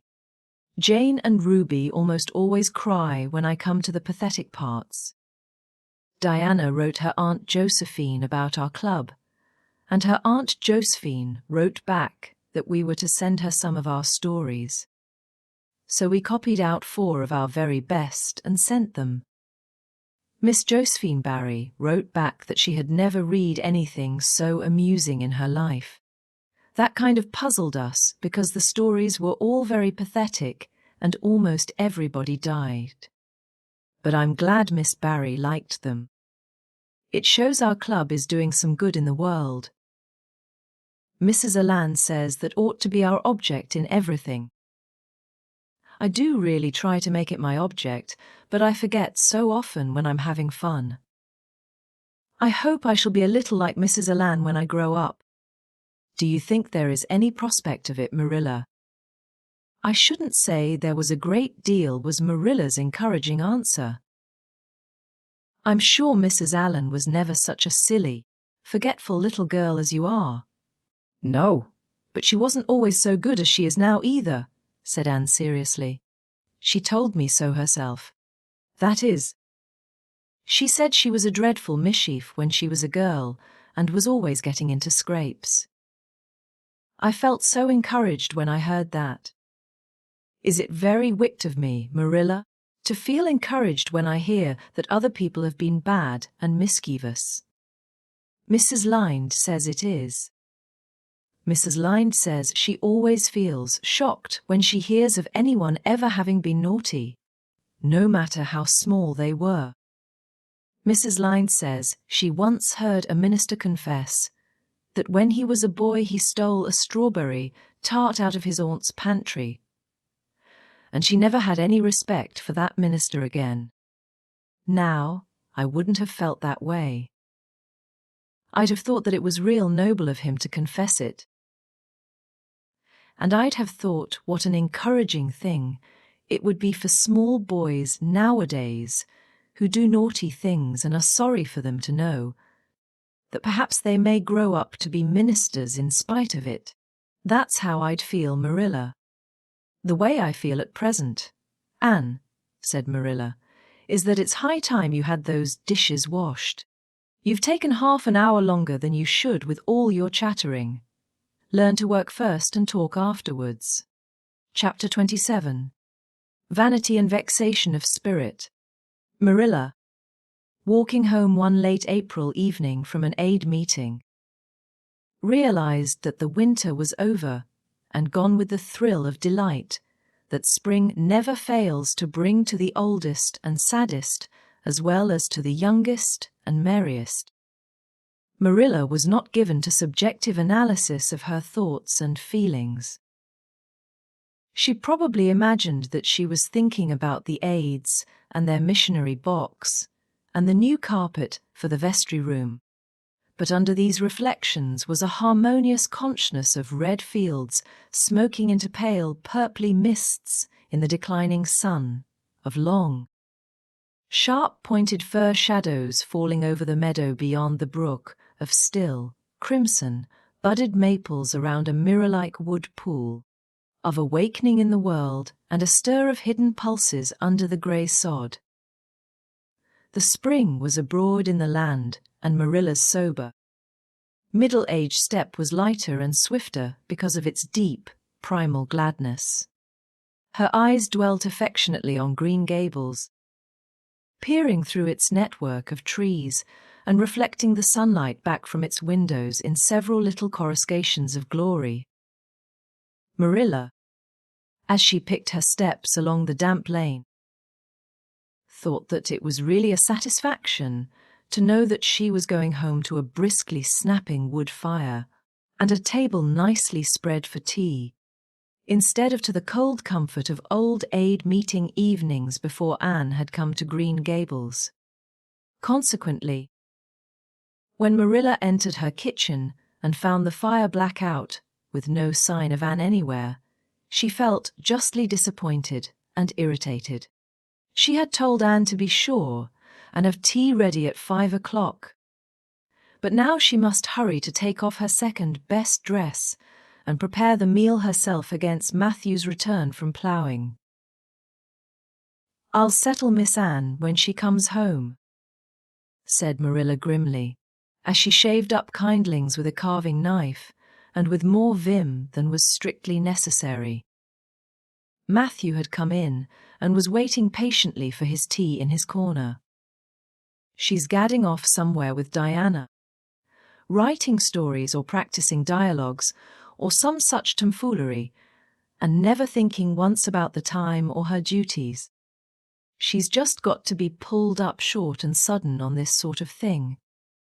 I don't care if Mrs. Allen does say she's the brightest and sweetest child she ever knew. She may be bright and sweet enough, but her head is full of nonsense, and there's never any knowing what shape it'll break out in next. Just as soon as she grows out of one freak, she takes up with another. But there! Here I am saying the very thing I was so riled with Rachel Lynde for saying at the aid today. I was real glad when Mrs. Allan spoke up for Anne. For if she hadn't, I know I'd have said something too sharp to Rachel before everybody. Anne's got plenty of faults, goodness knows, and far be it from me to deny it. But I'm bringing her up and not Rachel Lynde, who'd pick faults in the angel Gabriel himself if he lived in Avonlea. Just the same, Anne has no business to leave the house like this when I told her she was to stay home this afternoon and look after things. I must say, with all her faults, I never found her disobedient or untrustworthy before, and I'm real sorry to find her so now. Well, now, I don't know, said Matthew, who, being patient and wise and, above all, hungry, had deemed it best to let Marilla talk her wrath out unhindered. Having learned by experience that she got through with whatever work was on hand much quicker, if not delayed by untimely argument. Perhaps you're judging her too hasty. Marilla, don't call her untrustworthy until you're sure she has disobeyed you. Maybe it can all be explained. Anne's a great hand at explaining. She's not here when I told her to stay, retorted Marilla. I reckon she'll find it hard to explain that to my satisfaction. Of course, I knew you'd take her part, Matthew. But I'm bringing her up, not you. It was dark when supper was ready, and still no sign of Anne, coming hurriedly over the log bridge or up Lover's Lane. Breathless and repentant with a sense of neglected duties, Marilla washed and put away the dishes grimly. Then, wanting a candle to light her way down the cellar. She went up to the east gable for the one that generally stood on Anne's table. Lighting it, she turned around to see Anne herself lying on the bed, face downward among the pillows. "Mercy on us," said astonished Marilla. "Have you been asleep, Anne?" "No," was the muffled reply. "Are you sick then?" demanded Marilla anxiously, going over to the bed, and cowered deeper into her pillows if desirous of hiding herself forever from mortal eyes. "No." "But please, Marilla, go away and don't look at me. I'm in the depths of despair, and I don't care who gets head in class, or writes the best composition, or sings in the Sunday school chair anymore. Little things like that are of no importance now, because I don't suppose I'll ever be able to go anywhere again. My career is closed. Please, Marilla, go away and don't look at me. Did anyone ever hear the like?" The mystified Marilla wanted to know. "Anne Shirley, whatever is the matter with you? What have you done? Get right up this minute and tell me." "This minute, I say. There now, what is it?" and had slid to the floor in despairing obedience. "Look at my hair, Marilla," she whispered. Accordingly, Marilla lifted her candle and looked scrutinizingly at Anne's hair, flowing in heavy masses down her back. It certainly had a very strange appearance. "Anne Shirley, what have you done to your hair?" "Why, it's green. Green it might be called if it were any earthly color. A queer, dull, bronzy green, with streaks here and there of the original red to heighten the ghastly effect." Never in all her life had Marilla seen anything so grotesque as Anne's hair at that moment. "Yes, it's green," moaned Anne. "I thought nothing could be as bad as red hair, but now I know it's 10 times worse to have green hair. Oh, Marilla, you little know how utterly wretched I am. I little know how you got into this fix, but I mean to find out," said Marilla. "Come right down to the kitchen. It's too cold up here. And tell me just what you've done. I've been expecting something queer for some time. You haven't got into any scrape for over 2 months, and I was sure another one was due. Now, then, what did you do to your hair?" "I dyed your hair." "And Shirley, didn't you know it was a wicked thing to do?" "Yes, I knew it was a little wicked," admitted Anne. "But I thought it was worth while to be a little wicked to get rid of red hair. I counted the cost, Marilla. Besides, I meant to be extra good in other ways to make up for it." "Well," said Marilla sarcastically, "if I'd decided it was worth while to dye my hair, I have dyed it a decent color at least. I wouldn't have dyed it green." "But I didn't mean to dye it green, Marilla," protested Anne dejectedly. "If I was wicked, I meant to be wicked to some purpose. He said it would turn my hair a beautiful raven black. He positively assured me that it would." "How could I doubt his word, Marilla? I know what it feels like to have your word doubted. And Mrs. Alan says we should never suspect anyone of not telling us the truth unless we have proof that they're not. I have proof now. Green hair is proof enough for anybody. But I hadn't then, and I believed every word he said implicitly." "Who said? Who are you talking about?" "The peddler that was here this afternoon. I bought the dye from him."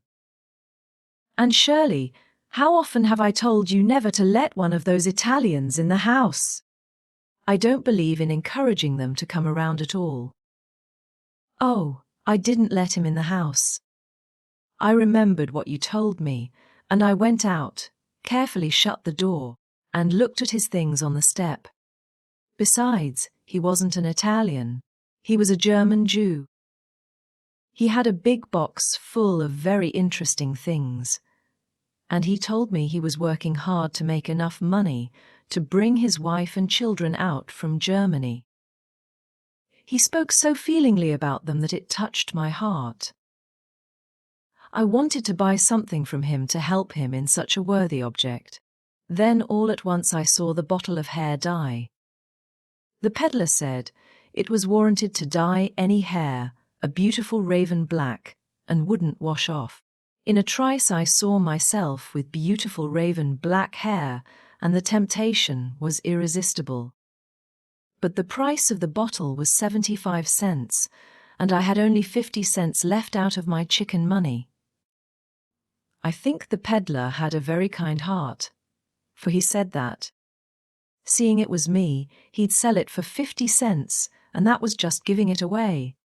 So I bought it, and as soon as he had gone I came up here and applied it with an old hairbrush as the directions said.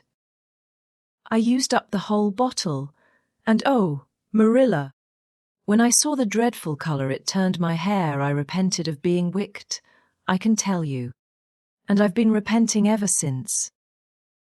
Well, I hope you'll repent to good purpose, said Marilla severely, and that you've got your eyes open to where your vanity has led you. Anne, goodness knows what's to be done. I suppose the first thing is to give your hair a good washing and see if that will do any good. Accordingly, Anne washed her hair, scrubbing it vigorously with soap and water. But for all the difference it made, she might as well have been scouring its original red. The peddler had certainly spoken the truth when he declared that the dye wouldn't wash off, however his veracity might be impeached in other respects. Oh, Marilla, what shall I do? Questioned Anne in tears. I can never live this down.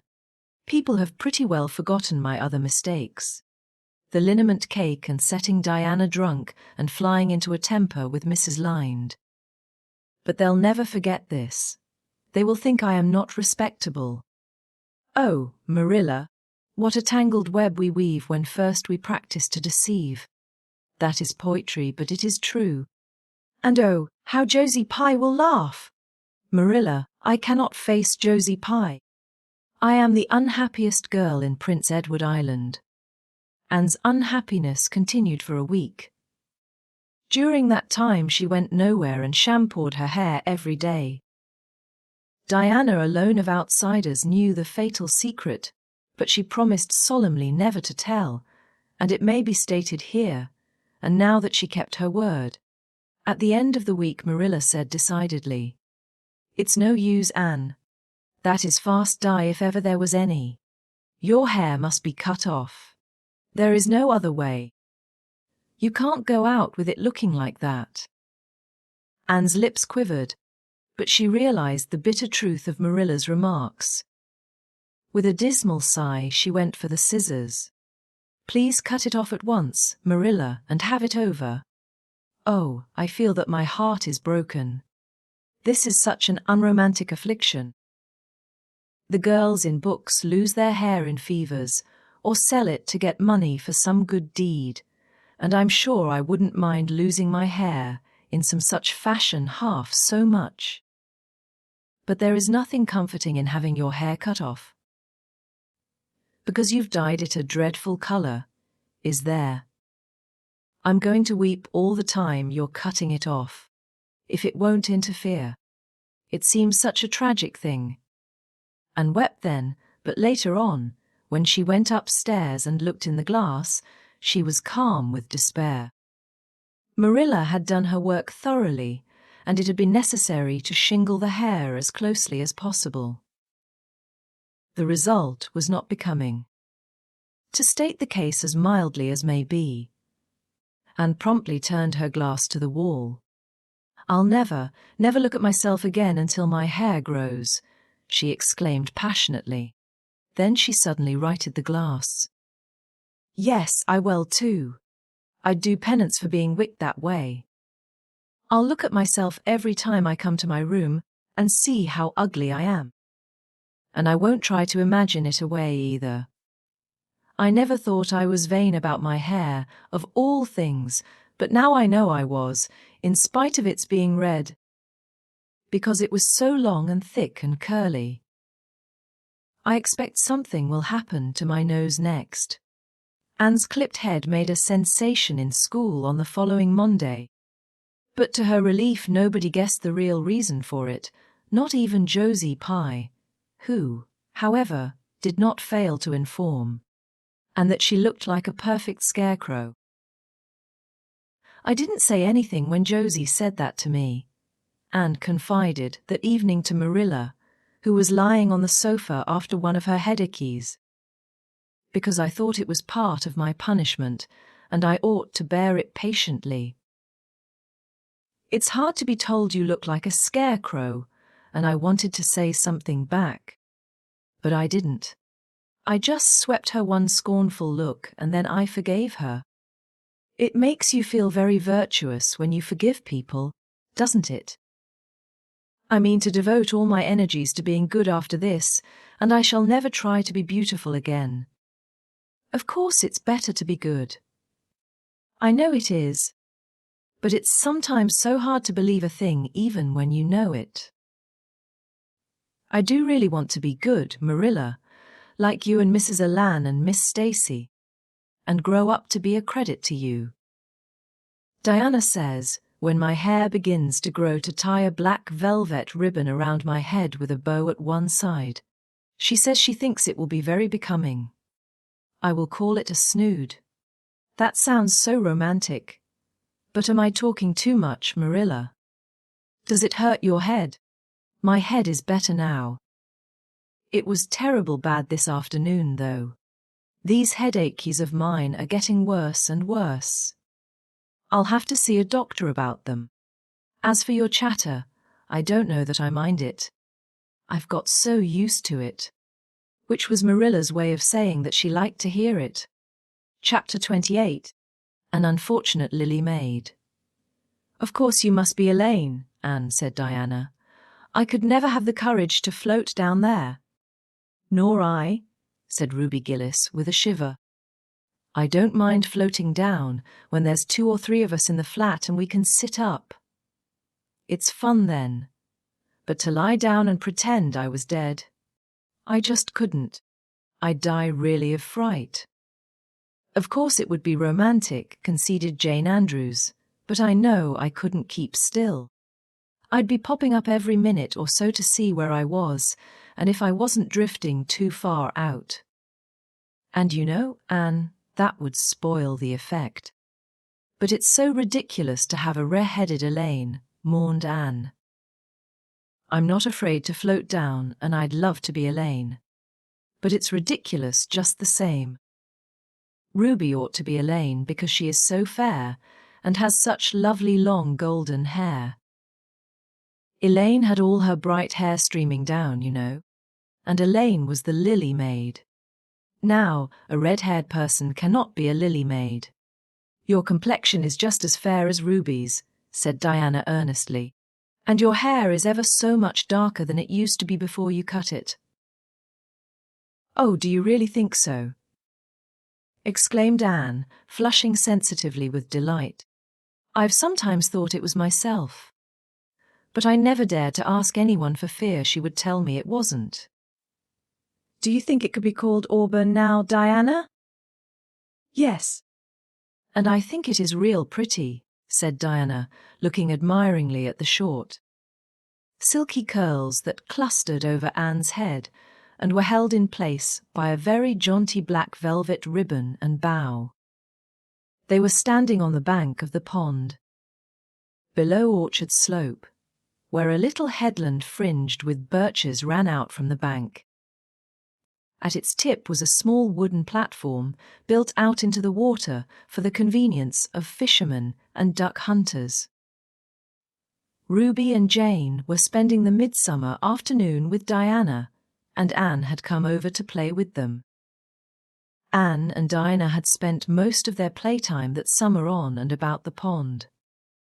Idlewild was a thing of the past, Mr. Bell having ruthlessly cut down the little circle of trees in his back pasture in the spring, and had sat among the stumps and wept, not without an eye to the romance of it, But she was speedily consoled for, after all, as she and Diana said, big girls of 13, going on 14, were too old for such childish amusements as playhouses, and there were more fascinating sports to be found about the pond.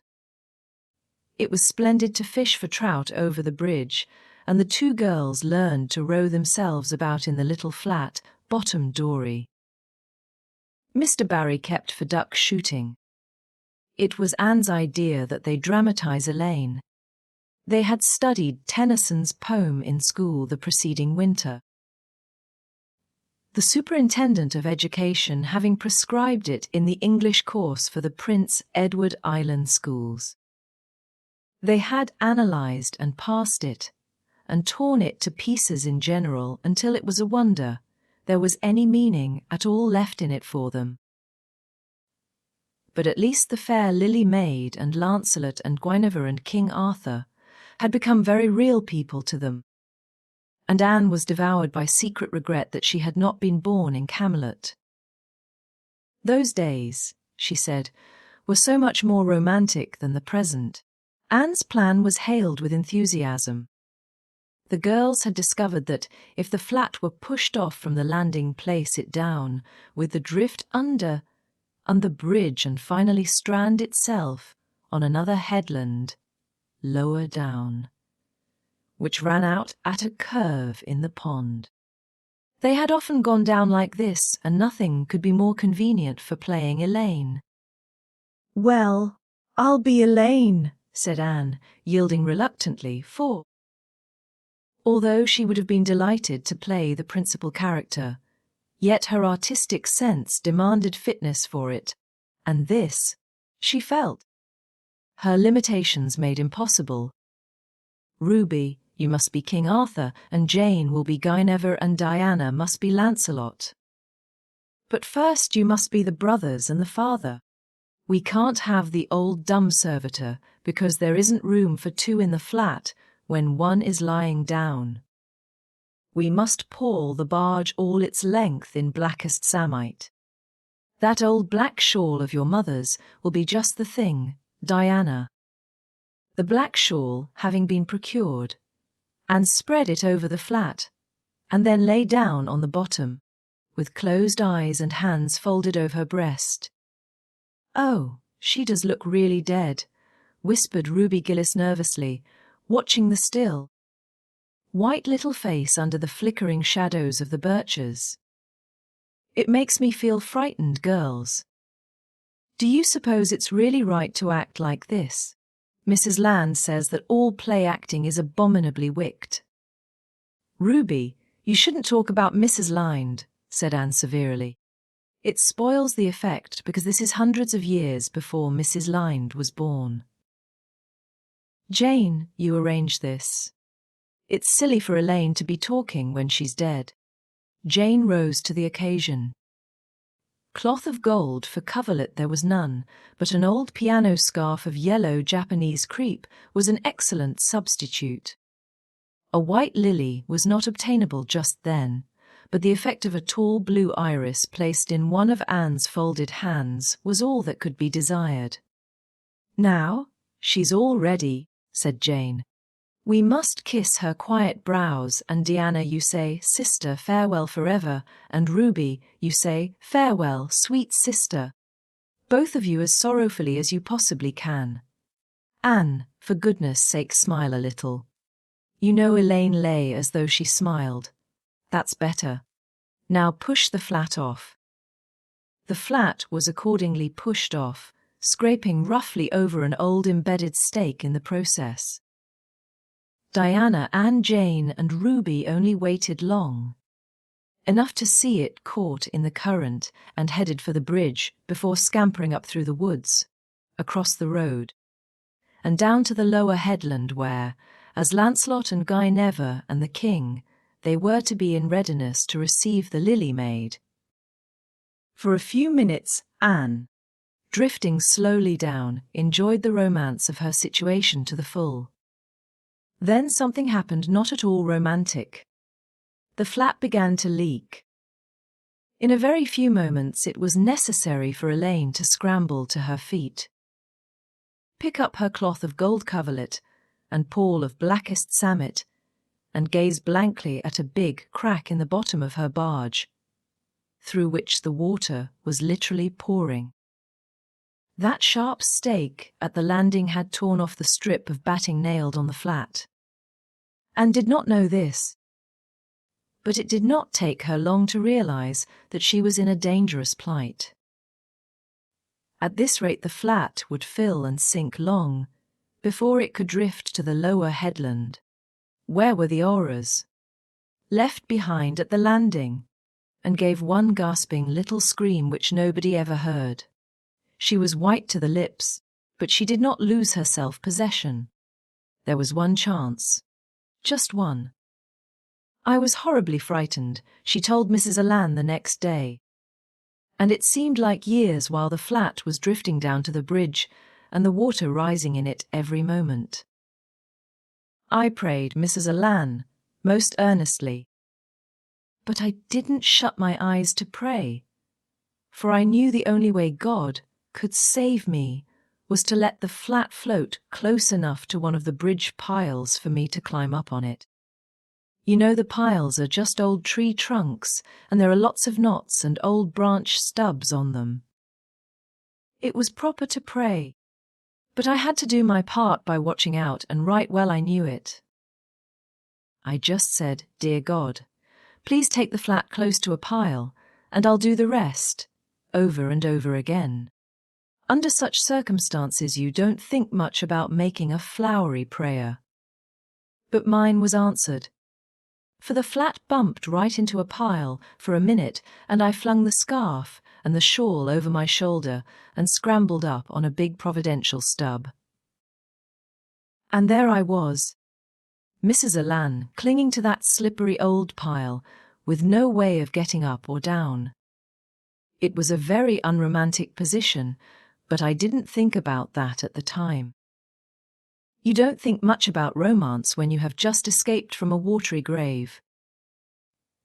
I said a grateful prayer at once, and then I gave all my attention to holding on tight, for I knew I should probably have to depend on human aid to get back to dry land. The flat drifted under the bridge and then promptly sank in midstream. Ruby, Jane, and Diana, already awaiting it on the lower headland, saw it disappear before their very eyes, and had not a doubt but that Anne had gone down with it. For a moment they stood still, white as sheets, frozen with horror at the tragedy. Then, shrieking at the tops of their voices, they started on a frantic run up through the woods, never pausing as they crossed the main road to glance the way of the bridge. Anne, clinging desperately to her precarious foothold, saw their flying forms and heard their shrieks. Help would soon come, but meanwhile her position was a very uncomfortable one. The minutes passed by, each seeming an hour to the unfortunate Lily Maid. Why didn't somebody come? Where had the girls gone? Suppose they had fainted, one and all. Suppose nobody ever came. Suppose she grew so tired and cramped that she could hold on no longer, and looked at the wicked green depths below her, wavering with long, oily shadows, and shivered. Her imagination began to suggest all manner of gruesome possibilities to her. Then, just as she thought she really could not endure the ache in her arms and wrists another moment, Gilbert Blythe came rowing under the bridge in Harmon Andrews. Andrews Dory! Gilbert glanced up and, much to his amazement, beheld a little white scornful face looking down upon him with big, frightened but also scornful grey eyes. Anne Shirley! How on earth did you get there? He exclaimed. Without waiting for an answer, he pulled close to the pile and extended his hand. There was no help for it. Anne, clinging to Gilbert Blythe's hand, scrambled down into the dory, where she sat, drabbled and furious, in the stern with her arms full of dripping shawl and wet crepe. It was certainly extremely difficult to be dignified under the circumstances. "What has happened, Anne?" asked Gilbert, taking up his oars. "We were playing Elaine," explained Anne frigidly, without even looking at her rescuer, "and I had to drift down to Camlet in the barge. I mean the flat. The flat began to leak and I climbed out on the pile. The girls went for help. Will you be kind enough to row me to the landing?" Gilbert obligingly rowed to the landing and Anne, disdaining assistance, sprang nimbly on shore. "I'm very much obliged to you," she said haughtily as she turned away. But Gilbert had also sprung from the boat and now laid a detaining hand on her arm. "Anne," he said hurriedly, "look here. Can't we be good friends? I'm awfully sorry I made fun of your hair that time. I didn't mean to vex you and I only meant it for a joke. Besides, it's so long ago. I think your hair is awfully pretty now. Honest I do. Let's be friends." For a moment Anne hesitated. She had an odd, newly awakened consciousness under all her outraged dignity that the half-shy, half-eager expression in Gilbert's hazel eyes was something that was very good to see. Her heart gave a quick, queer little beat. But the bitterness of her old grievance promptly stiffened up her wavering determination. That scene of 2 years before flashed back into her recollection as vividly as if it had taken place yesterday. Gilbert had called her carrots and had brought about her disgrace before the whole school. Her resentment, which to other and older people might be as laughable as its cause, was in no whit allayed and softened by time seemingly. She hated Gilbert Blythe. She would never forgive him. "No," she said coldly, "I shall never be friends with you, Gilbert Blythe. And I don't want to be. All right." Gilbert sprang into his skiff with an angry colour in his cheeks. "I'll never ask you to be friends again, Anne Shirley."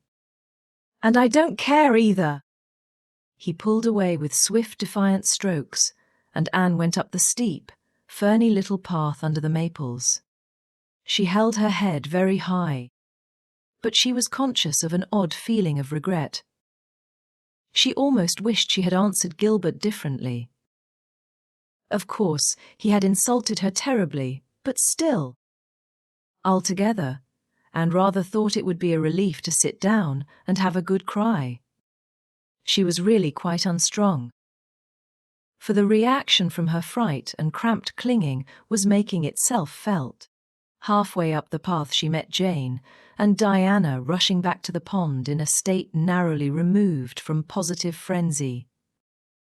They had found nobody at Orchard Slope, both Mer and Mrs. Barry being away. Here Ruby Gillis had succumbed to hysterics and was left to recover from them as best she might, while Jane and Diana flew through the haunted wood and across the brook to Green Gables. There they had found nobody either, for Marilla had gone to Carmody and Matthew was making hay in the back field. "Oh, Anne," gasped Diana, fairly falling on the former's neck and weeping with relief and delight. "Oh, Anne, we thought you were drowned, and we felt like murderers, because we had made you be Elaine, and Ruby is in hysterics." "Oh, Anne, how did you escape?" "I climbed up on one of the piles," explained Anne warily, "and Gilbert Blythe came along in Mr. Andrews's dory and brought me to land." "Oh, Anne, how splendid of him! Why, it's so romantic," said Jane, finding breath enough for utterance at last. "Of course you'll speak to him after this." "Of course I won't," flashed Anne, with a momentary return of her old spirit. "And I don't want ever to hear the word romantic again, Jane Andrews. I'm awfully sorry you were so frightened, girls. It is all my fault. I feel sure I was born under an unlucky star. Everything I do gets me or my dearest friends into a scrape. We've gone and lost your father's flat, Diana. And I have a presentiment that we'll not be allowed to row on the pond any more." Anne's presentiment proved more trustworthy than presentiments are apt to do. Great was the consternation in the Barry and Cuthbert households when the events of the afternoon became known. "Will you ever have any sense, Anne?" groaned Marilla. "Oh, yes, I think I will, Marilla," returned Anne optimistically. A good cry, indulged in the grateful solitude of the East Gable, had soothed her nerves and restored her to her wonted cheerfulness. "I think my prospects of becoming sensible are brighter now than ever." "I don't see how," said Marilla. "Well," explained Anne, "I've learned a new and valuable lesson today. Ever since I came to Green Gables, I've been making mistakes. And each mistake has helped to cure me of some great shortcoming. The affair of the amethyst brooch cured me of meddling with things that didn't belong to me. The haunted wood mistake cured me of letting my imagination run away with me. The liniment cake mistake cured me of carelessness in cooking. Dyeing my hair cured me of vanity. I never think about my hair and nose now. At least, very seldom. And today's mistake is going to cure me of being too romantic. I have come to the conclusion that it is no use trying to be romantic in Avonlea. It was probably easy enough in Towered Camlet hundreds of years ago, but romance is not appreciated now. I feel quite sure that you will soon see a great improvement in me in this respect, Marilla."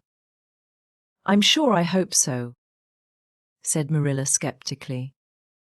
But Matthew, who had been sitting mutely in his corner, laid a hand on Anne's shoulder when Marilla had gone out.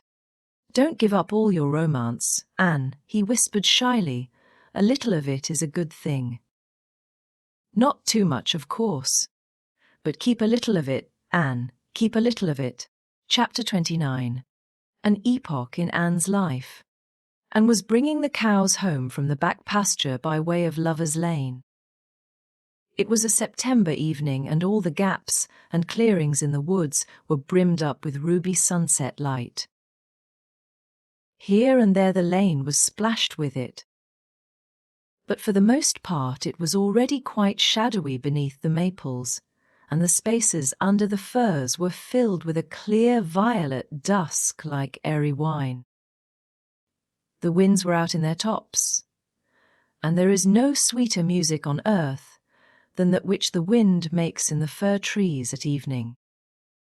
The cows swung placidly down the lane, and Anne followed them dreamily, repeating aloud the battle canto from Marmion, which had also been part of their English course the preceding winter, and which Miss Stacy had made them learn off by heart, and exulting in its rushing lines and the clash of spears in its imagery. When she came to the lines, the stubborn spearsmen still made good their dark, impenetrable wood. She stopped in ecstasy to shut her eyes, that she might the better fancy herself one of that heroic ring. When she opened them again, it was to behold Diana coming through the gate that led into the Barry field, and looking so important that Anne instantly divined there was news to be told. But betray too eager curiosity she would not. "Isn't this evening just like a purple dream, Diana? It makes me so glad to be alive.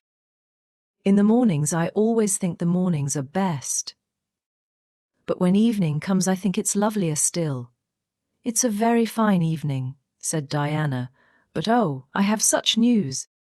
"Anne, guess. You can have 3 guesses. Charlotte Gillis is going to be married in the church, after all, and Mrs. O'Lallen wants us to decorate it," cried Anne. "No.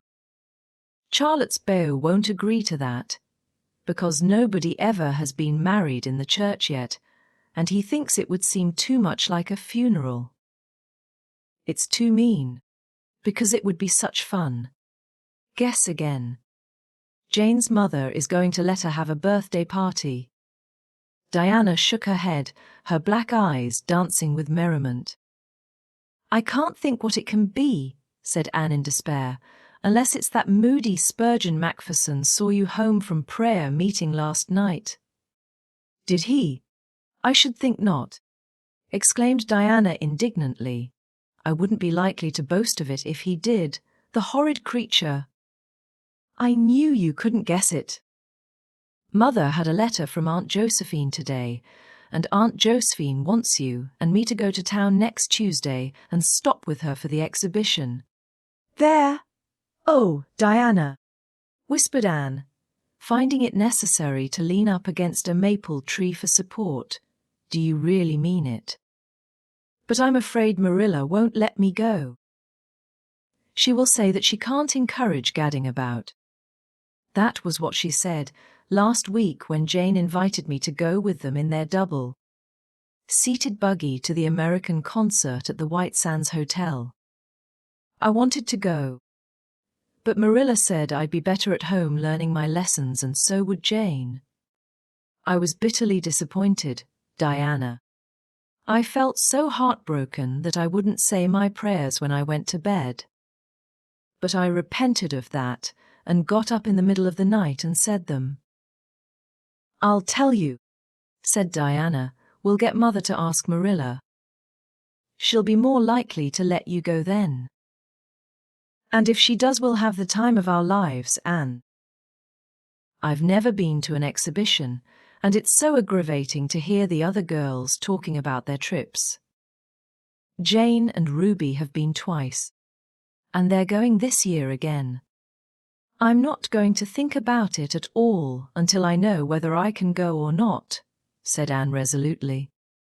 If I did and then was disappointed, it would be more than I could bear. But in case I do go, I'm very glad my new coat will be ready by that time. Marilla didn't think I needed a new coat. She said my old one would do very well for another winter, and that I ought to be satisfied with having a new dress. The dress is very pretty, Diana. Navy blue and made so fashionably. Marilla always makes my dresses fashionably now, because she says she doesn't intend to have Matthew going to Mrs. Lynde to make them. I'm so glad. It is ever so much easier to be good if your clothes are fashionable. At least it is easier for me. I suppose it doesn't make such a difference to naturally good people. But Matthew said I must have a new coat, so Marilla bought a lovely piece of blue broadcloth, and it's being made by a real dressmaker over at Carmody. It's to be done Saturday night. And I'm trying not to imagine myself walking up the church aisle on Sunday in my new suit and cap, because I'm afraid it isn't right to imagine such things. But it just slips into my mind in spite of me. My cap is so pretty. Matthew bought it for me the day we were over at Carmody. It is one of those little blue velvet ones that are all the rage, with gold cord and tassels. Your new hat is elegant, Diana, and so becoming. When I saw you come into church last Sunday, my heart swelled with pride to think you were my dearest friend. Do you suppose it's wrong for us to think so much about our clothes? Marilla says it is very sinful. But it is such an interesting subject, isn't it? Marilla agreed to let Anne go to town, and it was arranged that Mr. Barry should take the girls in on the following Tuesday. As Charlottetown was 30 miles away and Mr. Barry wished to go and return the same day, it was necessary to make a very early start. But Anne counted it all joy, and was up before sunrise on Tuesday morning. A glance from her window assured her that the day would be fine, for the eastern sky behind the firs of the haunted wood was all silvery and cloudless. Through the gap in the trees a light was shining in the western gable of Orchard Slope, a token that Diana was also up. Anne was dressed by the time Matthew had the fire on and had the breakfast ready when Marilla came down, but for her own part was much too excited to eat.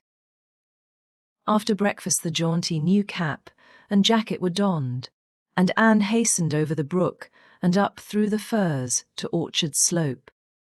Mr. Barry and Diana were waiting for her, and they were soon on the road. It was a long drive, but Anne and Diana enjoyed every minute of it. It was delightful to rattle along over the moist roads in the early red sunlight that was creeping across the shorn harvest fields.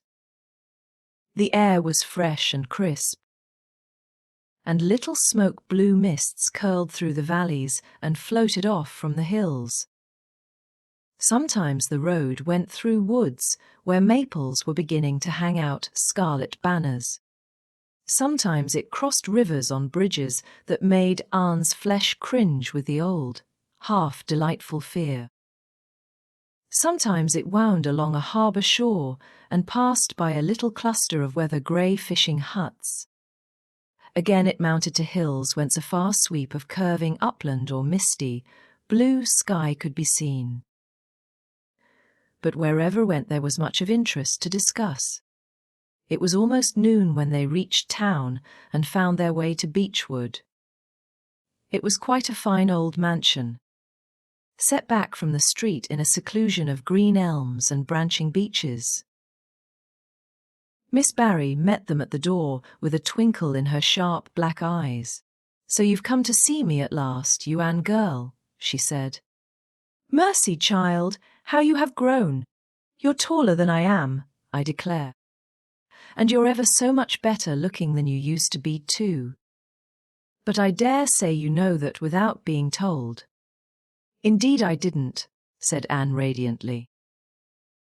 "I know I'm not so freckled as I used to be, so I've much to be thankful for, but I really hadn't dared to hope there was any other improvement." "I'm so glad you think there is, Miss Barry." Miss Barry's house was furnished with great magnificence, as Anne told Marilla afterward. The two little country girls were rather abashed by the splendor of the parlor, where Miss Barry left them, when she went to see about dinner. "Isn't it just like a palace?" whispered Diana. "I never was in Aunt Josephine's house before, and I'd no idea it was so grand. I just wish Julia Bell could see this. She puts on such airs about her mother's parlor." "Velvet carpet," sighed Anne luxuriously, "and silk curtains. I've dreamed of such things, Diana. But do you know, I don't believe I feel very comfortable with them, after all. There are so many things in this room, and all so splendid, that there is no scope for imagination. That is one consolation when you are poor. There are so many more things you can imagine about." Their sojourn in town was something that Anne and Diana dated from for years. From first to last it was crowded with delights. On Wednesday Miss Barry took them to the exhibition grounds and kept them there all day. It was splendid. Anne related to Marilla later on. "I never imagined anything so interesting. I don't really know which department was the most interesting. I think I liked the horses and the flowers and the fancy work best. Josie Pye took first prize for knitted lace. I was real glad she did. And I was glad that I felt glad.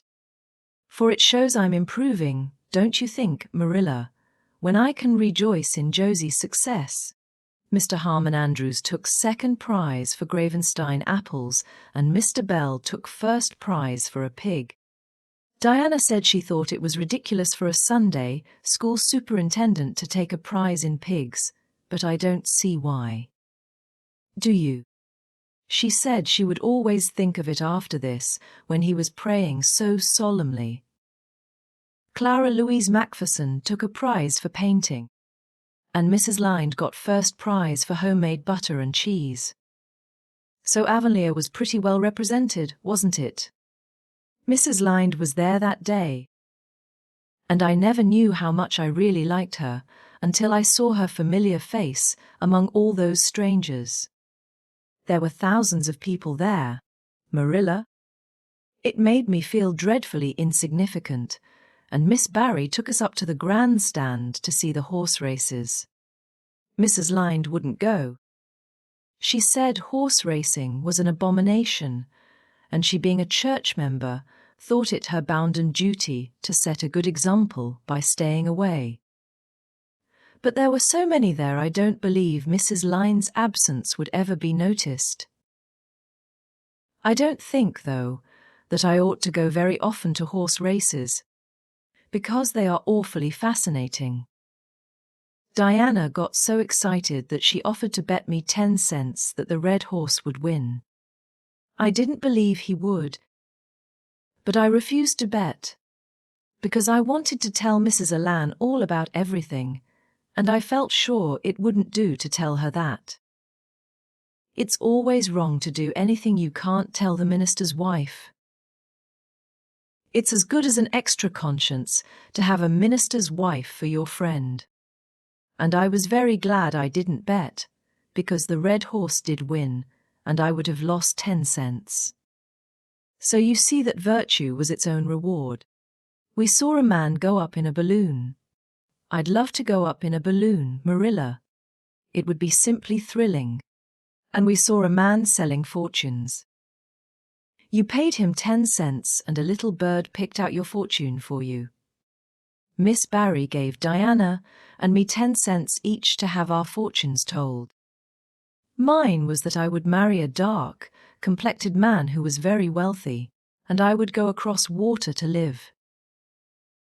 I looked carefully at all the dark men I saw after that, but I didn't care much for any of them, and anyhow I suppose it's too early to be looking out for him yet. Oh, it was a never-to-be-forgotten day, Marilla. I was so tired I couldn't sleep at night. Miss Barry put us in the spare room, according to promise. It was an elegant room, Marilla. But somehow sleeping in a spare room isn't what I used to think it was. That's the worst of growing up, and I'm beginning to realize it. The things you wanted so much when you were a child don't seem half so wonderful to you when you get them. Thursday the girls had a drive in the park, and in the evening Miss Barry took them to a concert in the Academy of Music, where a noted prima donna was to sing. To Anne the evening was a glittering vision of delight. Oh, Marilla, it was beyond description.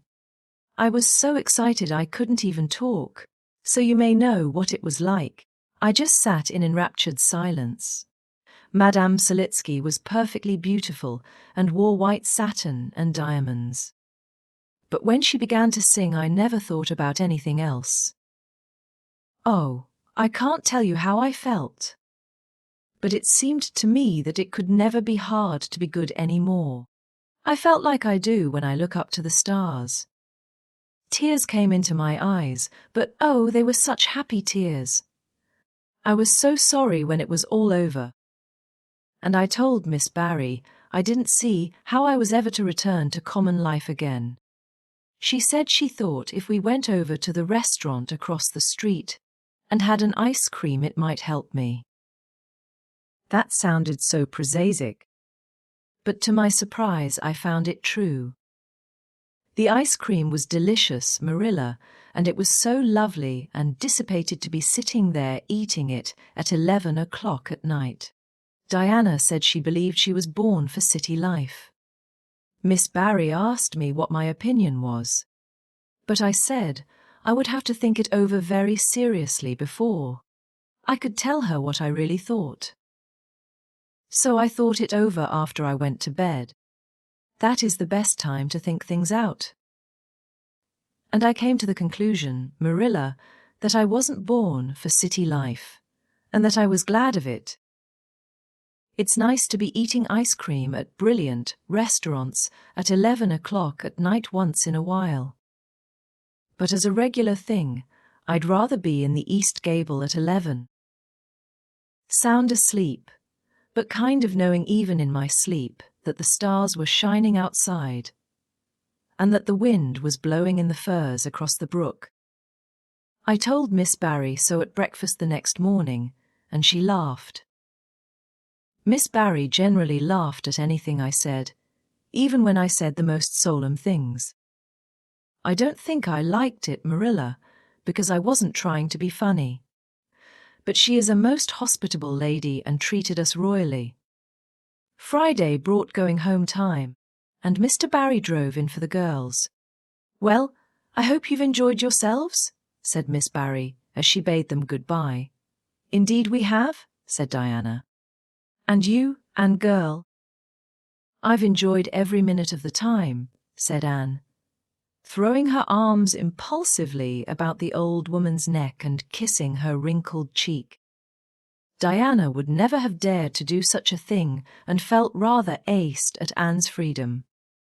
But Miss Barry was pleased, and she stood on her veranda and watched the buggy out of sight. Then she went back into her big house with a sigh. It seemed very lonely, lacking those fresh young lives. Miss Barry was a rather selfish old lady, if the truth must be told, and had never cared much for anybody but herself. She valued people only as they were of service to her or amused her, and had amused her, and consequently stood high in the old lady's good graces. But Miss Barry found herself thinking less about Anne's quaint speeches than of her fresh enthusiasms, her transparent emotions, her little winning ways, and the sweetness of her eyes and lips. "I thought Marilla Cuthbert was an old fool when I heard she'd adopted a girl out of an orphan asylum," she said to herself. "But I guess she didn't make much of a mistake after all. If I'd a child like Anne in the house all the time, I'd be a better and happier woman." Anne and Diana found the drive home as pleasant as the drive in. Pleasanter, indeed, since there was the delightful consciousness of home waiting at the end of it. It was sunset when they passed through white sands and turned into the shore road. Beyond, the Avonlea hills came out darkly against the saffron sky. Behind them the moon was rising out of the sea that grew all radiant and transfigured in her light. Every little cove along the curving road was a marvel of dancing ripples. The waves broke with a soft swish on the rocks below them, and the tang of the sea was in the strong, fresh air. "Oh, but it's good to be alive and to be going home," breathed Anne. When she crossed the log bridge over the brook, the kitchen light of Green Gables winked her a friendly welcome back, and through the open door shone the hearth fire, sending out its warm red glow athwart the chilly autumn night. Anne ran blithely up the hill and into the kitchen, where a hot supper was waiting on the table. "So you've got back," said Marilla, folding up her knitting. "Yes, and oh, it's so good to be back," said Anne joyously. "I could kiss everything, even to the clock." "Marilla, a broiled chicken! You don't mean to say you cooked that for me?" "Yes, I did," said Marilla. "I thought you'd be hungry after such a drive and need something real appetizing. Hurry and take off your things. And we'll have supper as soon as Matthew comes in. I'm glad you've got back, I must say. It's been fearful lonesome here without you, and I never put in 4 longer days." After supper Anne sat before the fire between Matthew and Marilla, and gave them a full account of her visit. "I've had a splendid time," she concluded happily, "and I feel that it marks an epoch in my life. But the best of it all was the coming home." Chapter 30. The Queen's class is organized. Marilla laid her knitting on her lap and leaned back in her chair. Her eyes were tired, and she thought vaguely that she must see about having her glasses changed the next time she went to town, for her eyes had grown tired very often of late. It was nearly dark, for the full November twilight had fallen around Green Gables, and the only light in the kitchen came from the dancing red flames in the stove. Anne was curled up Turk fashion on the hearthrug, gazing into that joyous glow where the sunshine of 100 summers was being distilled from the maple cordwood. She had been reading, but her book had slipped to the floor, and now she was dreaming, with a smile on her parted lips. Glittering castles in Spain were shaping themselves out of the mists and rainbows of her lively fancy. Adventures wonderful and enthralling were happening to her in Cloudland. Adventures that always turned out triumphantly and never involved her in scrapes like those of actual life. Marilla looked at her with a tenderness that would never have been suffered to reveal itself in any clearer light than that soft mingling of fireshine and shadow. The lesson of a love that should display itself easily in spoken word and open look was one Marilla could never learn. But she had learned to love this slim, grey-eyed girl with an affection all the deeper and stronger from its very undemonstrativeness. Her love made her afraid of being unduly indulgent. Indeed, she had an uneasy feeling that it was rather sinful to set one's heart so intensely on any human creature, as she had set hers on Anne. And perhaps she performed a sort of unconscious penance for this by being stricter and more critical than if the girl had been less dear to her. Certainly Anne herself had no idea how Marilla loved her. She sometimes thought wistfully that Marilla was very hard to please and distinctly lacking in sympathy and understanding. But she always checked the thought reproachfully, remembering what she owed to Marilla. "Anne," said Marilla abruptly, "Miss Stacy was here this afternoon when you were out with Diana." Anne came back from her other world with a start and a sigh. Was she? "Oh, I'm so sorry I wasn't in." "Why didn't you call me, Marilla? Diana and I were only over in the haunted wood. It's lovely in the woods now. All the little wood things. The ferns and the satin leaves and the crackerberries have gone to sleep just as if somebody had tucked them away until spring under a blanket of leaves. I think it was a little grey fairy with a rainbow scarf that came tiptoeing along the last moonlight night and did it." Diana wouldn't say much about that, though. Diana has never forgotten the scolding her mother gave her about imagining ghosts into the haunted wood. It had a very bad effect on Diana's imagination. It blighted it. Mrs. Lynde says Myrtle Bell is a blighted being. I asked Ruby Gillis why Myrtle was blighted, and Ruby said she guessed it was because her young man had gone back on her. Ruby Gillis thinks of nothing but young men, and the older she gets the worse she is. Young men are all very well in their place, but it doesn't do to drag them into everything, does it? Diana and I are thinking seriously of promising each other that we will never marry, but be nice old maids and live together forever. Diana hasn't quite made up her mind, though, because she thinks perhaps it would be nobler to marry some wild, dashing, wicked young man and reform him. Diana and I talk a great deal about serious subjects now, you know. We feel that we are so much older than we used to be that it isn't becoming to talk of childish matters. It's such a solemn thing to be almost 14, Marilla. Miss Stacy took all us girls who are in our teens down to the Brook last Wednesday and talked to us about it. She said we couldn't be too careful what habits we formed and what ideals we acquired in our teens, because by the time we were 20 our characters would be developed and the foundation laid for our whole future life. And she said if the foundation was shaky, we could never build anything really worthwhile on it. Diana and I talked the matter over coming home from school. We felt extremely solemn, Marilla. And we decided that we would try to be very careful indeed and form respectable habits and learn all we could and be as sensible as possible. so that by the time we were 20 our characters would be properly developed. It's perfectly appalling to think of being 20. Marilla. It sounds so fearfully old and grown up. But why was Miss Stacy here this afternoon? That is what I want to tell you, Anne, if you'll ever give me a chance to get a word in edgewise. She was talking about you, about me, and looked rather scared. Then she flushed and exclaimed, "Oh, I know what she was saying.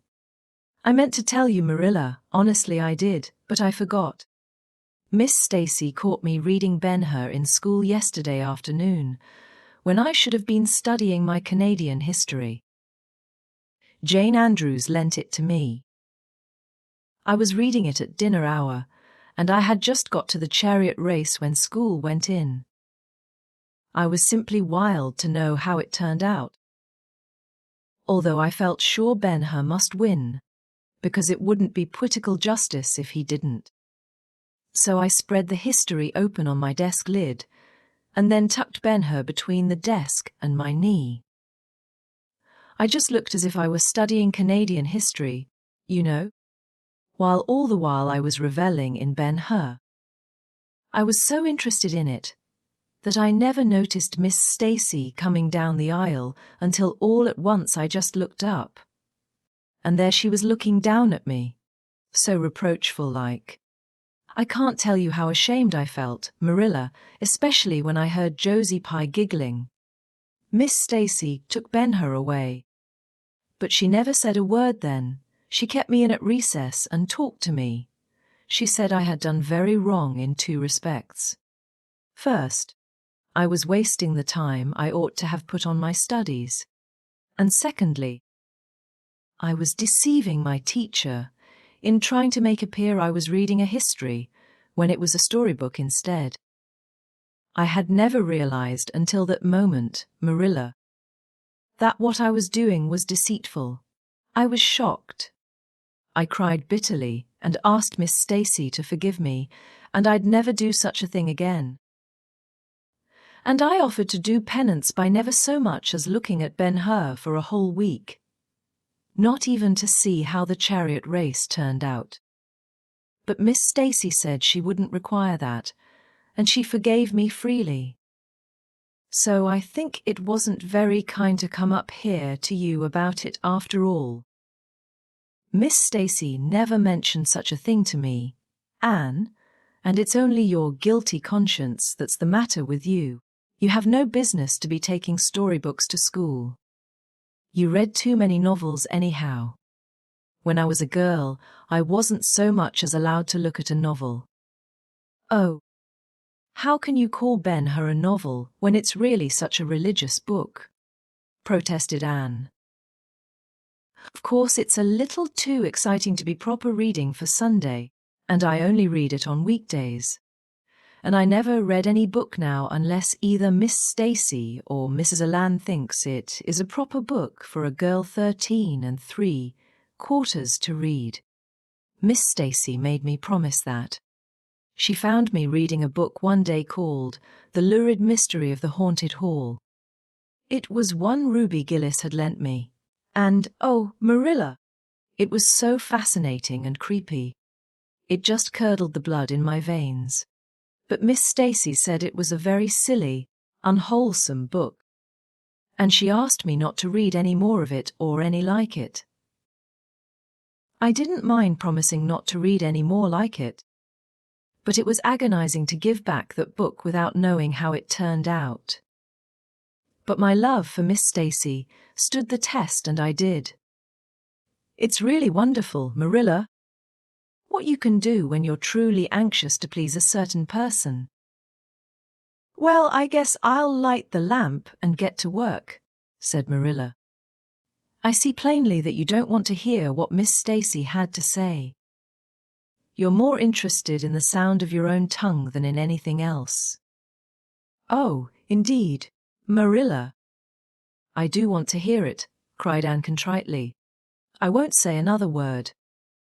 Not one. I know I talk too much, but I am really trying to overcome it. And although I say far too much, Yet if you only knew how many things I want to say and don't, you'd give me some credit for it. Please tell me, Marilla.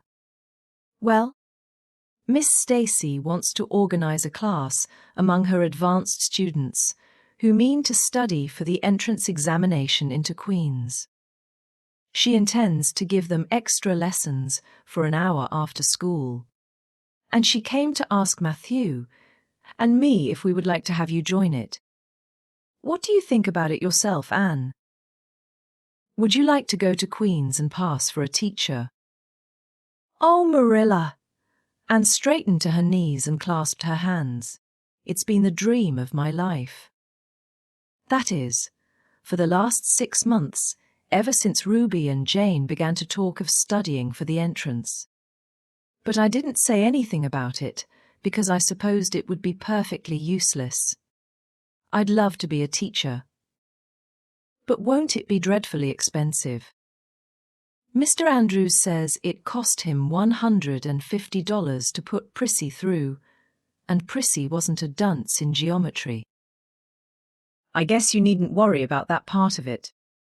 When Matthew and I took you to bring up, we resolved we would do the best we could for you and give you a good education.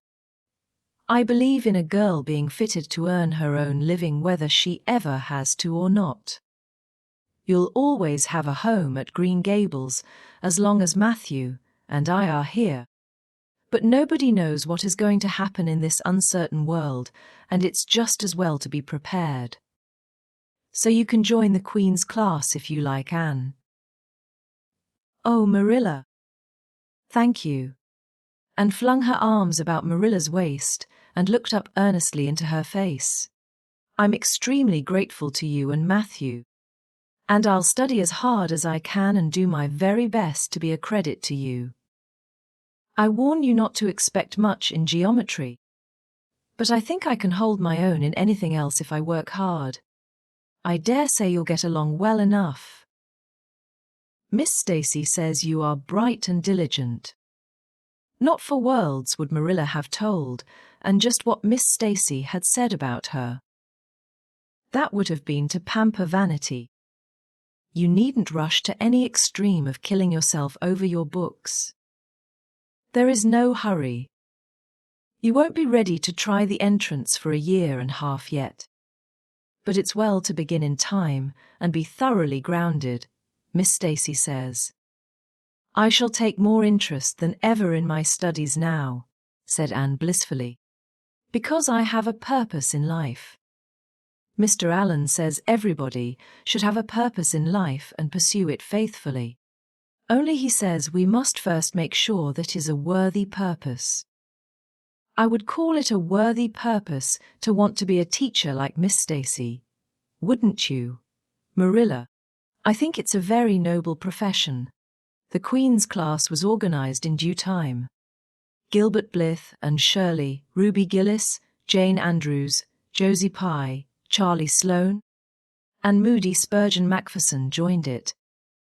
Deanna Barry did not, as her parents did not intend to send her to Queen's. This seemed nothing short of a calamity to Anne. Never, since the night on which Minnie May had had the croup, had she and Diana been separated in anything. On the evening when the Queen's class first remained in school for the extra lessons, and Anne saw Diana go slowly out with the others, to walk home alone through the birch path and violet vale, it was all the former could do keep her seat and refrain from rushing impulsively after her chum. A lump came into her throat, and she hastily retired behind the pages of her uplifted Latin grammar to hide the tears in her eyes. Not for worlds would Anne have had Gilbert Blythe or Josie Pye see those tears. But, oh, Marilla, I really felt that I had tasted the bitterness of death. As Mr. Allan said in his sermon last Sunday, when I saw Deanna go out alone, she said mournfully that night, I thought how splendid it would have been if Diana had only been going to study for the entrance too. But we can't have things perfect in this imperfect world. As Mrs. Lynde says, Mrs. Lynde isn't exactly a comforting person sometimes, but there's no doubt she says a great many very true things. And I think the Queen's class is going to be extremely interesting. Jane and Ruby are just going to study to be teachers. That is the height of their ambition. Ruby says she will only teach for 2 years after she gets through, and then she intends to be married. Jane says she will devote her whole life to teaching, and never marry, because you are paid a salary for teaching, but a husband won't pay you anything, and growls if you ask for a share in the egg and butter money. I expect Jane speaks from mournful experience, for Mrs. Lynde says that her father is a perfect old crank and meaner than second skimmings. Josie Pye says she is just going to college for education's sake, because she won't have to earn her own living. She says of course it is different with orphans who are living on charity. They have to hustle. Moody Spurgeon is going to be a minister. Mrs. Land says he couldn't be anything else with a name like that to live up to.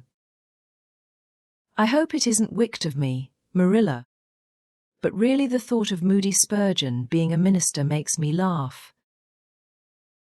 He's such a funny-looking boy with that big fat face, and his little blue eyes, and his ears sticking out like flaps. But perhaps he will be more intellectual looking when he grows up. Charlie Sloane says he's going to go into politics and be a member of Parliament, but Mrs. Lynde says he'll never succeed at that, because the Sloanes are all honest people, and it's only rascals that get on in politics nowadays. What is Gilbert Blythe going to be? Queried Marilla. Seeing that Anne was opening her seesaw, I don't happen to know what Gilbert Blythe's ambition in life is. If he has any, said Anne scornfully. There was open rivalry between Gilbert and Anne now. Previously the rivalry had been rather one-sided, but there was no longer any doubt that Gilbert was as determined to be first in class as Anne was. He was a foeman worthy of her steel. The other members of the class tacitly acknowledged their superiority, and never dreamed of trying to compete with them.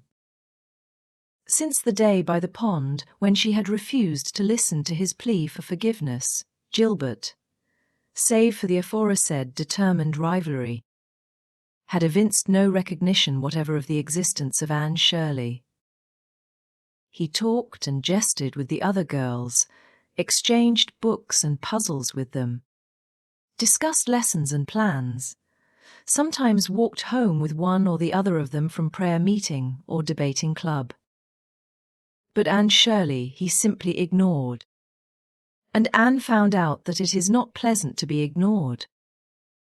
It was in vain that she told herself with a toss of her head that she did not care.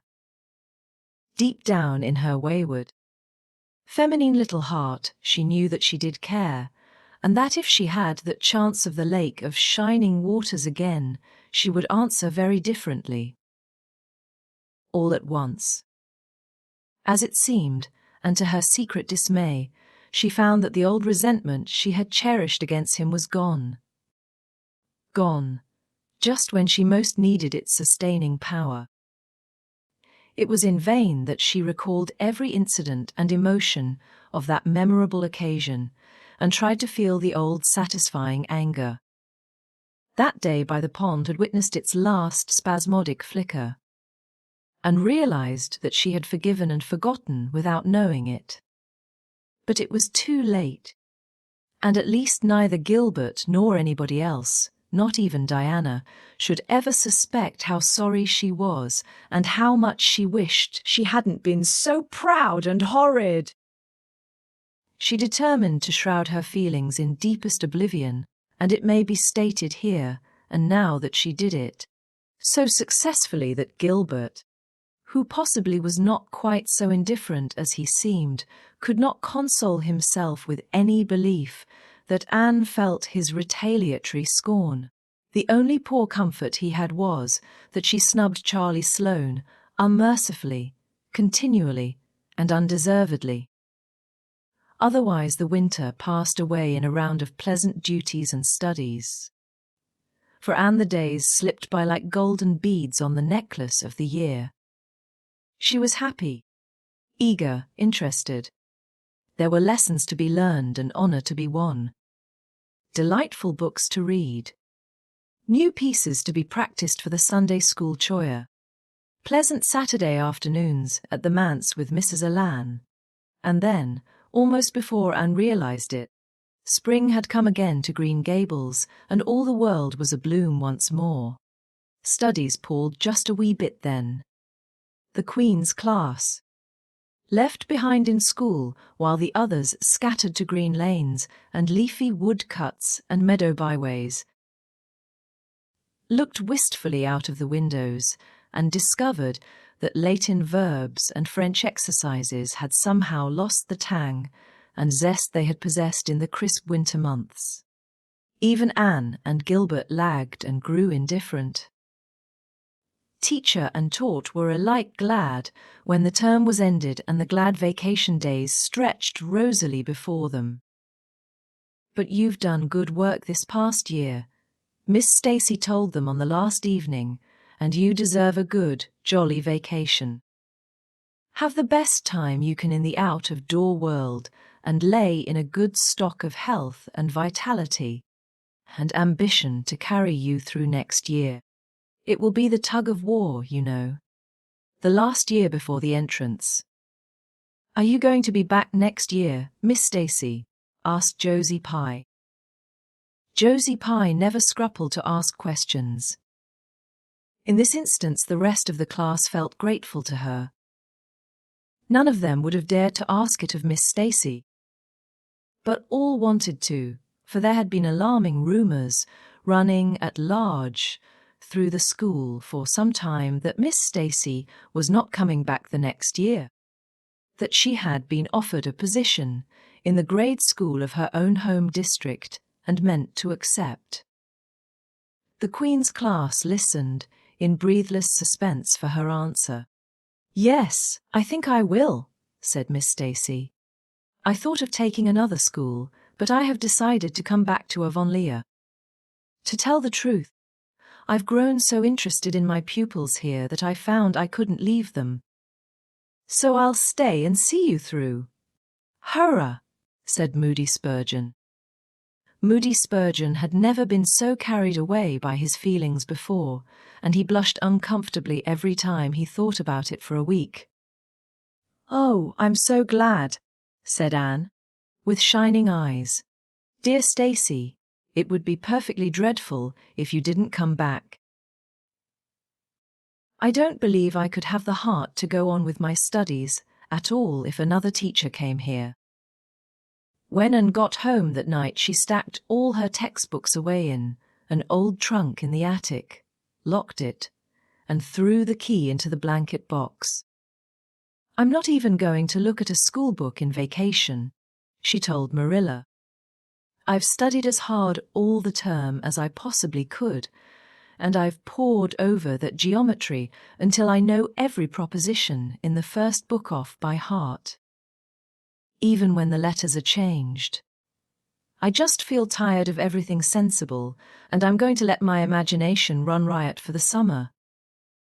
"Oh, you needn't be alarmed, Marilla. I'll only let it run riot within reasonable limits.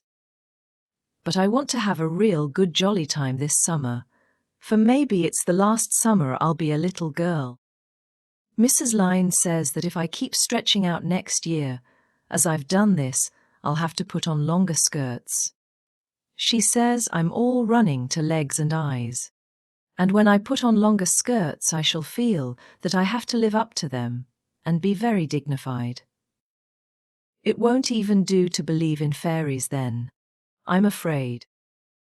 So I'm going to believe in them with all my whole heart this summer. I think we're going to have a very gay vacation. Ruby Gillis is going to have a birthday party soon, and there's the Sunday school picnic and the missionary concert next month. And Mr. Barry says that some evening he'll take Diana and me over to the White Sands Hotel and have dinner there. They have dinner there in the evening, you know.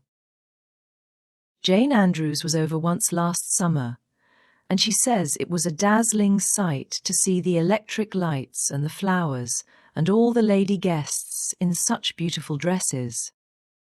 Jane says it was her first glimpse into high life, and she'll never forget it to her dying day. Mrs. Lynde came up the next afternoon to find out why Marilla had not been at the aid meeting on Thursday. When Marilla was not at aid meeting, people knew there was something wrong at Green Gables. Matthew had a bad spell with his heart Thursday, Marilla explained, and I didn't feel like leaving him. Oh, yes, he's all right again now, but he takes them spells oftener than he used to, and I'm anxious about him. The doctor says he must be careful to avoid excitement. That's easy enough, for Matthew doesn't go about looking for excitement by any means, and never did. But he's not to do any very heavy work either, and you might as well tell Matthew not to breathe as not to work. Come and lay off your things, Rachel. You'll stay to tea. Well, seeing you're so pressing, perhaps I might as well, said Mrs. Rachel, who had not the slightest intention of doing anything else. Mrs. Rachel and Marilla sat comfortably in the parlor, while Anne got the tea and made hot biscuits that were light and white enough to defy even Mrs. Rachel's criticism. I must say Anne has turned out a real smart girl, admitted Mrs. Rachel, as Marilla accompanied her to the end of the lane at sunset. She must be a great help to you. She is, said Marilla, and she's real steady and reliable now. I used to be afraid she'd never get over her feather-brained ways. But she has, and I wouldn't be afraid to trust her in anything now. I never would have thought she'd have turned out so well that first day. I was here 3 years ago, said Mrs. Rachel. Lawful heart, shall I ever forget that tantrum of hers? When I went home that night I says to Thomas, says I, mark my words, Thomas, Marilla Cuthbert'll live to rue the step she's took. But I was mistaken, and I'm real glad of it. I ain't one of those kind of people, Marilla, as can never be brought to own up that they've made a mistake. No, that never was my way, thank goodness. I did make a mistake in judging Anne, but it weren't no wonder. For an odder, unexpecteder witch of a child there never was in this world. That's what. There was no ciphering her out by the rules that worked with other children. It's nothing short of wonderful how she's improved these 3 years, but especially in looks. She's a real pretty girl got to be, though I can't say I'm overly partial to that pale, big-eyed style myself. I like more snap and colour, like Diana Barry has or Ruby Gillis. Ruby Gillis's looks are real showy. But somehow, I don't know how it is, but when Anne and them are together, though she ain't half as handsome, she makes them look kind of common and overdone. Something like them white June lilies she calls Narcissus alongside of the big, red peonies, that's what. Chapter 31. Where the brook and river meet. Anne had her good summer and enjoyed it wholeheartedly. She and Diana fairly lived outdoors, reveling in all the delights that Lover's Lane and the Dryad's Bubble and Willowmere and Victoria Island afforded. Marilla offered no objections to Anne's gypsyings. The Spencervale doctor who had come the night Minnie May had the croup met Anne at the house of a patient one afternoon early in vacation, looked her over sharply, screwed up his mouth, shook his head, and sent a message to Marilla Cuthbert by another person. It was, "Keep that redder-headed girl of yours in the open air all summer, and don't let her read books until she gets more spring into her step. This message frightened Marilla wholesomely. She read Anne's death warrant by consumption in it unless it was scrupulously obeyed. As a result, Anne had the golden summer of her life as far as freedom and frolic went. She walked, rowed, buried, and dreamed to her heart's content. And when September came, she was bright-eyed and alert, with a step that would have satisfied the Spencervale doctor and a heart full of ambition and zest once more. "I feel just like studying with might and main," she declared as she brought her books down from the attic. "Oh, you good old friends. I'm glad to see your honest faces once more. Yes, even you geometry. I've had a perfectly beautiful summer, Marilla. And now I'm rejoicing as a strong man to run a race, as Mr. Allan said last Sunday. Doesn't Mr. Allan preach magnificent sermons? Mrs. Lynde says he is improving every day, and the first thing we know some city church will gobble him up, and then we'll be left and have to turn to and break in another green preacher. But I don't see the use of meeting trouble halfway, do you, Marilla? I think it would be better just to enjoy Mr. Allan while we have him. If I were a man, I think I'd be a minister. They can have such an influence for good, if their theology is sound. And it must be thrilling to preach splendid sermons and stir your hearers' hearts. Why can't women be ministers, Marilla? I asked Mrs. Lynde that, and she was shocked and said it would be a scandalous thing. She said there might be female ministers in the States, and she believed there was. But thank goodness we hadn't got to that stage in Canada yet, and she hoped we never would. But I don't see why. I think women would make splendid ministers. When there is a social to be got up or a church tea or anything else to raise maize, money the women have to turn to and do the work. I'm sure Mrs. Lynde can pray every bit as well as Superintendent Bell, and I've no doubt she could preach too with a little practice. Yes, I believe she could, said Marilla dryly. She does plenty of unofficial preaching as it is. Nobody has much of a chance to go wrong in Avonlea with Rachel to oversee them. Marilla, said Anne in a burst of confidence, I want to tell you something and ask you what you think about it. It has worried me terribly. On Sunday afternoons, that is, when I think specially about such matters, I do really want to be good.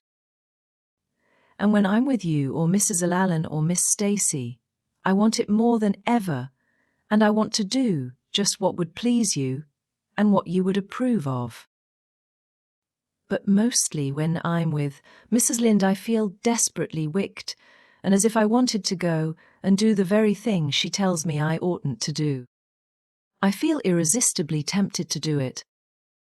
Now, what do you think is the reason I feel like that? Do you think it's because I'm really bad and unregenerate? Marilla looked dubious for a moment. Then she laughed. If you are, I guess I am too, and for Rachel often has that very effect on me. I sometimes think she'd have more of an influence for good, as you say yourself, if she didn't keep nagging people to do right. There should have been a special commandment against nagging. But there, I shouldn't talk so. Rachel is a good Christian woman and she means well. There isn't a kinder soul in Avonlea and she never shirks her share of work. I'm very glad you feel the same, said Anne decidedly. It's so encouraging. I shan't worry so much over that after this. But I dare say there'll be other things to worry me. They keep coming up new all the time. Things to perplex you, you know? You settle one question, and there's another right after. There are so many things to be thought over and decided when you're beginning to grow up. It keeps me busy all the time thinking them over and deciding what is right. It's a serious thing to grow up, isn't it, Marilla? But when I have such good friends as you and Matthew and Mrs. Alan and Miss Stacy, I ought to grow up successfully, and I'm sure it will be my own fault if I don't. I feel it's a great responsibility because I have only the one chance. If I don't grow up right, I can't go back and begin over again. I've grown 2 inches this summer. Marilla, Mr. Gillis measured me at Ruby's party. I'm so glad you made my new dresses longer. That dark green one is so pretty, and it was sweet of you to put on the flounce. Of course, I know it wasn't really necessary, but flounces are so stylish this fall, and Josie Pye has flounces on all her dresses. I know I'll be able to study better because of mine. I shall have such a comfortable feeling deep down in my mind about that flounce. It's worth something to have that, admitted Marilla. Miss Stacy came back to Avonlea school and found all her pupils eager for work once more. Especially did the Queen's class gird up their loins for the fray. For at the end of the coming year, dimly shadowing their pathway already, loomed up that fateful thing known as the entrance, at the thought of which one and all felt their hearts sink into their very shoes. Suppose they did not pass? That thought was doomed to haunt Anne through the waking hours of that winter, Sunday afternoons inclusive, to the almost entire exclusion of moral and theological problems. When Anne had bad dreams, she found herself staring miserably at pass lists of the entrance exams, where Gilbert Blyther's name was blazoned at the top and in which hers did not appear at all. But it was a jolly, busy, happy, swift flying winter. Schoolwork was as interesting, class rivalry as absorbing as of yore. New worlds of thought, feeling, and ambition, fresh, fascinating fields of unexplored knowledge seemed to be opening out before Anne's eager eyes. Hills peeped over hill and Alps on Alps arose. Much of all this was due to Miss Stacy's tactful, careful, broad-minded guidance. She led her class to think and explore and discover for themselves, and encouraged straying from the old beaten paths to a degree that quite shocked Mrs. Lynde and the school trustees, who viewed all innovations on established methods rather dubiously. Apart from her studies, Anne expanded socially, for Marilla, mindful of the Spencervale doctor's dictum, no longer vetoed occasional outings. The debating club flourished and gave several concerts. There were 1 or 2 parties almost verging on grown-up affairs. There were slee drives and skating frolics galore. Between times Anne grew, shooting up so rapidly that Marilla was astonished one day, when they were standing side by side, to find the girl was taller than herself. "Why, Anne, how you've grown!" she said, almost unbelievingly. A sigh followed on the words. Marilla felt a queer regret over Anne's inches. The child she had learned to love had vanished somehow, and here was this tall, serious-eyed girl of 15, with the thoughtful brows and the proudly poised little head in her place. Marilla loved the girl as much as she had loved the child, but she was conscious of a queer, sorrowful sense of loss. And that night, when Anne had gone to prayer meeting with Diana, Marilla sat alone in the wintry twilight and indulged in the weakness of a cry. Matthew, coming in with a lantern, caught her at it and gazed at her in such consternation that Marilla had to laugh through her tears. "I was thinking about Anne," she explained. "She's got to be such a big girl, and she'll probably be away from next winter. I'll miss her terrible. She'll be able to come home often," comforted Matthew, to whom Anne was as yet and always would be the little, eager girl he had brought home from Bright River on that June evening 4 years before. The branch railroad will be built to Carmody by that time. It won't be the same thing as having her here all the time, sighed Marilla gloomily, determined to enjoy her luxury of grief uncomforted. But there, men can't understand these things. There were other changes in Anne no less real than the physical change. For one thing, she became much quieter. Perhaps she thought all the more and dreamed as much as ever, but she certainly talked less. Marilla noticed and commented on this also. You don't chatter half as much as you used to, Anne, nor use half as many big words. What has come over you? Anne colored and laughed a little as she dropped her book and looked dreamily out of the window, where big fat red buds were bursting out on the creeper in response to the lure of the spring sunshine. I don't know. I don't want to talk as much, she said, denting her chin thoughtfully with her forefinger. It's nicer to think, dear, pretty thoughts and keep them in one's heart, like treasures. I don't like to have them laughed at or wondered over. And somehow I don't want to use big words anymore. It's almost a pity, isn't it? Now that I'm really growing big enough to say them if I did want to. It's fun to be almost grown up in some ways. But it's not the kind of fun I expected, Marilla. There's so much to learn and do and think that there isn't time for big words. Besides, Miss Stacy says the short ones are much stronger and better. She makes us write all our essays as simply as possible. It was hard at first. I was so used to crowding in all the fine big words I could think of. And I thought of any number of them. But I've got used to it now and I see it's so much better. What has become of your story club? I haven't heard you speak of it for a long time. The story club isn't in existence any longer. We hadn't time for it. And anyhow, I think we had got tired of it.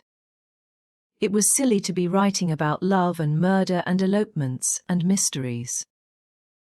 Miss Stacy sometimes has us write a story for training in composition. But she won't let us write anything but what might happen in Avonlea in our own lives, and she criticizes it very sharply and makes us criticize our own too. I never thought my compositions had so many faults until I began to look for them myself. I felt so ashamed I wanted to give up altogether. But Miss Stacy said I could learn to write well if I only trained myself to be my own severest critic. And so I am trying to. You've only 2 more months before the entrance, said Marilla. Do you think you'll be able to get through? Anne shivered. I don't know. Sometimes I think I'll be all right. And then I get horribly afraid. We've studied hard and Miss Stacy has drilled us thoroughly. But we mayn't get through for all that. We've each got a stumbling block. Mine is geometry, of course, and Jane's is Latin, and Ruby and Charlie's is algebra, and Josie's is arithmetic. Moody Spurgeon says he feels it in his bones that he is going to fail in English history. Miss Stacy is going to give us examinations in June just as hard as we'll have at the entrance and mark us just as strictly, so we'll have some idea. I wish it was all over, Marilla. It haunts me. Sometimes I wake up in the night and wonder what I'll do if I don't pass. Why, go to school next year and try again, said Marilla unconcernedly. Oh, I don't believe I'd have the heart for it. It would be such a disgrace to fail, especially if the others passed. And I get so nervous in an examination that I'm likely to make a mess of it. I wish I had nerves like Jane Andrews. Nothing rattles her. Anne sighed and, dragging her eyes from the witcheries of the spring world, the beckoning day of breeze and blue, and the green things upspringing in the garden, buried herself resolutely in her book. There would be other springs, But if she did not succeed in passing the entrance, and felt convinced that she would never recover sufficiently to enjoy them. Chapter 32. The pass list is out. With the end of June came the close of the term and the close of Miss Stacy's rule in Avonlea school. Anne and Diana walked home that evening feeling very sober indeed. Red eyes and damp handkerchiefs bore convincing testimony to the fact that Miss Stacy's farewell words must have been quite as touching. Mr. Phillips had been under similar circumstances 3 years before. Diana looked back at the schoolhouse from the foot of the spruce hill and sighed deeply. "It does seem as if it was the end of everything, doesn't it?" she said dismally. "You oughtn't to feel half as badly as I do," said Anne, hunting vainly for a dry spot on her handkerchief. "You'll be back again next winter, but I suppose I've left the dear old school forever. If I have good luck, that is. It won't be a bit the same. Miss Stacy won't be there. Nor you nor Jane nor Ruby probably. I shall have to sit all alone, for I couldn't bear to have another deskmate after you. Oh, we had jolly times, haven't we, Anne? It's dreadful to think they're all over." 2 big tears rolled down by Diana's nose. "If you would stop crying I could," said Anne imploringly. "Just as soon as I put away my hanky I see you brimming up, and that starts me off again. As Mrs. Lynde says, if you can't be as cheerful as you can. After all, I dare say I'll be back next year. This is one of the times I know I'm not going to pass. They're getting alarmingly frequent." "Why?" "You came out splendidly in the exams Miss Stacy gave." "Yes, but those exams didn't make me nervous. When I think of the real thing you can't imagine what a horrid cold, fluttery feeling comes round my heart. And then my number is 13 and Josie Pye says it's so unlucky. I am not superstitious, and I know it can make no difference. But still I wish it wasn't 13. "I do wish I was going in with you," said Diana. "Wouldn't we have a perfectly elegant time? But I suppose you'll have to cram in the evenings." "No. Miss Stacy has made us promise not to open a book at all. She says it would only tire and confuse us, and we are to go out walking and not think about the exams at all, and go to bed early. It's good advice, but I expect it will be hard to follow. Good advice is apt to be, I think. Prissy Andrews told me that she sat up half the night every night of her entrance week and crammed for dear life. And I had determined to sit up at least as long as she did. It was so kind of your Aunt Josephine to ask me to stay at Beechwood while I'm in town. You'll write to me while you're in, won't you?" "I'll write Tuesday night and tell you how the first day goes," promised Anne. "I'll be haunting the post office Wednesday," vowed Diana, and went to town the following Monday, and on Wednesday Diana haunted the post office, as agreed, and got her letter. "Dearest Diana," wrote Anne. "Here it is Tuesday night, and I'm writing this in the library at Beechwood. Last night I was horribly lonesome all alone in my room, and wished so much you were with me. I couldn't cram because I'd promised Miss Stacy not to. But it was as hard to keep from opening my history as it used to be to keep from reading a story before my lessons were learned. This morning Miss Stacy came for me, and we went to the academy, calling for Jane and Ruby and Josie on our way. Ruby asked me to feel her hands, and they were as cold as ice. Josie said I looked as if I hadn't slept a wink, and she didn't believe I was strong enough to stand the grind of the teacher's course, even if I did get through. There are times and seasons even yet when I don't feel that I've made any great headway in learning to like Josie Pye. When we reached the academy, there were scores of students there from all over the island.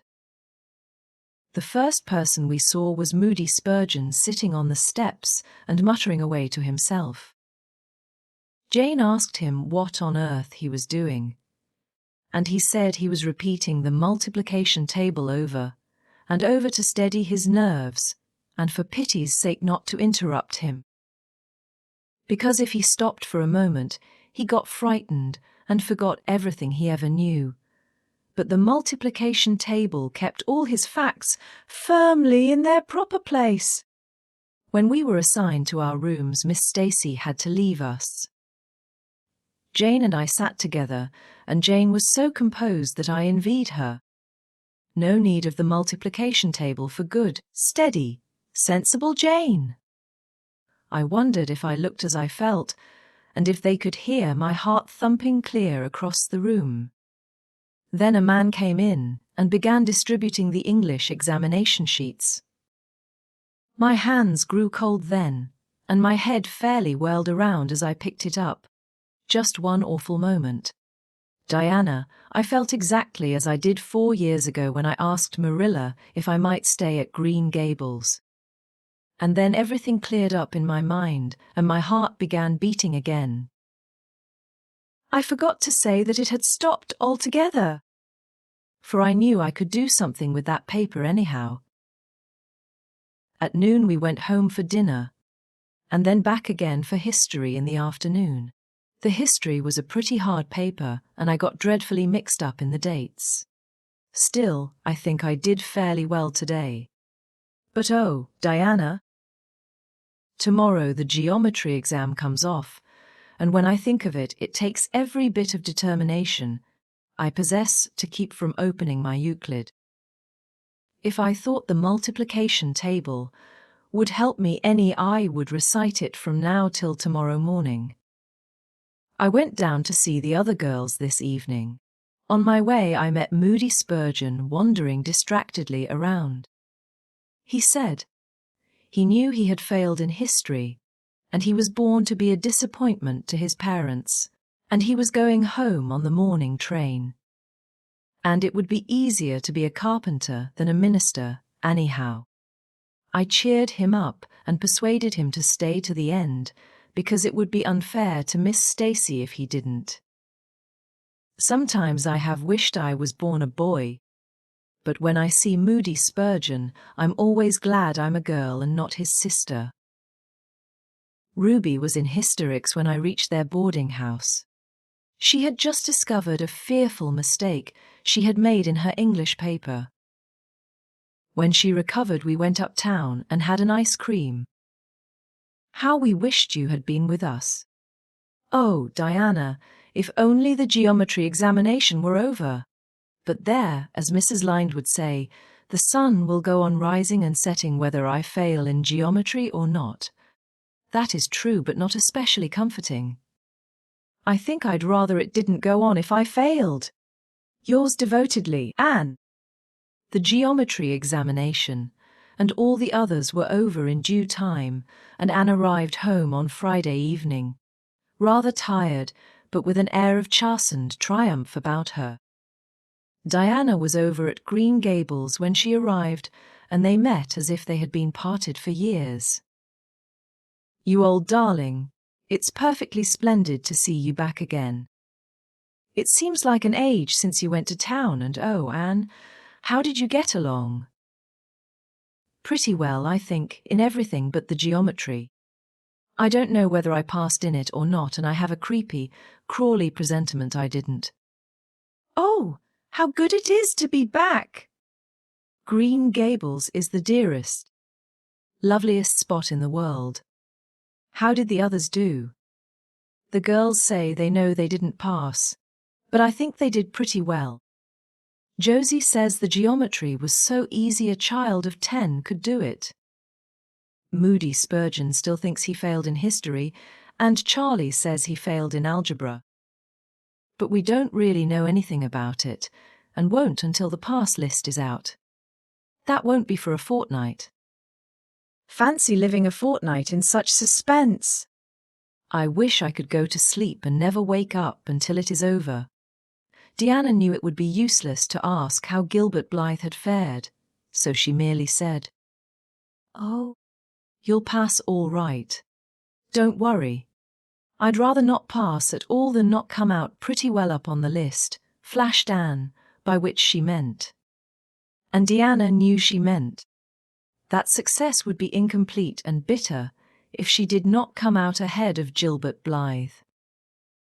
With this end in view, Anne had strained every nerve during the examinations, so had Gilbert. They had met and passed each other on the street a dozen times, without any sign of recognition. And every time Anne had held her head a little higher and wished a little more earnestly that she had made friends with Gilbert when he asked her, and vowed a little more determinedly to surpass him in the examination.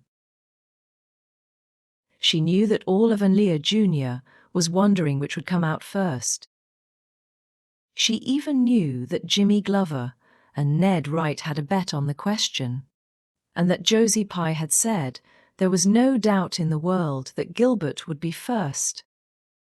And she felt that her humiliation would be unbearable if she failed. But she had another and nobler motive for wishing to do well. She wanted to pass high for the sake of Matthew and Marilla. Especially Matthew. Matthew had declared to her his conviction that she would beat the whole island. That, Anne felt, was something it would be foolish to hope for even in the wildest dreams. But she did hope fervently that she would be among the first 10 at least, so that she might see Matthew's kindly brown eyes gleam with pride in her achievement. That, she felt, would be a sweet reward indeed for all her hard work and patient grubbing among unimaginative equations and conjugations. At the end of the fortnight, Anne took to haunting the post office also, in the distracted company of Jane, Ruby, and Josie. Opening the Charlottetown dailies with shaking hands and cold, sink-away feelings as bad as any experienced during the entrance week. Charlie and Gilbert were not above doing this too, but Moody Spurgeon stayed resolutely away. "I haven't got the grit to go there and look at a paper in cold blood," he told Anne. "I'm just going to wait until somebody comes and tells me suddenly whether I've passed or not." When 3 weeks had gone by without the pass list appearing, Anne began to feel that she really couldn't stand the strain much longer. Her appetite failed and her interest in Avonlea doings languished. Mrs. Lynde wanted to know what else you could expect with a Tory superintendent of education at the head of affairs, and Matthew. Noting Anne's paleness and indifference, and the lagging steps that bore her home from the post office every afternoon, began seriously to wonder if he hadn't better vote Grit at the next election. But one evening the news came. Anne was sitting at her open window, for the time forgetful of the woes of examinations and the cares of the world, as she drank in the beauty of the summer dusk. Sweet, scented with flower breaths from the garden below and sibilant, and rustling from the stir of poplars. The eastern sky above the firs was flushed faintly pink from the reflection of the west, and Anne was wondering dreamily if the spirit of colour looked like that, when she saw Diana come flying down through the firs, over the log bridge, and up the slope, with a fluttering newspaper in her hand. Anne sprang to her feet, knowing at once what that paper contained. The pass list was out! Her head whirled and her heart beat until it hurt her. She could not move a step. It seemed an hour to her before Diana came rushing along the hall and burst into the room without even knocking. So great was her excitement. "Anne, you've passed," she cried past the very first. "You and Gilbert both. Your ties. But your name is first. Oh, I'm so proud." Diana flung the paper on the table and herself on Anne's bed, utterly breathless and incapable of further speech. Anne lighted the lamp, oversetting the match safe and using up half a dozen matches before her shaking hands could accomplish the task. Then she snatched up the paper. Yes, she had passed. There was her name at the very top of a list of 200. That moment was worth living for.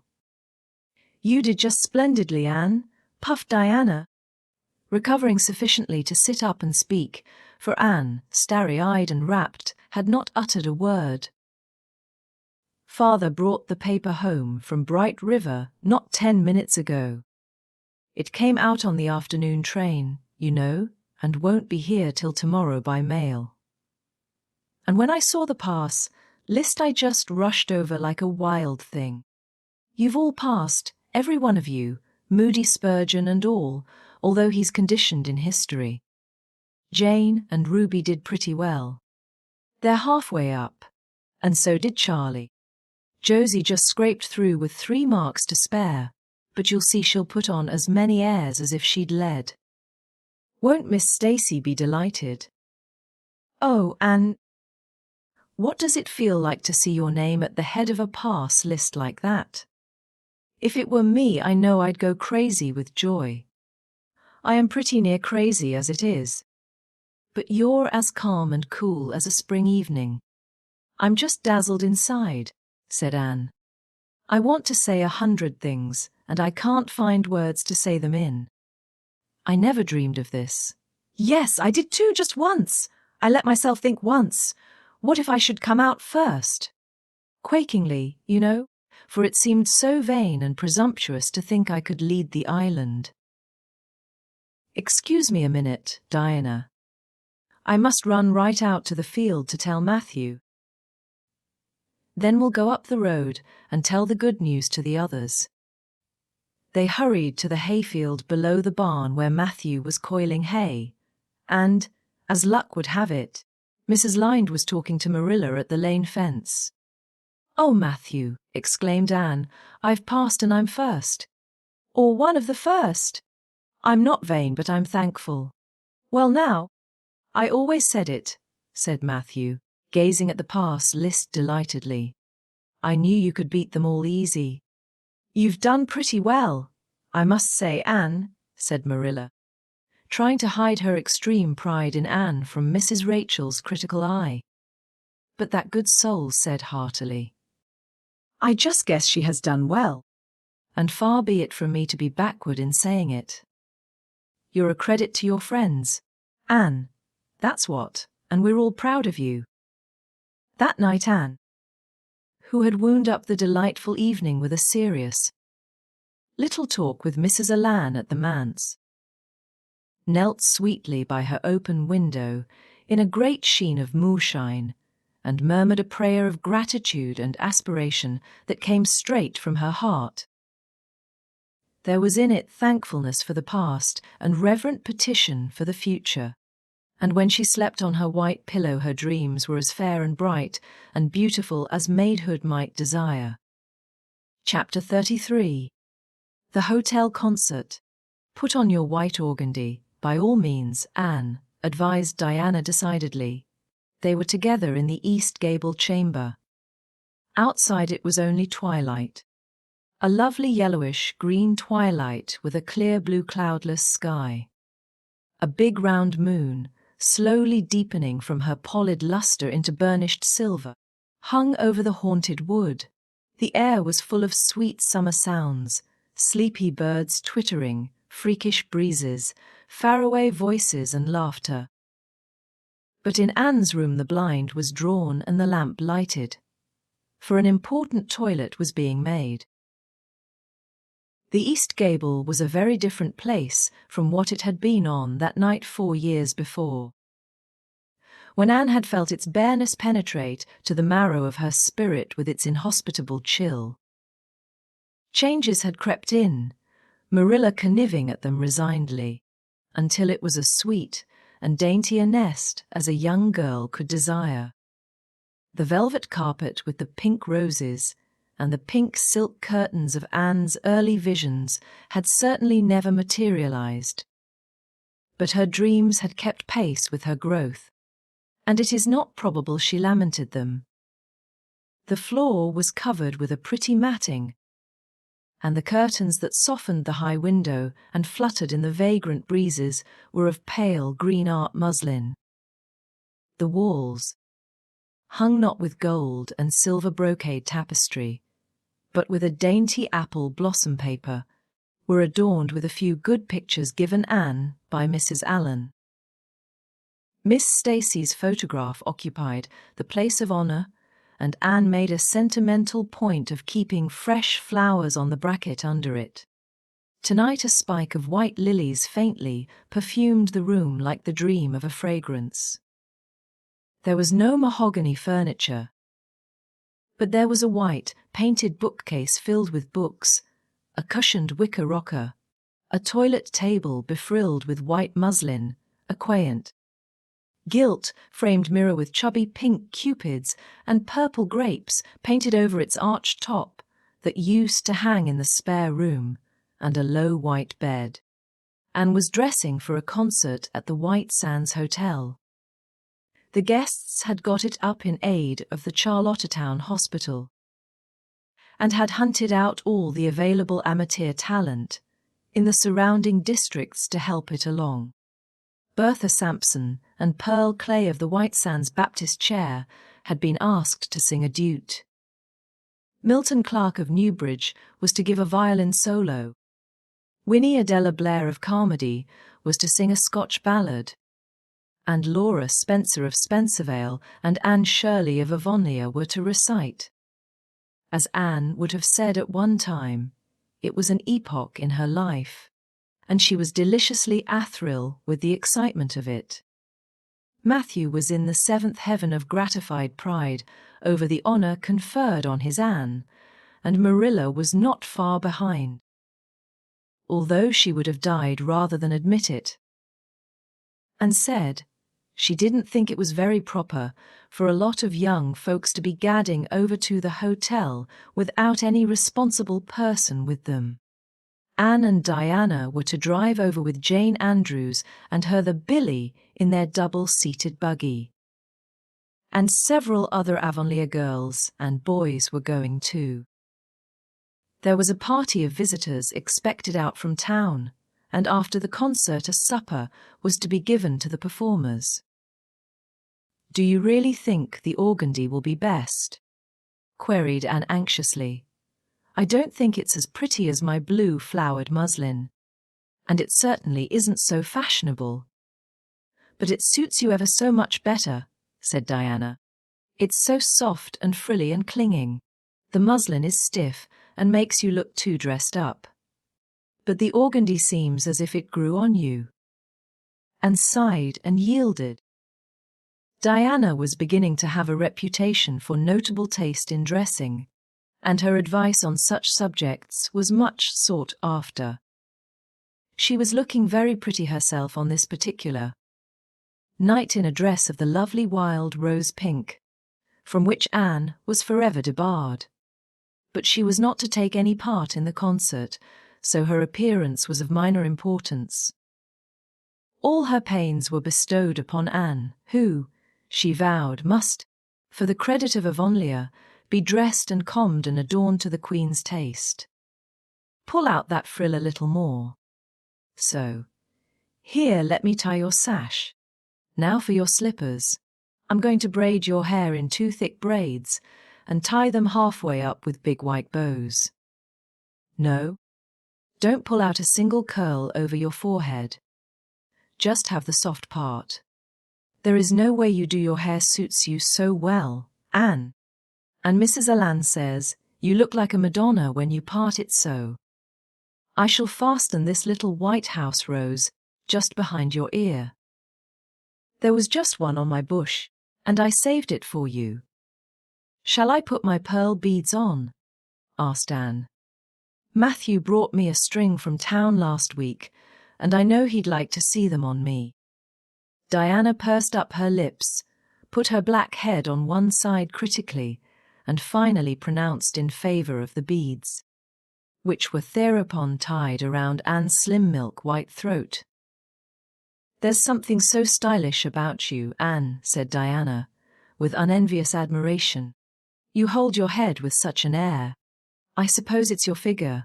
I am just a dumpling. I've always been afraid of it, and now I know it is so.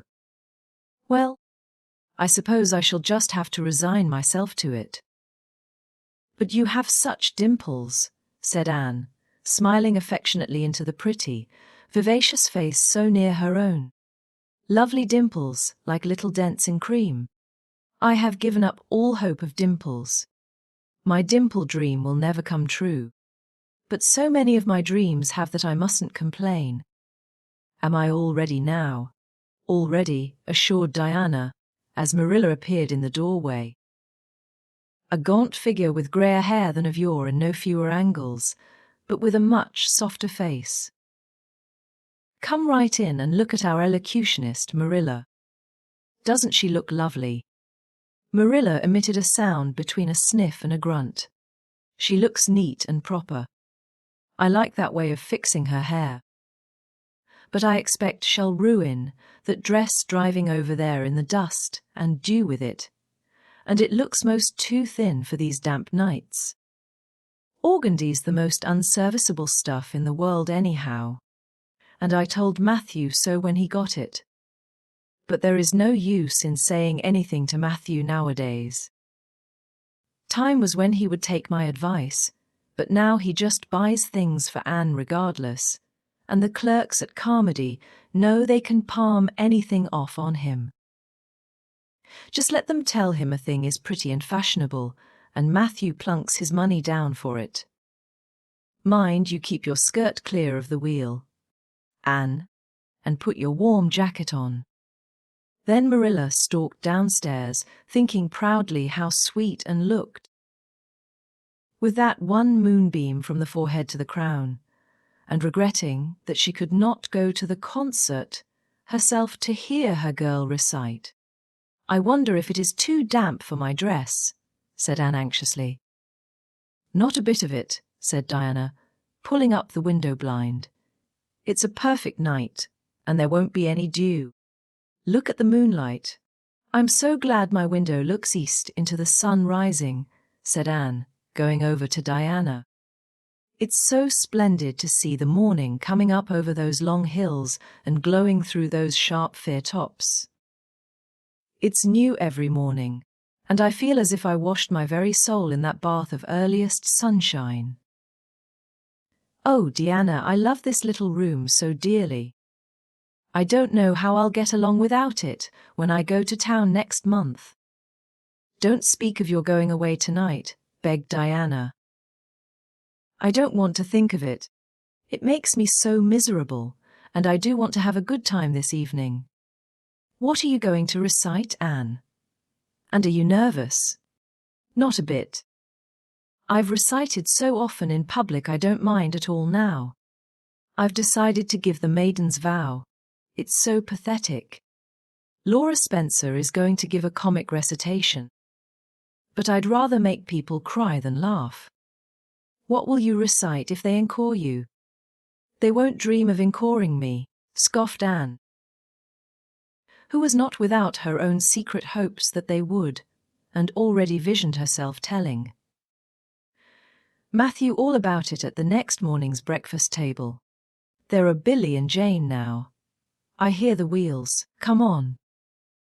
Billy Andrews insisted that Anne should ride on the front seat with him, so she unwillingly climbed up.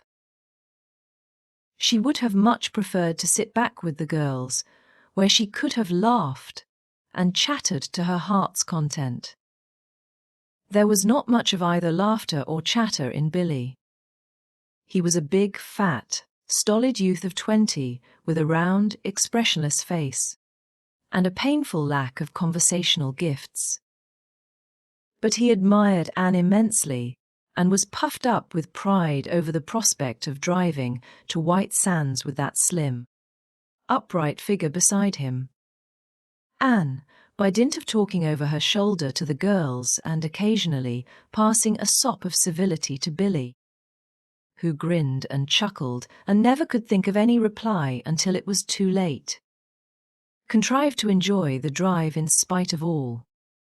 It was a night for enjoyment. The road was full of buggies, all bound for the hotel, and laughter, silver clear, echoed and retchoed along it. When they reached the hotel, it was a blaze of light from top to bottom. They were met by the ladies of the concert committee, one of whom took Anne off to the performers' dressing room, which was filled with the members of a Charlottetown symphony club, among whom Anne felt suddenly shy and frightened and countrified. Her dress, which, in the East Gable, had seemed so dainty and pretty, now seemed simple and plain. Too simple and plain, she thought, among all the silks and laces that glistened and rustled around her. What were her pearl beads compared to the diamonds of the big, handsome lady near her? And how poor her one wee white rose must look beside all the hothouse flowers the others wore, and laid her hat and jacket away, and shrank miserably into a corner. She wished herself back in the white room at Green Gables. It was still worse on the platform of the big concert hall of the hotel, where she presently found herself. The electric lights dazzled her eyes, the perfume and hum bewildered her. She wished she was sitting down in the audience with Diana and Jane, who seemed to be having a splendid time away, at the back. She was wedged in between a stout lady in pink silk and a tall, scornful-looking girl in a white lace dress.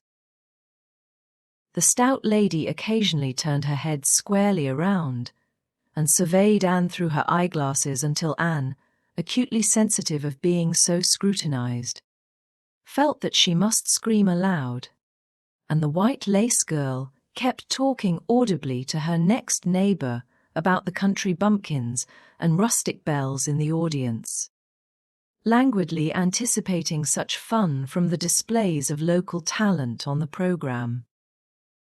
Anne believed that she would hate that white lace girl to the end of life.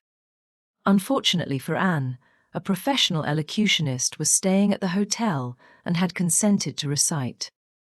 She was a lithe, dark-eyed woman in a wonderful gown of shimmering grey stuff like woven moonbeams, with gems on her neck and in her dark hair. She had a marvelously flexible voice and wonderful power of expression. The audience wild over her selection. Anne, forgetting all about herself and her troubles for the time, listened with rapt and shining eyes. But when the recitation ended, she suddenly put her hands over her face. She could never get up and recite after that. Never had she ever thought she could recite. Oh, if she were only back at Green Gables! At this unpropitious moment her name was called. Somehow Anne, who did not notice the rather guilty little start of surprise the white lace girl gave, and would not have understood the subtle compliment implied therein if she had, got on her feet and moved dizzily out to the front. She was so pale that Diana and Jane, down in the audience, clasped each other's hands in nervous sympathy. Anne was the victim of an overwhelming attack of stage fright. Often as she had recited in public, she had never before faced such an audience as this, and the sight of it paralyzed her energies completely. Everything was so strange, so brilliant, so bewildering. The rows of ladies in evening dress, the critical faces, the whole atmosphere of wealth and culture about her. Very different this from the plain benches at the debating club, filled with the homely, sympathetic faces of friends and neighbors. These people, she thought, would be merciless critics. Perhaps, like the white lace girl, they anticipated amusement from her rustic efforts. She felt hopelessly, helplessly ashamed and miserable. Her knees trembled, her heart fluttered, a horrible faintness came over her. Not a word could she utter, and the next moment she would have fled from the platform despite the humiliation which, she felt, must ever after be her portion if she did so. But suddenly, As her dilated, frightened eyes gazed out over the audience, she saw Gilbert blithe away at the back of the room, bending forward with a smile on his face. A smile which seemed to Anne at once triumphant and taunting. In reality, it was nothing of the kind. Gilbert was merely smiling with appreciation of the whole affair in general, and of the effect produced by Anne's slender white form and spiritual face against a background of palms in particular. Josie Pye, whom he had driven over, sat beside him, and her face certainly was both triumphant and taunting. But Anne did not see Josie, and would not have cared if she had. She drew a long breath and flung her head up proudly, courage and determination tingling over her like an electric shock. She would not fail before Gilbert Blythe. He should never be able to laugh at her, never, never! Her fright and nervousness vanished, and she began her recitation, her clear, sweet voice reaching to the farthest corner of the room without a tremor or a break. Self-possession was fully restored to her, and in the reaction from that horrible moment of powerlessness, she recited as she had never done before. When she finished, there were bursts of honest applause. Anne, stepping back to her seat, blushing with shyness and delight, found her hand vigorously clasped and shaken by the stout lady in pink silk. "My dear, you did splendidly," she puffed. "I've been crying like a baby, actually I have. They're encoring you. They're bound to have you back." "Oh, I can't go," said Anne confusedly. "But yet—" "I must, or Matthew will be disappointed. He said they would encore me." "Then don't disappoint Matthew," said the pink lady, laughing, smiling, blushing, limpid-eyed. Anne tripped back and gave a quaint, funny little selection that captivated her audience still further. The rest of the evening was quite a little triumph for her. When the concert was over, the stout pink lady, who was the wife of an American millionaire, took her under her wing and introduced her to everybody, and everybody was very nice to her. The professional elocutionist, Mrs. Evans, came and chatted with her, telling her that she had a charming voice and interpreted her selections beautifully. Even the white lace girl paid her a languid little compliment. They had supper in the big, beautifully decorated dining room. Diana and Jane were invited to partake of this, also, since they had come with Anne, but Billy was nowhere to be found, having decamped in mortal fear of some such invitation.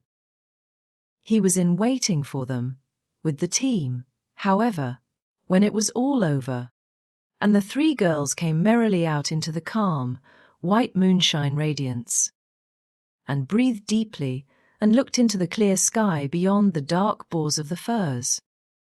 Oh, it was good to be out again in the purity and silence of the night.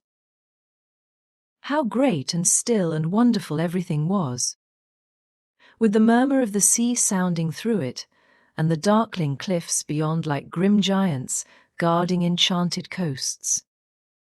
"Hasn't it been a perfectly splendid time?" sighed Jane as they drove away. "I just wish I was a rich American and could spend my summer at a hotel and wear jewels and low-necked dresses and have ice cream and chicken salad every blessed day. I'm sure it would be ever so much more fun than teaching school."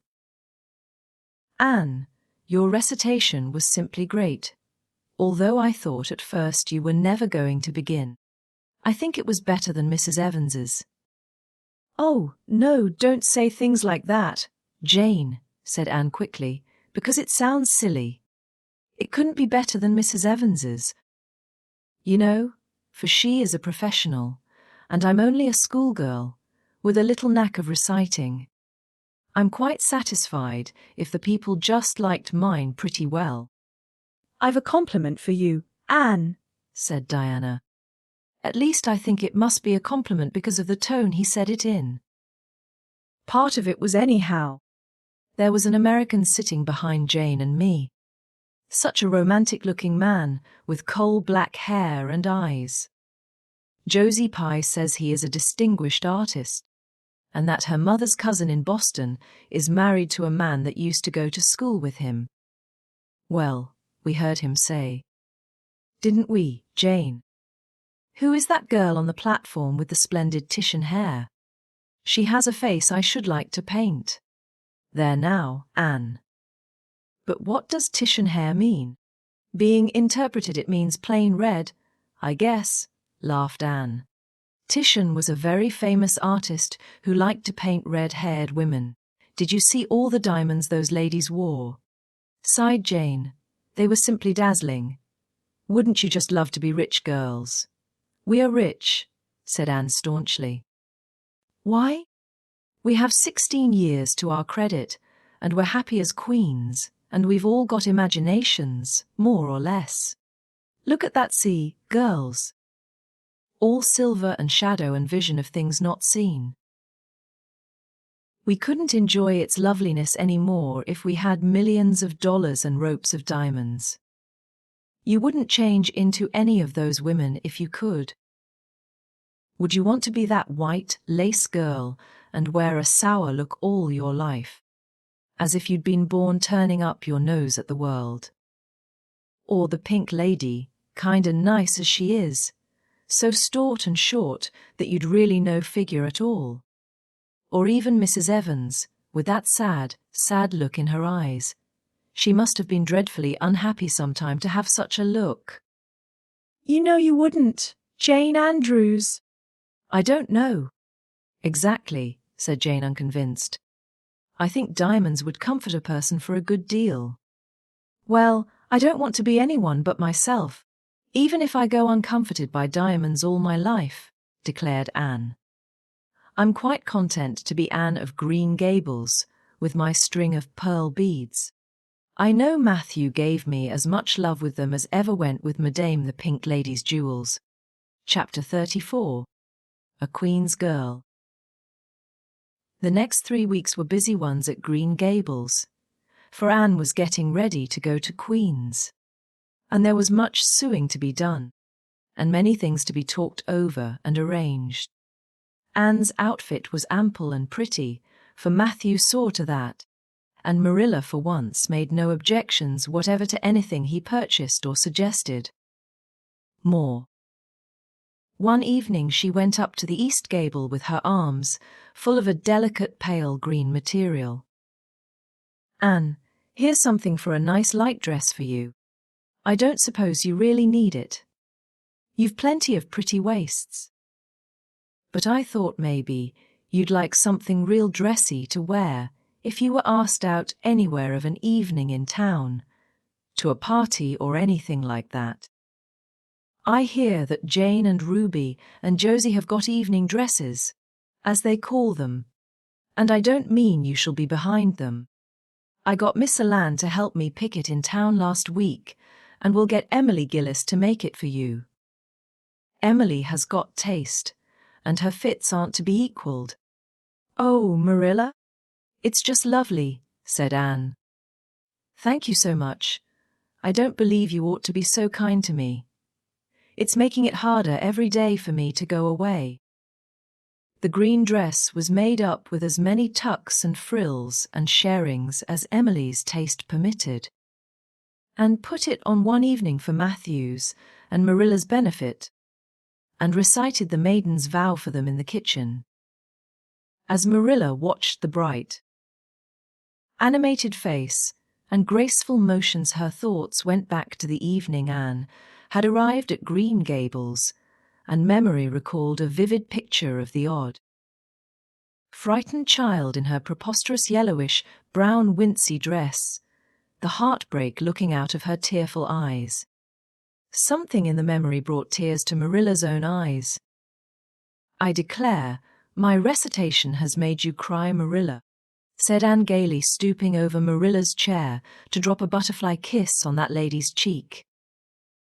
Now I call that a positive triumph. No, I wasn't crying over your piece. said Marilla, who would have scorned to be betrayed into such weakness by any poetry stuff. I just couldn't help thinking of the little girl you used to be, Anne. And I was wishing you could have stayed a little girl, even with all your queer ways. You've grown up now and you're going away. And you look so tall and stylish and so different altogether in that dress, as if you didn't belong in Avonlea at all, and I just got lonesome thinking it all over. Marilla! Anne sat down on Marilla's gingham lap, took Marilla's lined face between her hands, and looked gravely and tenderly into Marilla's eyes. I'm not a bit changed. Not really. I'm only just pruned down and branched out. The real me, back here, is just the same. It won't make a bit of difference where I go or how much I change outwardly. At heart I shall always be your little Anne, who will love you and Matthew and dear Green Gables more and better every day of her life. And laid her fresh young cheek against Marilla's faded one, and reached out a hand to pat Matthew's shoulder. Marilla would have given much just then to have possessed Anne's power of putting her feelings into words. But nature and habit had willed it otherwise, and she could only put her arms close about her girl and hold her tenderly to her heart, wishing that she need never let her go. Matthew, with a suspicious moisture in his eyes, got up and went out of doors. Under the stars of the blue summer night, he walked agitatedly across the yard to the gate under the poplars. Well now, I guess she ain't been much spoiled, he muttered, proudly. I guess my putting in my hour occasional never did much harm after all. She's smart and pretty, and loving too, which is better than all the rest.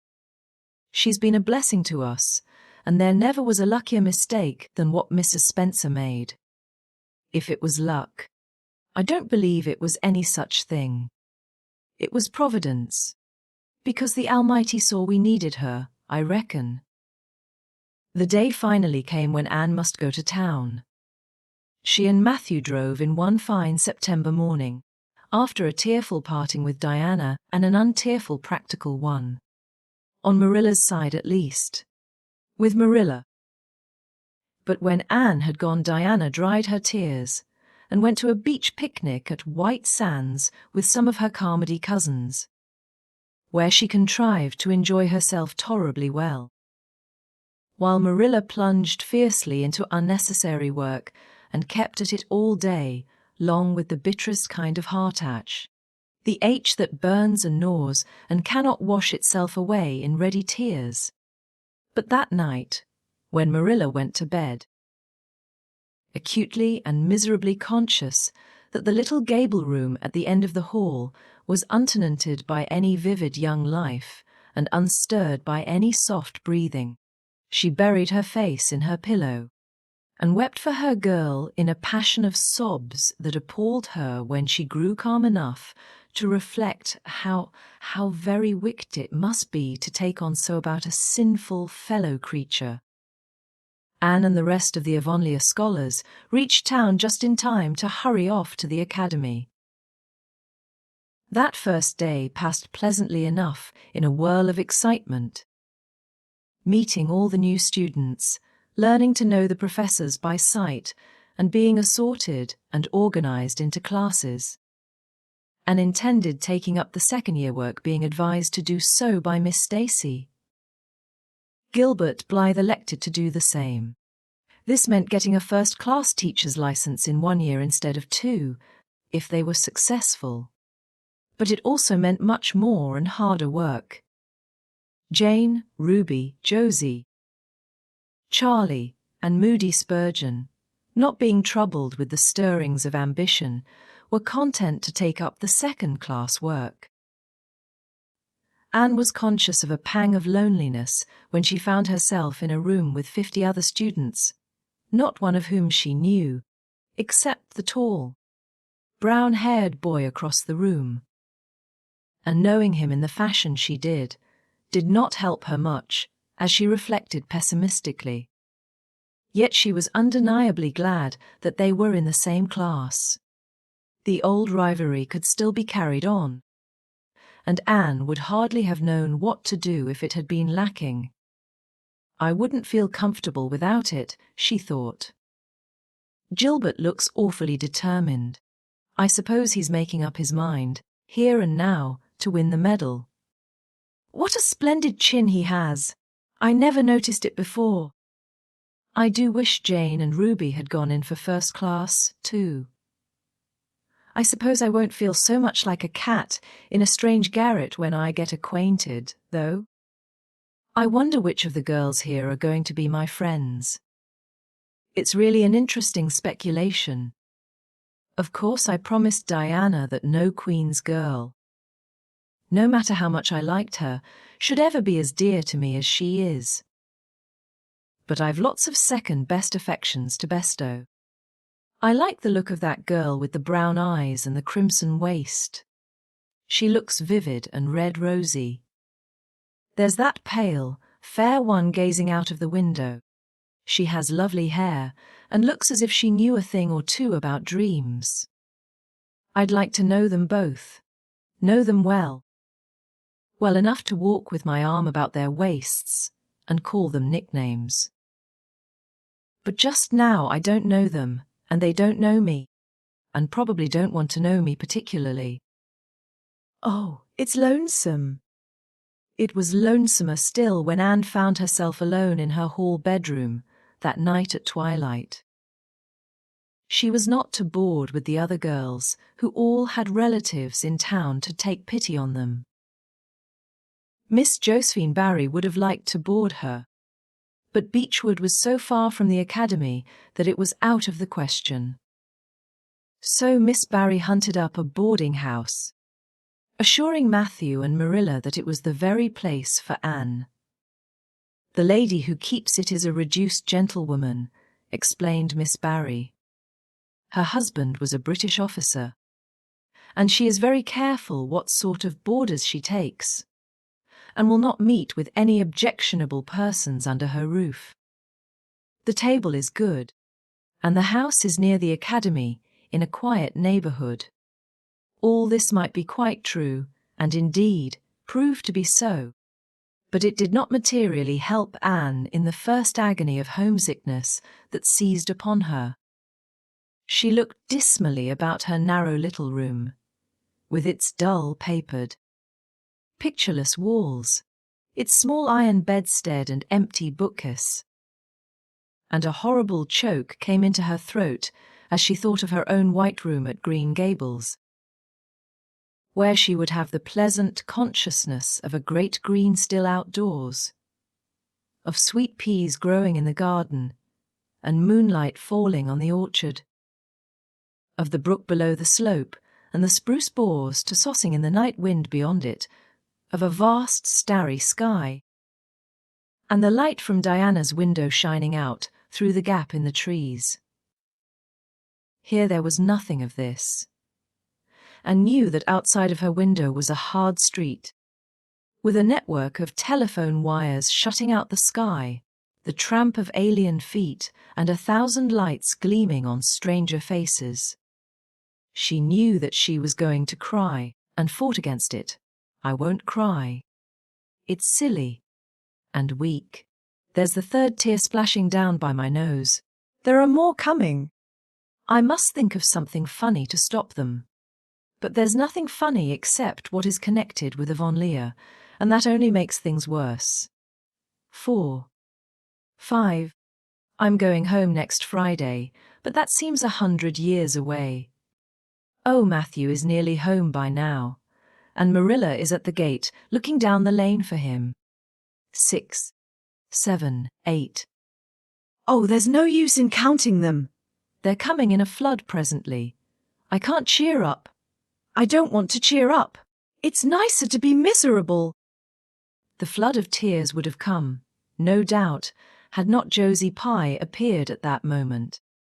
In the joy of seeing a familiar face, Anne forgot that there had never been much love lost between her and Josie.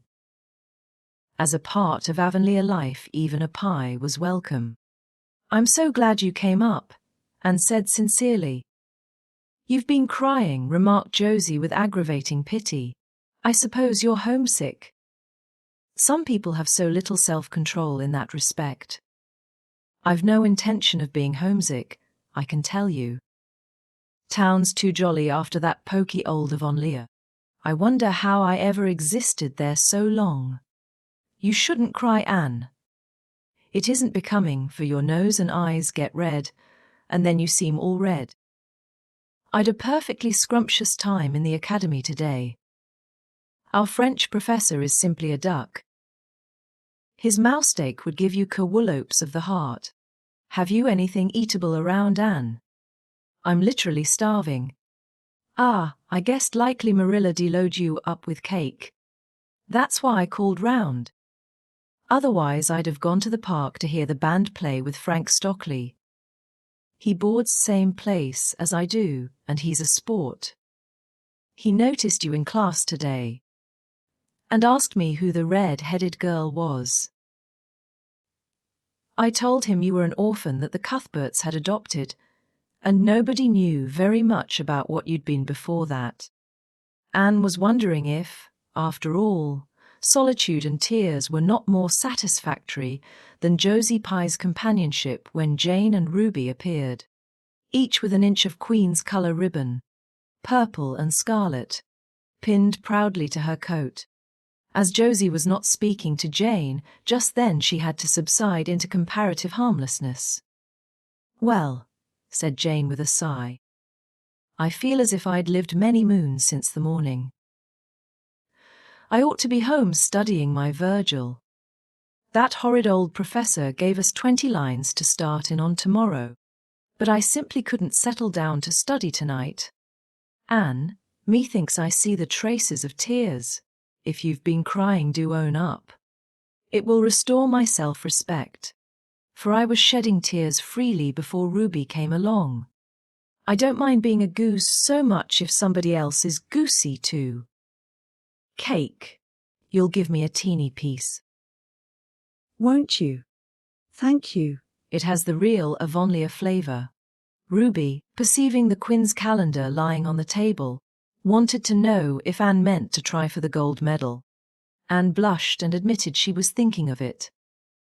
"Oh, that reminds me," said Josie. "Queen's is to get one of the every scholarships after all. The word came today. Frank Stockley told me. His uncle is one of the board of governors, you know.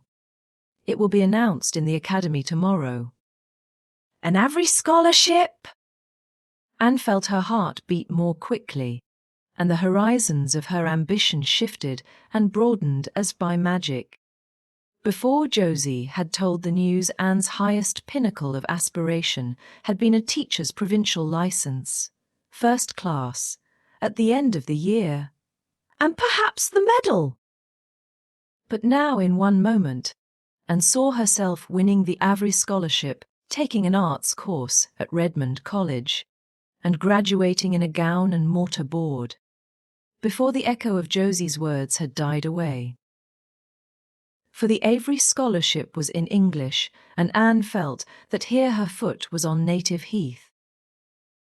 A wealthy manufacturer of New Brunswick had died and left part of his fortune to endow a large number of scholarships to be distributed among the various high schools and academies of the maritime provinces, according to their respective standings. There had been much doubt whether one would be allotted to Queen's, but the matter was settled at last. And at the end of year the graduate, who made the highest mark in English and English literature, would win the scholarship, $250 a year for 4 years at Redmond College. No wonder that Anne went to bed night with tingling cheeks. "I'll win that scholarship if hard work can do it," she resolved. "Wouldn't Matthew be proud if I got to be a BA? Oh, it's delightful to have ambitions. I'm so glad I have such a lot. And there never seems to be any end to them. That's the best of it," Just as soon as you attain to one ambition, you see another one glittering higher up still. It does make life so interesting.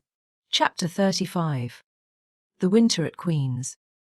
Anne's homesickness wore off, greatly helped in the wearing by her weekend visits home. As long as the open weather lasted the Avonlea, students went out to Carmody on the New Branch Railway every Friday night. Diana and several other Avonlea young folks were generally on hand to meet them, and they all walked over to Avonlea in a merry party. And thought those Friday evening gypsyings over the autumnal hills in the crisp golden air, with the home lights of Avonlea twinkling beyond, were the best and dearest hours in the whole week. Gilbert Blythe nearly always walked with Ruby Gillis and carried her satchel for her. Ruby was a very handsome young lady, now thinking herself quite as grown up as she really was. She wore her skirts as long as her mother would let her and did her hair up in town, though she had to take it down when she went home. She had large, bright blue eyes, a brilliant complexion, and a plump, showy figure. She laughed a great deal, was cheerful and good-tempered, and enjoyed the pleasant things of life frankly. "But I shouldn't think she was the sort of girl Gilbert would like," whispered Jane to Anne. And did not think so either. But she would not have said so for the Avery scholarship. She could not help thinking, too, that it would be very pleasant to have such a friend as Gilbert to jest and chatter with and exchange ideas about books and studies and ambitions. Gilbert had ambitions, she knew, and Ruby Gillis did not seem the sort of person with whom such could be profitably discussed. There was no silly sentiment in Anne's ideas concerning Gilbert. Boys were to her, when she thought about them at all, merely possible good comrades. If she and Gilbert had been friends, she would not have cared how many other friends he had nor with whom he walked. She had a genius for friendship. Girlfriends she had in plenty.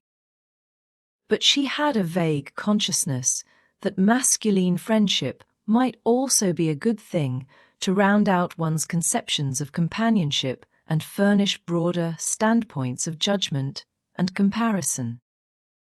Not that Anne could have put her feelings on the matter into just such clear definition. But she thought that if Gilbert had ever walked home with her from the train, over the crisp fields and along the ferny byways, they might have had many and merry and interesting conversations about the new world that was opening around them and their hopes and ambitions therein. Gilbert was a clever young fellow, with his own thoughts about things and a determination to get the best out of life and put the best into it. Ruby Gillis told Jane Andrews that she didn't understand half the things Gilbert Blythe said. It was just like he talked as Shirley did when she had a thoughtful fit on, and for her part, she didn't think it any fun to be bothering about books and that sort of thing when you didn't have to. Frank Stockley had lots more dash and go, but then he wasn't half as good-looking as Gilbert, and she really couldn't decide which she liked best. In the academy, Anne gradually drew a little circle of friends about her thoughtful, imaginative, ambitious students like herself. With the rose-red girl, Stella Maynard, and the dream girl, Priscilla Grant, she soon became intimate, finding the latter pale spiritual, looking maiden to be full to the brim of mischief and pranks and fun, while the vivid, black-eyed Stella had a heart full of wistful dreams and fancies, as aerial and rainbow-like as Anne's own. After the Christmas holidays, the Avonlea students gave up going home on Fridays and settled down to hard work. By this time, all the Queen's scholars had gravitated into their own places in the ranks, and the various classes had assumed distinct and settled shadings of individuality. Certain facts had become generally accepted. It was admitted that the medal contestants had practically narrowed down to 3: Gilbert Blythe, Anne Shirley, and Lewis Wilson. The Avery scholarship was more doubtful, any one of a certain 6 being a possible winner. The bronze medal for mathematics was considered as good as won by a fat, funny little up-country boy with a bumpy forehead and a patched coat. Ruby Gillis was the handsomest girl of the year at the academy. In the second-year classes, Stella Maynard carried off the palm for beauty, with small but critical minority in favor of Anne Shirley. Ethel Marr was admitted by all competent judges to have the most stylish modes of hair dressing, and Jane Andrews, plain, plodding, conscientious Jane, carried off the honors in the domestic science course. Even Josie Pye attained a certain preeminence as the sharpest tongue-tied young lady in attendance at Queen's. So it may be fairly stated that Miss Stacy's old pupils held their own in the wider arena of the academical course, and worked hard and steadily. Her rivalry with Gilbert was as intense as it had ever been in Avonlea school, although it was not known in the class at large. But somehow the bitterness had gone out of it, and no longer wished to win for the sake of defeating Gilbert. Rather, for the proud consciousness of a well-won victory over a worthy foeman. It would be worthwhile to win. But she no longer thought life would be insupportable if she did not. In spite of lessons, the students found opportunities for pleasant times, and spent many of her spare hours at Beechwood, and generally ate her Sunday dinners there and went to church with Miss Barry. The latter was, as she admitted, growing old, but her black eyes were not dim nor the vigor of her tongue in the least abated.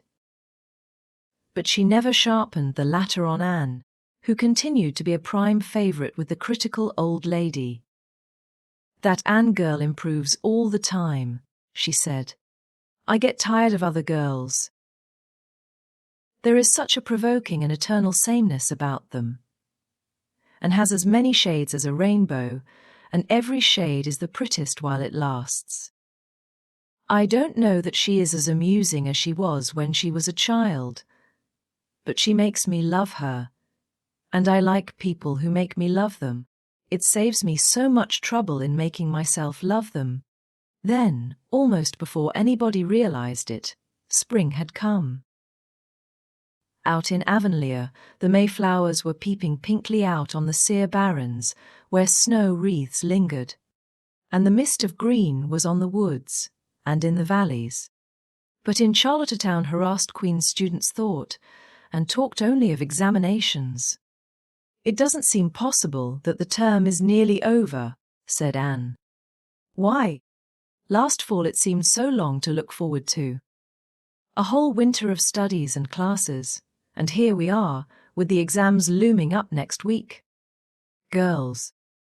Sometimes I feel as if those exams meant everything. But when I look at the big buds swelling on those chestnut trees and the misty blue air at the end of the streets, they don't seem half so important." Jane and Ruby and Josie, who had dropped in, did not take this view of it. To them the coming examinations were constantly very important indeed, far more important than chestnut buds or Maytime hazes.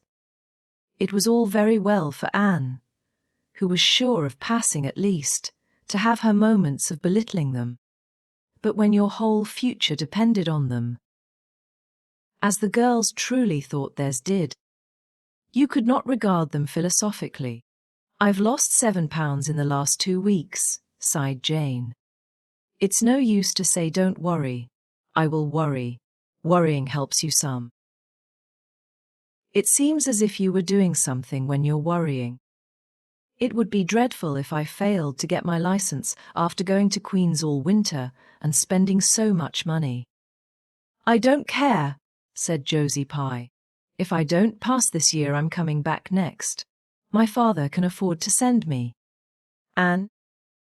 Frank Stockley says that Professor Tremaine said Gilbert Blyther was sure to get the medal, and that Emily Clay would likely win the Avery Scholarship. That may make me feel badly tomorrow, Josie, laughed Anne.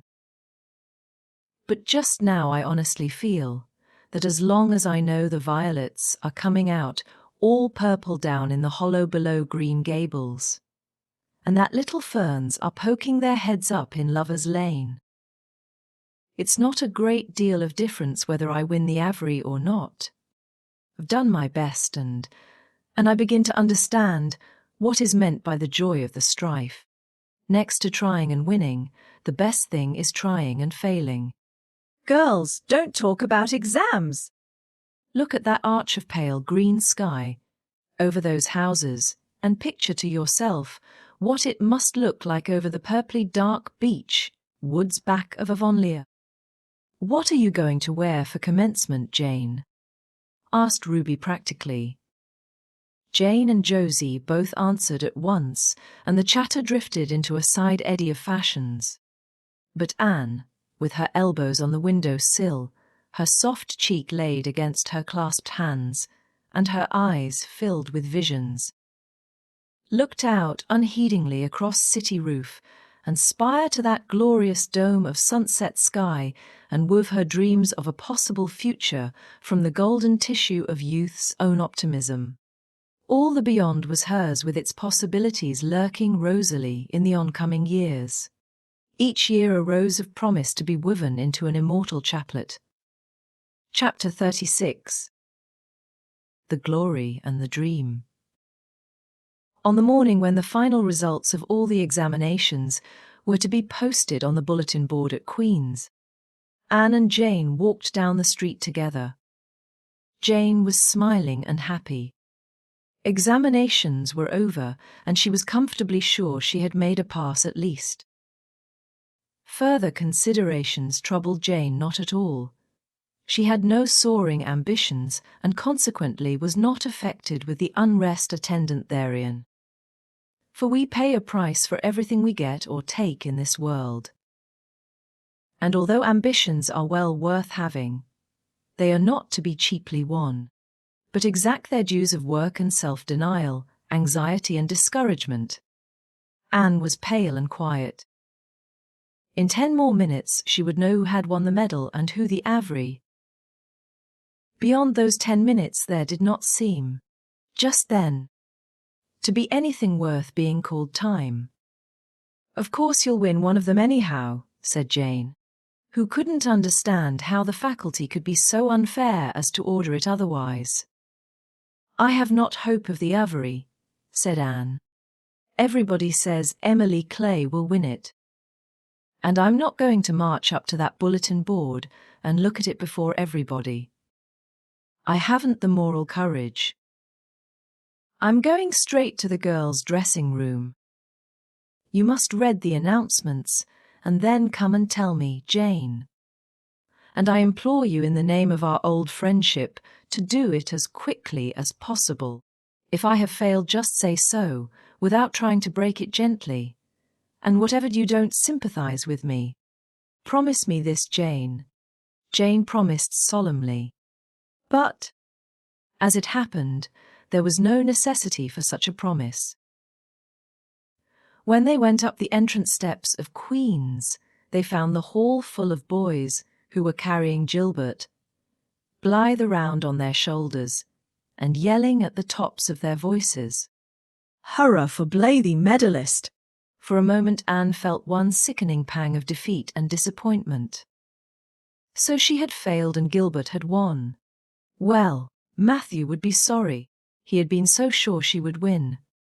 And then somebody called out, "3 cheers for Miss Shirley, winner of the Avery." "Oh, Anne," gasped Jane, as they fled to the girls' dressing room amid hearty cheers. "Oh, Anne, I'm so proud. Isn't it splendid?" And then the girls were around them, and Anne was the center of a laughing, congratulating group. Her shoulders were thumped and her hands shaken vigorously. She was pushed and pulled and hugged, and among it all she managed to whisper to Jane, "Oh, won't Matthew and Marilla be pleased? I must write the news home right away." Commencement was the next important happening. The exercises were held in the big assembly hall of the academy. Addresses were given, essays read, songs sung. The public award of diplomas, prizes and medals made. Matthew and Marilla were there, with eyes and ears for only one student on the platform. A tall girl in pale green, with faintly flushed cheeks and starry eyes, who read the best essay and was pointed out and whispered about as the Avery winner. "Reckon you're glad we kept her, Marilla," whispered Matthew, speaking for the first time since he had entered the hall, when Anne had finished her essay. "It's not the first time I've been glad," retorted Marilla. "You do like to rub things in, Matthew Cuthbert." Miss Barry, who was sitting behind them, leaned forward and poked Marilla in the back with her parasol. "Aren't you proud of that Anne girl?" "I am," she said, and went home to Avonlea with Matthew and Marilla that evening. She had not been home since April, and she felt that she could not wait another day. The apple blossoms were out, and the world was fresh and young. Diana was at Green Gables to meet her. In her own white room, where Marilla had set a flowering house rose on the window sill, and looked about her and drew a long breath of happiness. "Oh, Diana, it's so good to be back again. It's so good to see those pointed firs coming out against the pink sky, and that white orchard and the old Snow Queen. Isn't the breath of the mint delicious? And that tea rose. Why, it's a song and a hope and a prayer all in one. And it's good to see you again, Diana. I thought you liked that Stella Maynard better than me," said Diana reproachfully. "Josie Pye told me you did. Josie said you were infatuated with her," and laughed and pelted Diana with the faded June lilies of her bouquet. "Stella Maynard is the dearest girl in the world except one, and you are that one, Diana," she said. "I love you more than ever. And I've so many things to tell you. But just now I feel as if it were joy enough to sit here and look at you. I'm tired, I think. Tired of being studious and ambitious. I mean to spend at least 2 hours tomorrow lying out in the orchard grass, thinking of absolutely nothing." "You've done splendidly, Anne. I suppose you won't be teaching now that you've won the Avery." "No, I'm going to Redmond in September. Doesn't it seem wonderful? I'll have a brand new stock of ambition laid in by that time after 3 glorious, golden months of vacation. Jane and Ruby are going to teach. Isn't it splendid to think we all got through even to Moody Spurgeon and Josie Pye? The Newbridge trustees have offered Jane their school already," said Diana. "Gilbert Blythe is going to teach too. He has to. His father can't afford to send him to college next year, after all, so he means to earn his own way through.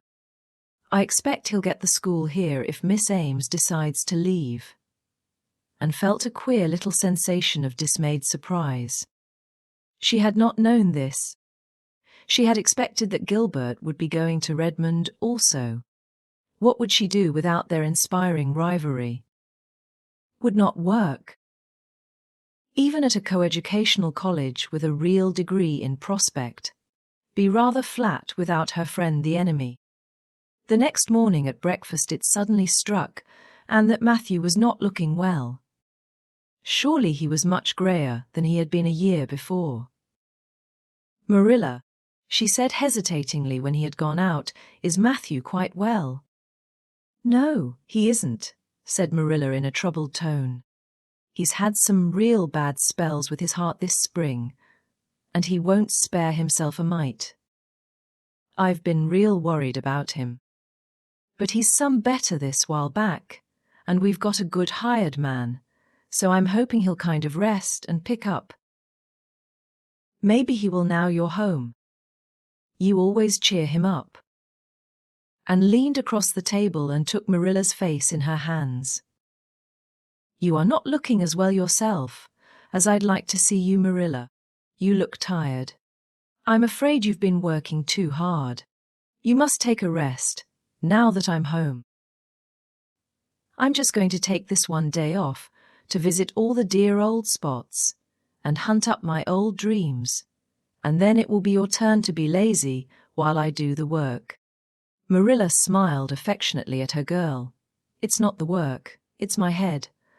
I've got a pain so often now, behind my eyes. Dr. Spencer's been fussing with glasses, but they don't do me any good. There is a distinguished oculist coming to the island the last of June, and the doctor says I must see him.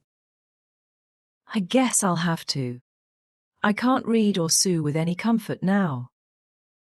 "Well, Anne, you've done real well at Queen's, I must say. To take first-class license in 1 year and win the every scholarship." Well, Mrs. Lynde says pride goes before a fall, and she doesn't believe in the higher education of women at all. She says it unfits them for woman's true sphere. I don't believe a word of it. Speaking of Rachel reminds me. Did you hear anything about the Abbey Bank lately, Anne? I heard it was shaky, answered Anne. Why? That is what Rachel said. She was up here one day last week and said there was some talk about it. Matthew felt real worried. All we have saved is in that bank. Every penny. I wanted Matthew to put it in the savings bank in the first place, but old Mr. Abbey was a great friend of father's and he'd always banked with him. Matthew said any bank with him at the head of it was good enough for anybody. I think he has only been its nominal head for many years, said Anne. He is a very old man. His nephews are really at the head of the institution. Well, when Rachel told us that, I wanted Matthew to draw our money right out, and he said he'd think of it. But Mr. Russell told him yesterday that the bank was all right, and had her good day in the companionship of the outdoor world. She never forgot that day. It was so bright and golden and fair, so free from shadow and so lavish of blossom, and spent some of its rich hours in the orchard. She went to the Dryad's Bubble and Willowmere and Violet Vale. She called at the manse and had a satisfying talk with Mrs. Allen. And finally in the evening she went with Matthew for the cows, through Lover's Lane to the back pasture. The woods were all gloried through with sunset, and the warm splendor of it streamed down through the hill gaps in the west. Matthew walked slowly with bent head. Anne, tall and erect, suited her springing step to his. "You've been working too hard today, Matthew," she said reproachfully. "Why won't you take things easier?" "Well now, I can't seem to," said Matthew, as he opened the yard gate to let the cows through.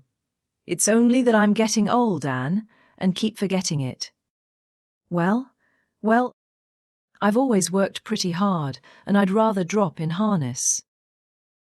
"If I had been the boy you sent for," said Anne wistfully, "I'd be able to help you so much now and spare you in 100 ways.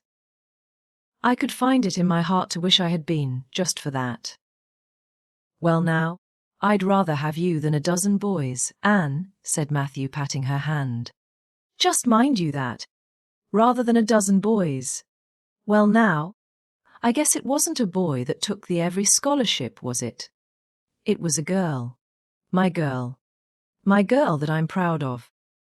He smiled his shy smile at her as he went into the yard, and took the memory of it with her when she went to her room that night and sat for a long while at her open window, thinking of the past and dreaming of the future. Outside the Snow Queen was mistily white in the moonshine. The frogs were singing in the marsh beyond Orchard Slope. Anne always remembered the silvery, peaceful beauty and fragrant calm of that night. It was the last night before sorrow touched her life. And no life is ever quite the same again, when once that cold, sanctifying touch has been laid upon it. Chapter 37. The Reaper whose name is Death. Matthew. Matthew, what is the matter? Matthew, are you sick? It was Marilla who spoke, alarm in every jerky word, and came through the hall, her hands full of white narcissus. It was long before Anne could love the sight or odor of white narcissus again. In time to hear her and to see Matthew standing in the porch doorway, a folded paper in his hand, and his face strangely drawn and grey, and dropped her flowers and sprang across the kitchen to him at the same moment as Marilla. They were both too late. Before they could reach him, Matthew had fallen across the threshold. He's fainted, gasped Marilla. Anne, run for Martin. Quick, quick. He's at the barn. Martin, the hired man, who had just driven home from the post office, started at once for the doctor, calling at Orchard Slope on his way to send Mr. and Mrs. Barry over. Mrs. Lynde, who was there on an errand, came too. They found Anne and Marilla distractedly trying to restore Matthew to consciousness. Mrs. Lynde pushed them gently aside, tried his pulse, and then laid her ear over his heart. She looked at their anxious faces sorrowfully, and the tears came into her eyes.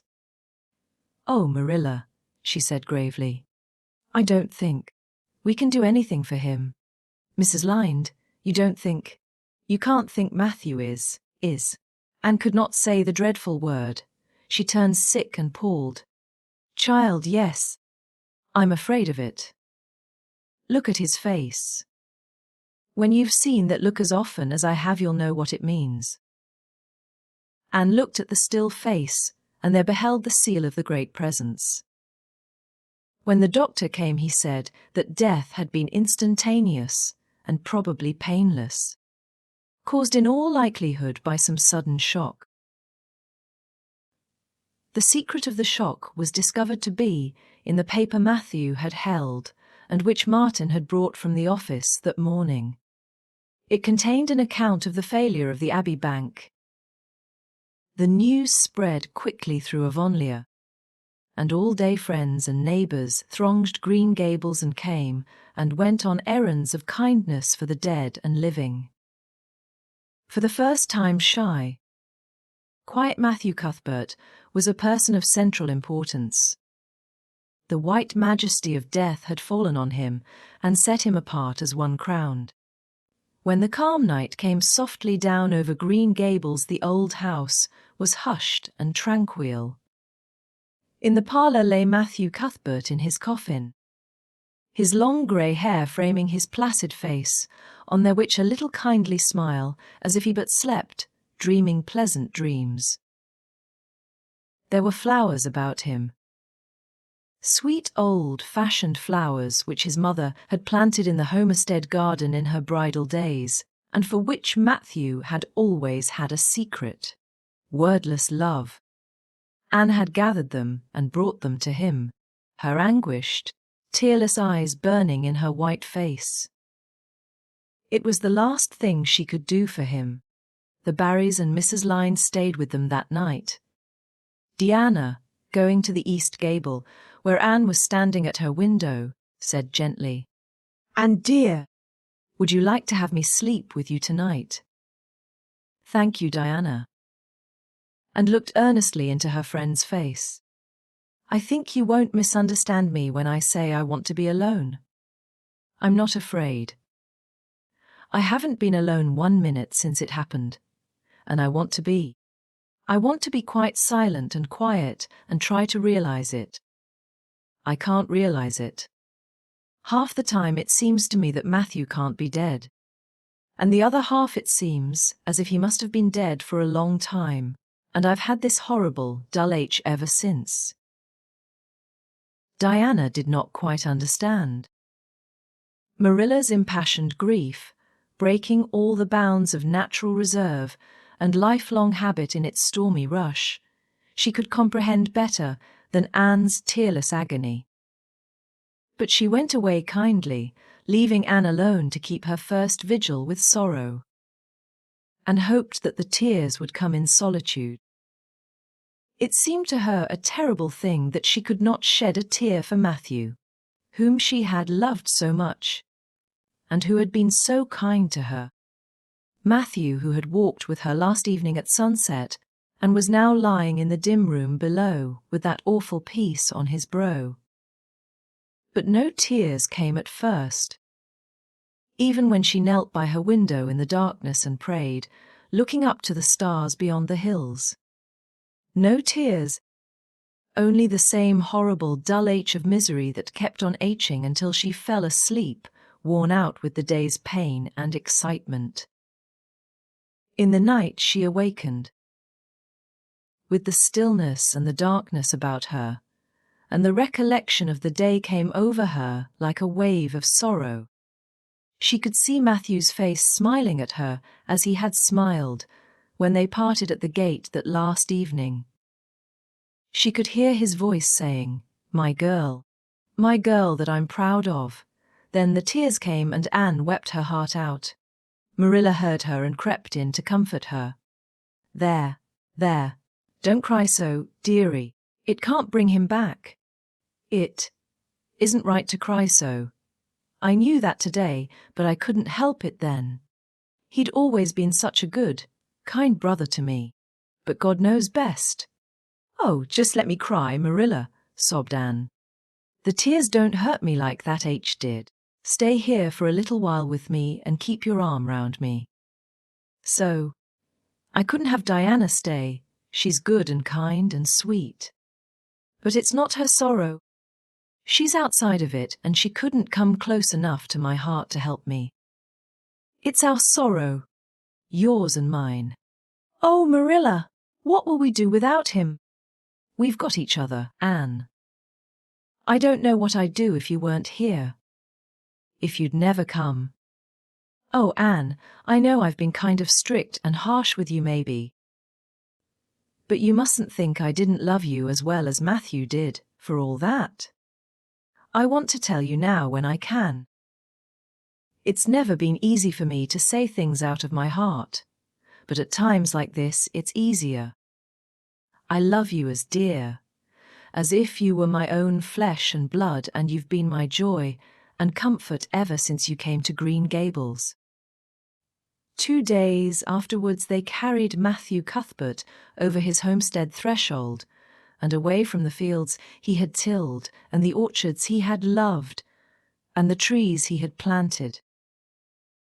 And then Avonlea settled back to its usual placidity, and even at Green Gables affairs slipped into their old groove, and work was done and duties fulfilled with regularity as before, although always with the aching sense of loss in all familiar things. Anne, new to grief, thought it almost sad that it could be so, that they could go on in the old way without Matthew. She felt something like shame and remorse when she discovered that the sunrises behind the firs and the pale pinks opening in the garden gave her the old inrush of gladness when she saw them. That Diana's visits were pleasant to her, and that Diana's merry words and ways moved her to laughter and smiles. That, in brief, the beautiful world of blossom and love and friendship had lost none of its power to please her fancy and thrill her heart. That life still called to her with many insistent voices. It seems like disloyalty to Matthew, somehow, to find pleasure in these things now that he has gone, she said wistfully to Mrs. Allan one evening when they were together in the manse garden. "I miss him so much, all the time.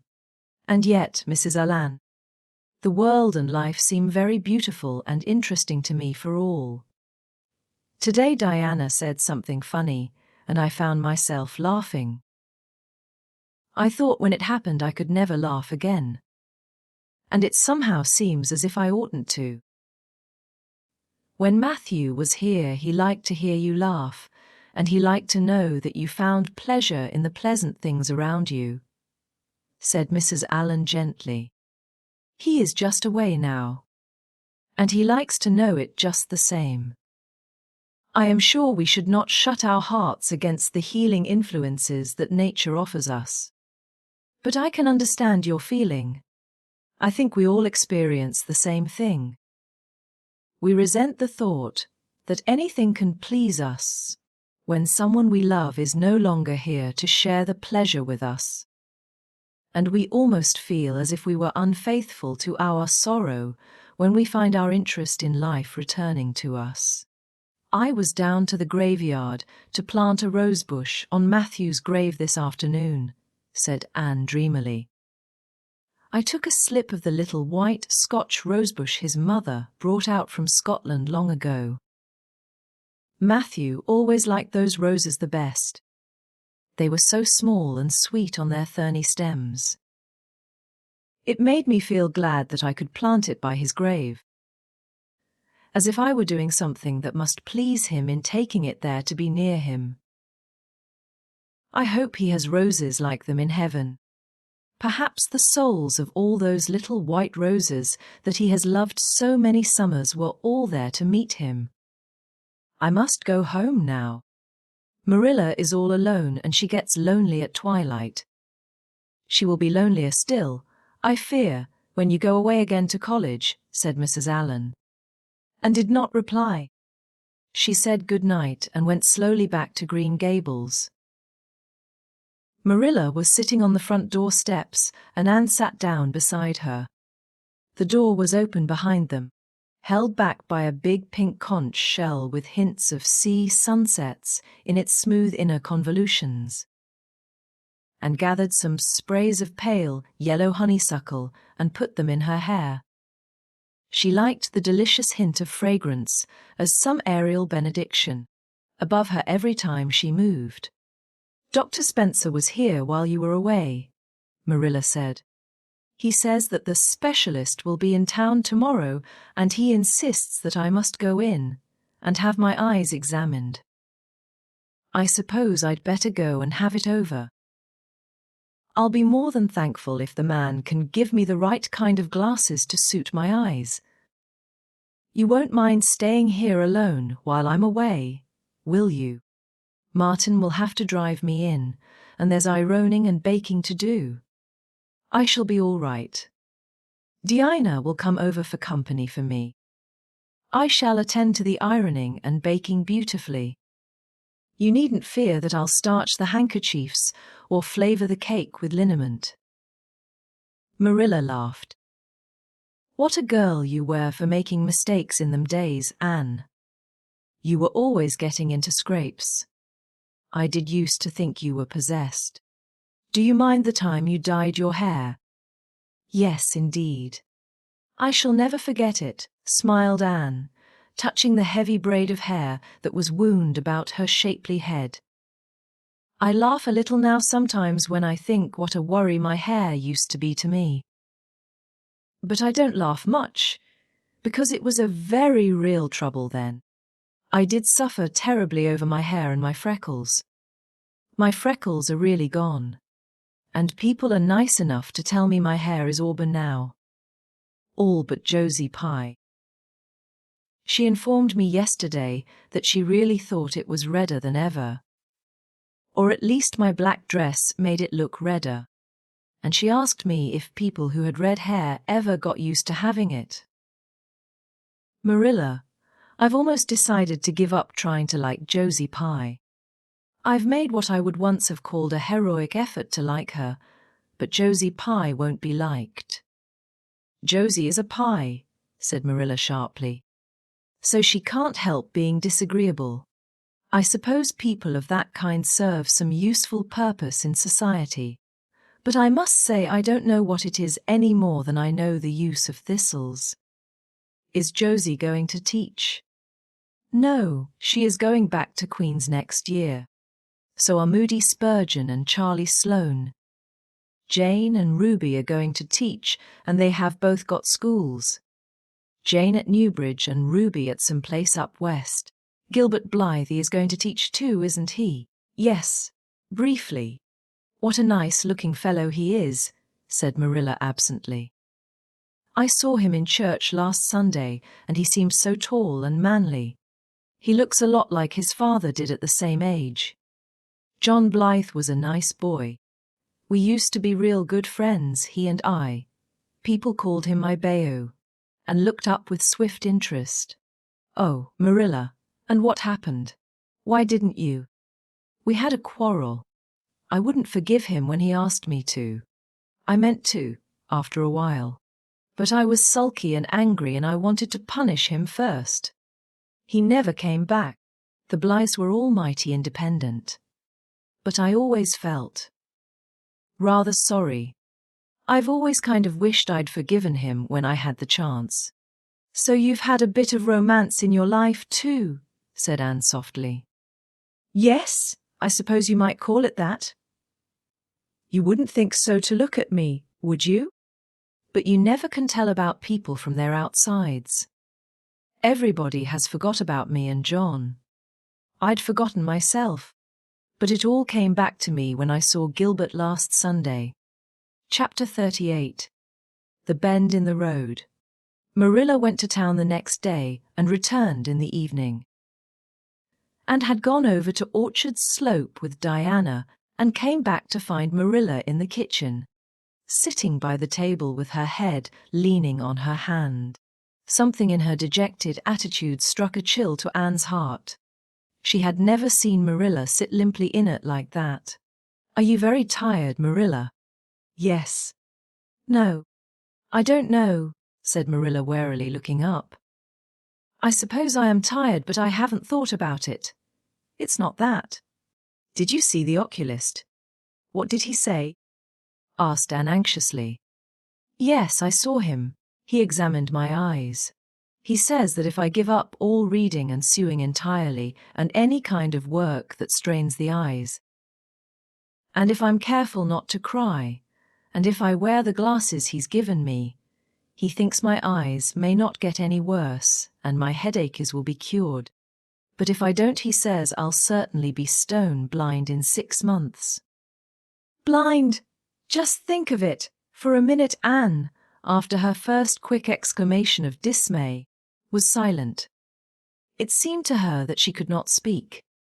Then she said bravely, but with a catch in her voice, Marilla, don't think of it. You know he has given you hope. If you are careful, you won't lose your sight altogether. And if his glasses cure your headaches, it will be a great thing. I don't call it much hope, said Marilla bitterly. What am I to live for if I can't read or sew or do anything like that? I might as well be blind. Or dead. And as for crying, I can't help that when I get lonesome. But there, it's no good talking about it. If you'll get me a cup of tea, I'll be thankful. I'm about done out. Don't say anything about this to anyone for a spell yet, anyway. I can't bear that folks should come here to question and sympathize and talk about it. When Marilla had eaten her lunch, Anne persuaded her to go to bed. Then Anne went herself to the east gable and sat down by her window in the darkness alone with her tears and her heaviness of heart. How sadly things had changed since she had sat there the night after coming home. Then she had been full of hope and joy, and the future had looked rosy with promise. Anne felt as if she had lived years since then, but before she went to bed there was a smile on her lips and peace in her heart.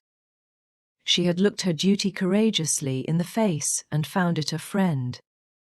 As duty ever is when we meet it frankly. One afternoon a few days later, Marilla came slowly in from the front yard where she had been talking to a caller.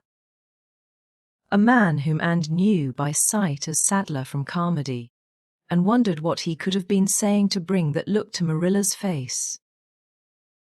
What did Mr. Sadler want, Marilla?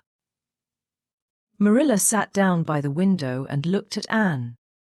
There were tears in her eyes in defiance of the oculist's prohibition, And her voice broke as she said, "He heard that I was going to sell Green Gables and he wants to buy it." Buy it? Buy Green Gables, and wondered if she had heard aright. Oh, Marilla, you don't mean to sell Green Gables? Anne, I don't know what else is to be done. I've thought it all over. If my eyes were strong, I could stay here and make out to look after things and manage with a good hired man. But as it is, I can't. I may lose my sight altogether. And anyway, I'll not be fit to run things. Oh, I never thought I'd live to see the day when I have to sell my home. But things would only go behind worse and worse all the time, till nobody would want to buy it. Every cent of our money went in that bank, and there's some notes Matthew gave last fall to pay. Mrs. Lynde advises me to sell the farm and board somewhere. With her, I suppose. It won't bring much. It's small and the buildings are old. But it'll be enough for me to live on, I reckon. I'm thankful you're provided for with that scholarship, Anne. I'm sorry you won't have a home to come to in your vacations. That's all. But I suppose you'll manage somehow. Marilla broke down and wept bitterly. You mustn't sell Green Gables, said Anne resolutely. Oh, Anne, I wish I didn't have to, but you can see for yourself. I can't stay here alone. I'd go crazy with trouble and loneliness. And my sight would go. I know it would. You won't have to stay here alone, Marilla. I'll be with you. I'm not going to Redmond. Not going to Redmond? Marilla lifted her worn face from her hands and looked at Anne. Why, what do you mean? Just what I say. I'm not going to take the scholarship. I decided so the night after you came home from town. You surely don't think I could leave you alone in your trouble, Marilla, after all you've done for me. I've been thinking and planning. Let me tell you my plans. Mr. Barry wants to rent the farm for next year, so you won't have any bother over that. And I'm going to teach. I've applied for the school here, but I don't expect to get it, for I understand the trustees have promised it to Gilbert Blythe. But I can have the Carmody School. Mr. Blair told me so last night at the store. Of course that won't be quite as nice or convenient as if I had the Avonlea school. But I can board home and drive myself over to Carmody and back, in the warm weather at least. And even in winter I can come home Fridays. We'll keep a horse for that. Oh, I have it all planned out, Marilla, and I'll read to you and keep you cheered up. You shall not be dull or lonesome. And we'll be real cozy and happy here together, you and I. Marilla had listened like a woman in a dream. Oh, Anne, I could get on real well if you were here, I know. But I can't let you sacrifice yourself so for me. It would be terrible. Nonsense. And laughed merrily. There is no sacrifice. Nothing could be worse than giving up Green Gables. Nothing could hurt me more. We must keep the dear old place. My mind is quite made up, Marilla. I'm not going to Redmond, and I am going to stay here and teach. Don't you worry about me a bit. But your ambitions. And I'm just as ambitious as ever. Only I've changed the object of my ambitions. I'm going to be a good teacher. And I'm going to save your eyesight. Besides, I mean to study at home here and take a little college course all by myself. Oh, I've dozens of plans, Marilla. I've been thinking them out for a week. I shall give life here my best, and I believe it will give its best to me in return. When I left Queen's, my future seemed to stretch out before me like a straight road. I thought I could see along it for many a milestone. Now there is a bend in it. I don't know what lies around the bend, but I'm going to believe that the best does. It has a fascination of its own, that bend, Marilla. I wonder how the road beyond it goes. What there is of green glory and soft, checkered light and shadows. What new landscapes. What new beauties. What curves and hills and valleys further on. I don't feel as if I ought to let you give it up, said Marilla, referring to the scholarship. But you can't prevent me. I'm 16 and a half, obstinate as a mule, as Mrs. Lynde once told me, laughed Anne. Oh, Marilla, don't you go pitying me. I don't like to be pitied. And there is no need for it. I'm heart glad over the very thought of staying at dear Green Gables. Nobody could love it as you and I do. So we must keep it. You blessed girl, said Marilla, yielding. I feel as if you'd given me new life. I guess I ought to stick out and make you go to college. But I know I can't. So I ain't going to try. I'll make it up to you though, Anne. When it became noised abroad in Avonlea that Anne Shirley had given up the idea of going to college and intended to stay home and teach, there was a good deal of discussion over it. Most of the good folks, not knowing about Marilla's eyes, thought she was foolish. Mrs. Alan did not. She told Anne so in approving words that brought tears of pleasure to the girl's eyes. Neither did good Mrs. Lynde. She came up one evening and found Anne and Marilla sitting at the front door in the warm, scented summer dusk. They liked to sit there when the twilight came down and the white moths flew about in the garden, and the odor of mint filled the D-way air. Mrs. Rachel deposited her substantial person upon the stone bench by the door, behind which grew a row of tall pink and yellow hollyhocks, with a long breath of mingled weariness and relief. I declare I'm getting glad to sit down. I've been on my feet all day, and 200 pounds is a good bit for 2 feet to carry round. It's a great blessing not to be fat, Marilla. I hope you appreciate it. Well, Anne, I hear you've given up your notion of going to college. I was real glad to hear it. You've got as much education now as a woman can be comfortable with. I don't believe in girls going to college with the men and cramming their heads full of Latin and Greek and all that nonsense. But I'm going to study Latin and Greek just the same, Mrs. Lynde, said Anne, laughing. I'm going to take my arts course right here at Green Gables and study everything that I would at college. Mrs. Lynde lifted her hands in holy horror. And Shirley, you'll kill yourself. Not a bit of it. I shall thrive on it. Oh, I'm not going to overdo things. As Josiah Allen's wife says, I shall be medium. But I'll have lots of spare time in the long winter evenings, and I've no vocation for fancy work. I'm going to teach over at Carmody, you know. I don't know it. I guess you're going to teach right here in Avonlea. The trusts have decided to give you the school. Mrs. Lynde, cried Anne, springing to her feet in her surprise. Why, I thought they had promised it to Gilbert Blythe. So they did. But as soon as Gilbert heard that you had applied for it, he went to them. They had a business meeting at the school last night, you know, and told them that he withdrew his application and suggested that they accept yours. He said he was going to teach at White Sands. Of course, he knew how much you wanted to stay with Marilla, and I must say I think it was real kind and thoughtful in him, that's what.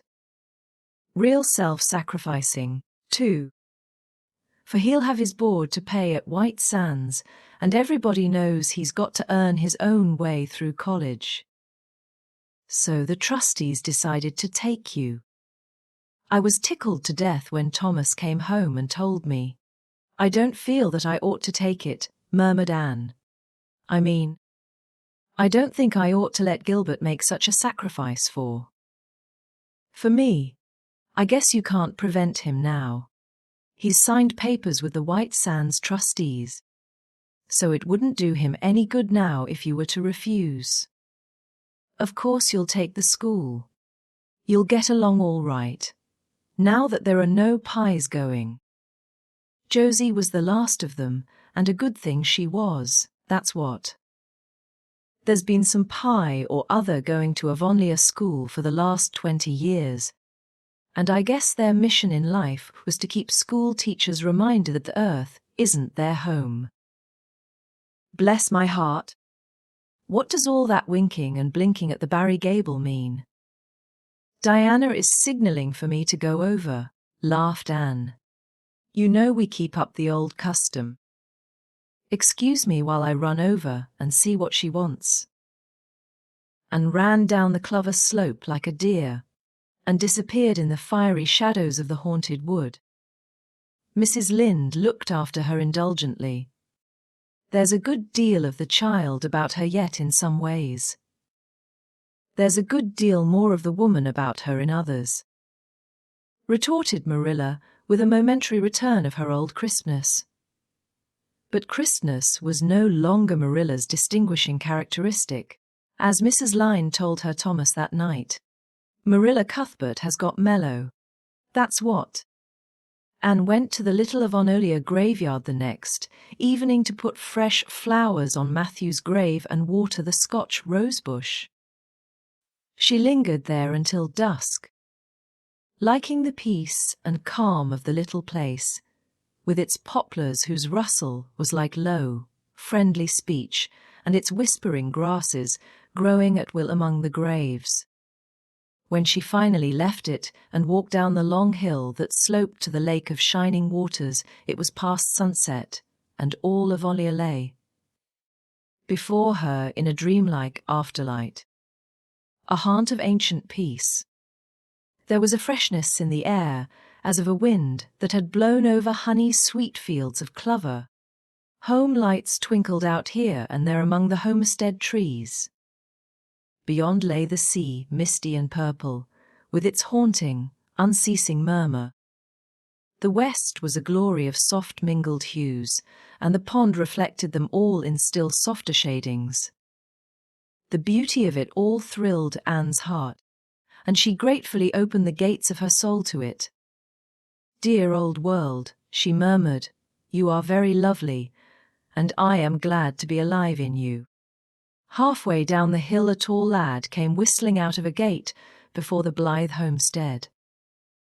It was Gilbert, and the whistle died on his lips as he recognized Anne. He lifted his cap cautiously, but he would have passed on in silence if Anne had not stopped and held out her hand.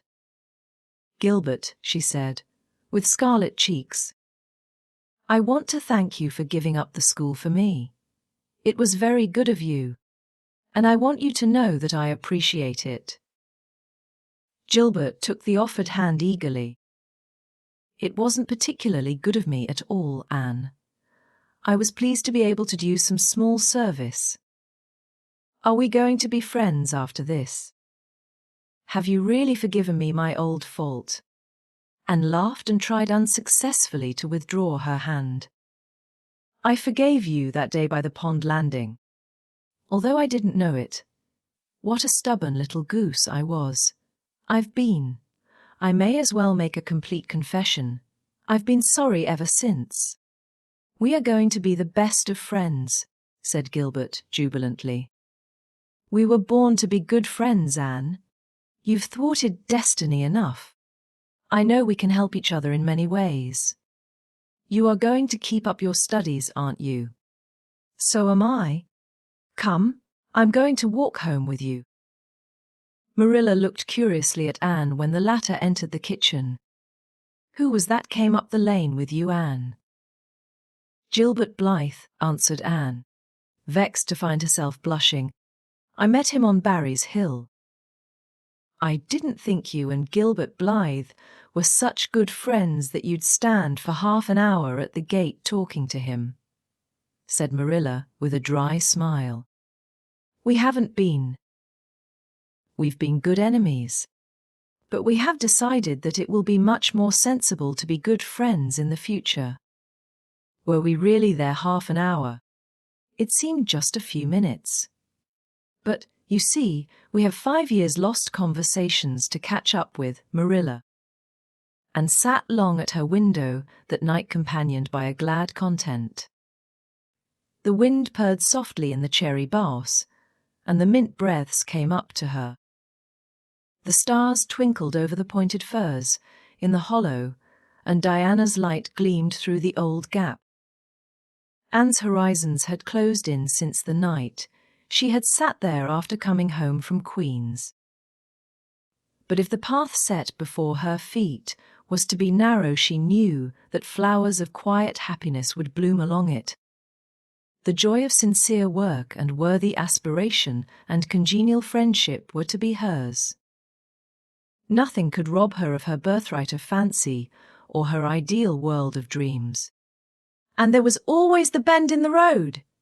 God's in his heaven, all's right with the world, whispered Anne softly. The end of this wonderful story. And so, our journey through this timeless fiction comes to an end.